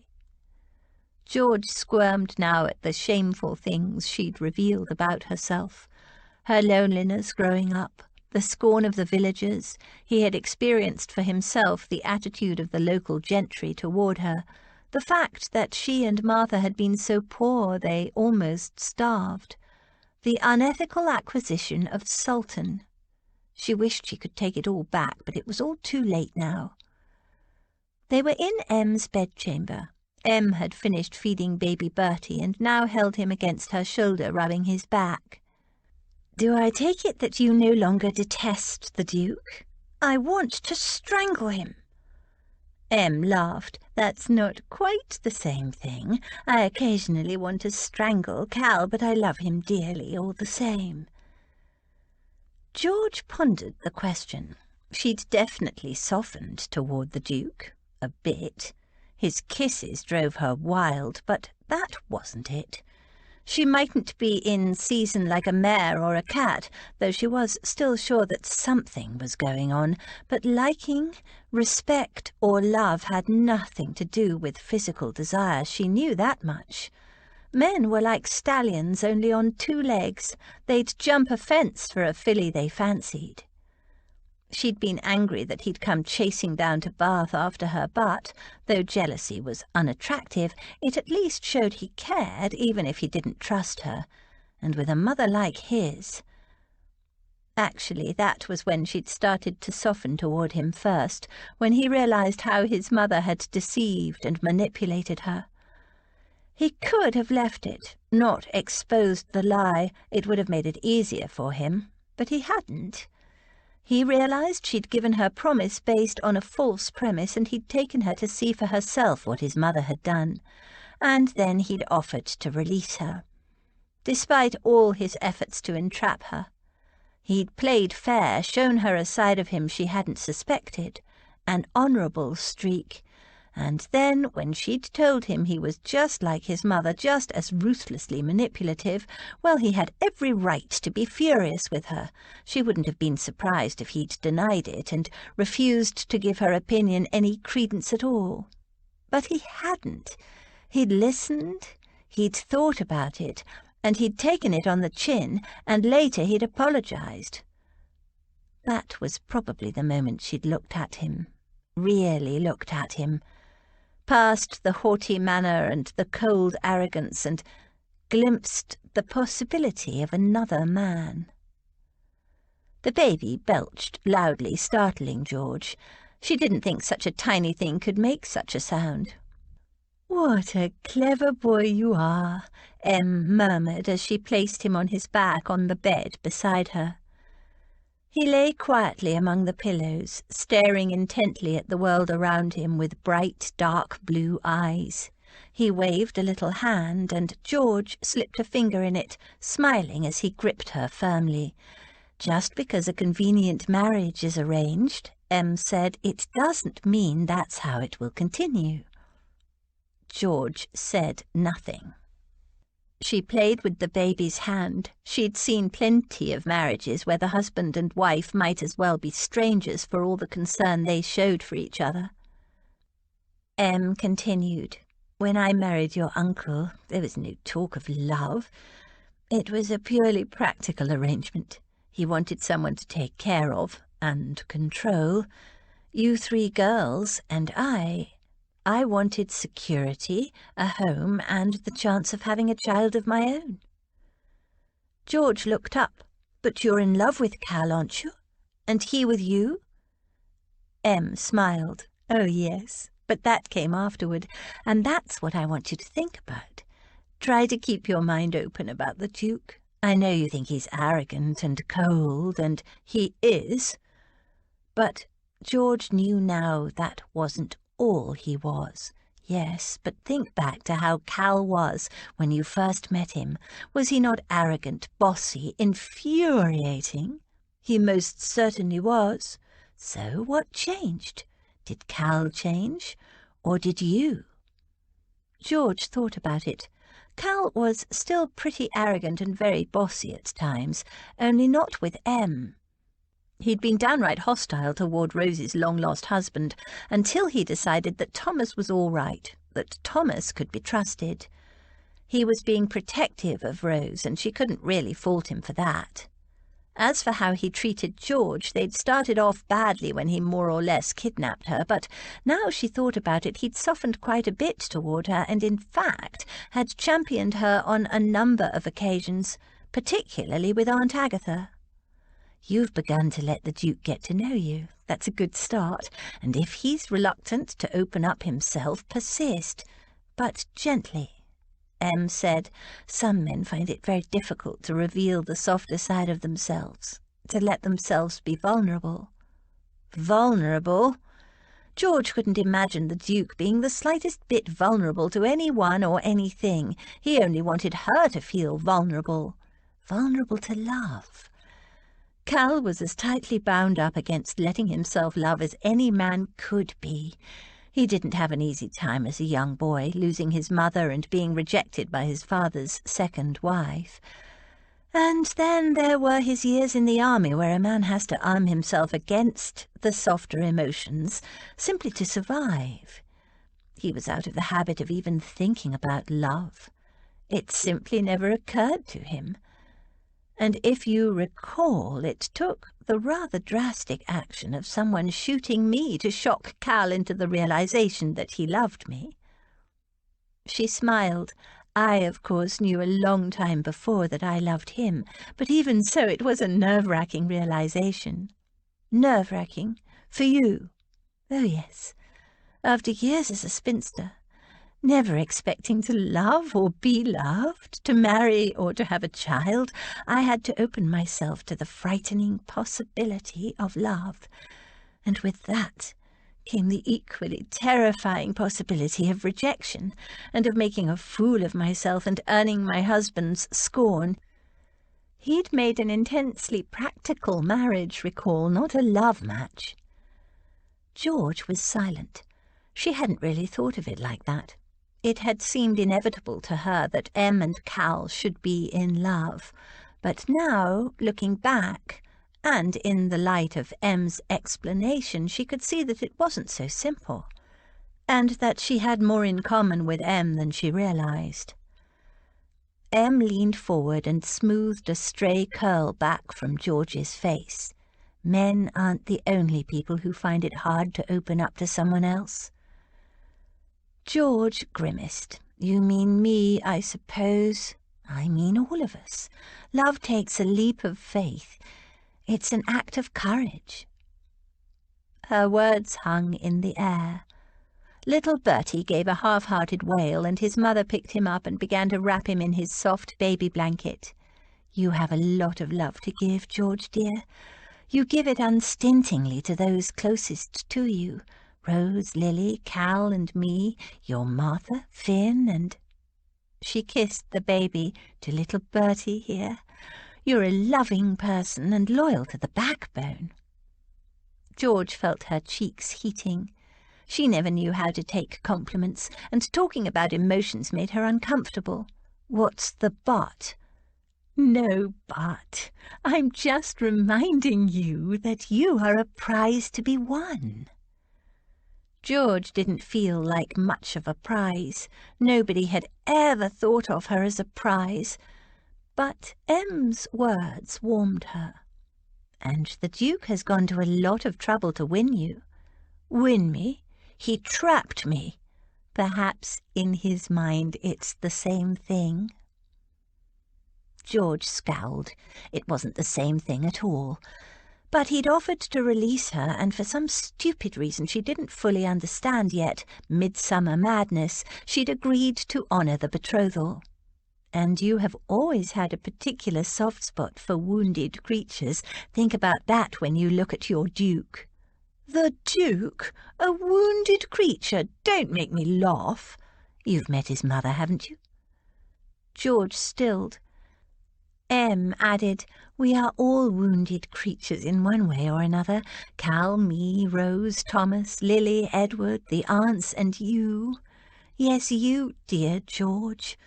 The Duke has his points of vulnerability, as we all do, and, manlike, he'll do his best to conceal them from the world. And you.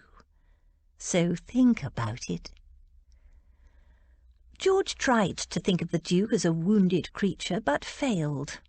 He was a predator, one who took more than he gave, wasn't he?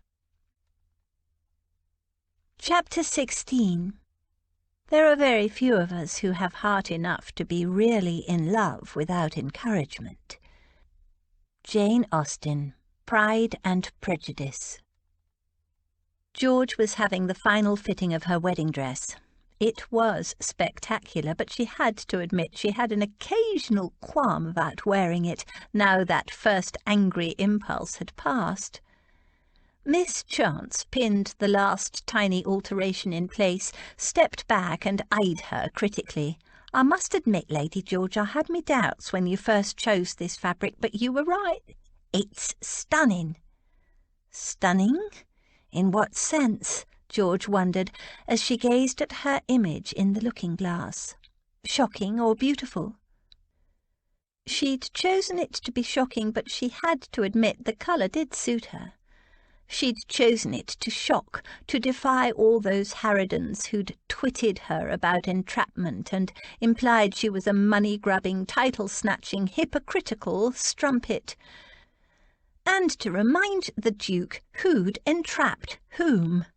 "I'll finish off those last little bits and send it around this afternoon," Miss Chance said. "Now your maid knows what to do with it." Sue nodded eagerly. Miss Chance's assistants had given her thorough instructions about how to care for a silk dress. George was pleased she'd taken only Sue with her to the dressmaker. Lily and Rose and their husbands were on their way to London, and she didn't want anyone to see the dress until her wedding day. The day finished with a visit from Aunt Agatha. George almost refused to see her. She was still angry about the way Aunt Agatha had helped the Duke's mother to deceive her, but she was about to get married. It was time to put past grudges behind her. Aunt Agatha, meddling old woman that she was still family, and according to Aunt Dotty she meant well. "I have some words of advice regarding your marriage," Aunt Agatha announced. George sighed, sat down and pretended to listen. "Men are animals," Aunt Agatha declared. "They will lie down with females of all kinds, young, old, pretty, plain, aristocratic or plebeian. It makes little difference to them, but the act is not in any way important to them, and should not be to their wives. It's merely an itch they have to scratch."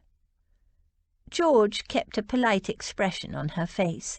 An itch to scratch indeed.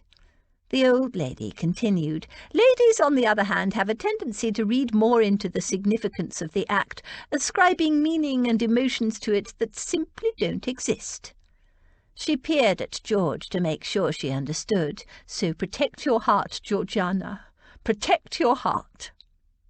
She gave a brisk nod and departed, leaving George staring after her. Was that what Aunt Agatha had learned from 3 marriages?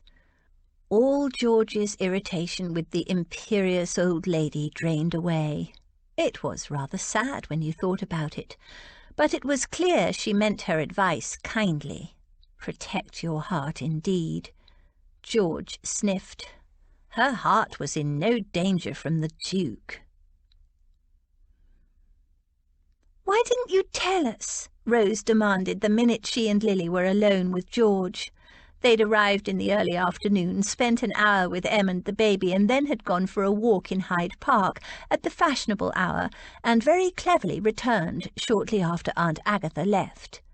They had also, it seemed to George, caught up with all the gossip they'd missed by being away in the country the last few weeks, in one little walk in the park. "Tell you what, you knew I was betrothed. I wrote to you both." "About the gossip," Rose said. "Letter?" Lily rolled her eyes. "Edward read mine to me, the whole 6 lines. Dear Lily and Edward, I hope you're both well. We are all well here. Em has had the baby and he is very sweet, and they are both healthy and strong. Aunt Agatha is in Alt. Aunt Dotty is in Bath. You probably saw the notice in the papers and were surprised, but it's true. I am betrothed to the Duke of Everingham. It wasn't what I wanted, but I'm committed to it now. But it's all right, he's giving me my own house. Love from George and Finn and Sultan." "Much the same as the one you sent me," Rose said. George shrugged. "You know I'm not much of a letter writer." "Not much? It was appalling." "Why? The spelling was all right, wasn't it?" "The spelling was fine. It was the infuriation of it," said Rose. "The frustration," Lily added. "The complete, utterly provoking lack of information," Rose finished. "But I told you about everything, the baby, the aunts, and my betrothal. What else is there?" Rose rolled her eyes. "Detail, that's what's missing. You've always been hopeless at gossip." "I hate gossip." Rose smacked her lightly. "This is not gossip, silly. It's about you. Now sit down and tell us all about it from the beginning. I've ordered tea and cakes, and a footman is taking care of Finn, so don't think you'll wriggle out of it. Now tell us, how did you become betrothed to the Duke of Everingham? I thought you despised him." "I did." George settled down to tell the tale. Truth to tell, she had no desire to wriggle out of talking about it. Rose and Lily were a sympathetic and attentive audience, and it was a relief to be able to talk to people her own age. Em and Aunt Dotty were lovely and had helped her sort through her confused thoughts and feelings. But Rose was refreshingly blunt, and Lily was wonderfully sympathetic. Burton brought in a tray with a large pot of tea and a plate of mouth-watering cakes and dainty biscuits. Lily poured, and while they ate and drank, George told them how the Duke had singled her out at Rose and Thomas's ball. Rose, of course, had had so much going on herself that she hadn't noticed. Lily had. "So that's why you were asking about kissing," she said with a smirk. "I knew it." George described how the Duke had entrapped her, compromising her on the landing at old Mrs. Glastonbury's soirée musicale. She didn't exactly tell them she'd been caught with her dress hitched up and her legs wrapped around him, just that they'd been caught kissing, and that there and then the Duke had announced their betrothal to everyone at the Glastonbury party. And how the very next morning there was a notice of it in the papers, announcing it to the world, and he hadn't even asked her. What a sneaky beast! Rose eyed George thoughtfully. "He was never like that with me. He was always quite cool and formal. It's almost as If... She pursed her lips, considering. When George told them about how Aunt Agatha had conspired with the Duchess of Everingham to trick her into making what she thought was a deathbed promise, Rose hissed with outrage.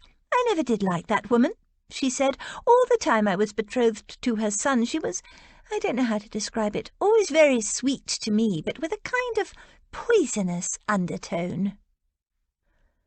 "I know exactly what you mean," George said. "Sounding as sweet as honey, but you know there's something rotten beneath. Took me a while to realise it." Rose nodded. "She's going to make a frightful mother-in-law." George wasn't so sure. If the Duke adored his mother, it would be ghastly. But he didn't. He was very aware of her selfish, manipulative nature, and when it counted he had stepped in very much on George's side. And of course the Duke must have known what she... Lily began. "No, he didn't," George said quickly. "In fact, as soon as he realised what had happened, how his mother had tricked me, he insisted on exposing the lie, and—" She bit her lip. "And what?" Rose asked impatiently after a moment. "He offered to release me from the betrothal." There was a moment's shocked silence. "He offered to release you?" Lily looked puzzled. "But you're still betrothed, aren't you?" Rose exchanged a knowing glance with her sister. "Yes, George. Why is that?" "Oh," Lily said on a long note of discovery. "You like the Duke, George." "I do not," George said emphatically. "He's arrogant, high-handed and bossy. He thinks he knows what's best for everyone, and he does what he wants, and everyone else has to jump to his command." Lily gave her a considering look. "That's quite a list. What do you think, Rose?" Rose said archly, "Methinks the lady doth protest too much." George continued, "He's selfish and closed up." She tried to think of more grievances she had against the Duke. "And he's possessive. When he thought I'd run away to Bath, I'd gone with Aunt Dotty. He came chasing after me and ordered me into his own carriage, even though I was already on my way back to London." "He thought you'd run away?" Rose echoed. "Yes, with a rake." "Which rake? Do you even know any rakes?" Rose asked. George ignored her. Lily said thoughtfully, "Possessive? I rather like the thought of possessive." "You can have it then," George retorted. She was feeling oddly defensive. "I don't like it. It makes me feel, I don't know, trapped. Though that wasn't quite the word. I need to be free." "And yet, when he offered you your freedom, you chose to remain betrothed," Lily pointed out. "Why was that?" "Yes, George, dear," Rose cooed. "Why was that?" George pondered the question. Truth to tell, she still wasn't quite sure why she'd allowed the betrothal to stand when she'd been offered a clear way out. She gave an awkward shrug and wished she'd never begun this conversation. It was taking her into uncomfortable depths. "I suppose I was used to it by then. I didn't want to make a fuss." Rose burst out laughing. "Not want to make a fuss? You? You'll have to do better than that, George dearest. This is us, recall. We know you." "All right then," she said grumpily. "I decided I want a baby." "Well, of course you do. We all do, especially after seeing Em's darling little boy. Isn't little Bertie just adorable?" Lily gushed. "Those big, bright eyes." "No, it doesn't wash," Rose said. "If it was just the matter of a baby, George could have chosen any one of the perfectly nice and easy-to-control men who've been mooning after her all season. It doesn't explain why she stayed betrothed to the Duke, seeing she dislikes him so much, or claims to." "There's the kissing," Lily suggested. "Remember when he kisses her, her knees turn to jelly." "How do you—" "They do not," George protested. "At your ball, remember?" Lily reminded Rose. "Afterward, she asked us about kissing and knees dissolving." George felt her cheeks heating. Lily might have difficulty reading, but she had an excellent memory. Drat it. "Oh, yes, that's right," Rose said, and then he kissed her again at Mrs. Glastonbury's soiree, and she completely lost track of where she was. "I did not." Rose arched an eyebrow. "So you knew all those people were coming out onto the landing heading for supper, and you kept kissing him anyway?" "No, I didn't realise." "In other words, it was such a splendiferous kiss, you lost all sense of where you were," Rose concluded triumphantly. "So, 1, she wants a baby, and 2, she likes his kisses." She numbered them off on her fingers. "What else?" "Nothing else," George mumbled, her face hot. "Oh, yes, 3, you didn't like to make a fuss," Rose agreed ironically, marking off a 3rd finger.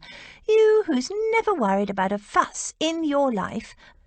A most compelling case, my lord.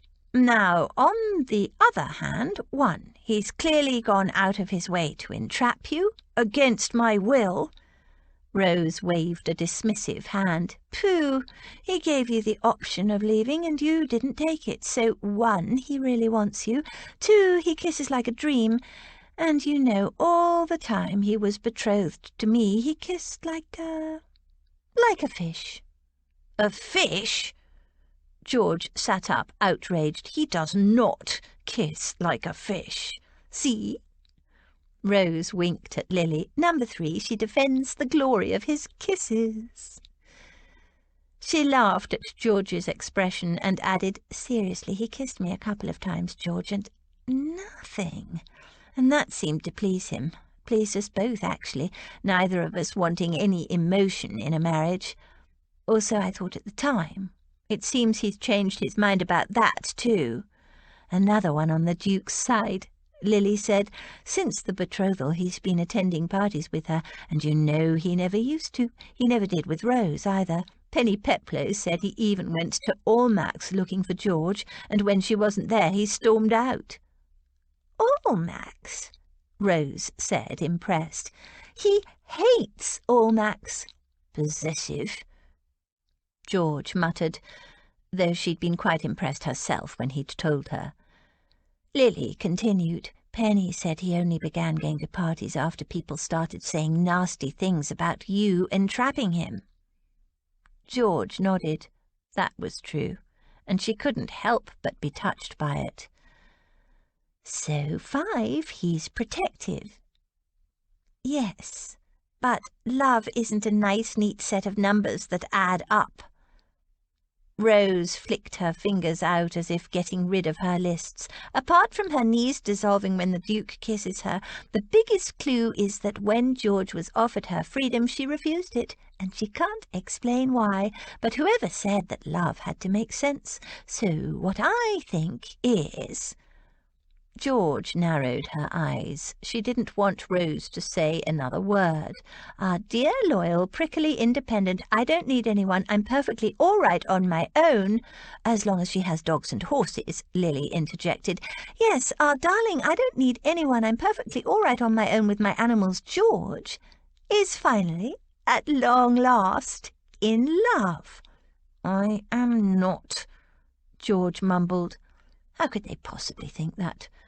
She hadn't told them anything nice about the Duke, and there were actually a few nice aspects. "All the signs are there, George, dearest," Lily said warmly. "I'm so happy for you." George squirmed. "George is in love, George is in love," Rose crooned in a sing-song voice. "Oh, stop it." George rose to her feet. "You're both talking a lot of nonsense. I need to take Finn for a walk." She put 2 fingers in her mouth and let out a shrill whistle. Finn bounded up and slid to a halt on the polished floor. "Come on, boy." A moment later she slammed the front door behind her. She pounded along the footpath. Her head was in a whirl. Rose and Lily were wrong. She wasn't in love with the Duke. She couldn't be. They were certain she was in love only because they were in love with their husbands. It wasn't the same for her. The Duke was no Edward or Thomas. They were warm, kind, loving men. The Duke was... an icicle. Except when he kissed her. Blast and botheration! Why couldn't she just go back to the way it was before? Before he'd noticed her. Before she'd noticed him. Before he'd kissed her. Life had been so much simpler then. So much more enjoyable. She'd known what she wanted and exactly how to get it. Now she didn't know anything. Why hadn't she taken her freedom when the Duke offered it? Rose was right. It wasn't just because baby Bertie had made her realise she wanted a baby of her own. She pulled her hat off and rubbed her head, as if somehow she could make sense of it all. Whoever said that love had to make sense? It wasn't love, was it? She knew who she loved, her dog, her horse, Martha, her family. But it wasn't the same. She wasn't afire to kiss any of them. The Duke was like a fever in her blood. Aunt Dotty had said that for some people that fever faded after the honeymoon. George wasn't sure whether the thought of that was a comfort or a worry. A comfort, she told herself firmly, because if this was love it was confusing and uncomfortable, and she didn't want a bar of it. She picked up a stick for Finn and threw it as far as she could. It was the night before the wedding. Hart, much against his inclination, had allowed Sink to drag him out for a few convivial drinks with some friends. Not natural for a bridegroom to pass the night before sober and alone, Sink insisted. You need drinks and company to chase the nerves away. I'm not nervous in the least, Hart lied. Not worried about the wagers, then? Percy, one of the friends, said. Wagers? Hart repeated in a steely voice. Nothing, no wagers, Sink said hurriedly. Old Percy's 3 sheets to the wind, silly fool, doesn't know what he's saying. No, I'm not, Percy said indignantly. There's a dozen different wagers on the wedding not going ahead. Shut up, Perce, Sink hissed. But though Percy might not be 3 sheets to the wind, he was drunk enough not to take a hint. You know yourself, Sink, that the money's on the second Rutherford girl jilting the poor fellow. Lady George, not the sort to make a duchess. No ambition in her. Swore she'd never marry, and I for one believed her. Anyway, I saw you lay a bet myself, so what are you pokering up and pulling faces at me about? Sink groaned. If that's what you think, you have wasted your money, Hart said coldly. He rose and opened the French doors to the balcony, hoping some cool night air might calm his temper. After a while, Sink followed him out. Did you bet on my wedding? Hart asked him. Sink pulled a rueful face. You know me, Hart, can't resist a good bet. And what did you bet on? That she won't let you down, of course. A straight arrow if ever there was one, Lady George. He stared at Hart. You didn't imagine I'd bet against you, did you? Hart relaxed a little. He hoped Sink was right, but doubts continued to plague him. He still didn't understand why she'd decided to go ahead with the marriage. She'd fought so hard against it at first, but then when he'd offered her her freedom, she didn't take it. Why? Every other woman who'd ever shown interest in him hadn't been able to look past his title, his fortune, and his estate. What was she getting out of this marriage? She wasn't ambitious. She didn't care about titles or his fortune. She'd made that abundantly clear in the settlement discussions. And yet, despite her lack of interest in his position and assets, she truly did seem to see him, Hart, not the Duke. She saw him, but she didn't seem to like him very much. They quarrelled almost every time they met. So why would she marry him? For a baby? She could get that from any man. He stared into the golden depths of his glass, then drained it. These were not thoughts to calm a nervous bridegroom. He could think of no good reason why she'd be at the church in the morning. All he had to cling to, like a man in danger of drowning, was that she'd given him her word. And she hadn't let him down yet. He knew why he'd chosen her. He wanted her. Wanted in a way that he didn't care to examine too closely. It was enough that he desired her, and that she was independent enough not to be the sort of wife who would cling and want to live in his pocket. He went inside. There was no point in going round and round and round with the same unanswerable questions. It was simple. Either she'd turn up at the church tomorrow, or she wouldn't. He held out his glass for a refill. Chapter 17. She is loveliness itself. Jane Austen. Emma. George stood in front of her looking-glass, contemplating her reflection, while her maid, Sue, fluttered around her, making a few last-minute adjustments. "Lordy, my lady, I never seen a bride dressed so bright before. My sister wore her best Sunday go-to-church dress for her wedding, and it was a lovely bright blue, but this—" "It's a new fashion," George said. "You don't say. I was thinking maybe you'd wear silver tissue like the poor late princess, but I suppose people think it's a bit of a sad fashion now." Sue tweaked the skirt to adjust the fall. In the country, if a girl wore red to her wedding, well, people would talk. People would talk in London too, George thought. That was the point.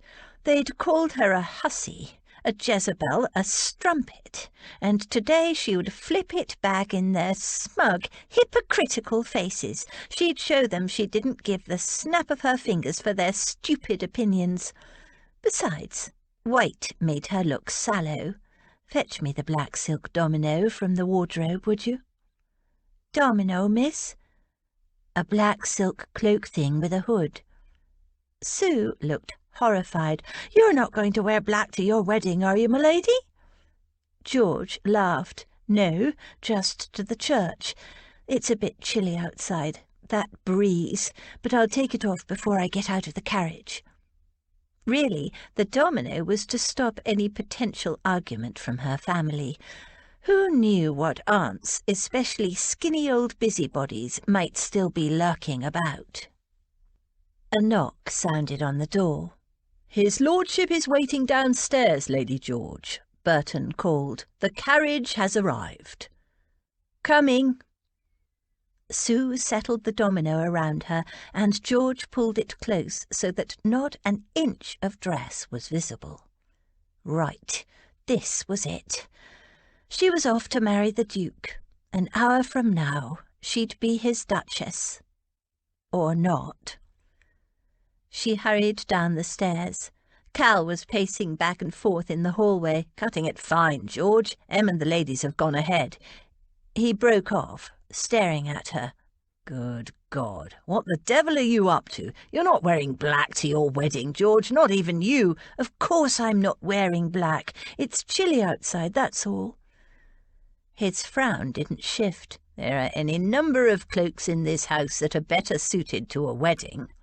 "I didn't have time to find one, and anyway, I'll take it off before I get out of the carriage. Now come on, I don't want to be late." Cal glanced at the clock in the hallway. Hell no. He hurried her into the carriage, oblivious of the various servants who'd gathered in the hallway to wish her well. George waved to them as the carriage set off. Cal sat opposite her, his arms folded and his face grim. "What kind of mischief are you up to, young George? And don't give me that innocent look. I know mischief when I see it." "Mischief?" She grinned. "You won't be able to play your tricks on the Duke, you know. He's a very serious fellow." She quirked her lips and gave a careless shrug. "Every man is a bundle of nerves on his wedding day," Cal continued, "and Everingham will be more on edge than most, given what happened with Rose." "He's the one who forced this wedding on me," she said lightly. "He tried," Cal agreed. "But you weren't forced. You agreed of your own free will." She had. And truth to tell, she was ridiculously nervous. The closer to the church they got, the more her courage seemed likely to drain away, but she was determined to start as she meant to go on. The carriage pulled up in Hanover Square at the foot of the steps leading up to St. George's Church. George took a deep breath and shrugged the domino off. With a whisper of silk, it pooled softly around her. Cal, who had exited first to help her down, turned to assist her and froze. "Good God, George, what the hell do you think you're wearing?" She tossed her head. "It's a new fashion." He snorted in patent disbelief and shook his head. "Everingham has no idea what he's taken on, does he?" He assisted her from the carriage. A small, hopeful crowd had gathered. A society wedding was always of interest to the hoi polloi, and the grooms were known to share the largesse on happy occasions. People stared at George and made audible comments. "Red for a wedding? Never heard of such a thing. Looks a right Jezebel, she does." Rose and Lily hurried forward, looking shocked and dismayed. "George, what on earth?" Too late now. George hurried up the steps. "Now I know why you refused our help dressing," Rose muttered as she and Lily arranged the skirt into graceful folds. "You look gorgeous, but you have to know what a stir it's going to cause. What on earth were you thinking, George?" Rose was thinking about the Duke's last wedding, which had ended in disaster. She probably still felt a bit guilty about that. Well, that wasn't George's problem. Lily just looked at her and shook her head. "I hope the Duke won't be too angry." "I'm here, aren't I?" George said. "Come on, Cal, let's get this over with." "Says the blushing bride," Cal said sardonically. "Oh, she's not blushing," Rose pointed out dryly. "It's just the reflection of that dress." The church was cold. High summer, and yet the chill sank into Hart's bones. His cravat was too tight. He ran his finger around it, hoping to loosen it. It didn't help. His stomach felt hollow. Had he eaten? He couldn't remember. The bishop, in his magnificently embroidered crimson and gold robes, moved around the altar. It was the same fellow who'd presided over the debacle that had been Hart's last wedding. The man's frequent darting glances at Hart showed he remembered. Hart was just as restless. He took a deep breath and eased a finger once more between his throat and his collar. "For goodness sake, if you fiddle with that one more time, you'll ruin the so beautiful arrangement of your cravat," Sink said. "Stop worrying. She'll be here soon enough." "I know that. I'm not the least bit worried," Hart said stiffly. He'd pushed her into this marriage. Would she panic at the last minute and bolt? "She'll be here," he said, as much to reassure himself as Sink. Sink laughed softly. "Can't fool me. You're as nervous as a cat on a sinking ship. Understandable, given what happened last." "I am not nervous," Hart said in a low, vehement voice. "Of course you're not," his friend said, in a tone that was intended to be soothing but instead made Hart want to throttle him. "If it helps, I made another bet on her." Hart turned wrathfully toward him. "You what?" Sink held up his hands peaceably. "Don't look at me like that. I only bet that she'd turn up on time. Just thought that you'd want to know how much faith I have in her." It was not done to strangle your best man before the wedding, Hart reminded himself. He took a few deep breaths, forcing himself back to an appearance of calm before saying coldly, "If you ever, I mean ever, make a public bet on my wife again, so help me, Sink, friend or not, I won't be responsible for my actions." No, of course not. Don't know what got into me. Sorry, Hart. Meant no disrespect. Just can't seem to help The organ sounded an emphatic chord. The congregation hushed. Slowly, Hart turned toward the entrance. She stepped through the doorway and paused at the head of the aisle. There was an audible gasp, followed by a ripple of murmurs and whispers.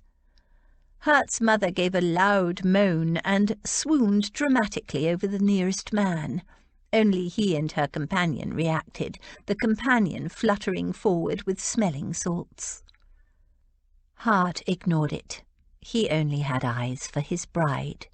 She stood motionless, a pale, slender sprite wrapped in flaming scarlet. No demure pastel or ivory bride this. The dress screamed defiance, flamboyance, and a warning. It was utterly outrageous. It clung to her upper body like a second skin, every slight curve faithfully outlined until it flared out at her hips. Her small breasts were framed by the scooped neckline like a delectable dish to be served. He would taste that dish very soon. She stood straight, her head flung back as if daring him or anyone to criticize. The congregation stared and muttered and whispered and looked to him for a reaction. Hart didn't move. She would come to him. Sink leaned forward and murmured, "Told you she'd lead you a merry dance." And what a dance it would be, Hart thought. She was glorious, magnificent, unique, and she was his. The music swelled, and one hand on her uncle's arm, she strode down the aisle with that long, leggy gait that purely drove him wild. Her eyes were locked on his. "Here I am," she was saying. "I belong to myself. Marry me if you dare." Hart dared, all right. He couldn't wait. She came to the end of the aisle. Ashenden removed her hand from his arm and offered it to Hart. Every eye was on them.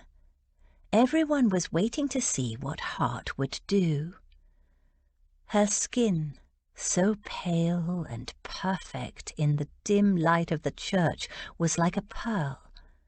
Her lips were rich, dark and moist. Her eyes met his with a mix of defiance and uncertainty.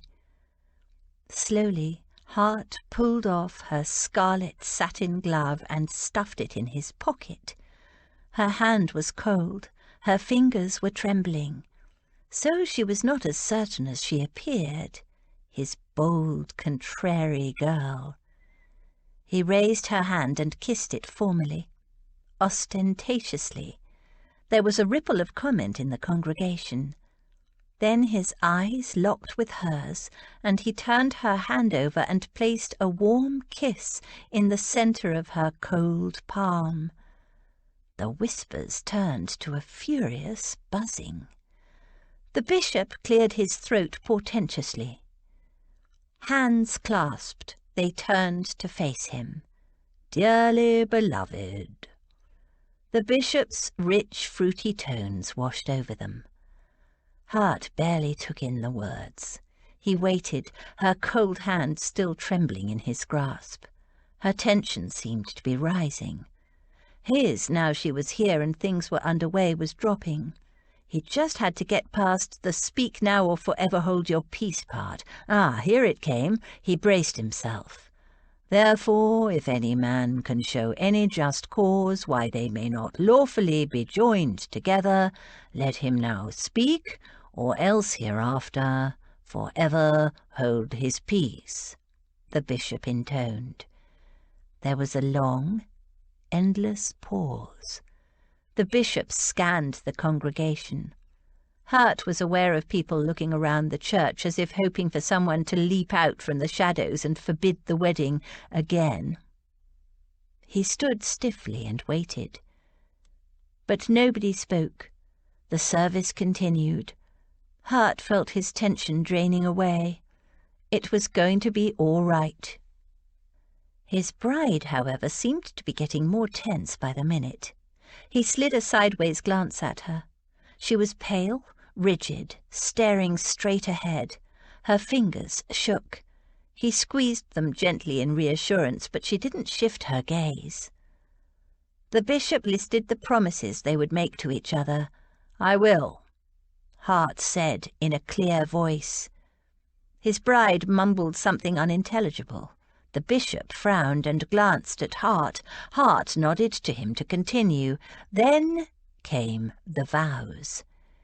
In a clear, firm voice, Hart repeated, "I, Redmond Jasper Hartley, take thee, Georgiana Mary Rutherford, to my wedded wife, to have and to hold from this day forward, for better or for worse, for richer, for poorer, in sickness and in health, to love and to cherish till death us do part, according to God's holy ordinance, and thereto I plight thee my troth." Then it was Georgiana's turn. She repeated her vows in a low, almost inaudible voice. "I, Georgiana Mary Rutherford, take thee, Redmond Jasper Hartley, to my wedded husband, to have and to hold from this day forward, for better, for worse, for richer, for poorer, in sickness and in health, to rub, cherish, and to olay, till death us do part, according to God's holy ordinance, and thereto I give thee my troth." Hart frowned. Had he heard her aright? To rub, cherish, and to olay? He looked at her. She stared straight ahead, unmoving, her gaze fixed on the stained glass window above the altar. The bishop hesitated, frowned, and gave Hart a hard, questioning look. From his expression he wasn't sure he'd heard her correctly. He wasn't a young bishop. Likely he was a bit deaf. "Continue," Hart said. "And so the ceremony rolled on until those whom God hath joined together let no man put asunder." They signed the registry, and Hart quietly released a long sigh of relief. The bishop had a lot more to say, and there were more prayers, but Hart took very little notice. It was done. She was his. As they came out of the church, the Duke dug in his pockets and produced several handfuls of coins, which he flung over the heads of the crowd of onlookers. While they scrambled for the money, he helped George into the waiting carriage, and they drove away. He leaned back against the leather seat and eyed her quizzically. "So, rub, cherish, and olay, eh?" George braced herself for the argument. At least he hadn't reacted in the church, though she had half expected it. "I only said that because—" "I know. Because you weren't prepared to make a promise you weren't sure you could honour." She blinked. Yes, that's right. He'd understood, without any need for explanation or justification on her part. She could happily promise to cherish him, but love, when she wasn't sure whether she loved him or not? You couldn't order love. As for promising to obey him, that was never in question. He nodded. Thought so. Just one question. What does olay mean? Olay? I believe Spanish bullfighters say it to bulls. So, I'm a bull, am I? There was a glint in his eyes that she didn't trust. No. It's just a word expressing excitement. It was the only word she could think of that rhymed with obey, and rub rhymed with love, sort of. "You're excited," she said in a dampening tone. "Not particularly." "Then I'll have to work a little harder, won't I?" He glanced at her and added, "Not here, of course. Later."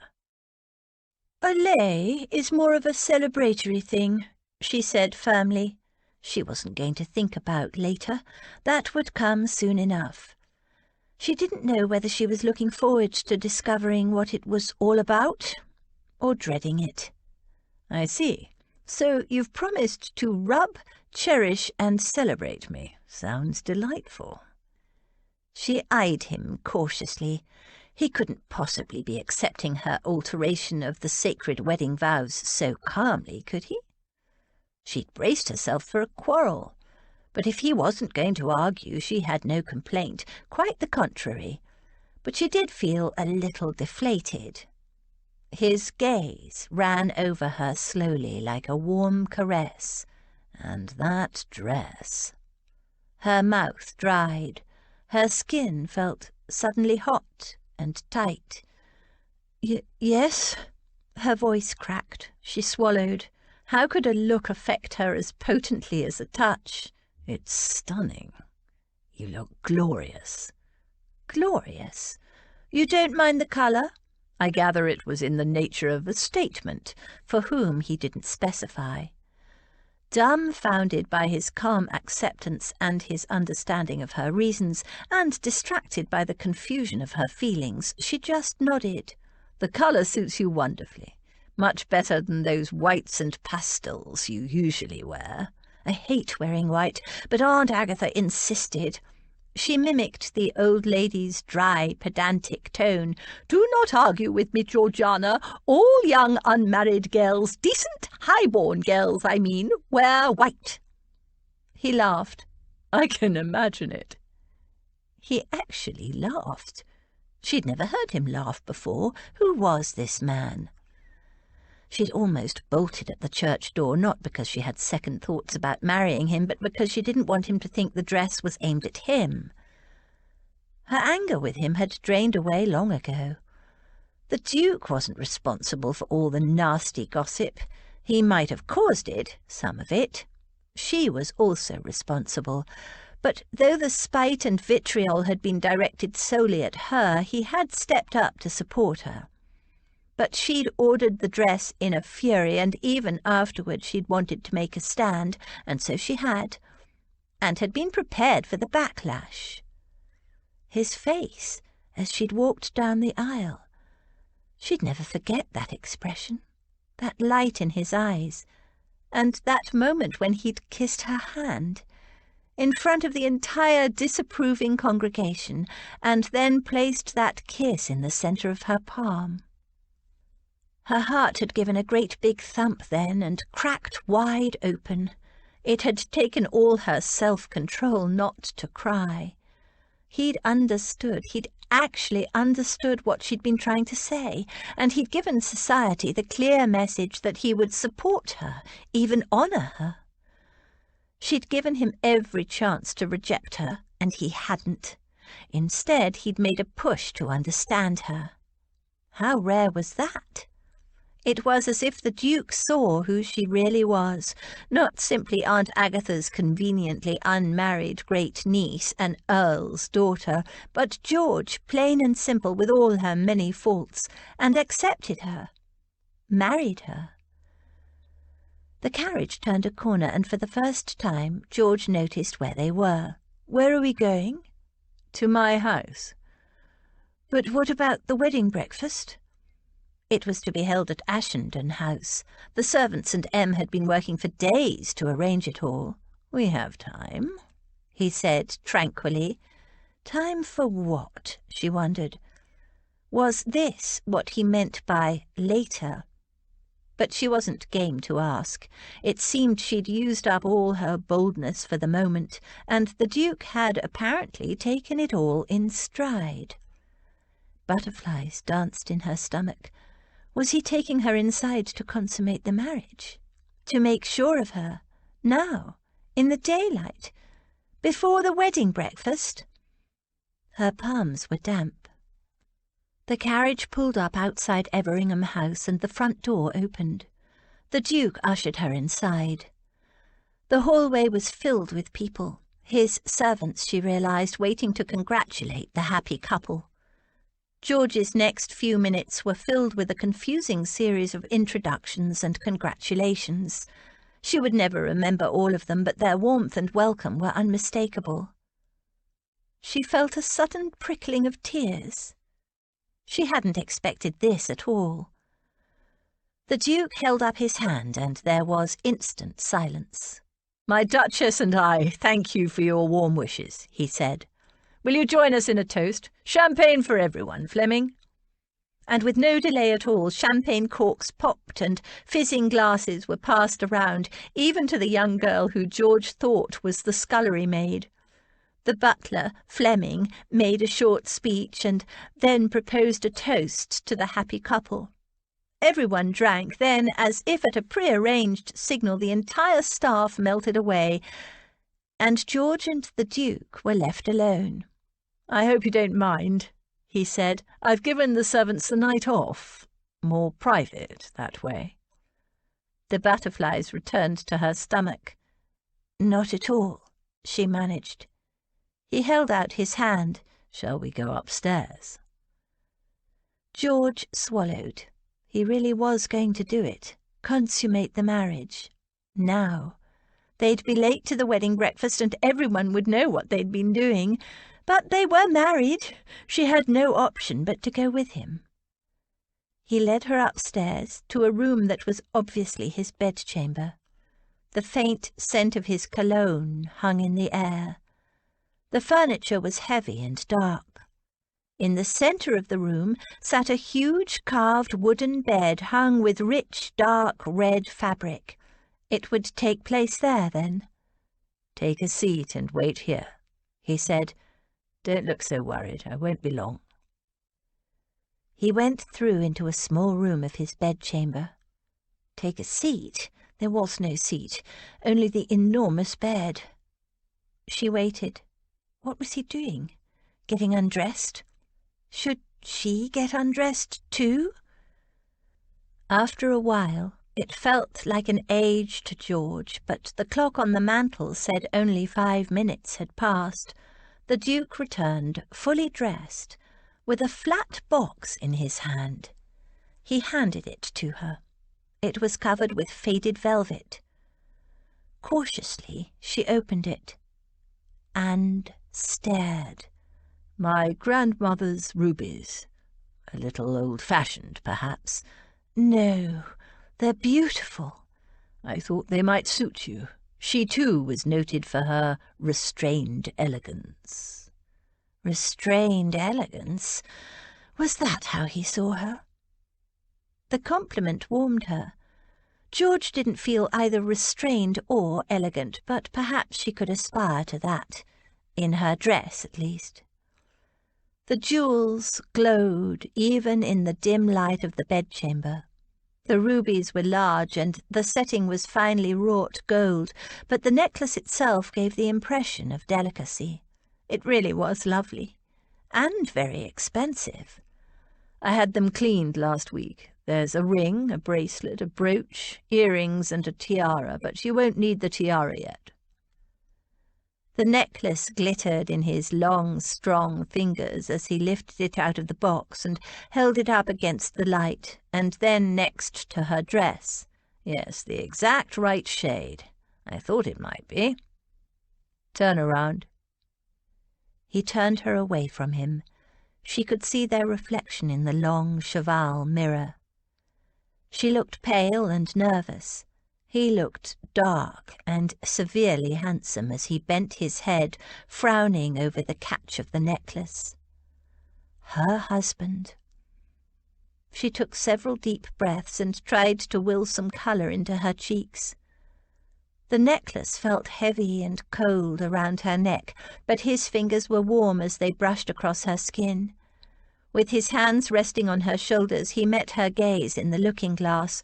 "Perfect," he breathed, then bent and pressed a warm kiss on the sensitive skin of her nape. A shiver of heat rippled through her, and without conscious volition, her eyelids fluttered closed and she leaned back into his body. After a moment he moved back, and, feeling a little embarrassed, she remembered to open her eyes and look at the necklace in the mirror. It was a perfect match for the dress. "Earrings?" He handed her a dainty pair of ruby earrings, and she put them in, then turned her head back and forth, examining them in the looking-glass. "They're lovely." She didn't often wear earrings. She'd only had her ears pierced when she came to London, but these were pretty. "Now these." He clasped the bracelet around her wrist, then slid the ring onto her finger next to her bright gold wedding ring. The ring was unusual. A square-cut ruby, the setting the same intricate gold design. He stood back to examine the overall effect. What do you think? Not too old-fashioned? The earrings danced as she shook her head. No, they're beautiful. Antique rather than old-fashioned. Thank you. She broke off. She couldn't keep calling him Duke. What should I call you?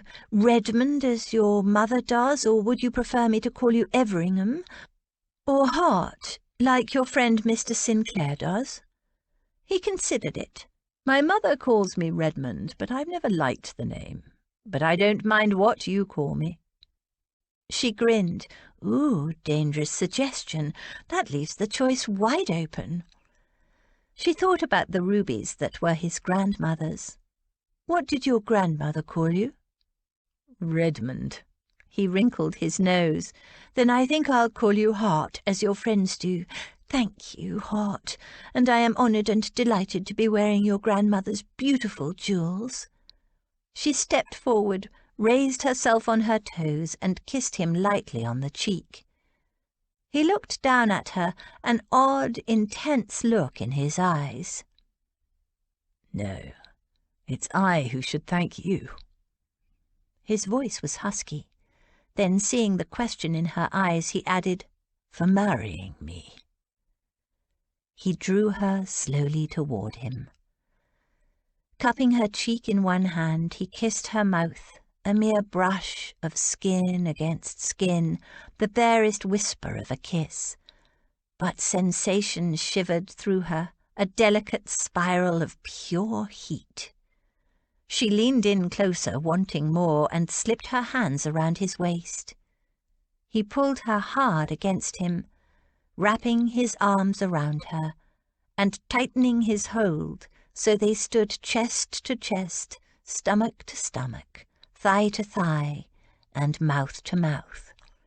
His mouth was warm, demanding, and she opened to him. The taste of him flooded her senses, potent as brandy.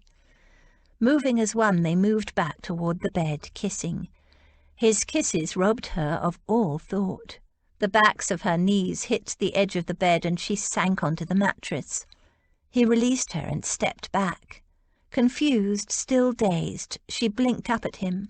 His smile was rueful. I know, but we have a wedding breakfast to attend. His chest was heaving as though he'd run a mile. Oh. She couldn't keep the disappointment from her voice. I thought... We have all night for that. His voice was deep, rich as thick dark chocolate, and with the promise of the night to come. Gathering her shredded composure, she managed to stand. With shaking hands, she tidied her hair in the looking-glass, straightened her dress, then turned to go, and met his intense, heated, approving gaze. There was a world of dark promise in that look.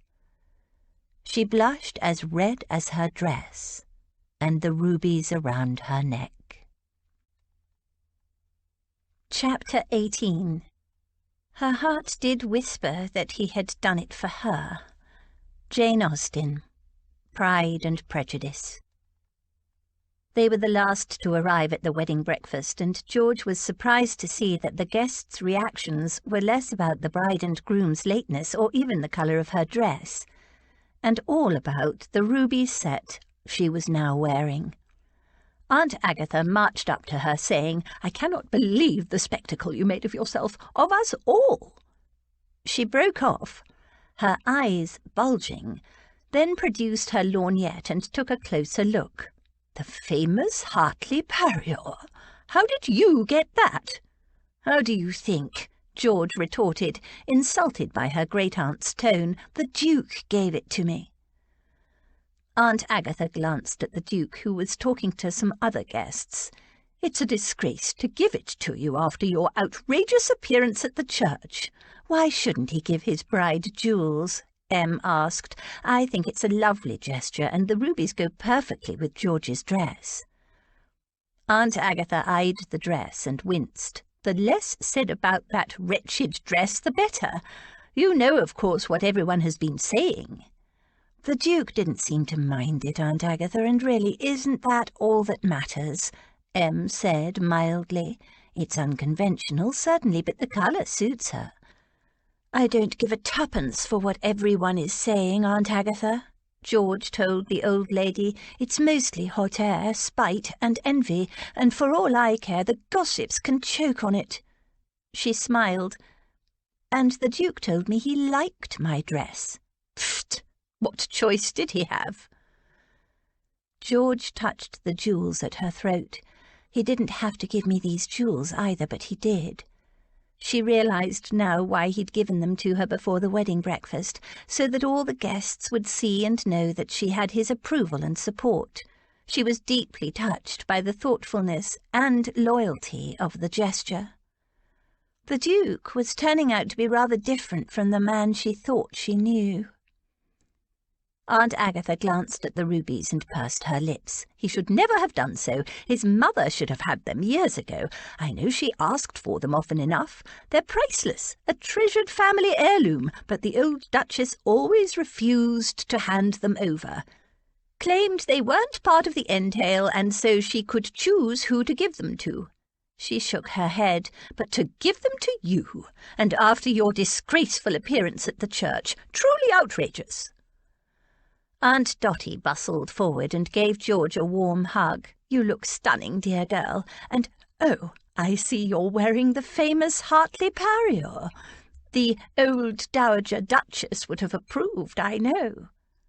"And how would you know, Dorothea?" her sister said in an acid voice.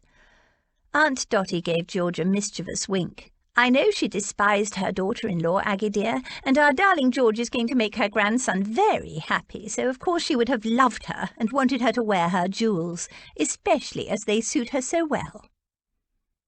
George glanced at the Duke on the other side of the room, talking to several men she didn't know. Would she make him happy? She had no idea. Would he make her happy? She had even less of an idea. They reached Everingham House just as evening was falling. Hart considered carrying her over the threshold, but then decided she'd probably hate it. Besides, there was nobody to open the door. He'd given the servants the night off. She'd been very quiet on the way, hadn't said a word.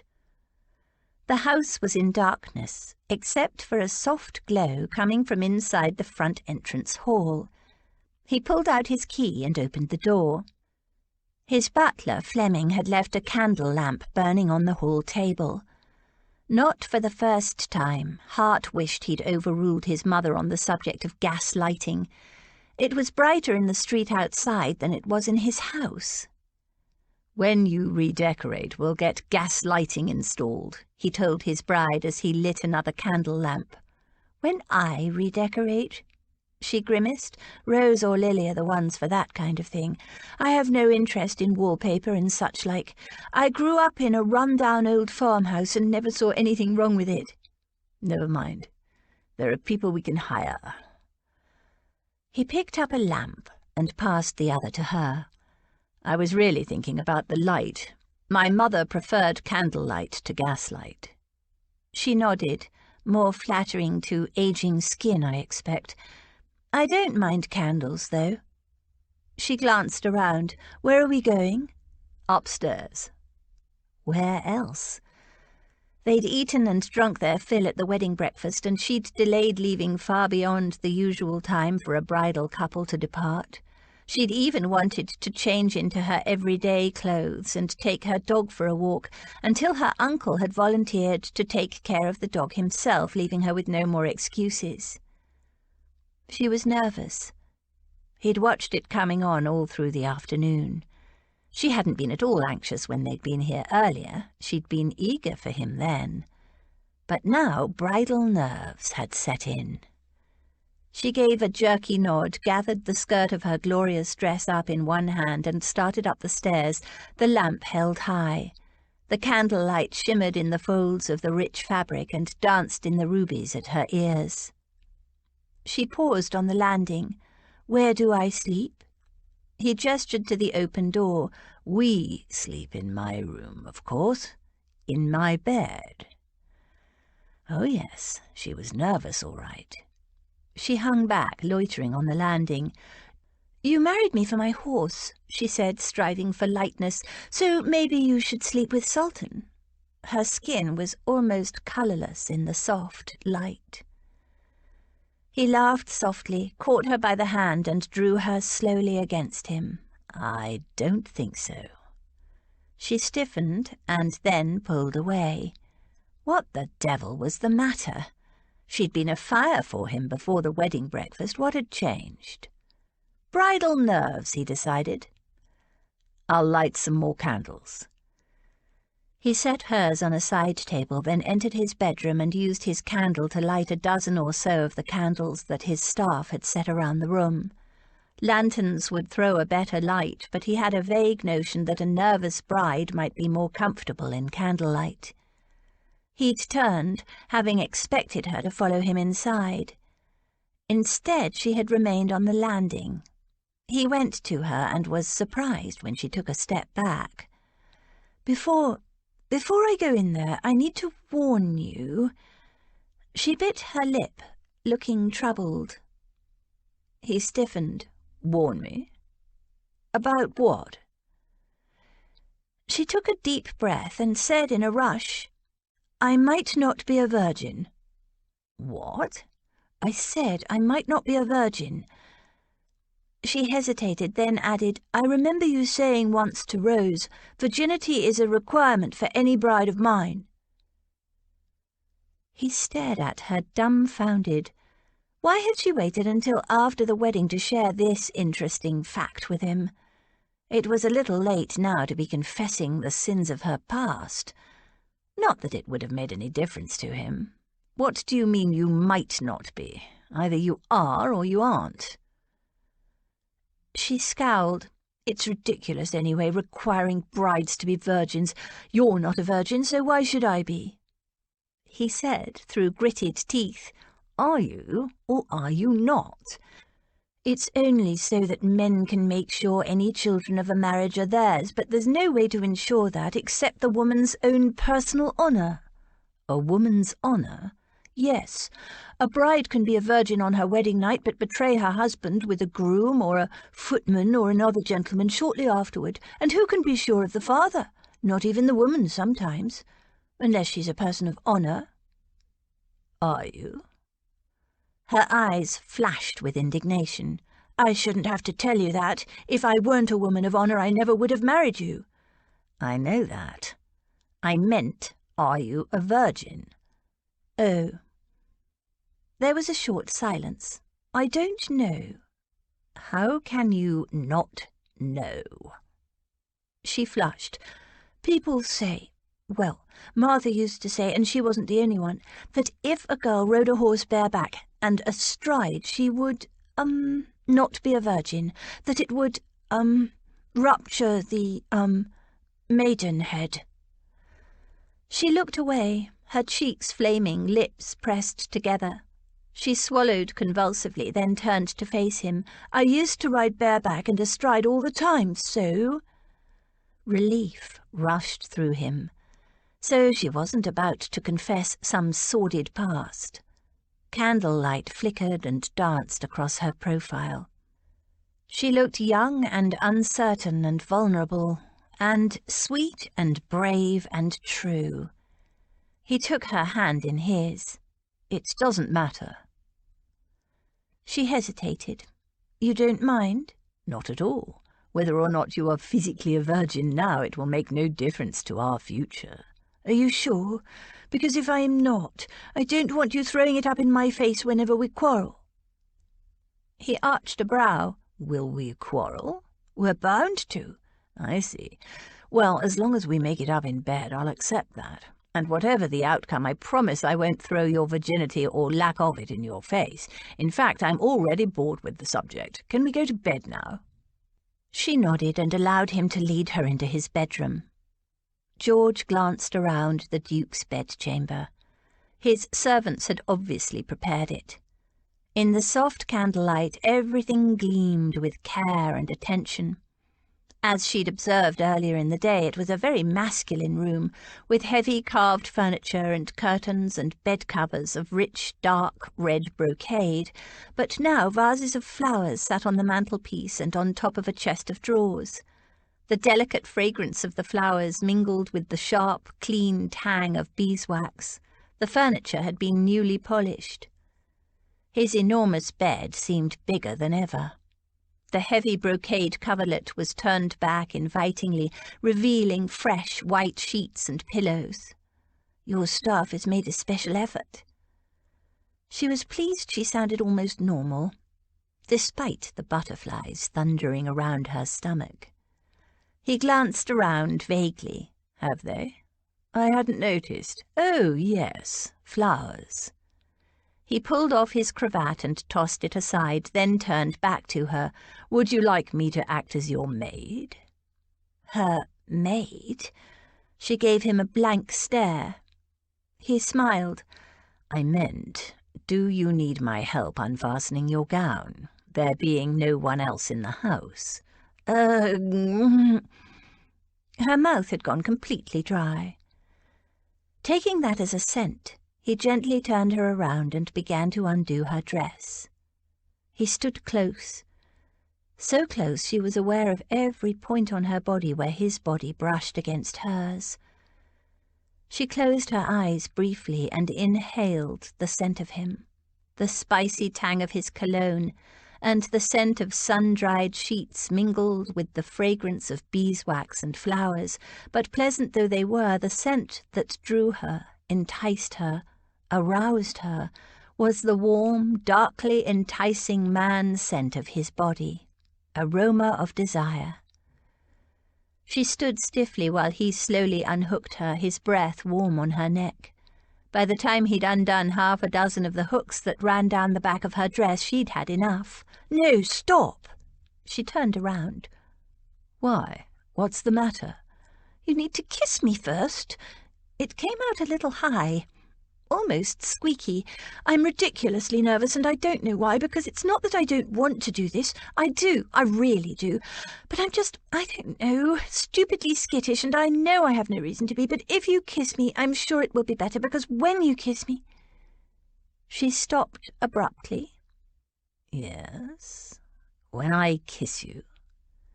His voice was deep, knowing. She smacked him lightly on the arm. "Oh, don't look so smug. You know perfectly well what I'm trying to say." "I do indeed."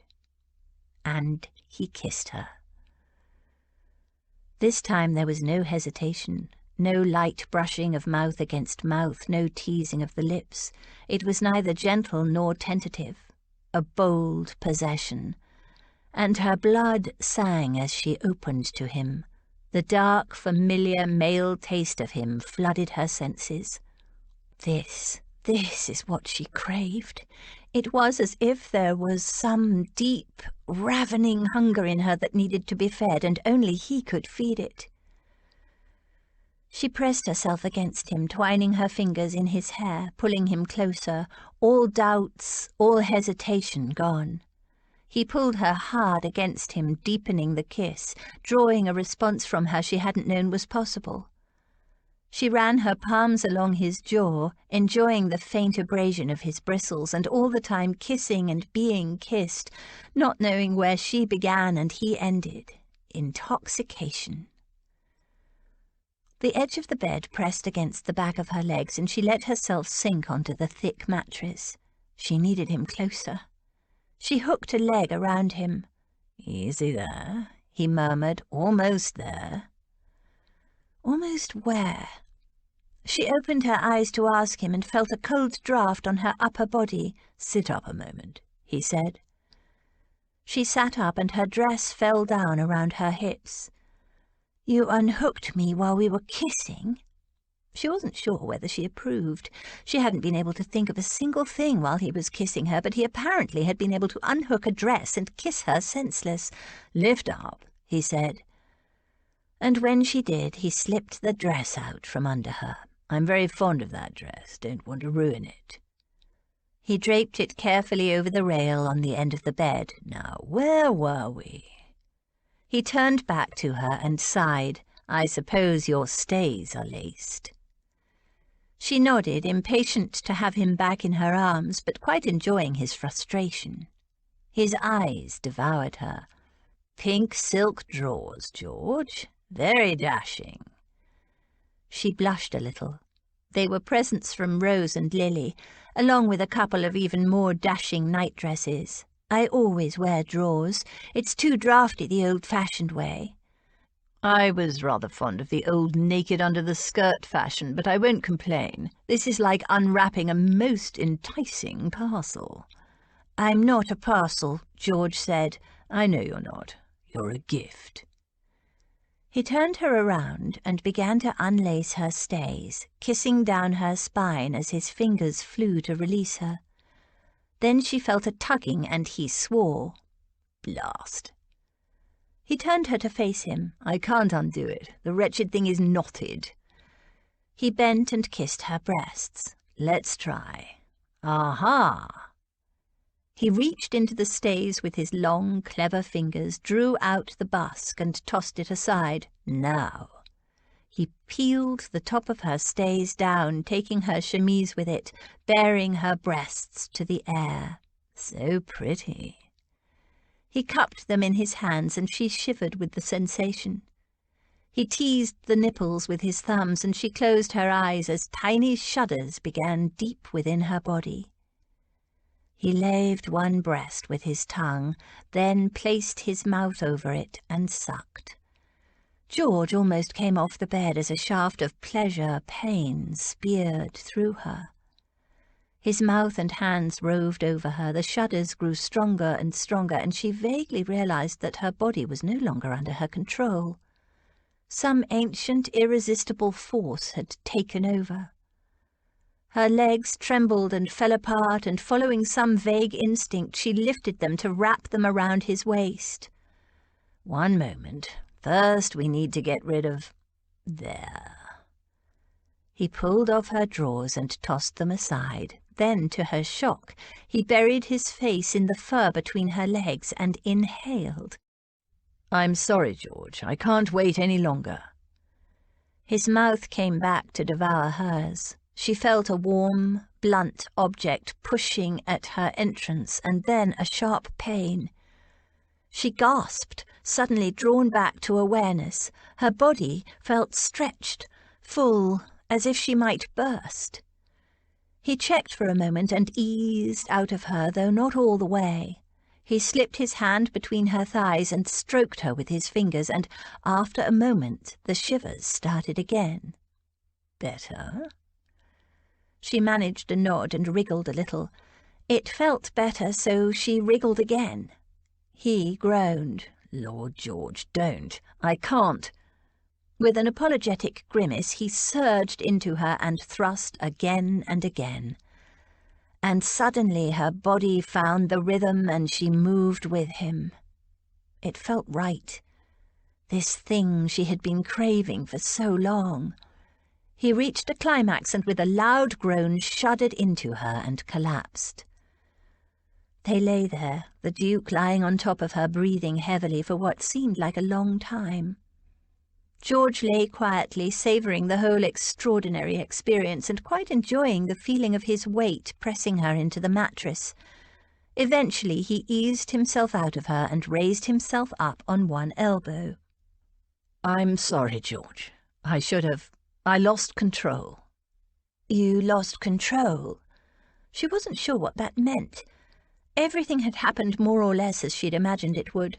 She just hadn't imagined the rawness of it, the power, the almost animalistic instinct that had taken over her body, moving and reacting without conscious volition, though it made sense to her. Humans were animals too, she'd always maintained. He nodded. I should have waited, should have made it better for you. I have no excuse. You drive me wild with desire. I've been aching for you ever since that first kiss. Wild with desire? For her? Then she wasn't the only one who'd been feeling tense and a little out of control. Had he also had wild, erotic dreams? Pleased, she reached up and stroked his cheek. "It's all right." "It's not." He kissed her again, caressed her half-exposed breast, then groaned. "I didn't even let you get fully undressed, and as for me—" He was almost fully dressed. Apart from removing his cravat, he'd unfastened the fall of his breeches and pushed them down over his backside, but that was all. "Well, we can certainly do something about that." George sat up and reached for the buttons on his waistcoat. "I can do it," he said, and started to undo them himself. She slapped his hands away. "You got to unwrap your parcel. This is mine." She swiftly denuded him of his coat and waistcoat, pulled his shirt over his head, removed his shoes and stockings, and pulled his breeches and drawers off. In minutes he was naked. She stared at him, breathless. She'd seen men without shirts before, and viewed paintings and marble statues of naked men, but never a flesh-and-blood naked man. He was fascinating, beautiful, strong and sculptured. And his manhood! She'd expected something much smaller after seeing the paintings and statues. At first he didn't seem to mind her inspection of him, but after a few minutes he stood up. "You're still half-dressed," he pointed out, and bent to remove her shoes and stockings. "As for this—" He walked into his dressing room and came out with a small knife. "I'm going to remove those wretched stays." He did so. The stays fell away, and he pulled off her chemise. His eyes devoured her. "You are the most beautiful—" He pulled her against him and kissed her deeply, then flipped back the bedclothes and lifted her in. He got in beside her and pulled up the bedclothes. He surely wasn't going to sleep, was he? George flipped back the bedclothes. "I'm not finished looking at you," she informed him. She stroked his chest, fingering the tiny, flat male nipples and wondering if they were as sensitive as her nipples had proved to be. She experimented, and when he shivered and arched slightly under her hand, she smiled. Sauce for the goose. She slipped her hand lower, caressing his flat, hard stomach in slow, tantalizing circles. "Ah, so you begin to honor your wedding vows." "What?" She frowned at him, puzzled. "My wedding vows? Tisk, tisk, forgotten them already. You promised to rub, cherish, and olay me." He sat back like a big, lazy cat. "Where do you propose to rub next?" Chapter 19. If I could but know his heart, everything would become easy. Jane Austen, Sense and Sensibility. George woke at dawn. She hadn't had much sleep. They'd spent half the night exploring each other's bodies, but she was in the habit of waking early. She lay in bed reflecting on the last few days. She was married. It still didn't feel real, even though her body told her she was, well and truly, married. She was a little bit sore, but her body also felt looser and very satisfied. She lay watching the dawn appear behind the curtains and listened to the Duke's rhythmic breathing. His hand lay loosely splayed on her belly, warm and oddly heavy. Was this how she'd awaken in the future, in a big, richly furnished bed with her naked husband beside her? No, of course not. She recalled the agreements they'd made. There would be a honeymoon, and then she would live in her own house, and he would make conjugal visits to ensure she gave him an heir. The thought was strangely depressing, even though it had been exactly what she'd wanted before. She hadn't known him then. She still didn't really know him, but she didn't feel the same about him as she had. It wasn't just the marriage consummation either, though that had engendered a certain intimacy, a feeling of closeness between them. It wasn't just a physical connection, she felt, though. Even before the wedding night, the way he'd behaved toward her since the betrothal became real, his reaction to his discovery of his mother's deception, the unspoken but public support he'd given her, his reaction in church to her scarlet dress, the rubies, there was more to him than she'd ever imagined. Her bladder urged her out of bed. She found what she needed through his dressing-room exit, and on the way back, feeling self-conscious to be walking around stark naked, she borrowed a richly masculine embroidered silk robe that was hanging on a hook. On her return, she found him awake. "Morning?" She felt herself blushing. "Good morning," he murmured. "You look very fetching in that robe. How do you feel?" "Fine. Very relaxed." She stood uncertainly, his robe clutched around her, her bare toes digging into the deep, luxurious pile of his Persian carpet. He got out of bed and, apparently quite unembarrassed by his nakedness or the semi-aroused state of his manhood, he kissed her briefly, then headed for the dressing-room. He returned a short time later, belting a tie around another robe. "You've woken very early. I didn't let you sleep much last night. You don't want to sleep in?" She shook her head. He pulled the curtains open and the morning sun streamed in. "I don't sleep in very often," she explained. My family and I, usually go for an early ride, especially in summer." She wondered if they were riding out now. His green-grey eyes glinted. "I would show you another kind of dawn ride, except I suspect you're a bit sore." Her sleepy body leapt to life at his words. She swallowed and said diffidently, hoping she didn't sound too eager, "I'm not really." He took 2 strides toward her and slipped his hands between the folds of her robe. His warm hands caressed her, slipping down over her hips, cupping her buttocks, then sliding up her body in slow, tantalizing sweeps, coming to rest just beneath her breasts. "Are you sure? Because you were indeed a virgin, and—" "I'm fine. So if you want to, I don't mind." Not mind. She was already aroused. He cupped her breasts and swept his thumbs over her hardened nipples. She gasped and arched toward him. Slipping her own hands under his robe, she reached down to grasp him. He pulled back. "No, don't touch me. Not yet. This time is for you." He walked her backward and pushed her gently onto the bed. He flipped the robe open and sighed. "You are so lovely." In response, she pulled his robe off him and ran her hands over his magnificent shoulders. He was beautiful too, though if she told him that, he'd probably think she was trying to flatter him. He was too used to flattery. The knowledge inhibited her. He ravished her with his mouth and hands, exploring her body, licking, kissing, nibbling, surprising and exciting her with small nips, like a stallion did with a mare, only more gentle. Her body was afire. His mouth closed over her breast, laving and sucking at her nipple, and she gasped with pleasure as hot spears of sensation spiraled through her. Vaguely, she realized his hand was between her legs. His fingers moved in slow, tantalizing, rhythmic circles, and she wriggled and thrust her body against them, trembling and shuddering, her legs shaking. Not long now, she thought.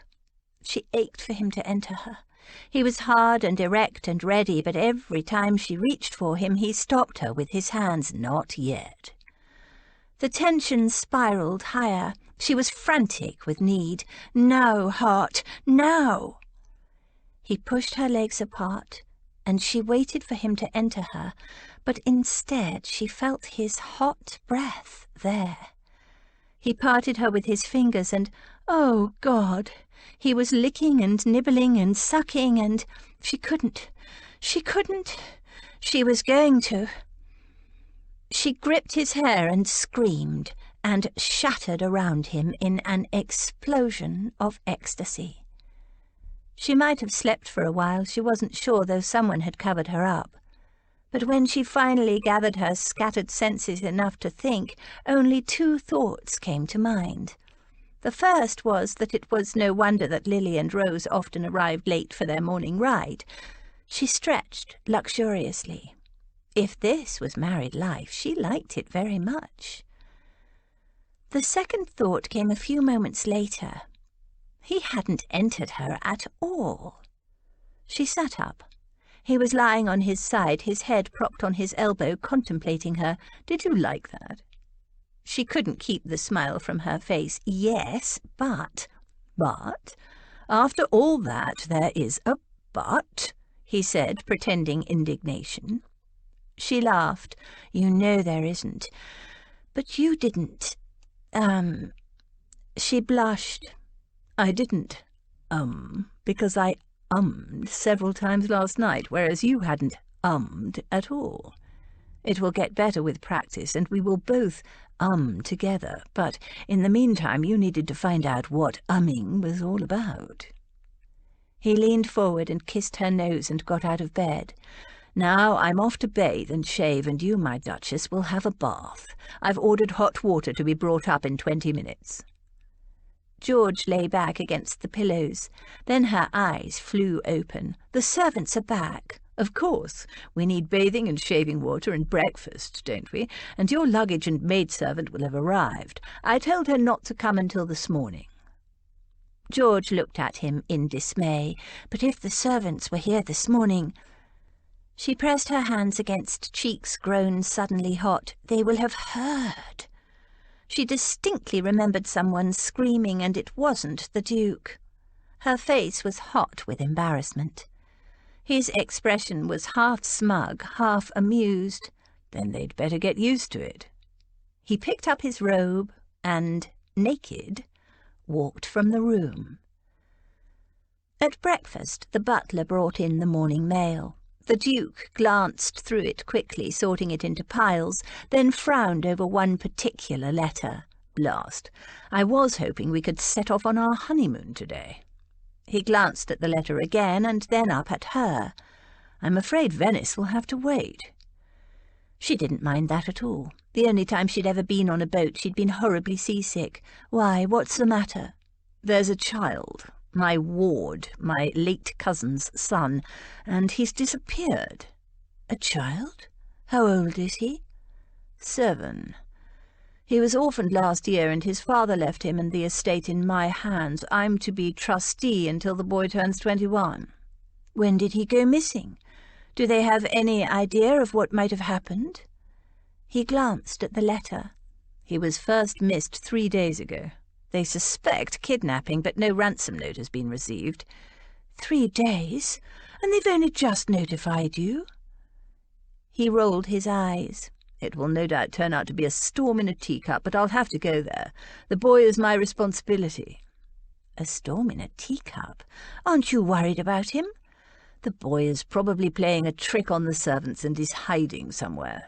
For 3 days? What if he's unhappy and has run away? He gave her a blank look. Why would he run away? He has everything he needs. More to the point, where would he go? Lakeside Cottage is a few miles the other side of Quainton in Bucks. There is nowhere to run to. He shook his head. My guess is he'll be hiding. I did much the same when I was a boy. For 3 days? He nodded. Yes. You can please yourself what you do while I'm gone. Stay here in Everingham House. You might want to talk to Rose and Lily about redecorating it. Or you could return to your uncle's house or visit one of your aunts, whatever you like. Wait in London? Be set aside like a parcel until he was ready to collect her again. She could imagine the gossip that would arise from that. The Duke abandoning his bride the morning after the wedding. As for redecorating the house, I'm going with you. He frowned. Are you sure? It'll probably be quite dull. I don't mind. I'll have to leave straight away. I'd planned to ride. It's a solid day's ride from here. Oh dear, and I'm so awkward on horseback, she said dryly. He gave a huff of amusement. I was thinking of the rain. He gestured to the window where rain had just begun to spatter against the glass. So much for the morning sun. She shrugged. I won't catch cold from a little rain. Probably not. Nevertheless, if you're coming, we'll take the travelling chaise. It won't take much longer, and if we need to, we'll hire mounts in Quainton. He tossed his napkin aside and rose from the table. How long will it take you to be ready? Half an hour. He gave her a sceptical look. Most women would take 2 hours at the very least. I'm not most women. His slow smile warmed her. Indeed, you're not. The carriage left exactly 31 minutes later. The extra minute was for Finn, as George's maid Sue had brought him with her, and George couldn't leave him alone in a strange house. Besides, it'll be good to have his company, she told Hart, as Finn clambered into the carriage and sprawled across his feet. I'm sure it will, he responded with unexceptional politeness and a distinct lack of enthusiasm. He eyed Finn and added in a severe tone, "And you'd better not have gorged on leftovers from the wedding breakfast, my lad, or you'll be riding on the roof." Finn wagged his tail. As they drove out of London, George asked Hart how he had come to be the guardian of a small boy and trustee of his estates. "I've no idea. The boy's father is a distant cousin, and the first I heard of these arrangements was after he died. He certainly didn't ask me.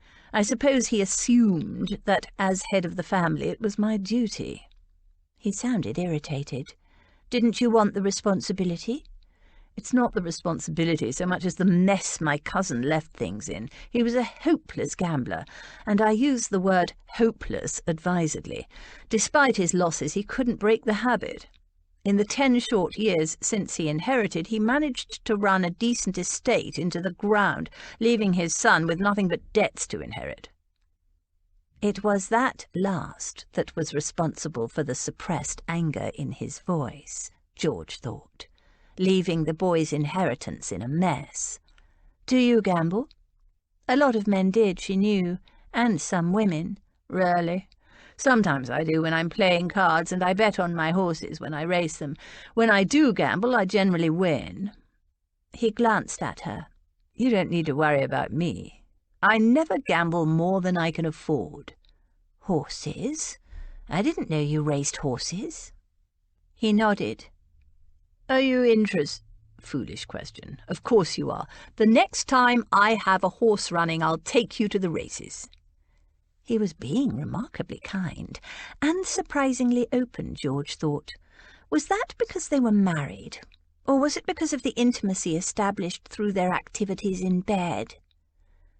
She'd always been unsettlingly aware of him, but since their wedding night that awareness had sharpened.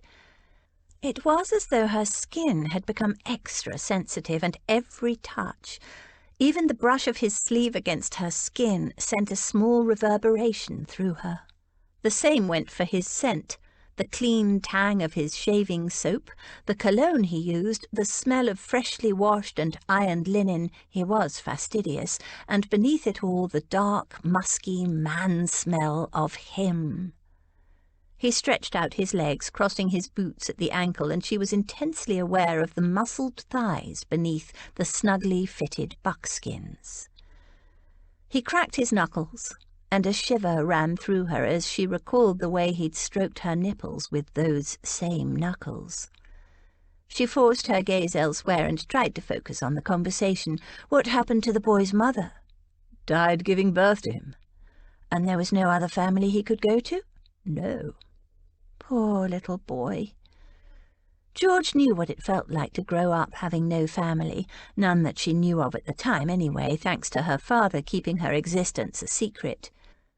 She was 18 before she knew she had a family, one who actually wanted her. Couldn't he— I didn't catch his name— couldn't the boy live with you? "Philip? With me? In London? The city is no place for a child. Besides, I know nothing about children. No. I moved the boy to one of his father's minor properties that I gather had been quite overlooked in his scramble to sell all he could. I'm in the process of reorganizing the main estate and one other that was stripped of all valuables and mortgaged to the hilt. If all goes as planned, by the time the boy is of age, he should have a substantial inheritance." She nodded. To repair the damage Philip's father had done was admirable, of course, but to move a small boy to a new place when he'd just lost his father... Silence fell. He gazed out the window, tapping his fingers impatiently, drumming a soft tattoo on the seat leather. He was restless. He probably would have preferred to ride and feel more active. George watched the long, strong fingers and thought about the unexpected sensations they had coaxed from her. A warm ripple of remembrance clenched her insides. He seemed to know her body better than she did. "Why did you move Philip away from all that was familiar to him?" He frowned. "I didn't. At least, that wasn't why I moved him. He should be away at school by now, but according to his tutor he's delicate, and academically he's not yet ready for school, so this place is temporary. Besides, the boy's home brings in far more rental than the small house he's in now." "But he's a small, grieving boy." He looked at her, surprised. "I did it for the best. I'm doing all I can to ensure that by the time the boy reaches his majority, he won't inherit his father's massive debt. I moved him out of his family home because it's a large house at the centre of a huge estate, an estate that ought to be prosperous, but instead is in debt. I've put in a new manager, made a raft of changes and innovations, and rented out the house to a wealthy cit who has a fancy to live like a gentleman. And yes, he wanted to buy it, but I'm determined to save it for the boy." She nodded. "I can see that, but what about Philip?" "What about him? I'm doing this for him." He'd just lost his father. He shrugged. "I don't suppose the boy knew his father any better than I did. Neither of my parents spent much time at Everingham Abbey, where I grew up. My mother loathes the country and only ever went there on sufferance, and of course my father indulged her." So both his parents had been more or less strangers to him, George thought. He continued. "As far as I know, Philip's father spent most of the time in London gambling hells or at country house parties. Besides, at that age, servants are the most important thing in a child's life. But he was too old for a nanny, so I hired a tutor who would prepare him for school." "So he had nobody familiar?" "What does that matter? As I said, he'll be starting school as soon as his health improves, and there will be nobody familiar at school. I didn't know a soul when I started there." "How old were you?" 7. She was horrified. 7? But you were still a baby." He snorted. "Tell any 7-year-old boy he's still a baby and he'll hate you for it. I managed." "Did you like it?" He thought for a minute. Does anyone like school at first? I got used to it eventually. Once I'd made a few friends there, things were a lot better." He glanced at her. "Some of those friends are still my friends today. Sink, for instance. Johnny Sinclair. We met on the first day, but it took us a while to take to each other. Sink has a knack for making friends easily."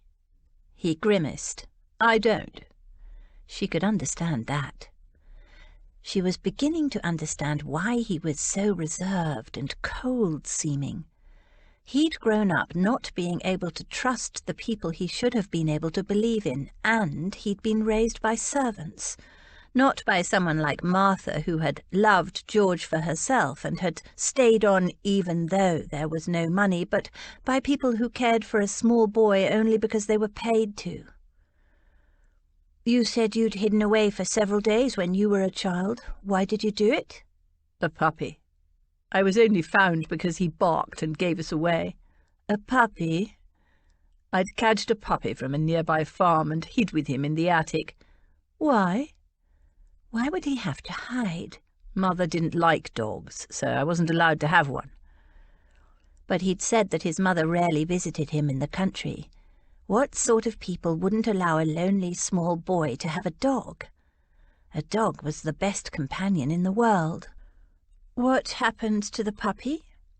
He glanced away and said in a flat voice, "He was taken away." The pup was probably destroyed. George stared out of her window and thought evil thoughts about the Duke's mother, and sad thoughts about a lonely small boy and a doomed puppy. It wasn't exactly the privileged upbringing she'd imagined. She changed the subject. "When did you inherit the title?" "The dukedom? My father died when I was 19, but I've always been titled. I was born a marquis." That would be a barrier from the start, she thought. There would be boys who would be jealous and want to bring him down for his imagined superiority, and some boys would toad-eat him, wishing to be friends with a titled boy. Few of them would see who he was, himself. By all accounts a shy and lonely boy. And as he grew older, women would be added to the mix, wanting him for what he could bring them, not for who he actually was. And all most people would see was his position and his titles and his assumed advantages, as she had at first, seeing only the arrogant-seeming, self-contained man. She thought about the time 5 years before when he'd knocked her off her horse after she'd disrupted the hunt. She'd mentioned it to Martha at the time, and Martha had made inquiries. He'd been staying with Michael Stretton. Of course. Martha had been scathing. Those Strettons invited the Duke, hoping to snare him for one of their daughters. She'd snorted. That lot think so much of themselves. A Duke in the family would be just what they think they'd deserve. I don't know exactly what happened, but by all accounts the Duke really fell out with his friend and stormed off in a temper. "I heard you left Michael Stretton with a broken nose," she said. He frowned. "What made you think of that? It was years ago." She shrugged. "Did you? Break his nose, I mean?" He glanced away. "I didn't wait to see the result, but it was a good, solid punch, so it wouldn't surprise me. Serve him right for what he did. I don't like being lied to." Because Michael Stretton had sent the Duke to punish her for ruining the hunt, and lied to him, suggesting she was male? She recalled the Duke's horror when he realized he'd roughly dragged a girl off her horse. He'd broken his friend's nose for her. It shouldn't have pleased her, but it did, immensely. "Thank you." "For breaking Michael Stretton's nose?" He gave a quizzical half-smile. "You didn't like him?" "No." But she wasn't going to explain. There was no need to tell him of her embarrassing infatuation with Michael Stretton when she was a green girl, how she'd thought him the handsomest boy in the world, the best rider. She'd watched him from afar, adoring him from a distance, expecting nothing from him, knowing she was well out of his class in all the ways that counted. They'd never even talked. And then came the night of his 21st birthday. His family held a ball.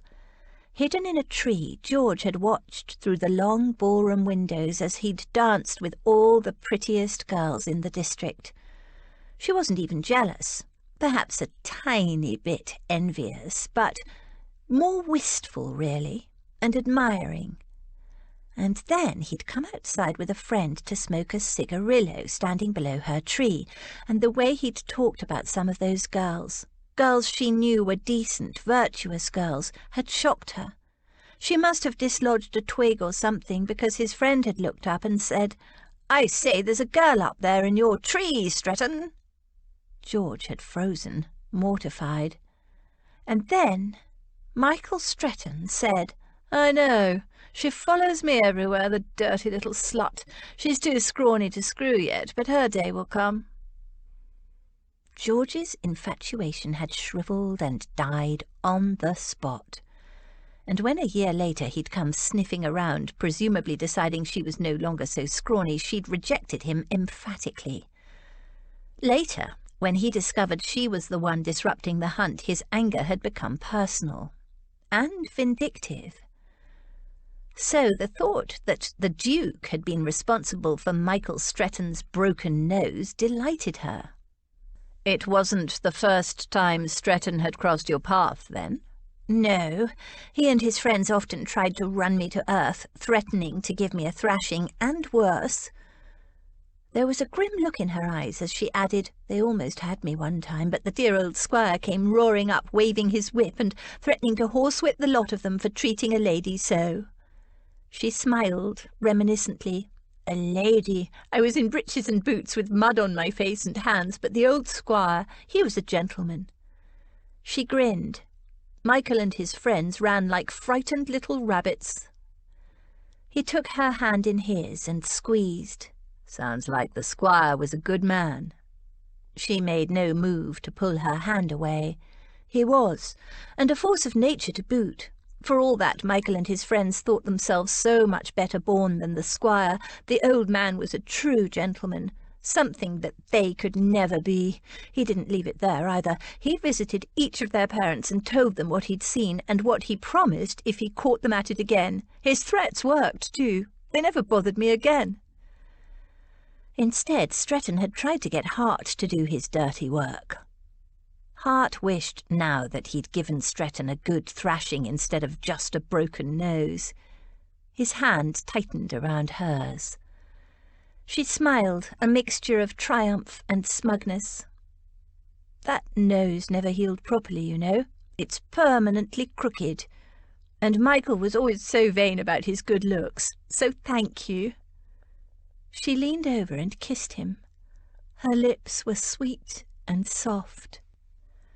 "Now that's an idea," he said, and pulled her across his lap. He pulled up her skirt and discovered something interesting. "Going old-fashioned today, are we? I like it." She pushed his hands away. "In the carriage," she said, sounding shocked. "We can't do that here." "Why not? We're married." He cupped her chin and added, "If you don't want to, George, just say so." "It's not that." She looked away, blushing rosily. "But people might see." He followed her gaze out of the window. "You're right," he said, as if much struck. "There's all those sheep for a start, and cows too. We wouldn't want to shock them, would we?" He reached past her and drew the curtains on her side of the coach, and then did the same for those on his side. He closed the back curtain as well. "There now, that's better, isn't it? There's nothing worse than a shocked sheep or a blushing bovine." "Cows don't blush," she said, trying not to smile. "No, but you do, George, don't you?" he murmured. "You can't possibly see. I mean, it's too dark. I can't see." She was jumpy, a little embarrassed, but he knew if she really didn't want this, she'd have no hesitation in stopping him. She was modest, that's all. The thought did not displease him. He placed a finger under her chin and turned her face toward him. "Then just feel." And he lowered his mouth to hers. Afterward she fell asleep and slowly tipped over against him. Hart lifted his arm and drew her against his chest, tucking a rug around her. He gazed down at her sleeping face and stroked a lock of silky dark hair back from her face. What the hell had he got himself into? He hadn't meant to make love to her again, not so soon. He'd always prided himself on his control, but with George... He shook his head. Apparently he was insatiable. The carriage slowed as it laboured up a hill. It was getting colder. One-handed, trying not to disturb her, Hart pulled out a travel rug from a side pocket and tucked it around her. It wasn't meant to be like this. He hadn't planned to have feelings. It was supposed to be a convenient marriage. His own convenience at that. He'd wanted a woman who attracted him and wouldn't be a hardship to bed, a woman who wouldn't hang off his coat sleeve all the time, who would and could live independently, and who would give him an heir. Theoretically, his wife was all those things. Except for these feelings. The warm weight of her rested against his chest.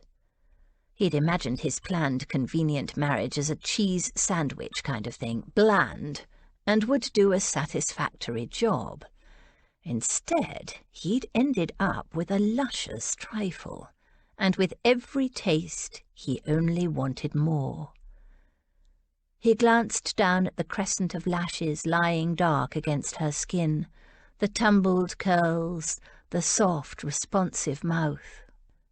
It would be all right, he told himself. He could manage this. This, whatever it was. Control, that was the thing. Self-discipline. He had a job to do with this missing boy. That should distract him. After an hour she stirred and sat up. "I've been asleep," she said in surprise. "I never sleep in carriages." "You haven't exactly had a lot of sleep in the last few days," Hart said, and then, because his mind and body went straight to the reason why she'd had so little sleep, he pulled out a portable chess set. He was fond of chess and often whiled away a journey playing one hand against the other. He held up the chess set. "Do you play?" "No." "Then I'll teach you." An hour later, with much laughter, it was agreed that there were two kinds of chess players, one who thought several moves ahead and always had a long-range plan, and the other who reacted in the moment and wasn't at all interested in thinking ahead for possibilities. "There is a third kind," she said, after he'd shared this insight with her, "or possibly it is a subset of the second kind. The chess player who never thinks ahead except to decide that she has absolutely no interest in chess." He laughed. "What about cards?" So they played cards the rest of the way. Chapter 20. Prepare yourself for something dreadful.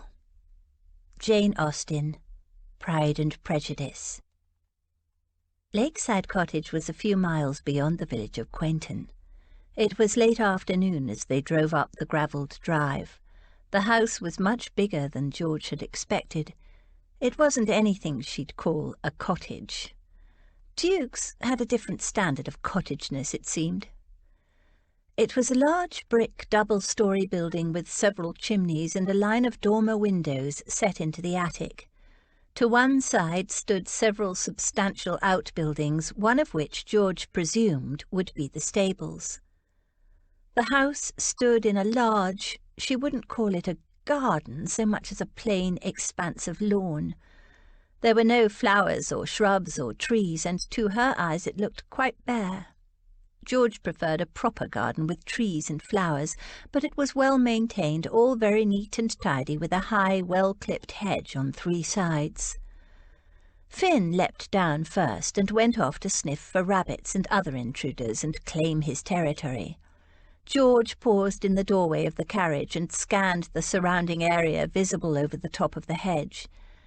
It was quite an isolated location, with only a few scattered cottages in the distance, her kind of cottage, not the Duke's. A small lake lay a short distance away, fringed on one side with willows. She could see what Hart meant by "where would Philip go?" A groom came around from the side of the house, and a middle-aged couple emerged from the front door and hurried down the steps. "Your Grace," the woman said. "Oh, we're so glad you've come. We don't know what to do. I'm sorry, so sorry." She broke off, sobbing. "There's news?" Hart asked sharply. By his tone of voice he feared the worst. "Nope," the man said. "Been no sight nor sound of the lad at all." He went around to the back of the carriage to help unload the luggage. Finn sniffed him interestedly. "No ransom demand received yet?" Hart asked. The woman, who turned out to be Mrs. Harris, the housekeeper, shook her head. "Nothing of that sort at all, Your Grace." Wiping her face with her apron, Mrs. Harris led them inside. Hart asked to speak to the tutor, but he was out searching for Philip. Apparently he'd gone out searching every day since Philip went missing.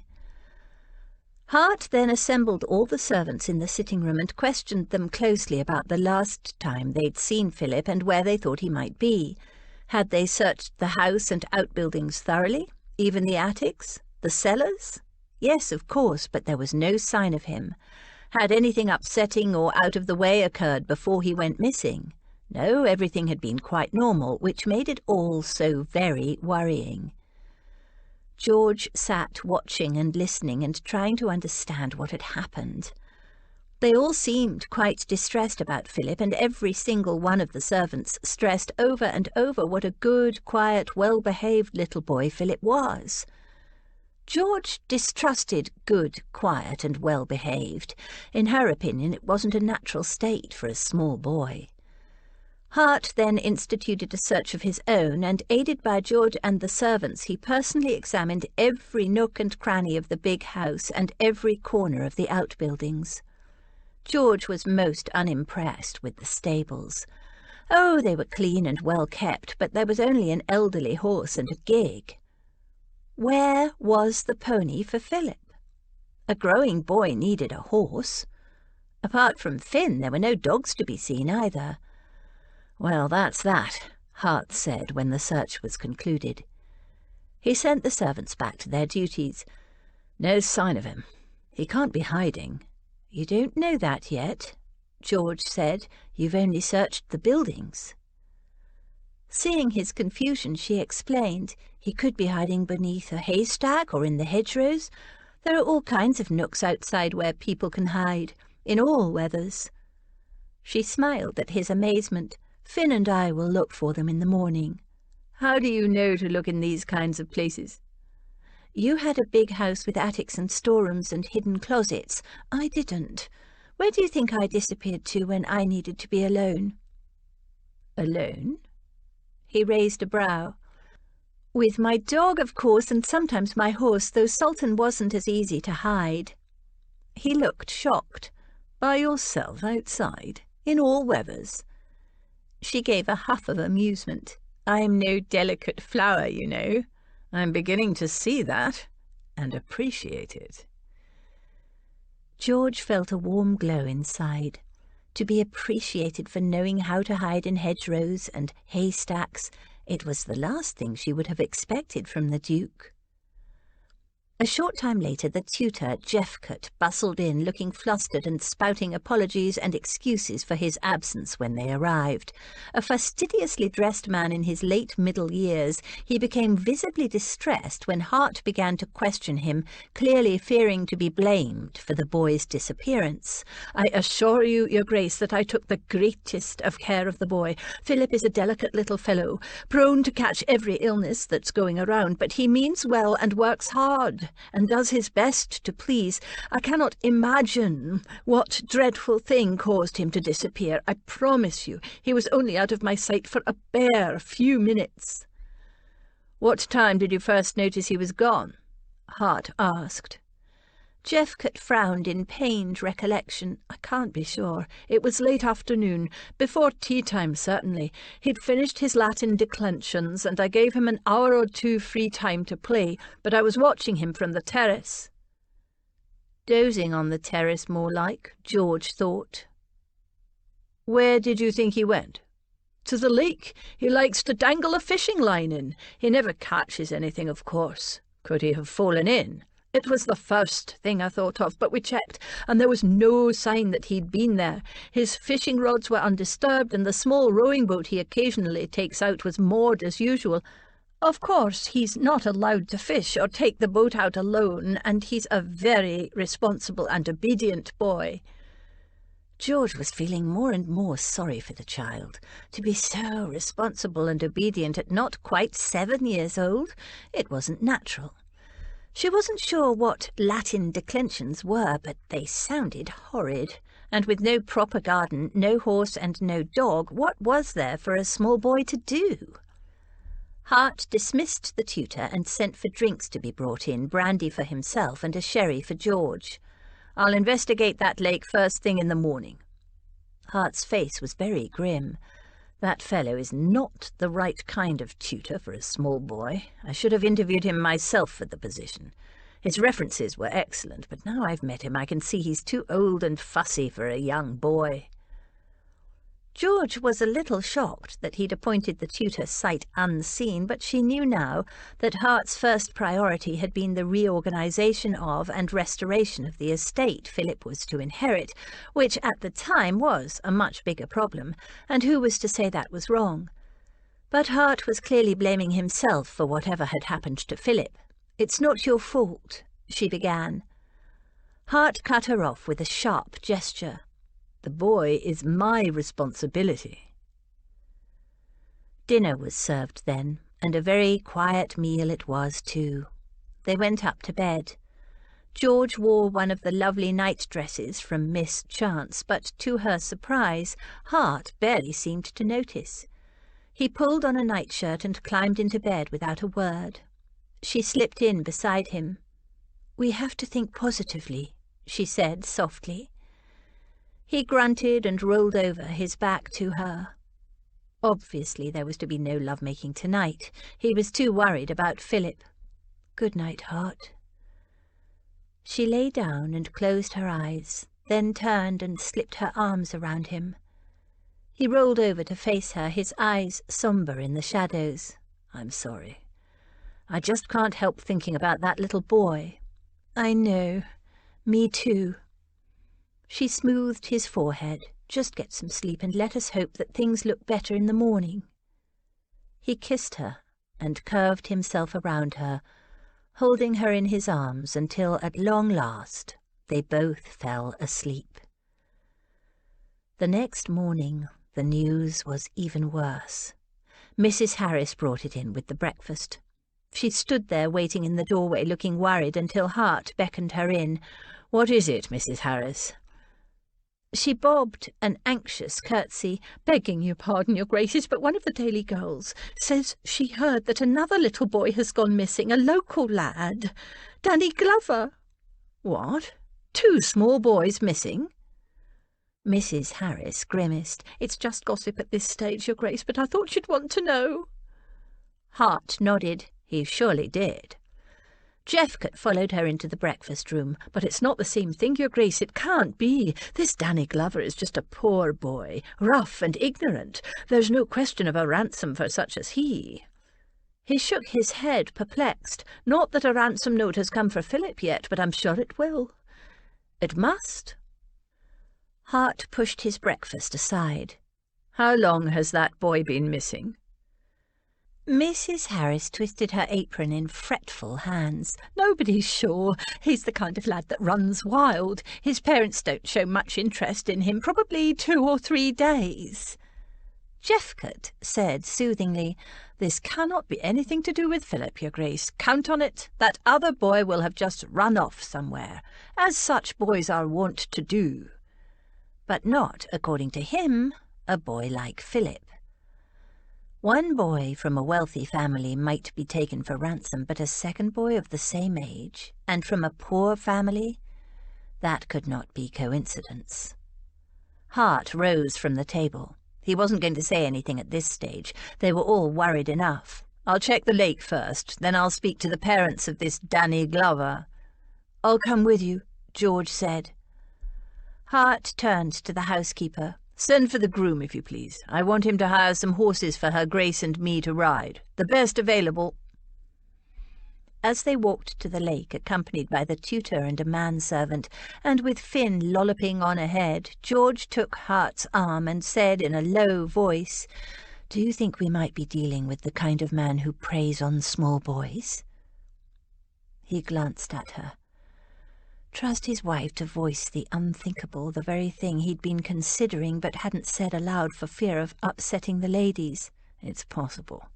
But let's check the lake first. It's just as possible that 2 small boys could get into trouble together. Let us hope so. She hugged his arm as they walked along, and it occurred to him he didn't have to moderate his pace for her. Those long, lovely legs. They found the lake, and, as reported, the fishing gear and the little dinghy looked neat and undisturbed. Hart and George walked all around the lake, examining the mud at the lake's edge, but the only marks were the tracks of birds and of one large, exuberant wolfhound. There were no small human footprints. When they returned to the house, they found 2 horses waiting for them, decent enough hacks, but nothing special, George said. And then she laughed. "Have you noticed the saddles, Hart?" It took him a moment to realize that there was no side saddle for his wife. Damn it, they should have known. It's all right. I have my breeches and my divided skirt upstairs, George assured him. And I'm not particularly fond of side saddles, so this suits me better. And she ran up the stairs to change. Danny Glover's parents lived in a cottage a couple of miles away. It was part of a small farm where cattle and sheep grazed together. Hens scattered as Hart and George approached on horseback, and from the smell there was a pigsty nearby. A woman answered the door.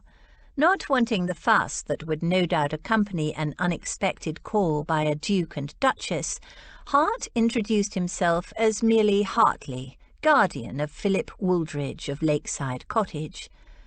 Mrs. Glover immediately turned to a small boy about 5 years old, saying, "Peter, run and fetch your da. Tell him gentry come calling." The boy ran off. He was clean and neatly dressed. He didn't look like the brother of a rough, ignorant, wild boy. Mrs. Glover hesitated, then nervously invited them in. She ushered them into a painfully neat parlour, saying her husband wouldn't be long. "Better he talk to you." She then left them to wait, a breach of country hospitality that surprised them. "Perhaps she'd feel more comfortable talking to you," Hart murmured. George shook her head. "I don't think she's shy. Maybe her husband doesn't like her talking to strangers. I wouldn't want to get her into trouble. Let's see what he says first." They didn't have long to wait. Glover arrived about 10 minutes later, a heavy, thick-set man. He entered, wiping his hands. "Well, what's this about, then?" Hart came straight to the point. "We heard a rumour that your son Danny is missing." "So?" Glover said indifferently. "What business is it of yourn?" A little taken aback, Hart explained that his ward, Philip, was also missing. Glover shrugged. "Nothing to do with me." "How can you say that?" George burst out. "Danny is your son." Glover's expression showed he didn't approve of being questioned by a woman. He said to Hart, "I'm not the boy's father, just his stepfather by a wife who died a few years back. Danny's not my blood, not my responsibility." Hart hung on to his temper. "When did you first notice Danny was missing?" Glover shrugged. "Couple of days, give or take." George said, "Do you know where he might have gone? His friends, for instance. Would he know Philip?" Glover gave her a sour look. "He'd better not. Danny's got no friends. This is a working farm. He has work to do. There's no time for gadding about with friends, especially not with the sons of the gentry. Now, is that all? I got more work than ever now that he's run off." He rose. "Run off?" Hart said. "Where would he go?" Glover lifted an indifferent shoulder. "No idea, lazy little bastard." "Is Danny's natural father alive?" George asked. It was a good question, Hart thought. With a stepfather like this, an unhappy boy might look for a better alternative. Glover's answer was a contemptuous snort. Hart said, "Does Danny know who his natural father is? Do you?" It was an impertinent question. Glover gave him a long, hard look. Hart met his gaze squarely, making it clear he was not moving until he had the answers he needed. Glover's lip curled. "She were a housemaid got with child by one of the gentry over east." He waved a hand in that direction. "He offered this farm to any man willing to marry her. So I married her to give her bastard a name." "Surely it was to get yourself a farm," George pointed out sweetly. He scowled at her. "And then the stupid cow up and died and left me with her whelp to raise." He hitched up his breeches and added belligerently, "I got me a proper wife now and children of my own. So if that young cur has run off and gotten hisself into trouble, he's no get of mine and I wash my hands of him." "You realise he's the second young boy who's disappeared in the last week?" Hart said. The man shrugged. George's hands bunched into fists. Hart reached out and took one of her fists in his hand. If anyone was going to punch this swine, it would be him, not George, though he understood and shared her anger. George ignored him. Danny might be dead. Murdered. Don't you care? No business of mine if he is. Not my blood, not my son. And without even saying goodbye, he walked out. George jumped to her feet. Horrible, horrible, horrible man! I'm going to talk to his wife. She might know something that could help us. But when George found the wife, she just gave them a scared look, glanced out at where her husband had gone, and shook her head. 3 well-scrubbed small children clustered shyly around her, hiding behind her skirts. Hart and George left, disgusted. Why do perfectly decent women marry ghastly men like that? George said in a low, furious voice. He obviously had no respect for his first wife. He just wanted the farm. Look how he's treated Danny, who was his means to get the wretched property. And now he's terrorizing a second woman. Men like that shouldn't be allowed to marry. I hope he chokes on his stinking farm. Hart was a little taken aback by her vehemence. She continued, men should never be allowed to have children if all they do is palm them off on someone else and ignore them. Poor little unwanted boy. Which boy was she talking about, Danny or Philip? But she wasn't just talking about the boys. There was personal history in that rant.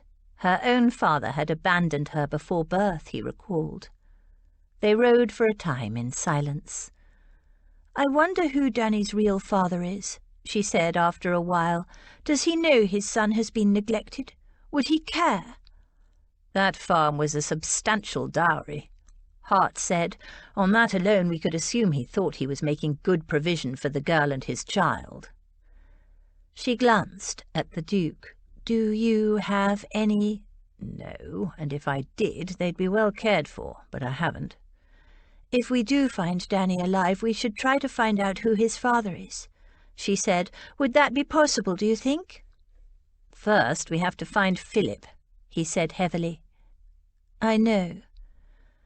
She rode closer and reached out for his hand, and they rode on like that, hand in hand. It was strangely comforting. He hadn't realized how much he'd pinned his hopes on Danny being a key to finding Philip. He'd been convinced he'd find the 2 boys together up to their ears in mischief and afraid to come home. But learning of Danny's home situation had changed all that. Danny had good reason to run away. Philip had not. The spectre of a man preying on small boys loomed larger in his mind. They continued searching and questioning neighbours in the area for the rest of the day. There were a few vague sightings, though people were uncertain as to which boy they might have seen. A boy was a boy, apparently, and they all looked the same. Tired and dejected, they returned to Lakeside Cottage as evening was falling. They were met at the front door by the housekeeper in great distress. With tears running down her face, she babbled on about carpets. Oh, Your Grace, something terrible. I'm so sorry. It was the carpets, you see. We only take them up once a week to beat, and today's the day. Only when we took up the mat at the front entrance, there he was, underneath. Someone must have shoved it under the door, but instead he went under the mat and nobody knew. Nobody knew. It might have been there for days, and goodness knows what those villains thought when they didn't get any reply.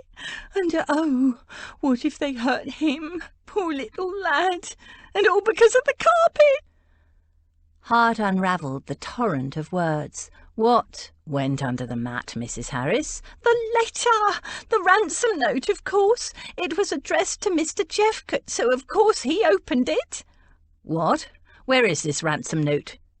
Jeffcott, having heard the commotion in the hall, came hurrying down the stairs, brandishing an envelope.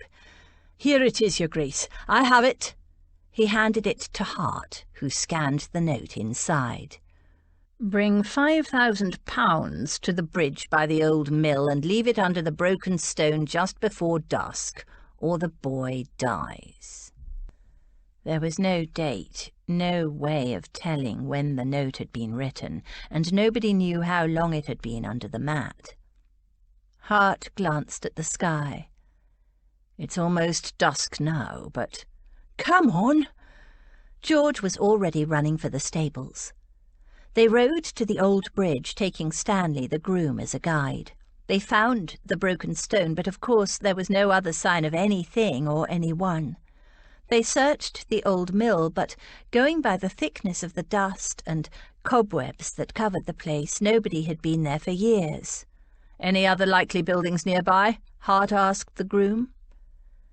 Stanley suggested a couple of run-down and abandoned buildings, and even though full dark had fallen, there was enough moonlight to enable them to find those buildings and ascertain that they too were uninhabited. They returned to Lakeside Cottage even more dejected than before. Had the delay in discovering the ransom note caused the death of young Philip?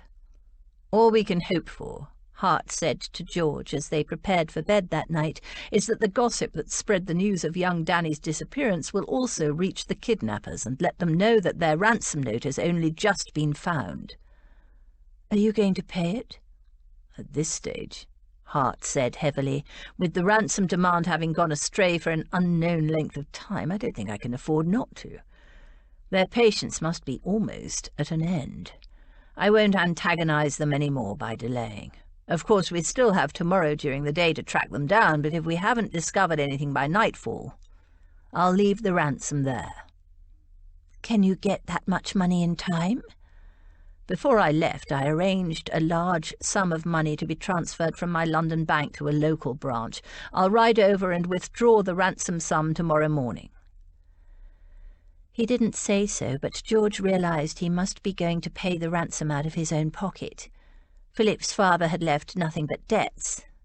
He was a good man, her husband. She knew he wouldn't be interested in making love that night. They were both too tense from all the revelations of the day. Leaving aside the flimsy, seductive night-dress that Lily and Rose had given her, she donned a plain cotton one, her mind whirling with depressingly unanswerable questions. "Does the fact that we received a ransom note for Philip augur well for the fate of young Danny?"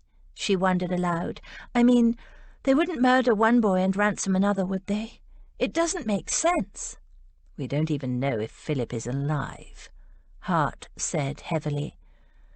"For all we know, that ransom note has lain under that blasted mat for nearly a week. I can't imagine kidnappers waiting indefinitely with no response to their demand. They'd most likely cut their losses and move on." He sounded so weary and dispirited, so full of self-blame and despondency. She hurried across and wrapped her arms around him. She knew what he meant by cut their losses. It meant they'd kill Philip. There was nothing she could say to comfort or reassure him. There was no comfort to be had from words. He held her hard against him, saying nothing. She could feel his heartbeat under her ear and ached for him. She could not comfort him with words, but there were other forms of comfort. She slipped her hand beneath his drawers and caressed him lightly. "Come, let us go to bed." He hardened immediately against her palm. "Yes." He kissed her, and she tasted despair and brandy and need. They made love then with quiet desperation, seeking solace and oblivion. But Hart did not neglect her. For the first time ever, as he came to his climax, she shattered around him in hers. And they slept. Hart collected the money the next morning and left the ransom in place late that afternoon, well before dusk. "I can't risk not paying," he told George.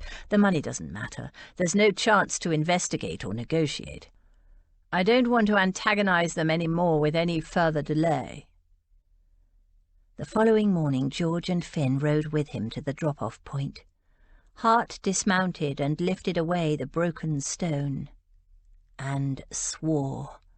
He turned to George with agonized eyes. "What is it?" George called. "The money is still here." There was no sign that anyone had been by, and no sign of Philip. Tears sprang to George's eyes. "Oh, Hart, I'm so sorry." George slipped off her horse and ran to embrace him. "You did all you could." But Hart wasn't to be comforted. They had found the ransom note too late, and Philip had paid the price. All they could hope for was that the kidnappers had released him, but as Hart said that was unlikely. The boy would be able to identify them. They rode back in gloomy silence. As they passed the lake, Finn veered off, investigating something. George ignored him at first, but when she whistled and he made no move to return to them, she became curious.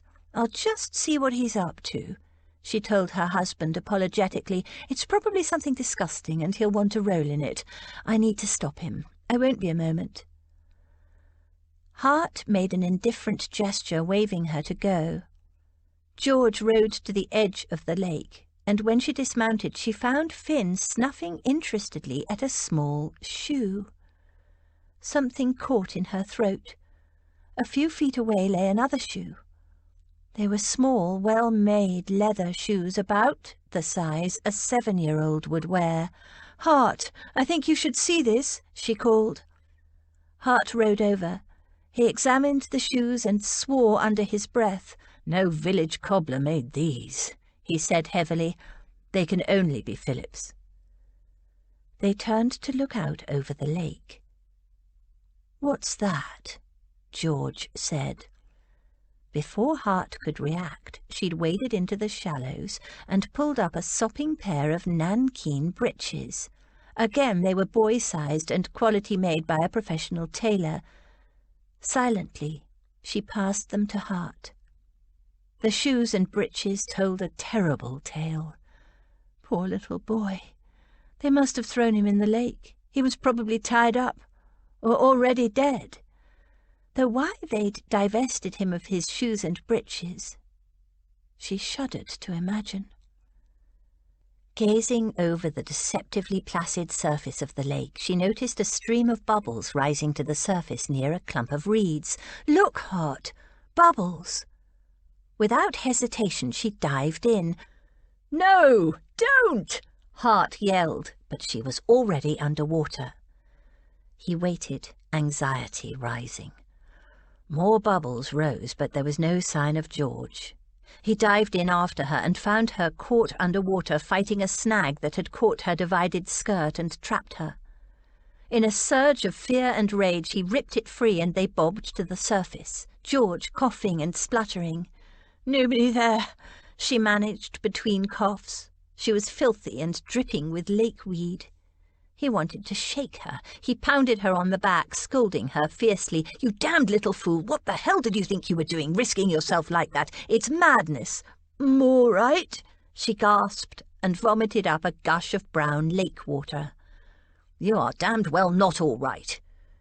He stood over her furiously, helplessly, and when she'd finally stopped vomiting water, he lifted her into his arms and marched toward his horse. "I can walk."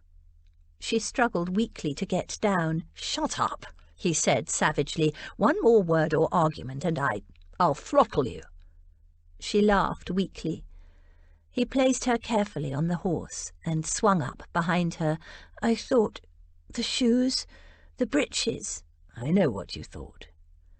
He wanted to shake her and at the same time cradle her next to his heart and never let her go. Bad enough that he'd lost Philip, but the thought of losing her— "He's dead, isn't he?" she said. Hart nodded. After a while, he said, "The lake will have to be dragged." She leaned into him then, her face pressed to his throat, and he realized she was weeping silently. He carried her into the house and called for hot water and a bath.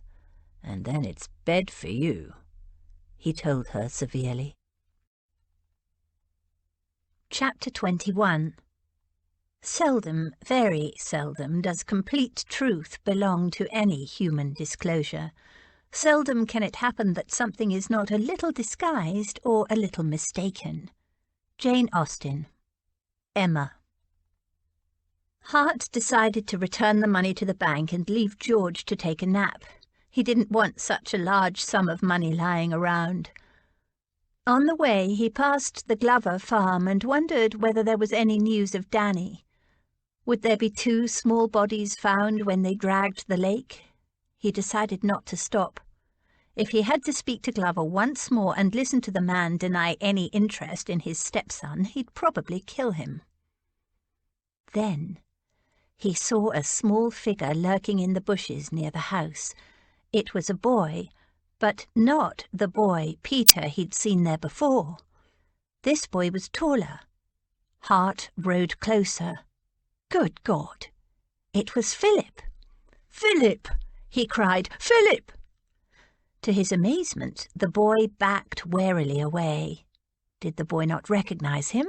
He had, after all, only met him once. "Philip, it's Everingham, your guardian." Philip started to run. Hart followed him. The boy darted in and out of the bushes. Hart followed. It was uncomfortably like chasing a fox.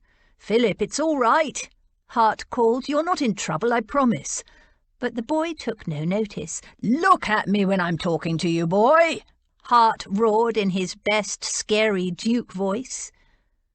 The boy hesitated and glanced back, giving Hart just enough opportunity to bend from the saddle and scoop the child up. He yelled and kicked and struggled. What the hell was the matter with him? "I'm your guardian, you little idiot. Stop fighting. I'm not going to hurt you." But Philip kept struggling. Hart clamped the boy face down across his saddle like a hunting prize and headed for Lakeside Cottage. All the way back he tried to get Philip to talk to him, but all he got was stubborn resistance. His relief at finding Philip alive was tempered by frustration. The poor little chap was obviously badly traumatized. Lord knew what dreadful things his captors had put him through. Still, it was irritating to be welcomed like a kidnapper instead of a rescuer. But Hart had him safe now. He would be all right eventually. Children, they said, were resilient. George's bath had refreshed her. She had no interest in a nap, and since her husband had not come to bed with her, she was feeling restless. She watched him ride off, visibly despondent, to return the money. His failure to protect Philip had shaken him to the core. She'd offered to go with him, but he'd scowled and ordered her again to take a nap, reminding her that she'd nearly drowned and needed to recover. George wasn't so feeble, and it seemed to her that he was more shaken by her nearly drowning than she was. She decided to go for a ride, shake the misery out and take Finn for a run, and perhaps see if she could find any sign of the other missing boy, Danny. Philip's death was devastating, but Danny's fate would have nothing to do with kidnappers. His appalling home situation had moved her deeply. If there were any chance he might be alive. Children were so precious. They needed to be nurtured and protected and loved, and at the same time encouraged to explore and develop their confidence.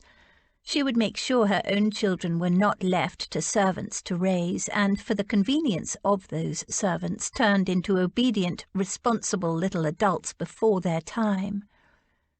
She avoided the depressing side of the lake. It would be dragged tomorrow. Hart had gathered some willing locals.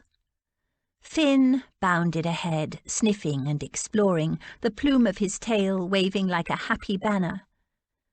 She smiled, watching him. She ought to get Hart a dog. Dogs weren't only good company, they never failed to cheer her up. As she was watching, he dived into a clump of bushes. A rabbit? A hare? She waited, hoping it wasn't a fox. But nothing, no animal came bursting out. Finn wasn't the watch-and-wait kind of dog. If it didn't run, he wasn't interested. So what was he doing? She called him, but he didn't emerge. She called him again, and she heard a yip and a rustle, so he was in there. She dismounted and went to investigate. There was a kind of tunnel leading into the thicket where he and possibly other creatures had forced their way in. Bending double, she entered, and found Finn sitting with a small boy. a boy whose arms were wrapped around her dog, a boy about 7 years old. "Danny?" she said cautiously. The child turned a dirty, suspicious face toward her. He peered out at her from behind Finn. "Who are you?" "I'm George." "No, you're not. You're a girl." She laughed. "Yes, I'm a girl called She broke off, suddenly realizing he'd spoken with quite a cultured accent. "But you're not Danny, are you?" Her voice broke as she said, "You're Philip." He glowered at her, neither confirming or denying it, but she was certain now this was Philip. She said gently, "It's all right, Philip. I'm a friend. I'm married to the Duke of Everingham." He frowned. "My guardian?" he said doubtfully. Relief and gladness rushed through her. Philip was alive, but still frightened and suspicious, and no wonder. She spoke in a calm, friendly voice. "We've been looking everywhere for you, Philip. Are you all right?" He hesitated.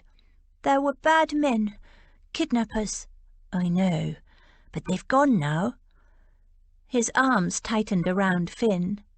"Are you sure?" She nodded. "Your guardian paid the ransom, but nobody collected it. They must have left. Did they let you go?" He gave a funny, secretive smile. "Not on purpose." "You mean you escaped? That was clever of you, and very brave." She could hear her horse grazing placidly outside Philip's hiding place. "How about you come home with me now? Back to Lakeside Cottage, I mean. I'm sure you must be hungry. Mrs. Harris will want to make you the biggest dinner with all your favourite things." The mention of Mrs. Harris seemed to convince him to trust her. He followed her out of the thicket and stopped dead when he saw the horse. "On a horse?" He gave her a troubled glance. "I can't ride." "Don't worry, you'll be with me. I won't let you fall off, and later, if you want to, the Duke and I will teach you to ride. Would you like that?" He nodded. She mounted, then leaned down and held her hand out. "Take my hand, and when I say 3, you jump as high as you can. I'll swing you up in front of me. 1, 2, 3, and Philip jumped. Joy singing in her heart, George rode back to Lakeside Cottage, Philip sitting up proudly in front of her. What a lovely surprise this was going to be for Hart. As they neared the house, she saw him coming over the brow of the hill from the other direction, something bundled over the saddle in front of him. "There's the Duke," she told Philip. "What a fine surprise we're going to give him." Both horses rounded the hedge at the same time and came to a halt. "Good God!" Hart exclaimed. The bundle in front of Hart wriggled and, with Hart's aid, sat up. They stared, unable to believe their eyes. On the saddle in front of each adult sat a small, grubby urchin. George looked from one to the other and back. Small, grubby, identical urchins. "Philip?" Hart exclaimed. "Danny?" said George. "Danny!" cried Philip joyfully. "Phil!" Hart's urchin responded. George and Hart stared at each other. Then Hart shook his head. "We'll get to the bottom of this eventually, I'm sure. But first, food and baths all round," George finished for him. "We were playing a trick on Mr. Jeffcott," Philip explained between mouthfuls as the 2 boys ploughed through a mountain of food. Mrs. Harris had cooked up a storm, but she'd insisted on baths before dinner. "We swapped clothes," Danny said. "He never even noticed. He doesn't even know which one of us is which." "Has he gone?" Philip asked. That was a point. "I don't know," Hart said slowly. "I haven't seen him today at all." "Me neither," George said. "In fact, I haven't seen him since yesterday." Hart glanced at Mrs. Harris, who was hovering maternally over the boys, and gave her a silent signal. She nodded and hurried out. So we were both dressed in the same kind of clothes, making him see double, you see, and I was all ready to cross the lawn. He was snoozing in the sun as usual when someone grabbed me and shoved a bag over me head. Danny said, I tried to yell, but they shoved a rag in me mouth and tied me up and threw me into some kind of cart and took off with me. I saw it happen, Philip said, so of course I followed. Hart frowned. You didn't call for help? The two boys exchanged glances. No, Philip said. He was holding something back. Good thing, too, Danny said, shoving a whole potato in his mouth. When he'd swallowed it, he added, wouldn't have made any difference anyway. Why not? Again, the two boys exchanged glances. Are you sure Mr. Jeffcott's not here any more? Mrs. Harris has gone to check, George assured him. We'll know in a few moments, so go on. What happened next? I want to know how you escaped. I presume it was Danny who escaped? Yes, I followed them, Philip said, and I saw where they took him. It was a little tumble-down shed over the back beyond the mill. So then what did you do? Again the boys hesitated, but at that moment Mrs. Harris returned. Jeffcott's gone, she announced breathlessly. All his things are gone too. He's made a clean sweep. One of the maids said she saw him creeping off yesterday morning, would you believe it, without a word to anyone. Philip gave a satisfied nod. I was all ready to go for help and tell people what I'd seen and where Danny was.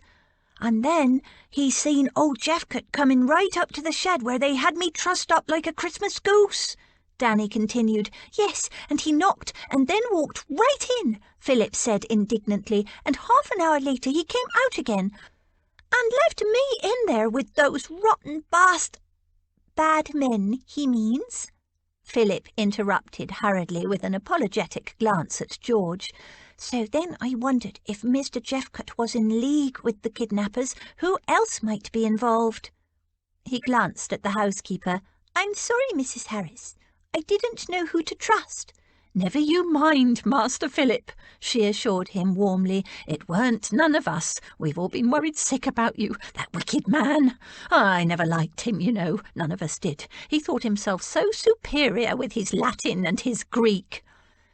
I'm sorry to be suspicious, Philip continued, and for hiding.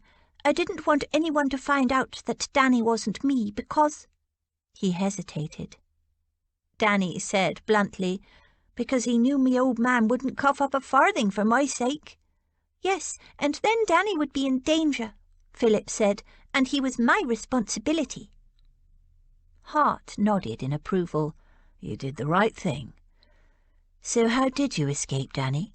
George asked. Philip grinned. I stole a couple of bottles of brandy from the cellar. I knew where the key is kept, and I sneaked in one night. I left them near the shed, and when the men got drunk, I let Danny out. Clever boy, George congratulated him. But what about your shoes and the breeches in the lake? Hart asked after a moment. Danny looked embarrassed. Them shoes were too tight. My feet are bigger than Phil's, and after wearing them for near on a week, I was well rid of them. And the breeches? Shame filled Danny's eyes.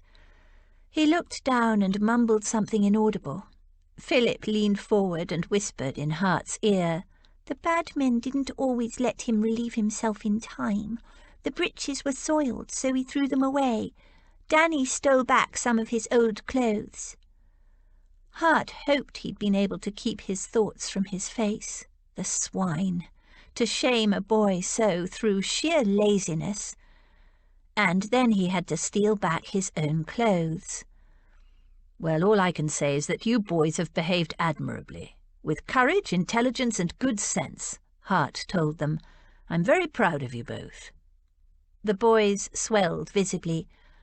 I was wondering, Philip began. Danny doesn't really want to go back to that horrid man, George interrupted. I should think not. He will live with us, of course. The Duke, Philip, and Danny all stared at her. With us? Hart queried gently. Naturally. Avoiding his eyes, she forged on. We're not going to leave Philip by himself in the country again, even though Mrs. Harris has been wonderful, and certainly Danny cannot go back to live with that vile creature who calls himself a stepfather. No, you boys will live with the Duke and me, and Finn. Here? Philip asked carefully. No, I cannot believe it would be pleasant to remain in the place where you were almost kidnapped, and I don't imagine Danny will want to live close to his stepfather. No fear, Danny said. Philip's eyes were wide. So that's settled. You're both coming to live with us at... She finally met his eyes. At the Duke's place? Yes, at my place, Hart said. The dazzling smile she gave him left him breathless. They reported the kidnapping to the local authorities, and Hart wrote off to engage a runner from Bow Street to track down Jeffcott and his accomplices. His references were genuine, he told George, but clearly the man was fed up with tutoring small boys and wanted to set himself up for a comfortable retirement.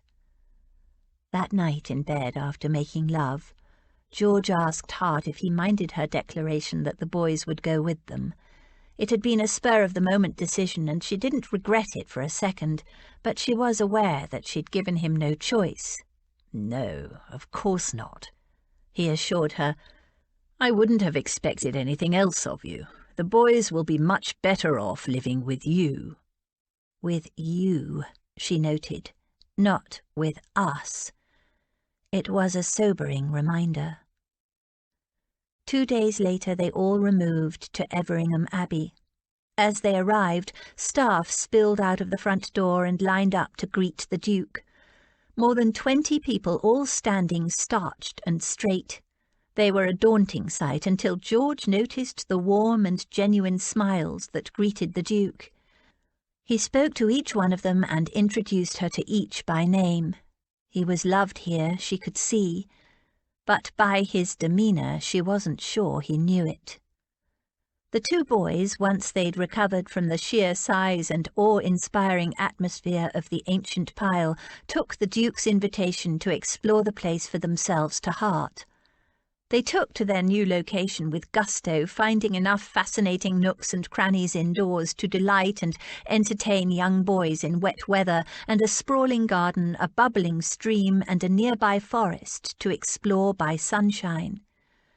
George, too, was enthralled by its ancient archways and worn stone steps. The rich panelling, artwork in every room amassed over multiple generations, the new sections grafted onto the old, the modern kitchen and the luxurious room set aside just for bathing. It was a fascinating mix of eras and styles, and she loved its eccentricity.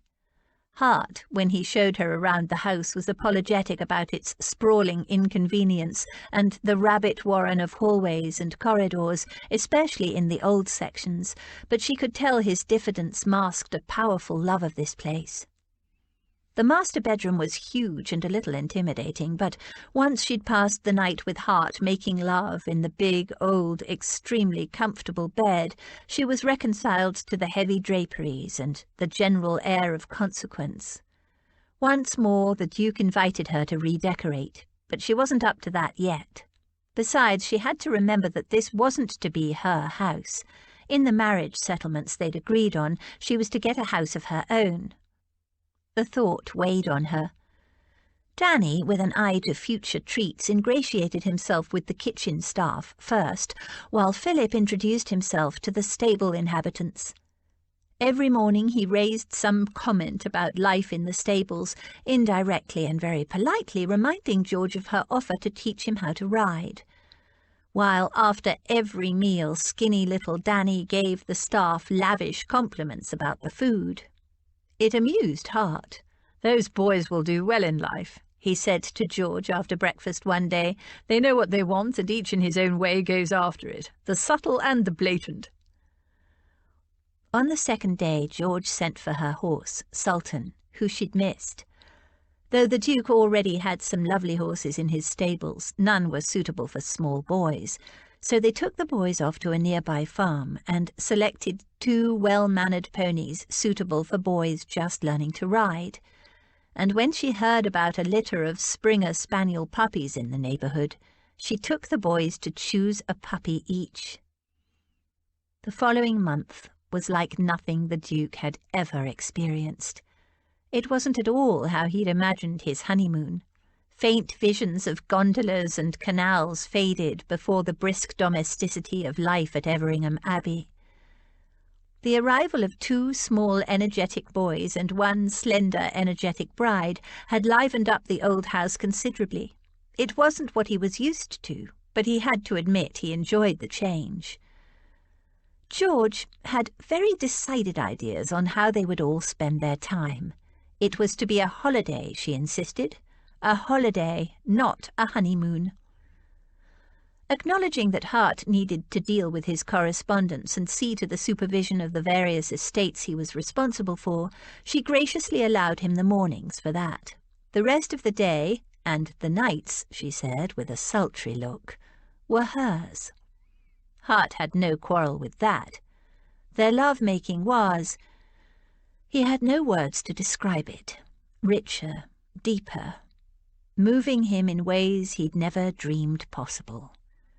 Philip, having discovered an interest in the pianoforte, was taking music lessons in the mornings, while George herself gave Danny his first lessons in reading, writing, and arithmetic.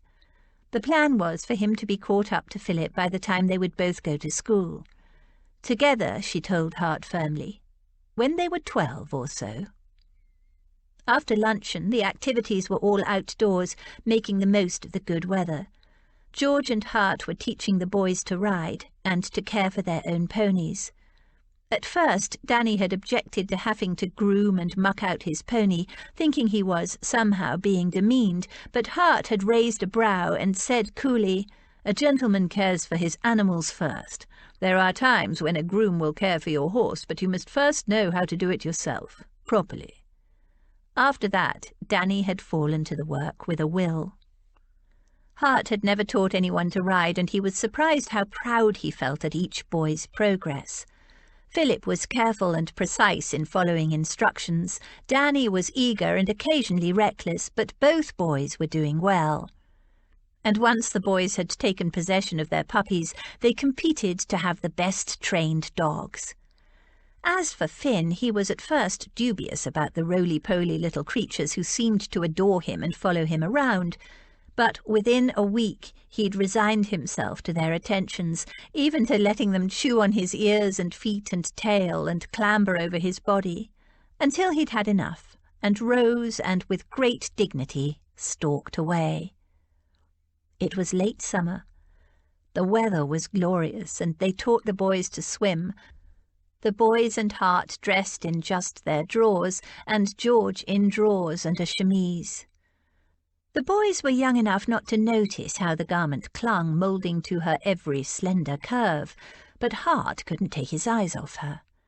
His body reacted predictably, but with the boys present he had no option but to stand waist-deep in the cold water and think of unexciting things, and wait until evening came and he could take her to bed at last.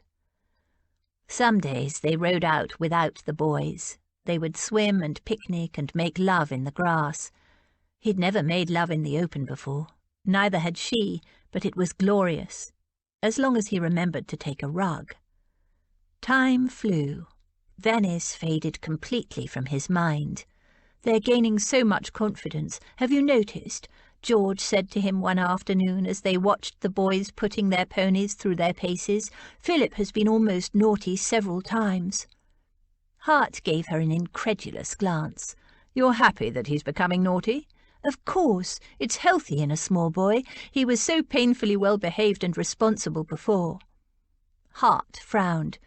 "You say responsible and well-behaved as if they're bad things." She grinned, understanding. In an adult, responsibility is admirable, even necessary, but in a small child it's unnatural. Poor little Philip is afraid of making mistakes, even small, insignificant ones. But how can anyone learn if they don't try things and make the occasional mistake? Then I suppose you're positively delighted with Danny, he said sardonically. She laughed. Danny is making progress too. He's not nearly so prickly, and he's really only rebellious if he's uncertain or on edge. Haven't you noticed? But he learns from Philip. The respect and care both boys have for each other is wonderful, and they both look up to you enormously, Danny especially. He is starting to model himself on you, you realise? Model himself on me? Hart watched the scruffy urchin urging his pony over low jumps with loud yells more suitable to a savage. He could see no evidence of any modelling. I hardly think so. It's true, she said tranquilly. Both boys admire you tremendously, and they're both making wonderful progress. She raised her voice. Oh, well done, Danny. Now you, Philip. Hart watched her calling encouragement to the two orphaned boys. If they were making progress, it was because of her. Both boys adored her. To them she was some magical combination of mother, sister, mentor, and playfellow. And Hart, he was purely dazzled by her. Family life. He'd experienced nothing like it in his life. She hadn't grown up in a family either, so how did she know how to do this? Make 4 very disparate people, including 2 very different children, happy. But somehow she did. He'd only married to get an heir, and he'd chosen Georgiana Rutherford because the very sight of her swamped him with desire, and because she was independent and self-sufficient and wouldn't be a drain on his time. But she was so much more than he'd expected. By the way, I've discovered who Danny's father is, he told her quietly. Her head whipped around. Who? Take a guess. They'd speculated about it in bed often enough, but there was no proof. Philip's father? He nodded. I discovered the evidence in the estate record. Lakeside Cottage was only part of one of my cousin's minor estates. He sold it off piecemeal, a chunk at a time, to pay his gambling debts, retaining only the main house by the end. I suppose it would have been the next to go if he hadn't died. There is a note in the estate records just over 7 years ago, noting a tenant's cottage and small farm acreage to be transferred to the use of Judith Glover and her child. Danny and his mother. He nodded. Of course I had no idea of this when I sent Philip to live at Lakeside Cottage. He glanced at the boys, racing each other around the paddock, whooping and laughing. Half-brothers. A mistake that ended well, I suppose. He lowered his voice.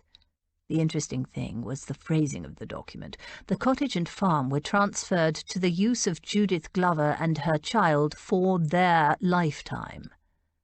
But Judith's dead, and Danny's no longer there. He nodded. I had the document checked over by my legal man, and I have every right to throw that brute Glover off the property. She clapped her hands. Oh, that would be wonderful. She broke off. But what about that poor downtrodden woman and those little children? I can't see Glover putting himself out to support them if he was put off the farm. He's the type to look after himself first and abandon them to their own devices. Hart smiled. He knew she'd react like this. I've been giving that some thought. The farm is Danny's by right, and though he doesn't want to live there now, it would be to his advantage to own some property in the future. I can transfer the property permanently into his name and rent it out to the Glovers. She nodded. I suppose that's a sensible thing to do. I just wish... But there are the children to think of, and though the man is a brute, I've never heard Danny say anything bad about the woman. Nor much good, Hart thought, but he supposed the woman was too downtrodden to withstand her husband's orders. I could offer them tenancy of the farm, but only in Mrs. Glover's name. Then, technically at least, she would be in charge. Her eyes lit up. What a marvellous suggestion, Hart. Horrible Glover will then have to defer, at least in theory, to his wife, and if he leaves, she'll still have the security of a home. She sobered, but I think you should talk about it privately with Mrs. Glover before you do anything, just in case Glover reacts badly and takes it out on her. He nodded. Good idea. You can come with me. She'll probably feel more comfortable talking to a woman. But I'll tell the boys about their relationship at tea time. I think they'll be thrilled to find their half-brothers.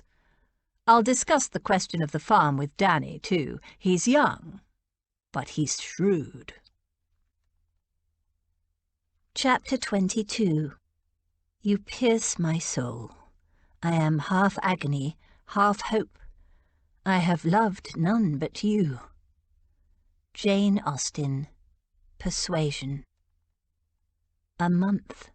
They'd been married a month already. George found it hard to believe. In some ways it felt like they'd been married forever. In another it felt just a short time. The time had flown so swiftly. It wasn't quite an anniversary, but she thought it deserved a little celebration. After all, she had promised to rub, cherish, and olay him. There had been quite a lot of rubbing, she grinned to herself, and the cherishing had been lovely too. Now it was time for some celebrating. She woke early and chivied him out of bed for a dawn ride, and not the kind he wanted. On horseback, she said, and he'd groaned and turned over, and then, grumbling, got out of bed. It was a perfect late summer morning, and the ride was glorious. On returning home, she went upstairs for a quick bath, and he went into the library, where his mail awaited him. Joining him at the breakfast table, she noticed he looked rather grim. "Is anything the matter?" she asked. He nodded. "I have to return to London. I can't stay down here any longer. I have important things to deal with, and I can't attend to them from here." "You're leaving?" He nodded. "In the morning." He barely looked at her, just frowned at the documents on his right. He rarely brought correspondence to the breakfast table. A cold lump formed in her belly. "Tomorrow?" He glanced up. "Yes. I'm sorry if you don't like it, but this little sojourn, delightful as it has been, must come to an end." The lump hardened, and something was blocking her throat. "What about the boys?" "What about the boys?" But it wasn't really a question. His blank look confirmed that as far as he was concerned, the boys were her business. George's porridge congealed slowly in the bowl. He was saying it was over. The honeymoon, the honey month, was over, and he was returning to his life in London, and she was going on to what? And the terrible thing was, this had been her idea. She was the one who, in the settlements, had specified a house of her own, a house in the country, separate from the Duke. She hadn't done anything about looking for a house yet. "Can we stay here for a while? The boys and I?" His brows snapped together. "Here? You want to stay here?" She nodded. "I don't have a house of my own yet. I suppose we could go to my uncle's place, Ashenden Court, for a while, if you don't like us staying here." He stared at her for a long moment, his expression unreadable. "No. Stay here as long as you like," he said coldly, and returned to his correspondence. "If you'll excuse me," George blurted, "I have things to do." She hurried from the room and made for the privacy of her bedchamber. Only she didn't have a bedroom of her own. There was no privacy here. Everything in it evoked his presence. Those wretched settlements. She'd thought back then that it was how she wanted things, but now she'd changed.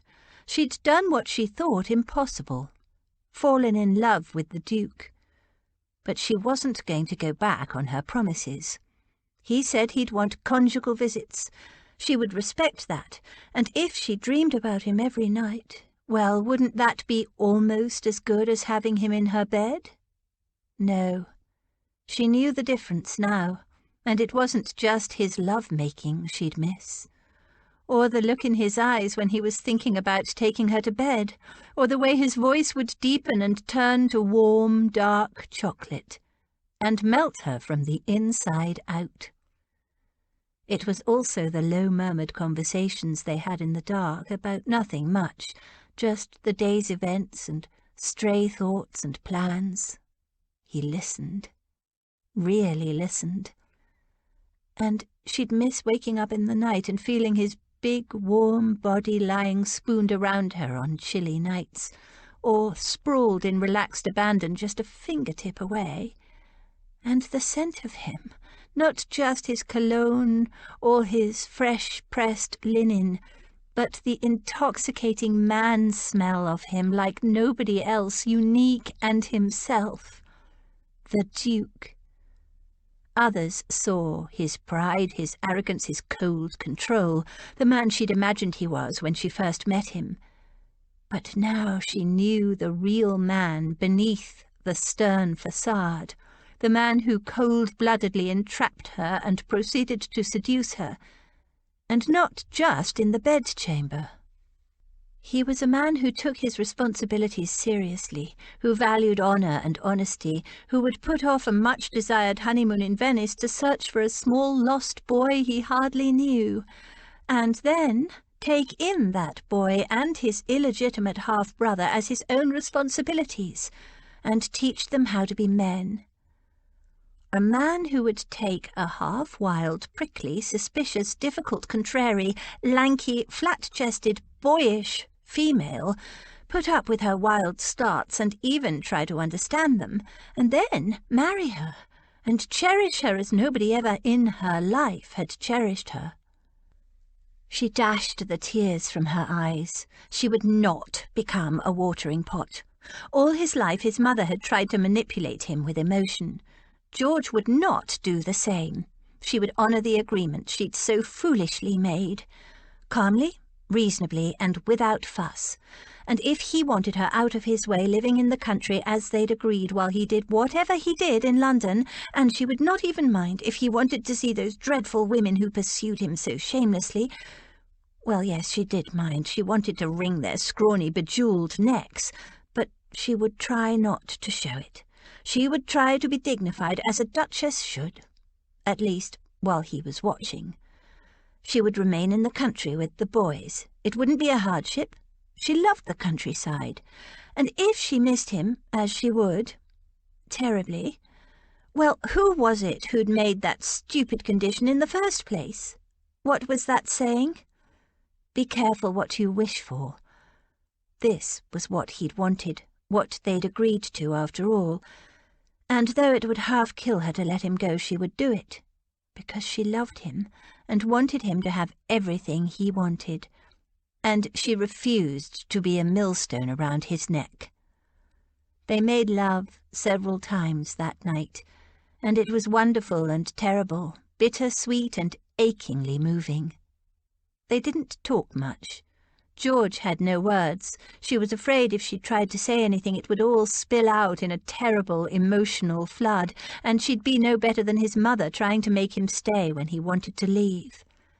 And he was never terribly chatty in bed. But oh, every touch, every caress. She did her best to save them up in her mind, to keep for later and revisit when he was gone. But each time he took her to the edge and over, and her awareness splintered into glorious, rainbow-coloured shards. Hart's bags were packed and the carriage was waiting. They'd made love at dawn, and it had left him feeling empty, completely shattered. But she seemed calm and organised and dignified. She'd arranged food and drink for the journey as if he were a child being sent off to school. The boys, solemn and serious and looking unhappy and bewildered, shook his hand like little men, and then she sent them back inside. He was gutted by the ease with which she was preparing to wave him off out of her life. But he had no leg to stand on. He was the blasted fool who'd signed the blasted settlement documents agreeing to her blasted conditions. He hated those conditions now. But he'd trapped her into marriage in the first place, and he owed it to her now to give her the freedom she desired. At least he'd insisted on conjugal visits. But oh, how would he ever bear long months without her, or weeks? And not just in bed. He'd always believed he was a naturally solitary fellow. She'd changed all that.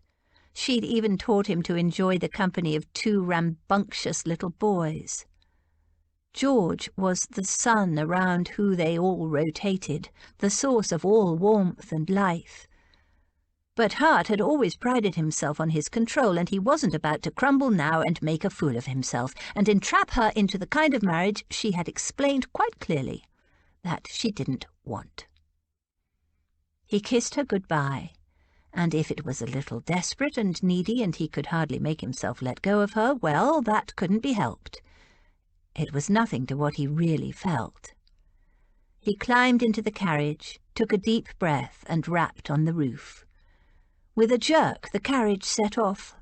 Hart didn't look out the window. He hated goodbyes, didn't want to see her standing there waving, her lovely grey eyes bright with unshed tears.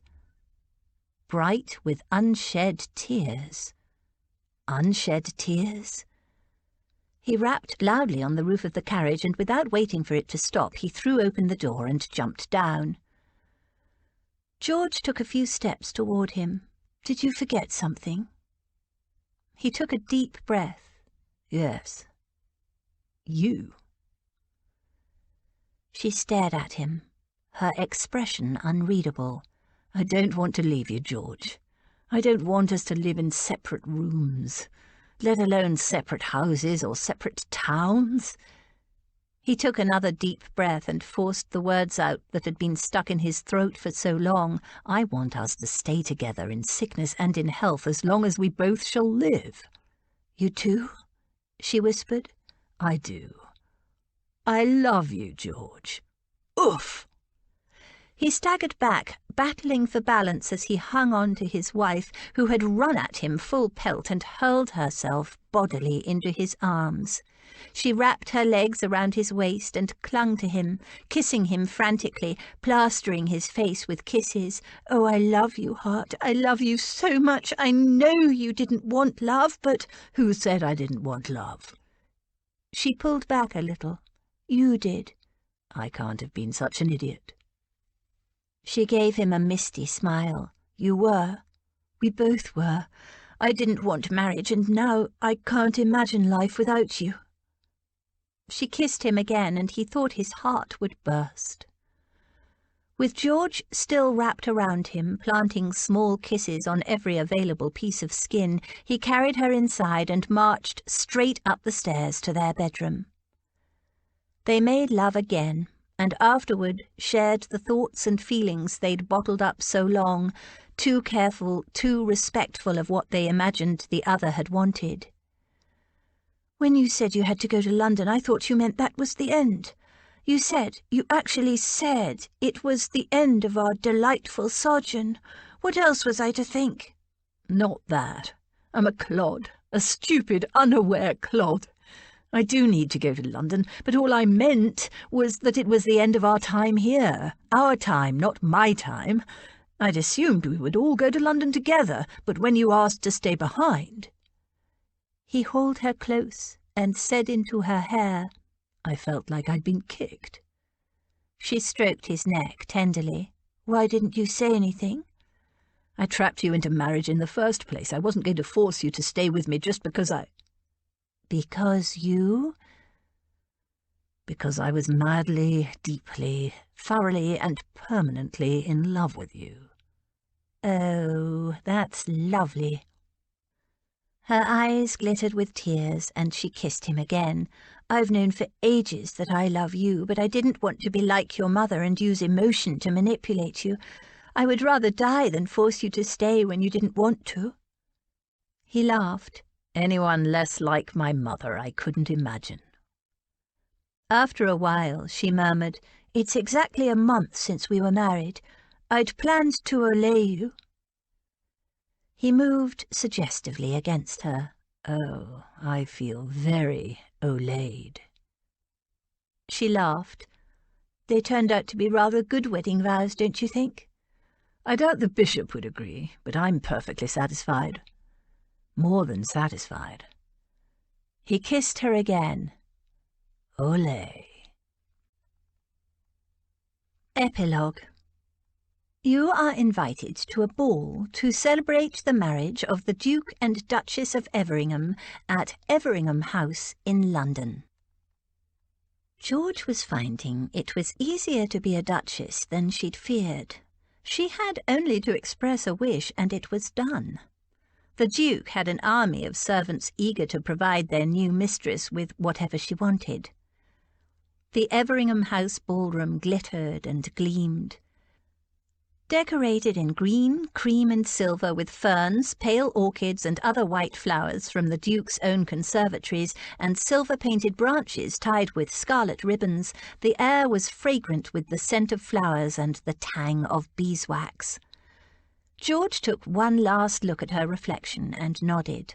Tonight, at Heart's request, she was dressed in scarlet again, a new ball dress, and the rubies he'd given her on her wedding day. Her heart was so full. She was happier than she'd ever dreamed was possible. She had a big, sprawling family she loved and who loved her, a smaller, instant family of boys, dogs and horses. Sultan had been bred to several of the Duke's mares, and best of all, she was married to a tall, stern, arrogant, beautiful man who adored her and demonstrated it daily and nightly in so many ways. And the blessings kept coming. Earlier in the week, baby Bertie had been christened with George and Hart as his godparents, and then immediately afterward, in a move that surprised many, young Danny Glover was also christened, and with the same godparents. The lad has never been christened, and it will do him no harm to be known as godson to the Duke and Duchess of Everingham, Hart had told George when he planned it. She'd hugged him. It was a generous and thoughtful move on his part. The connection would do much to ameliorate the disadvantage of Danny's birth. Her cold-hearted Duke. She'd been so wrong about him, and now there was to be a grand ball. "You look stunning," Hart said from the doorway. "Ready?" Arm in arm they walked downstairs to where their family and closest friends had gathered for dinner before the ball. They were all there, everyone who'd ever mattered to her, even Martha looking proud and stylish in her new bronze silk bombazine dress. Heaven knew how Hart had persuaded her to come to London, but he had. At George's request, they entered the dining room informally and seated themselves around the table however they wished. This was just for family and friends. Champagne was poured, and Hart was about to give the signal for the food to be brought in when George tapped him on the arm, then rose to her feet. "I know it's not done, but we are all family here, and I want to make a speech," she said. Aunt Agatha lifted her lorgnette and pursed her lips.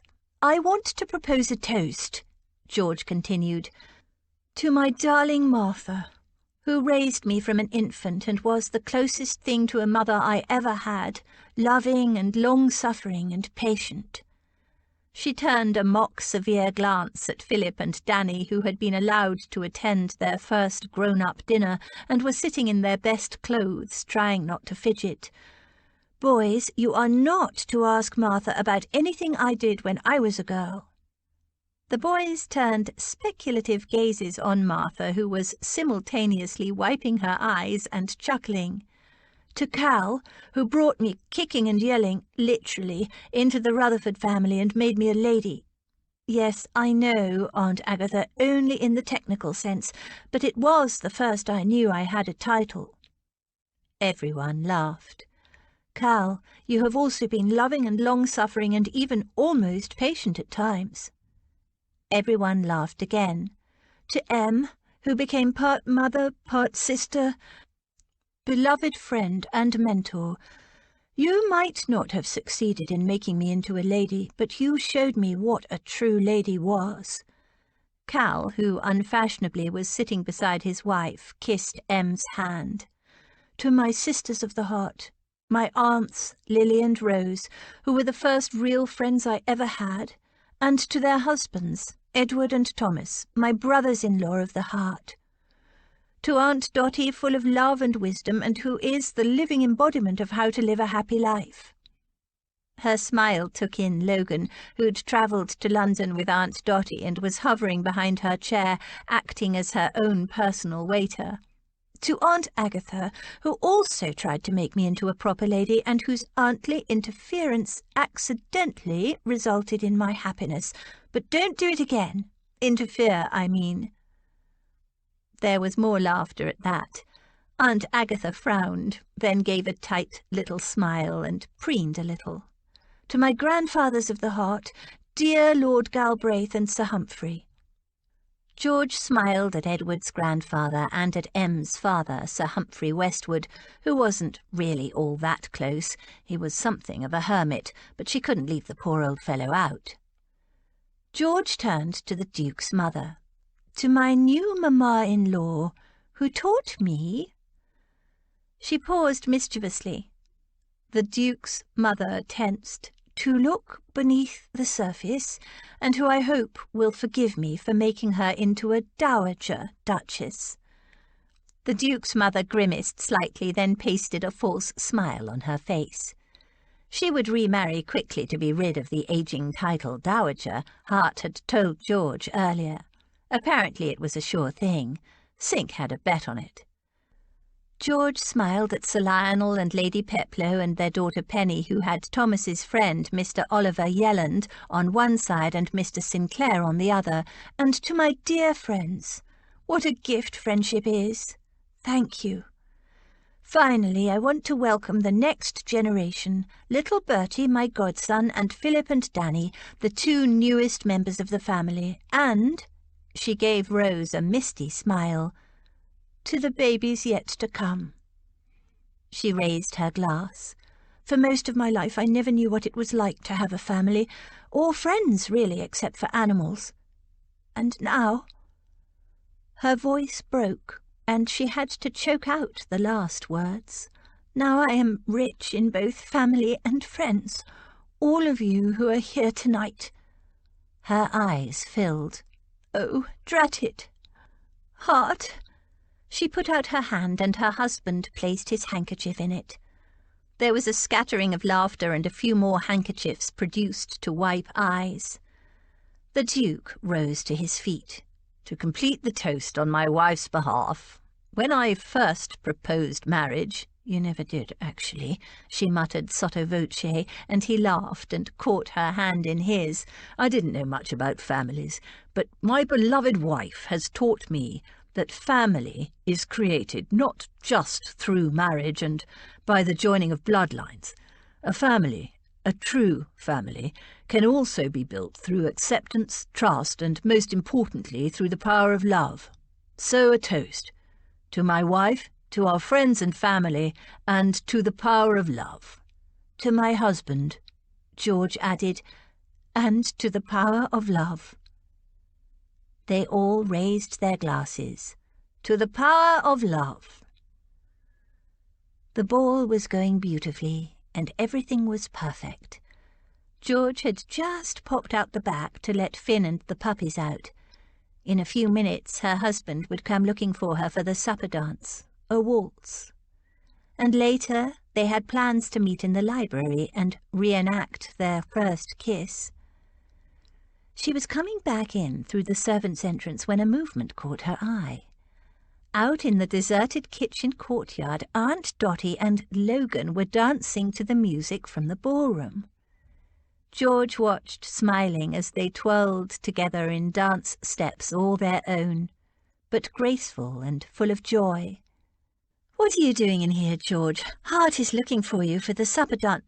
"Oh, my goodness!" Rose broke off, staring.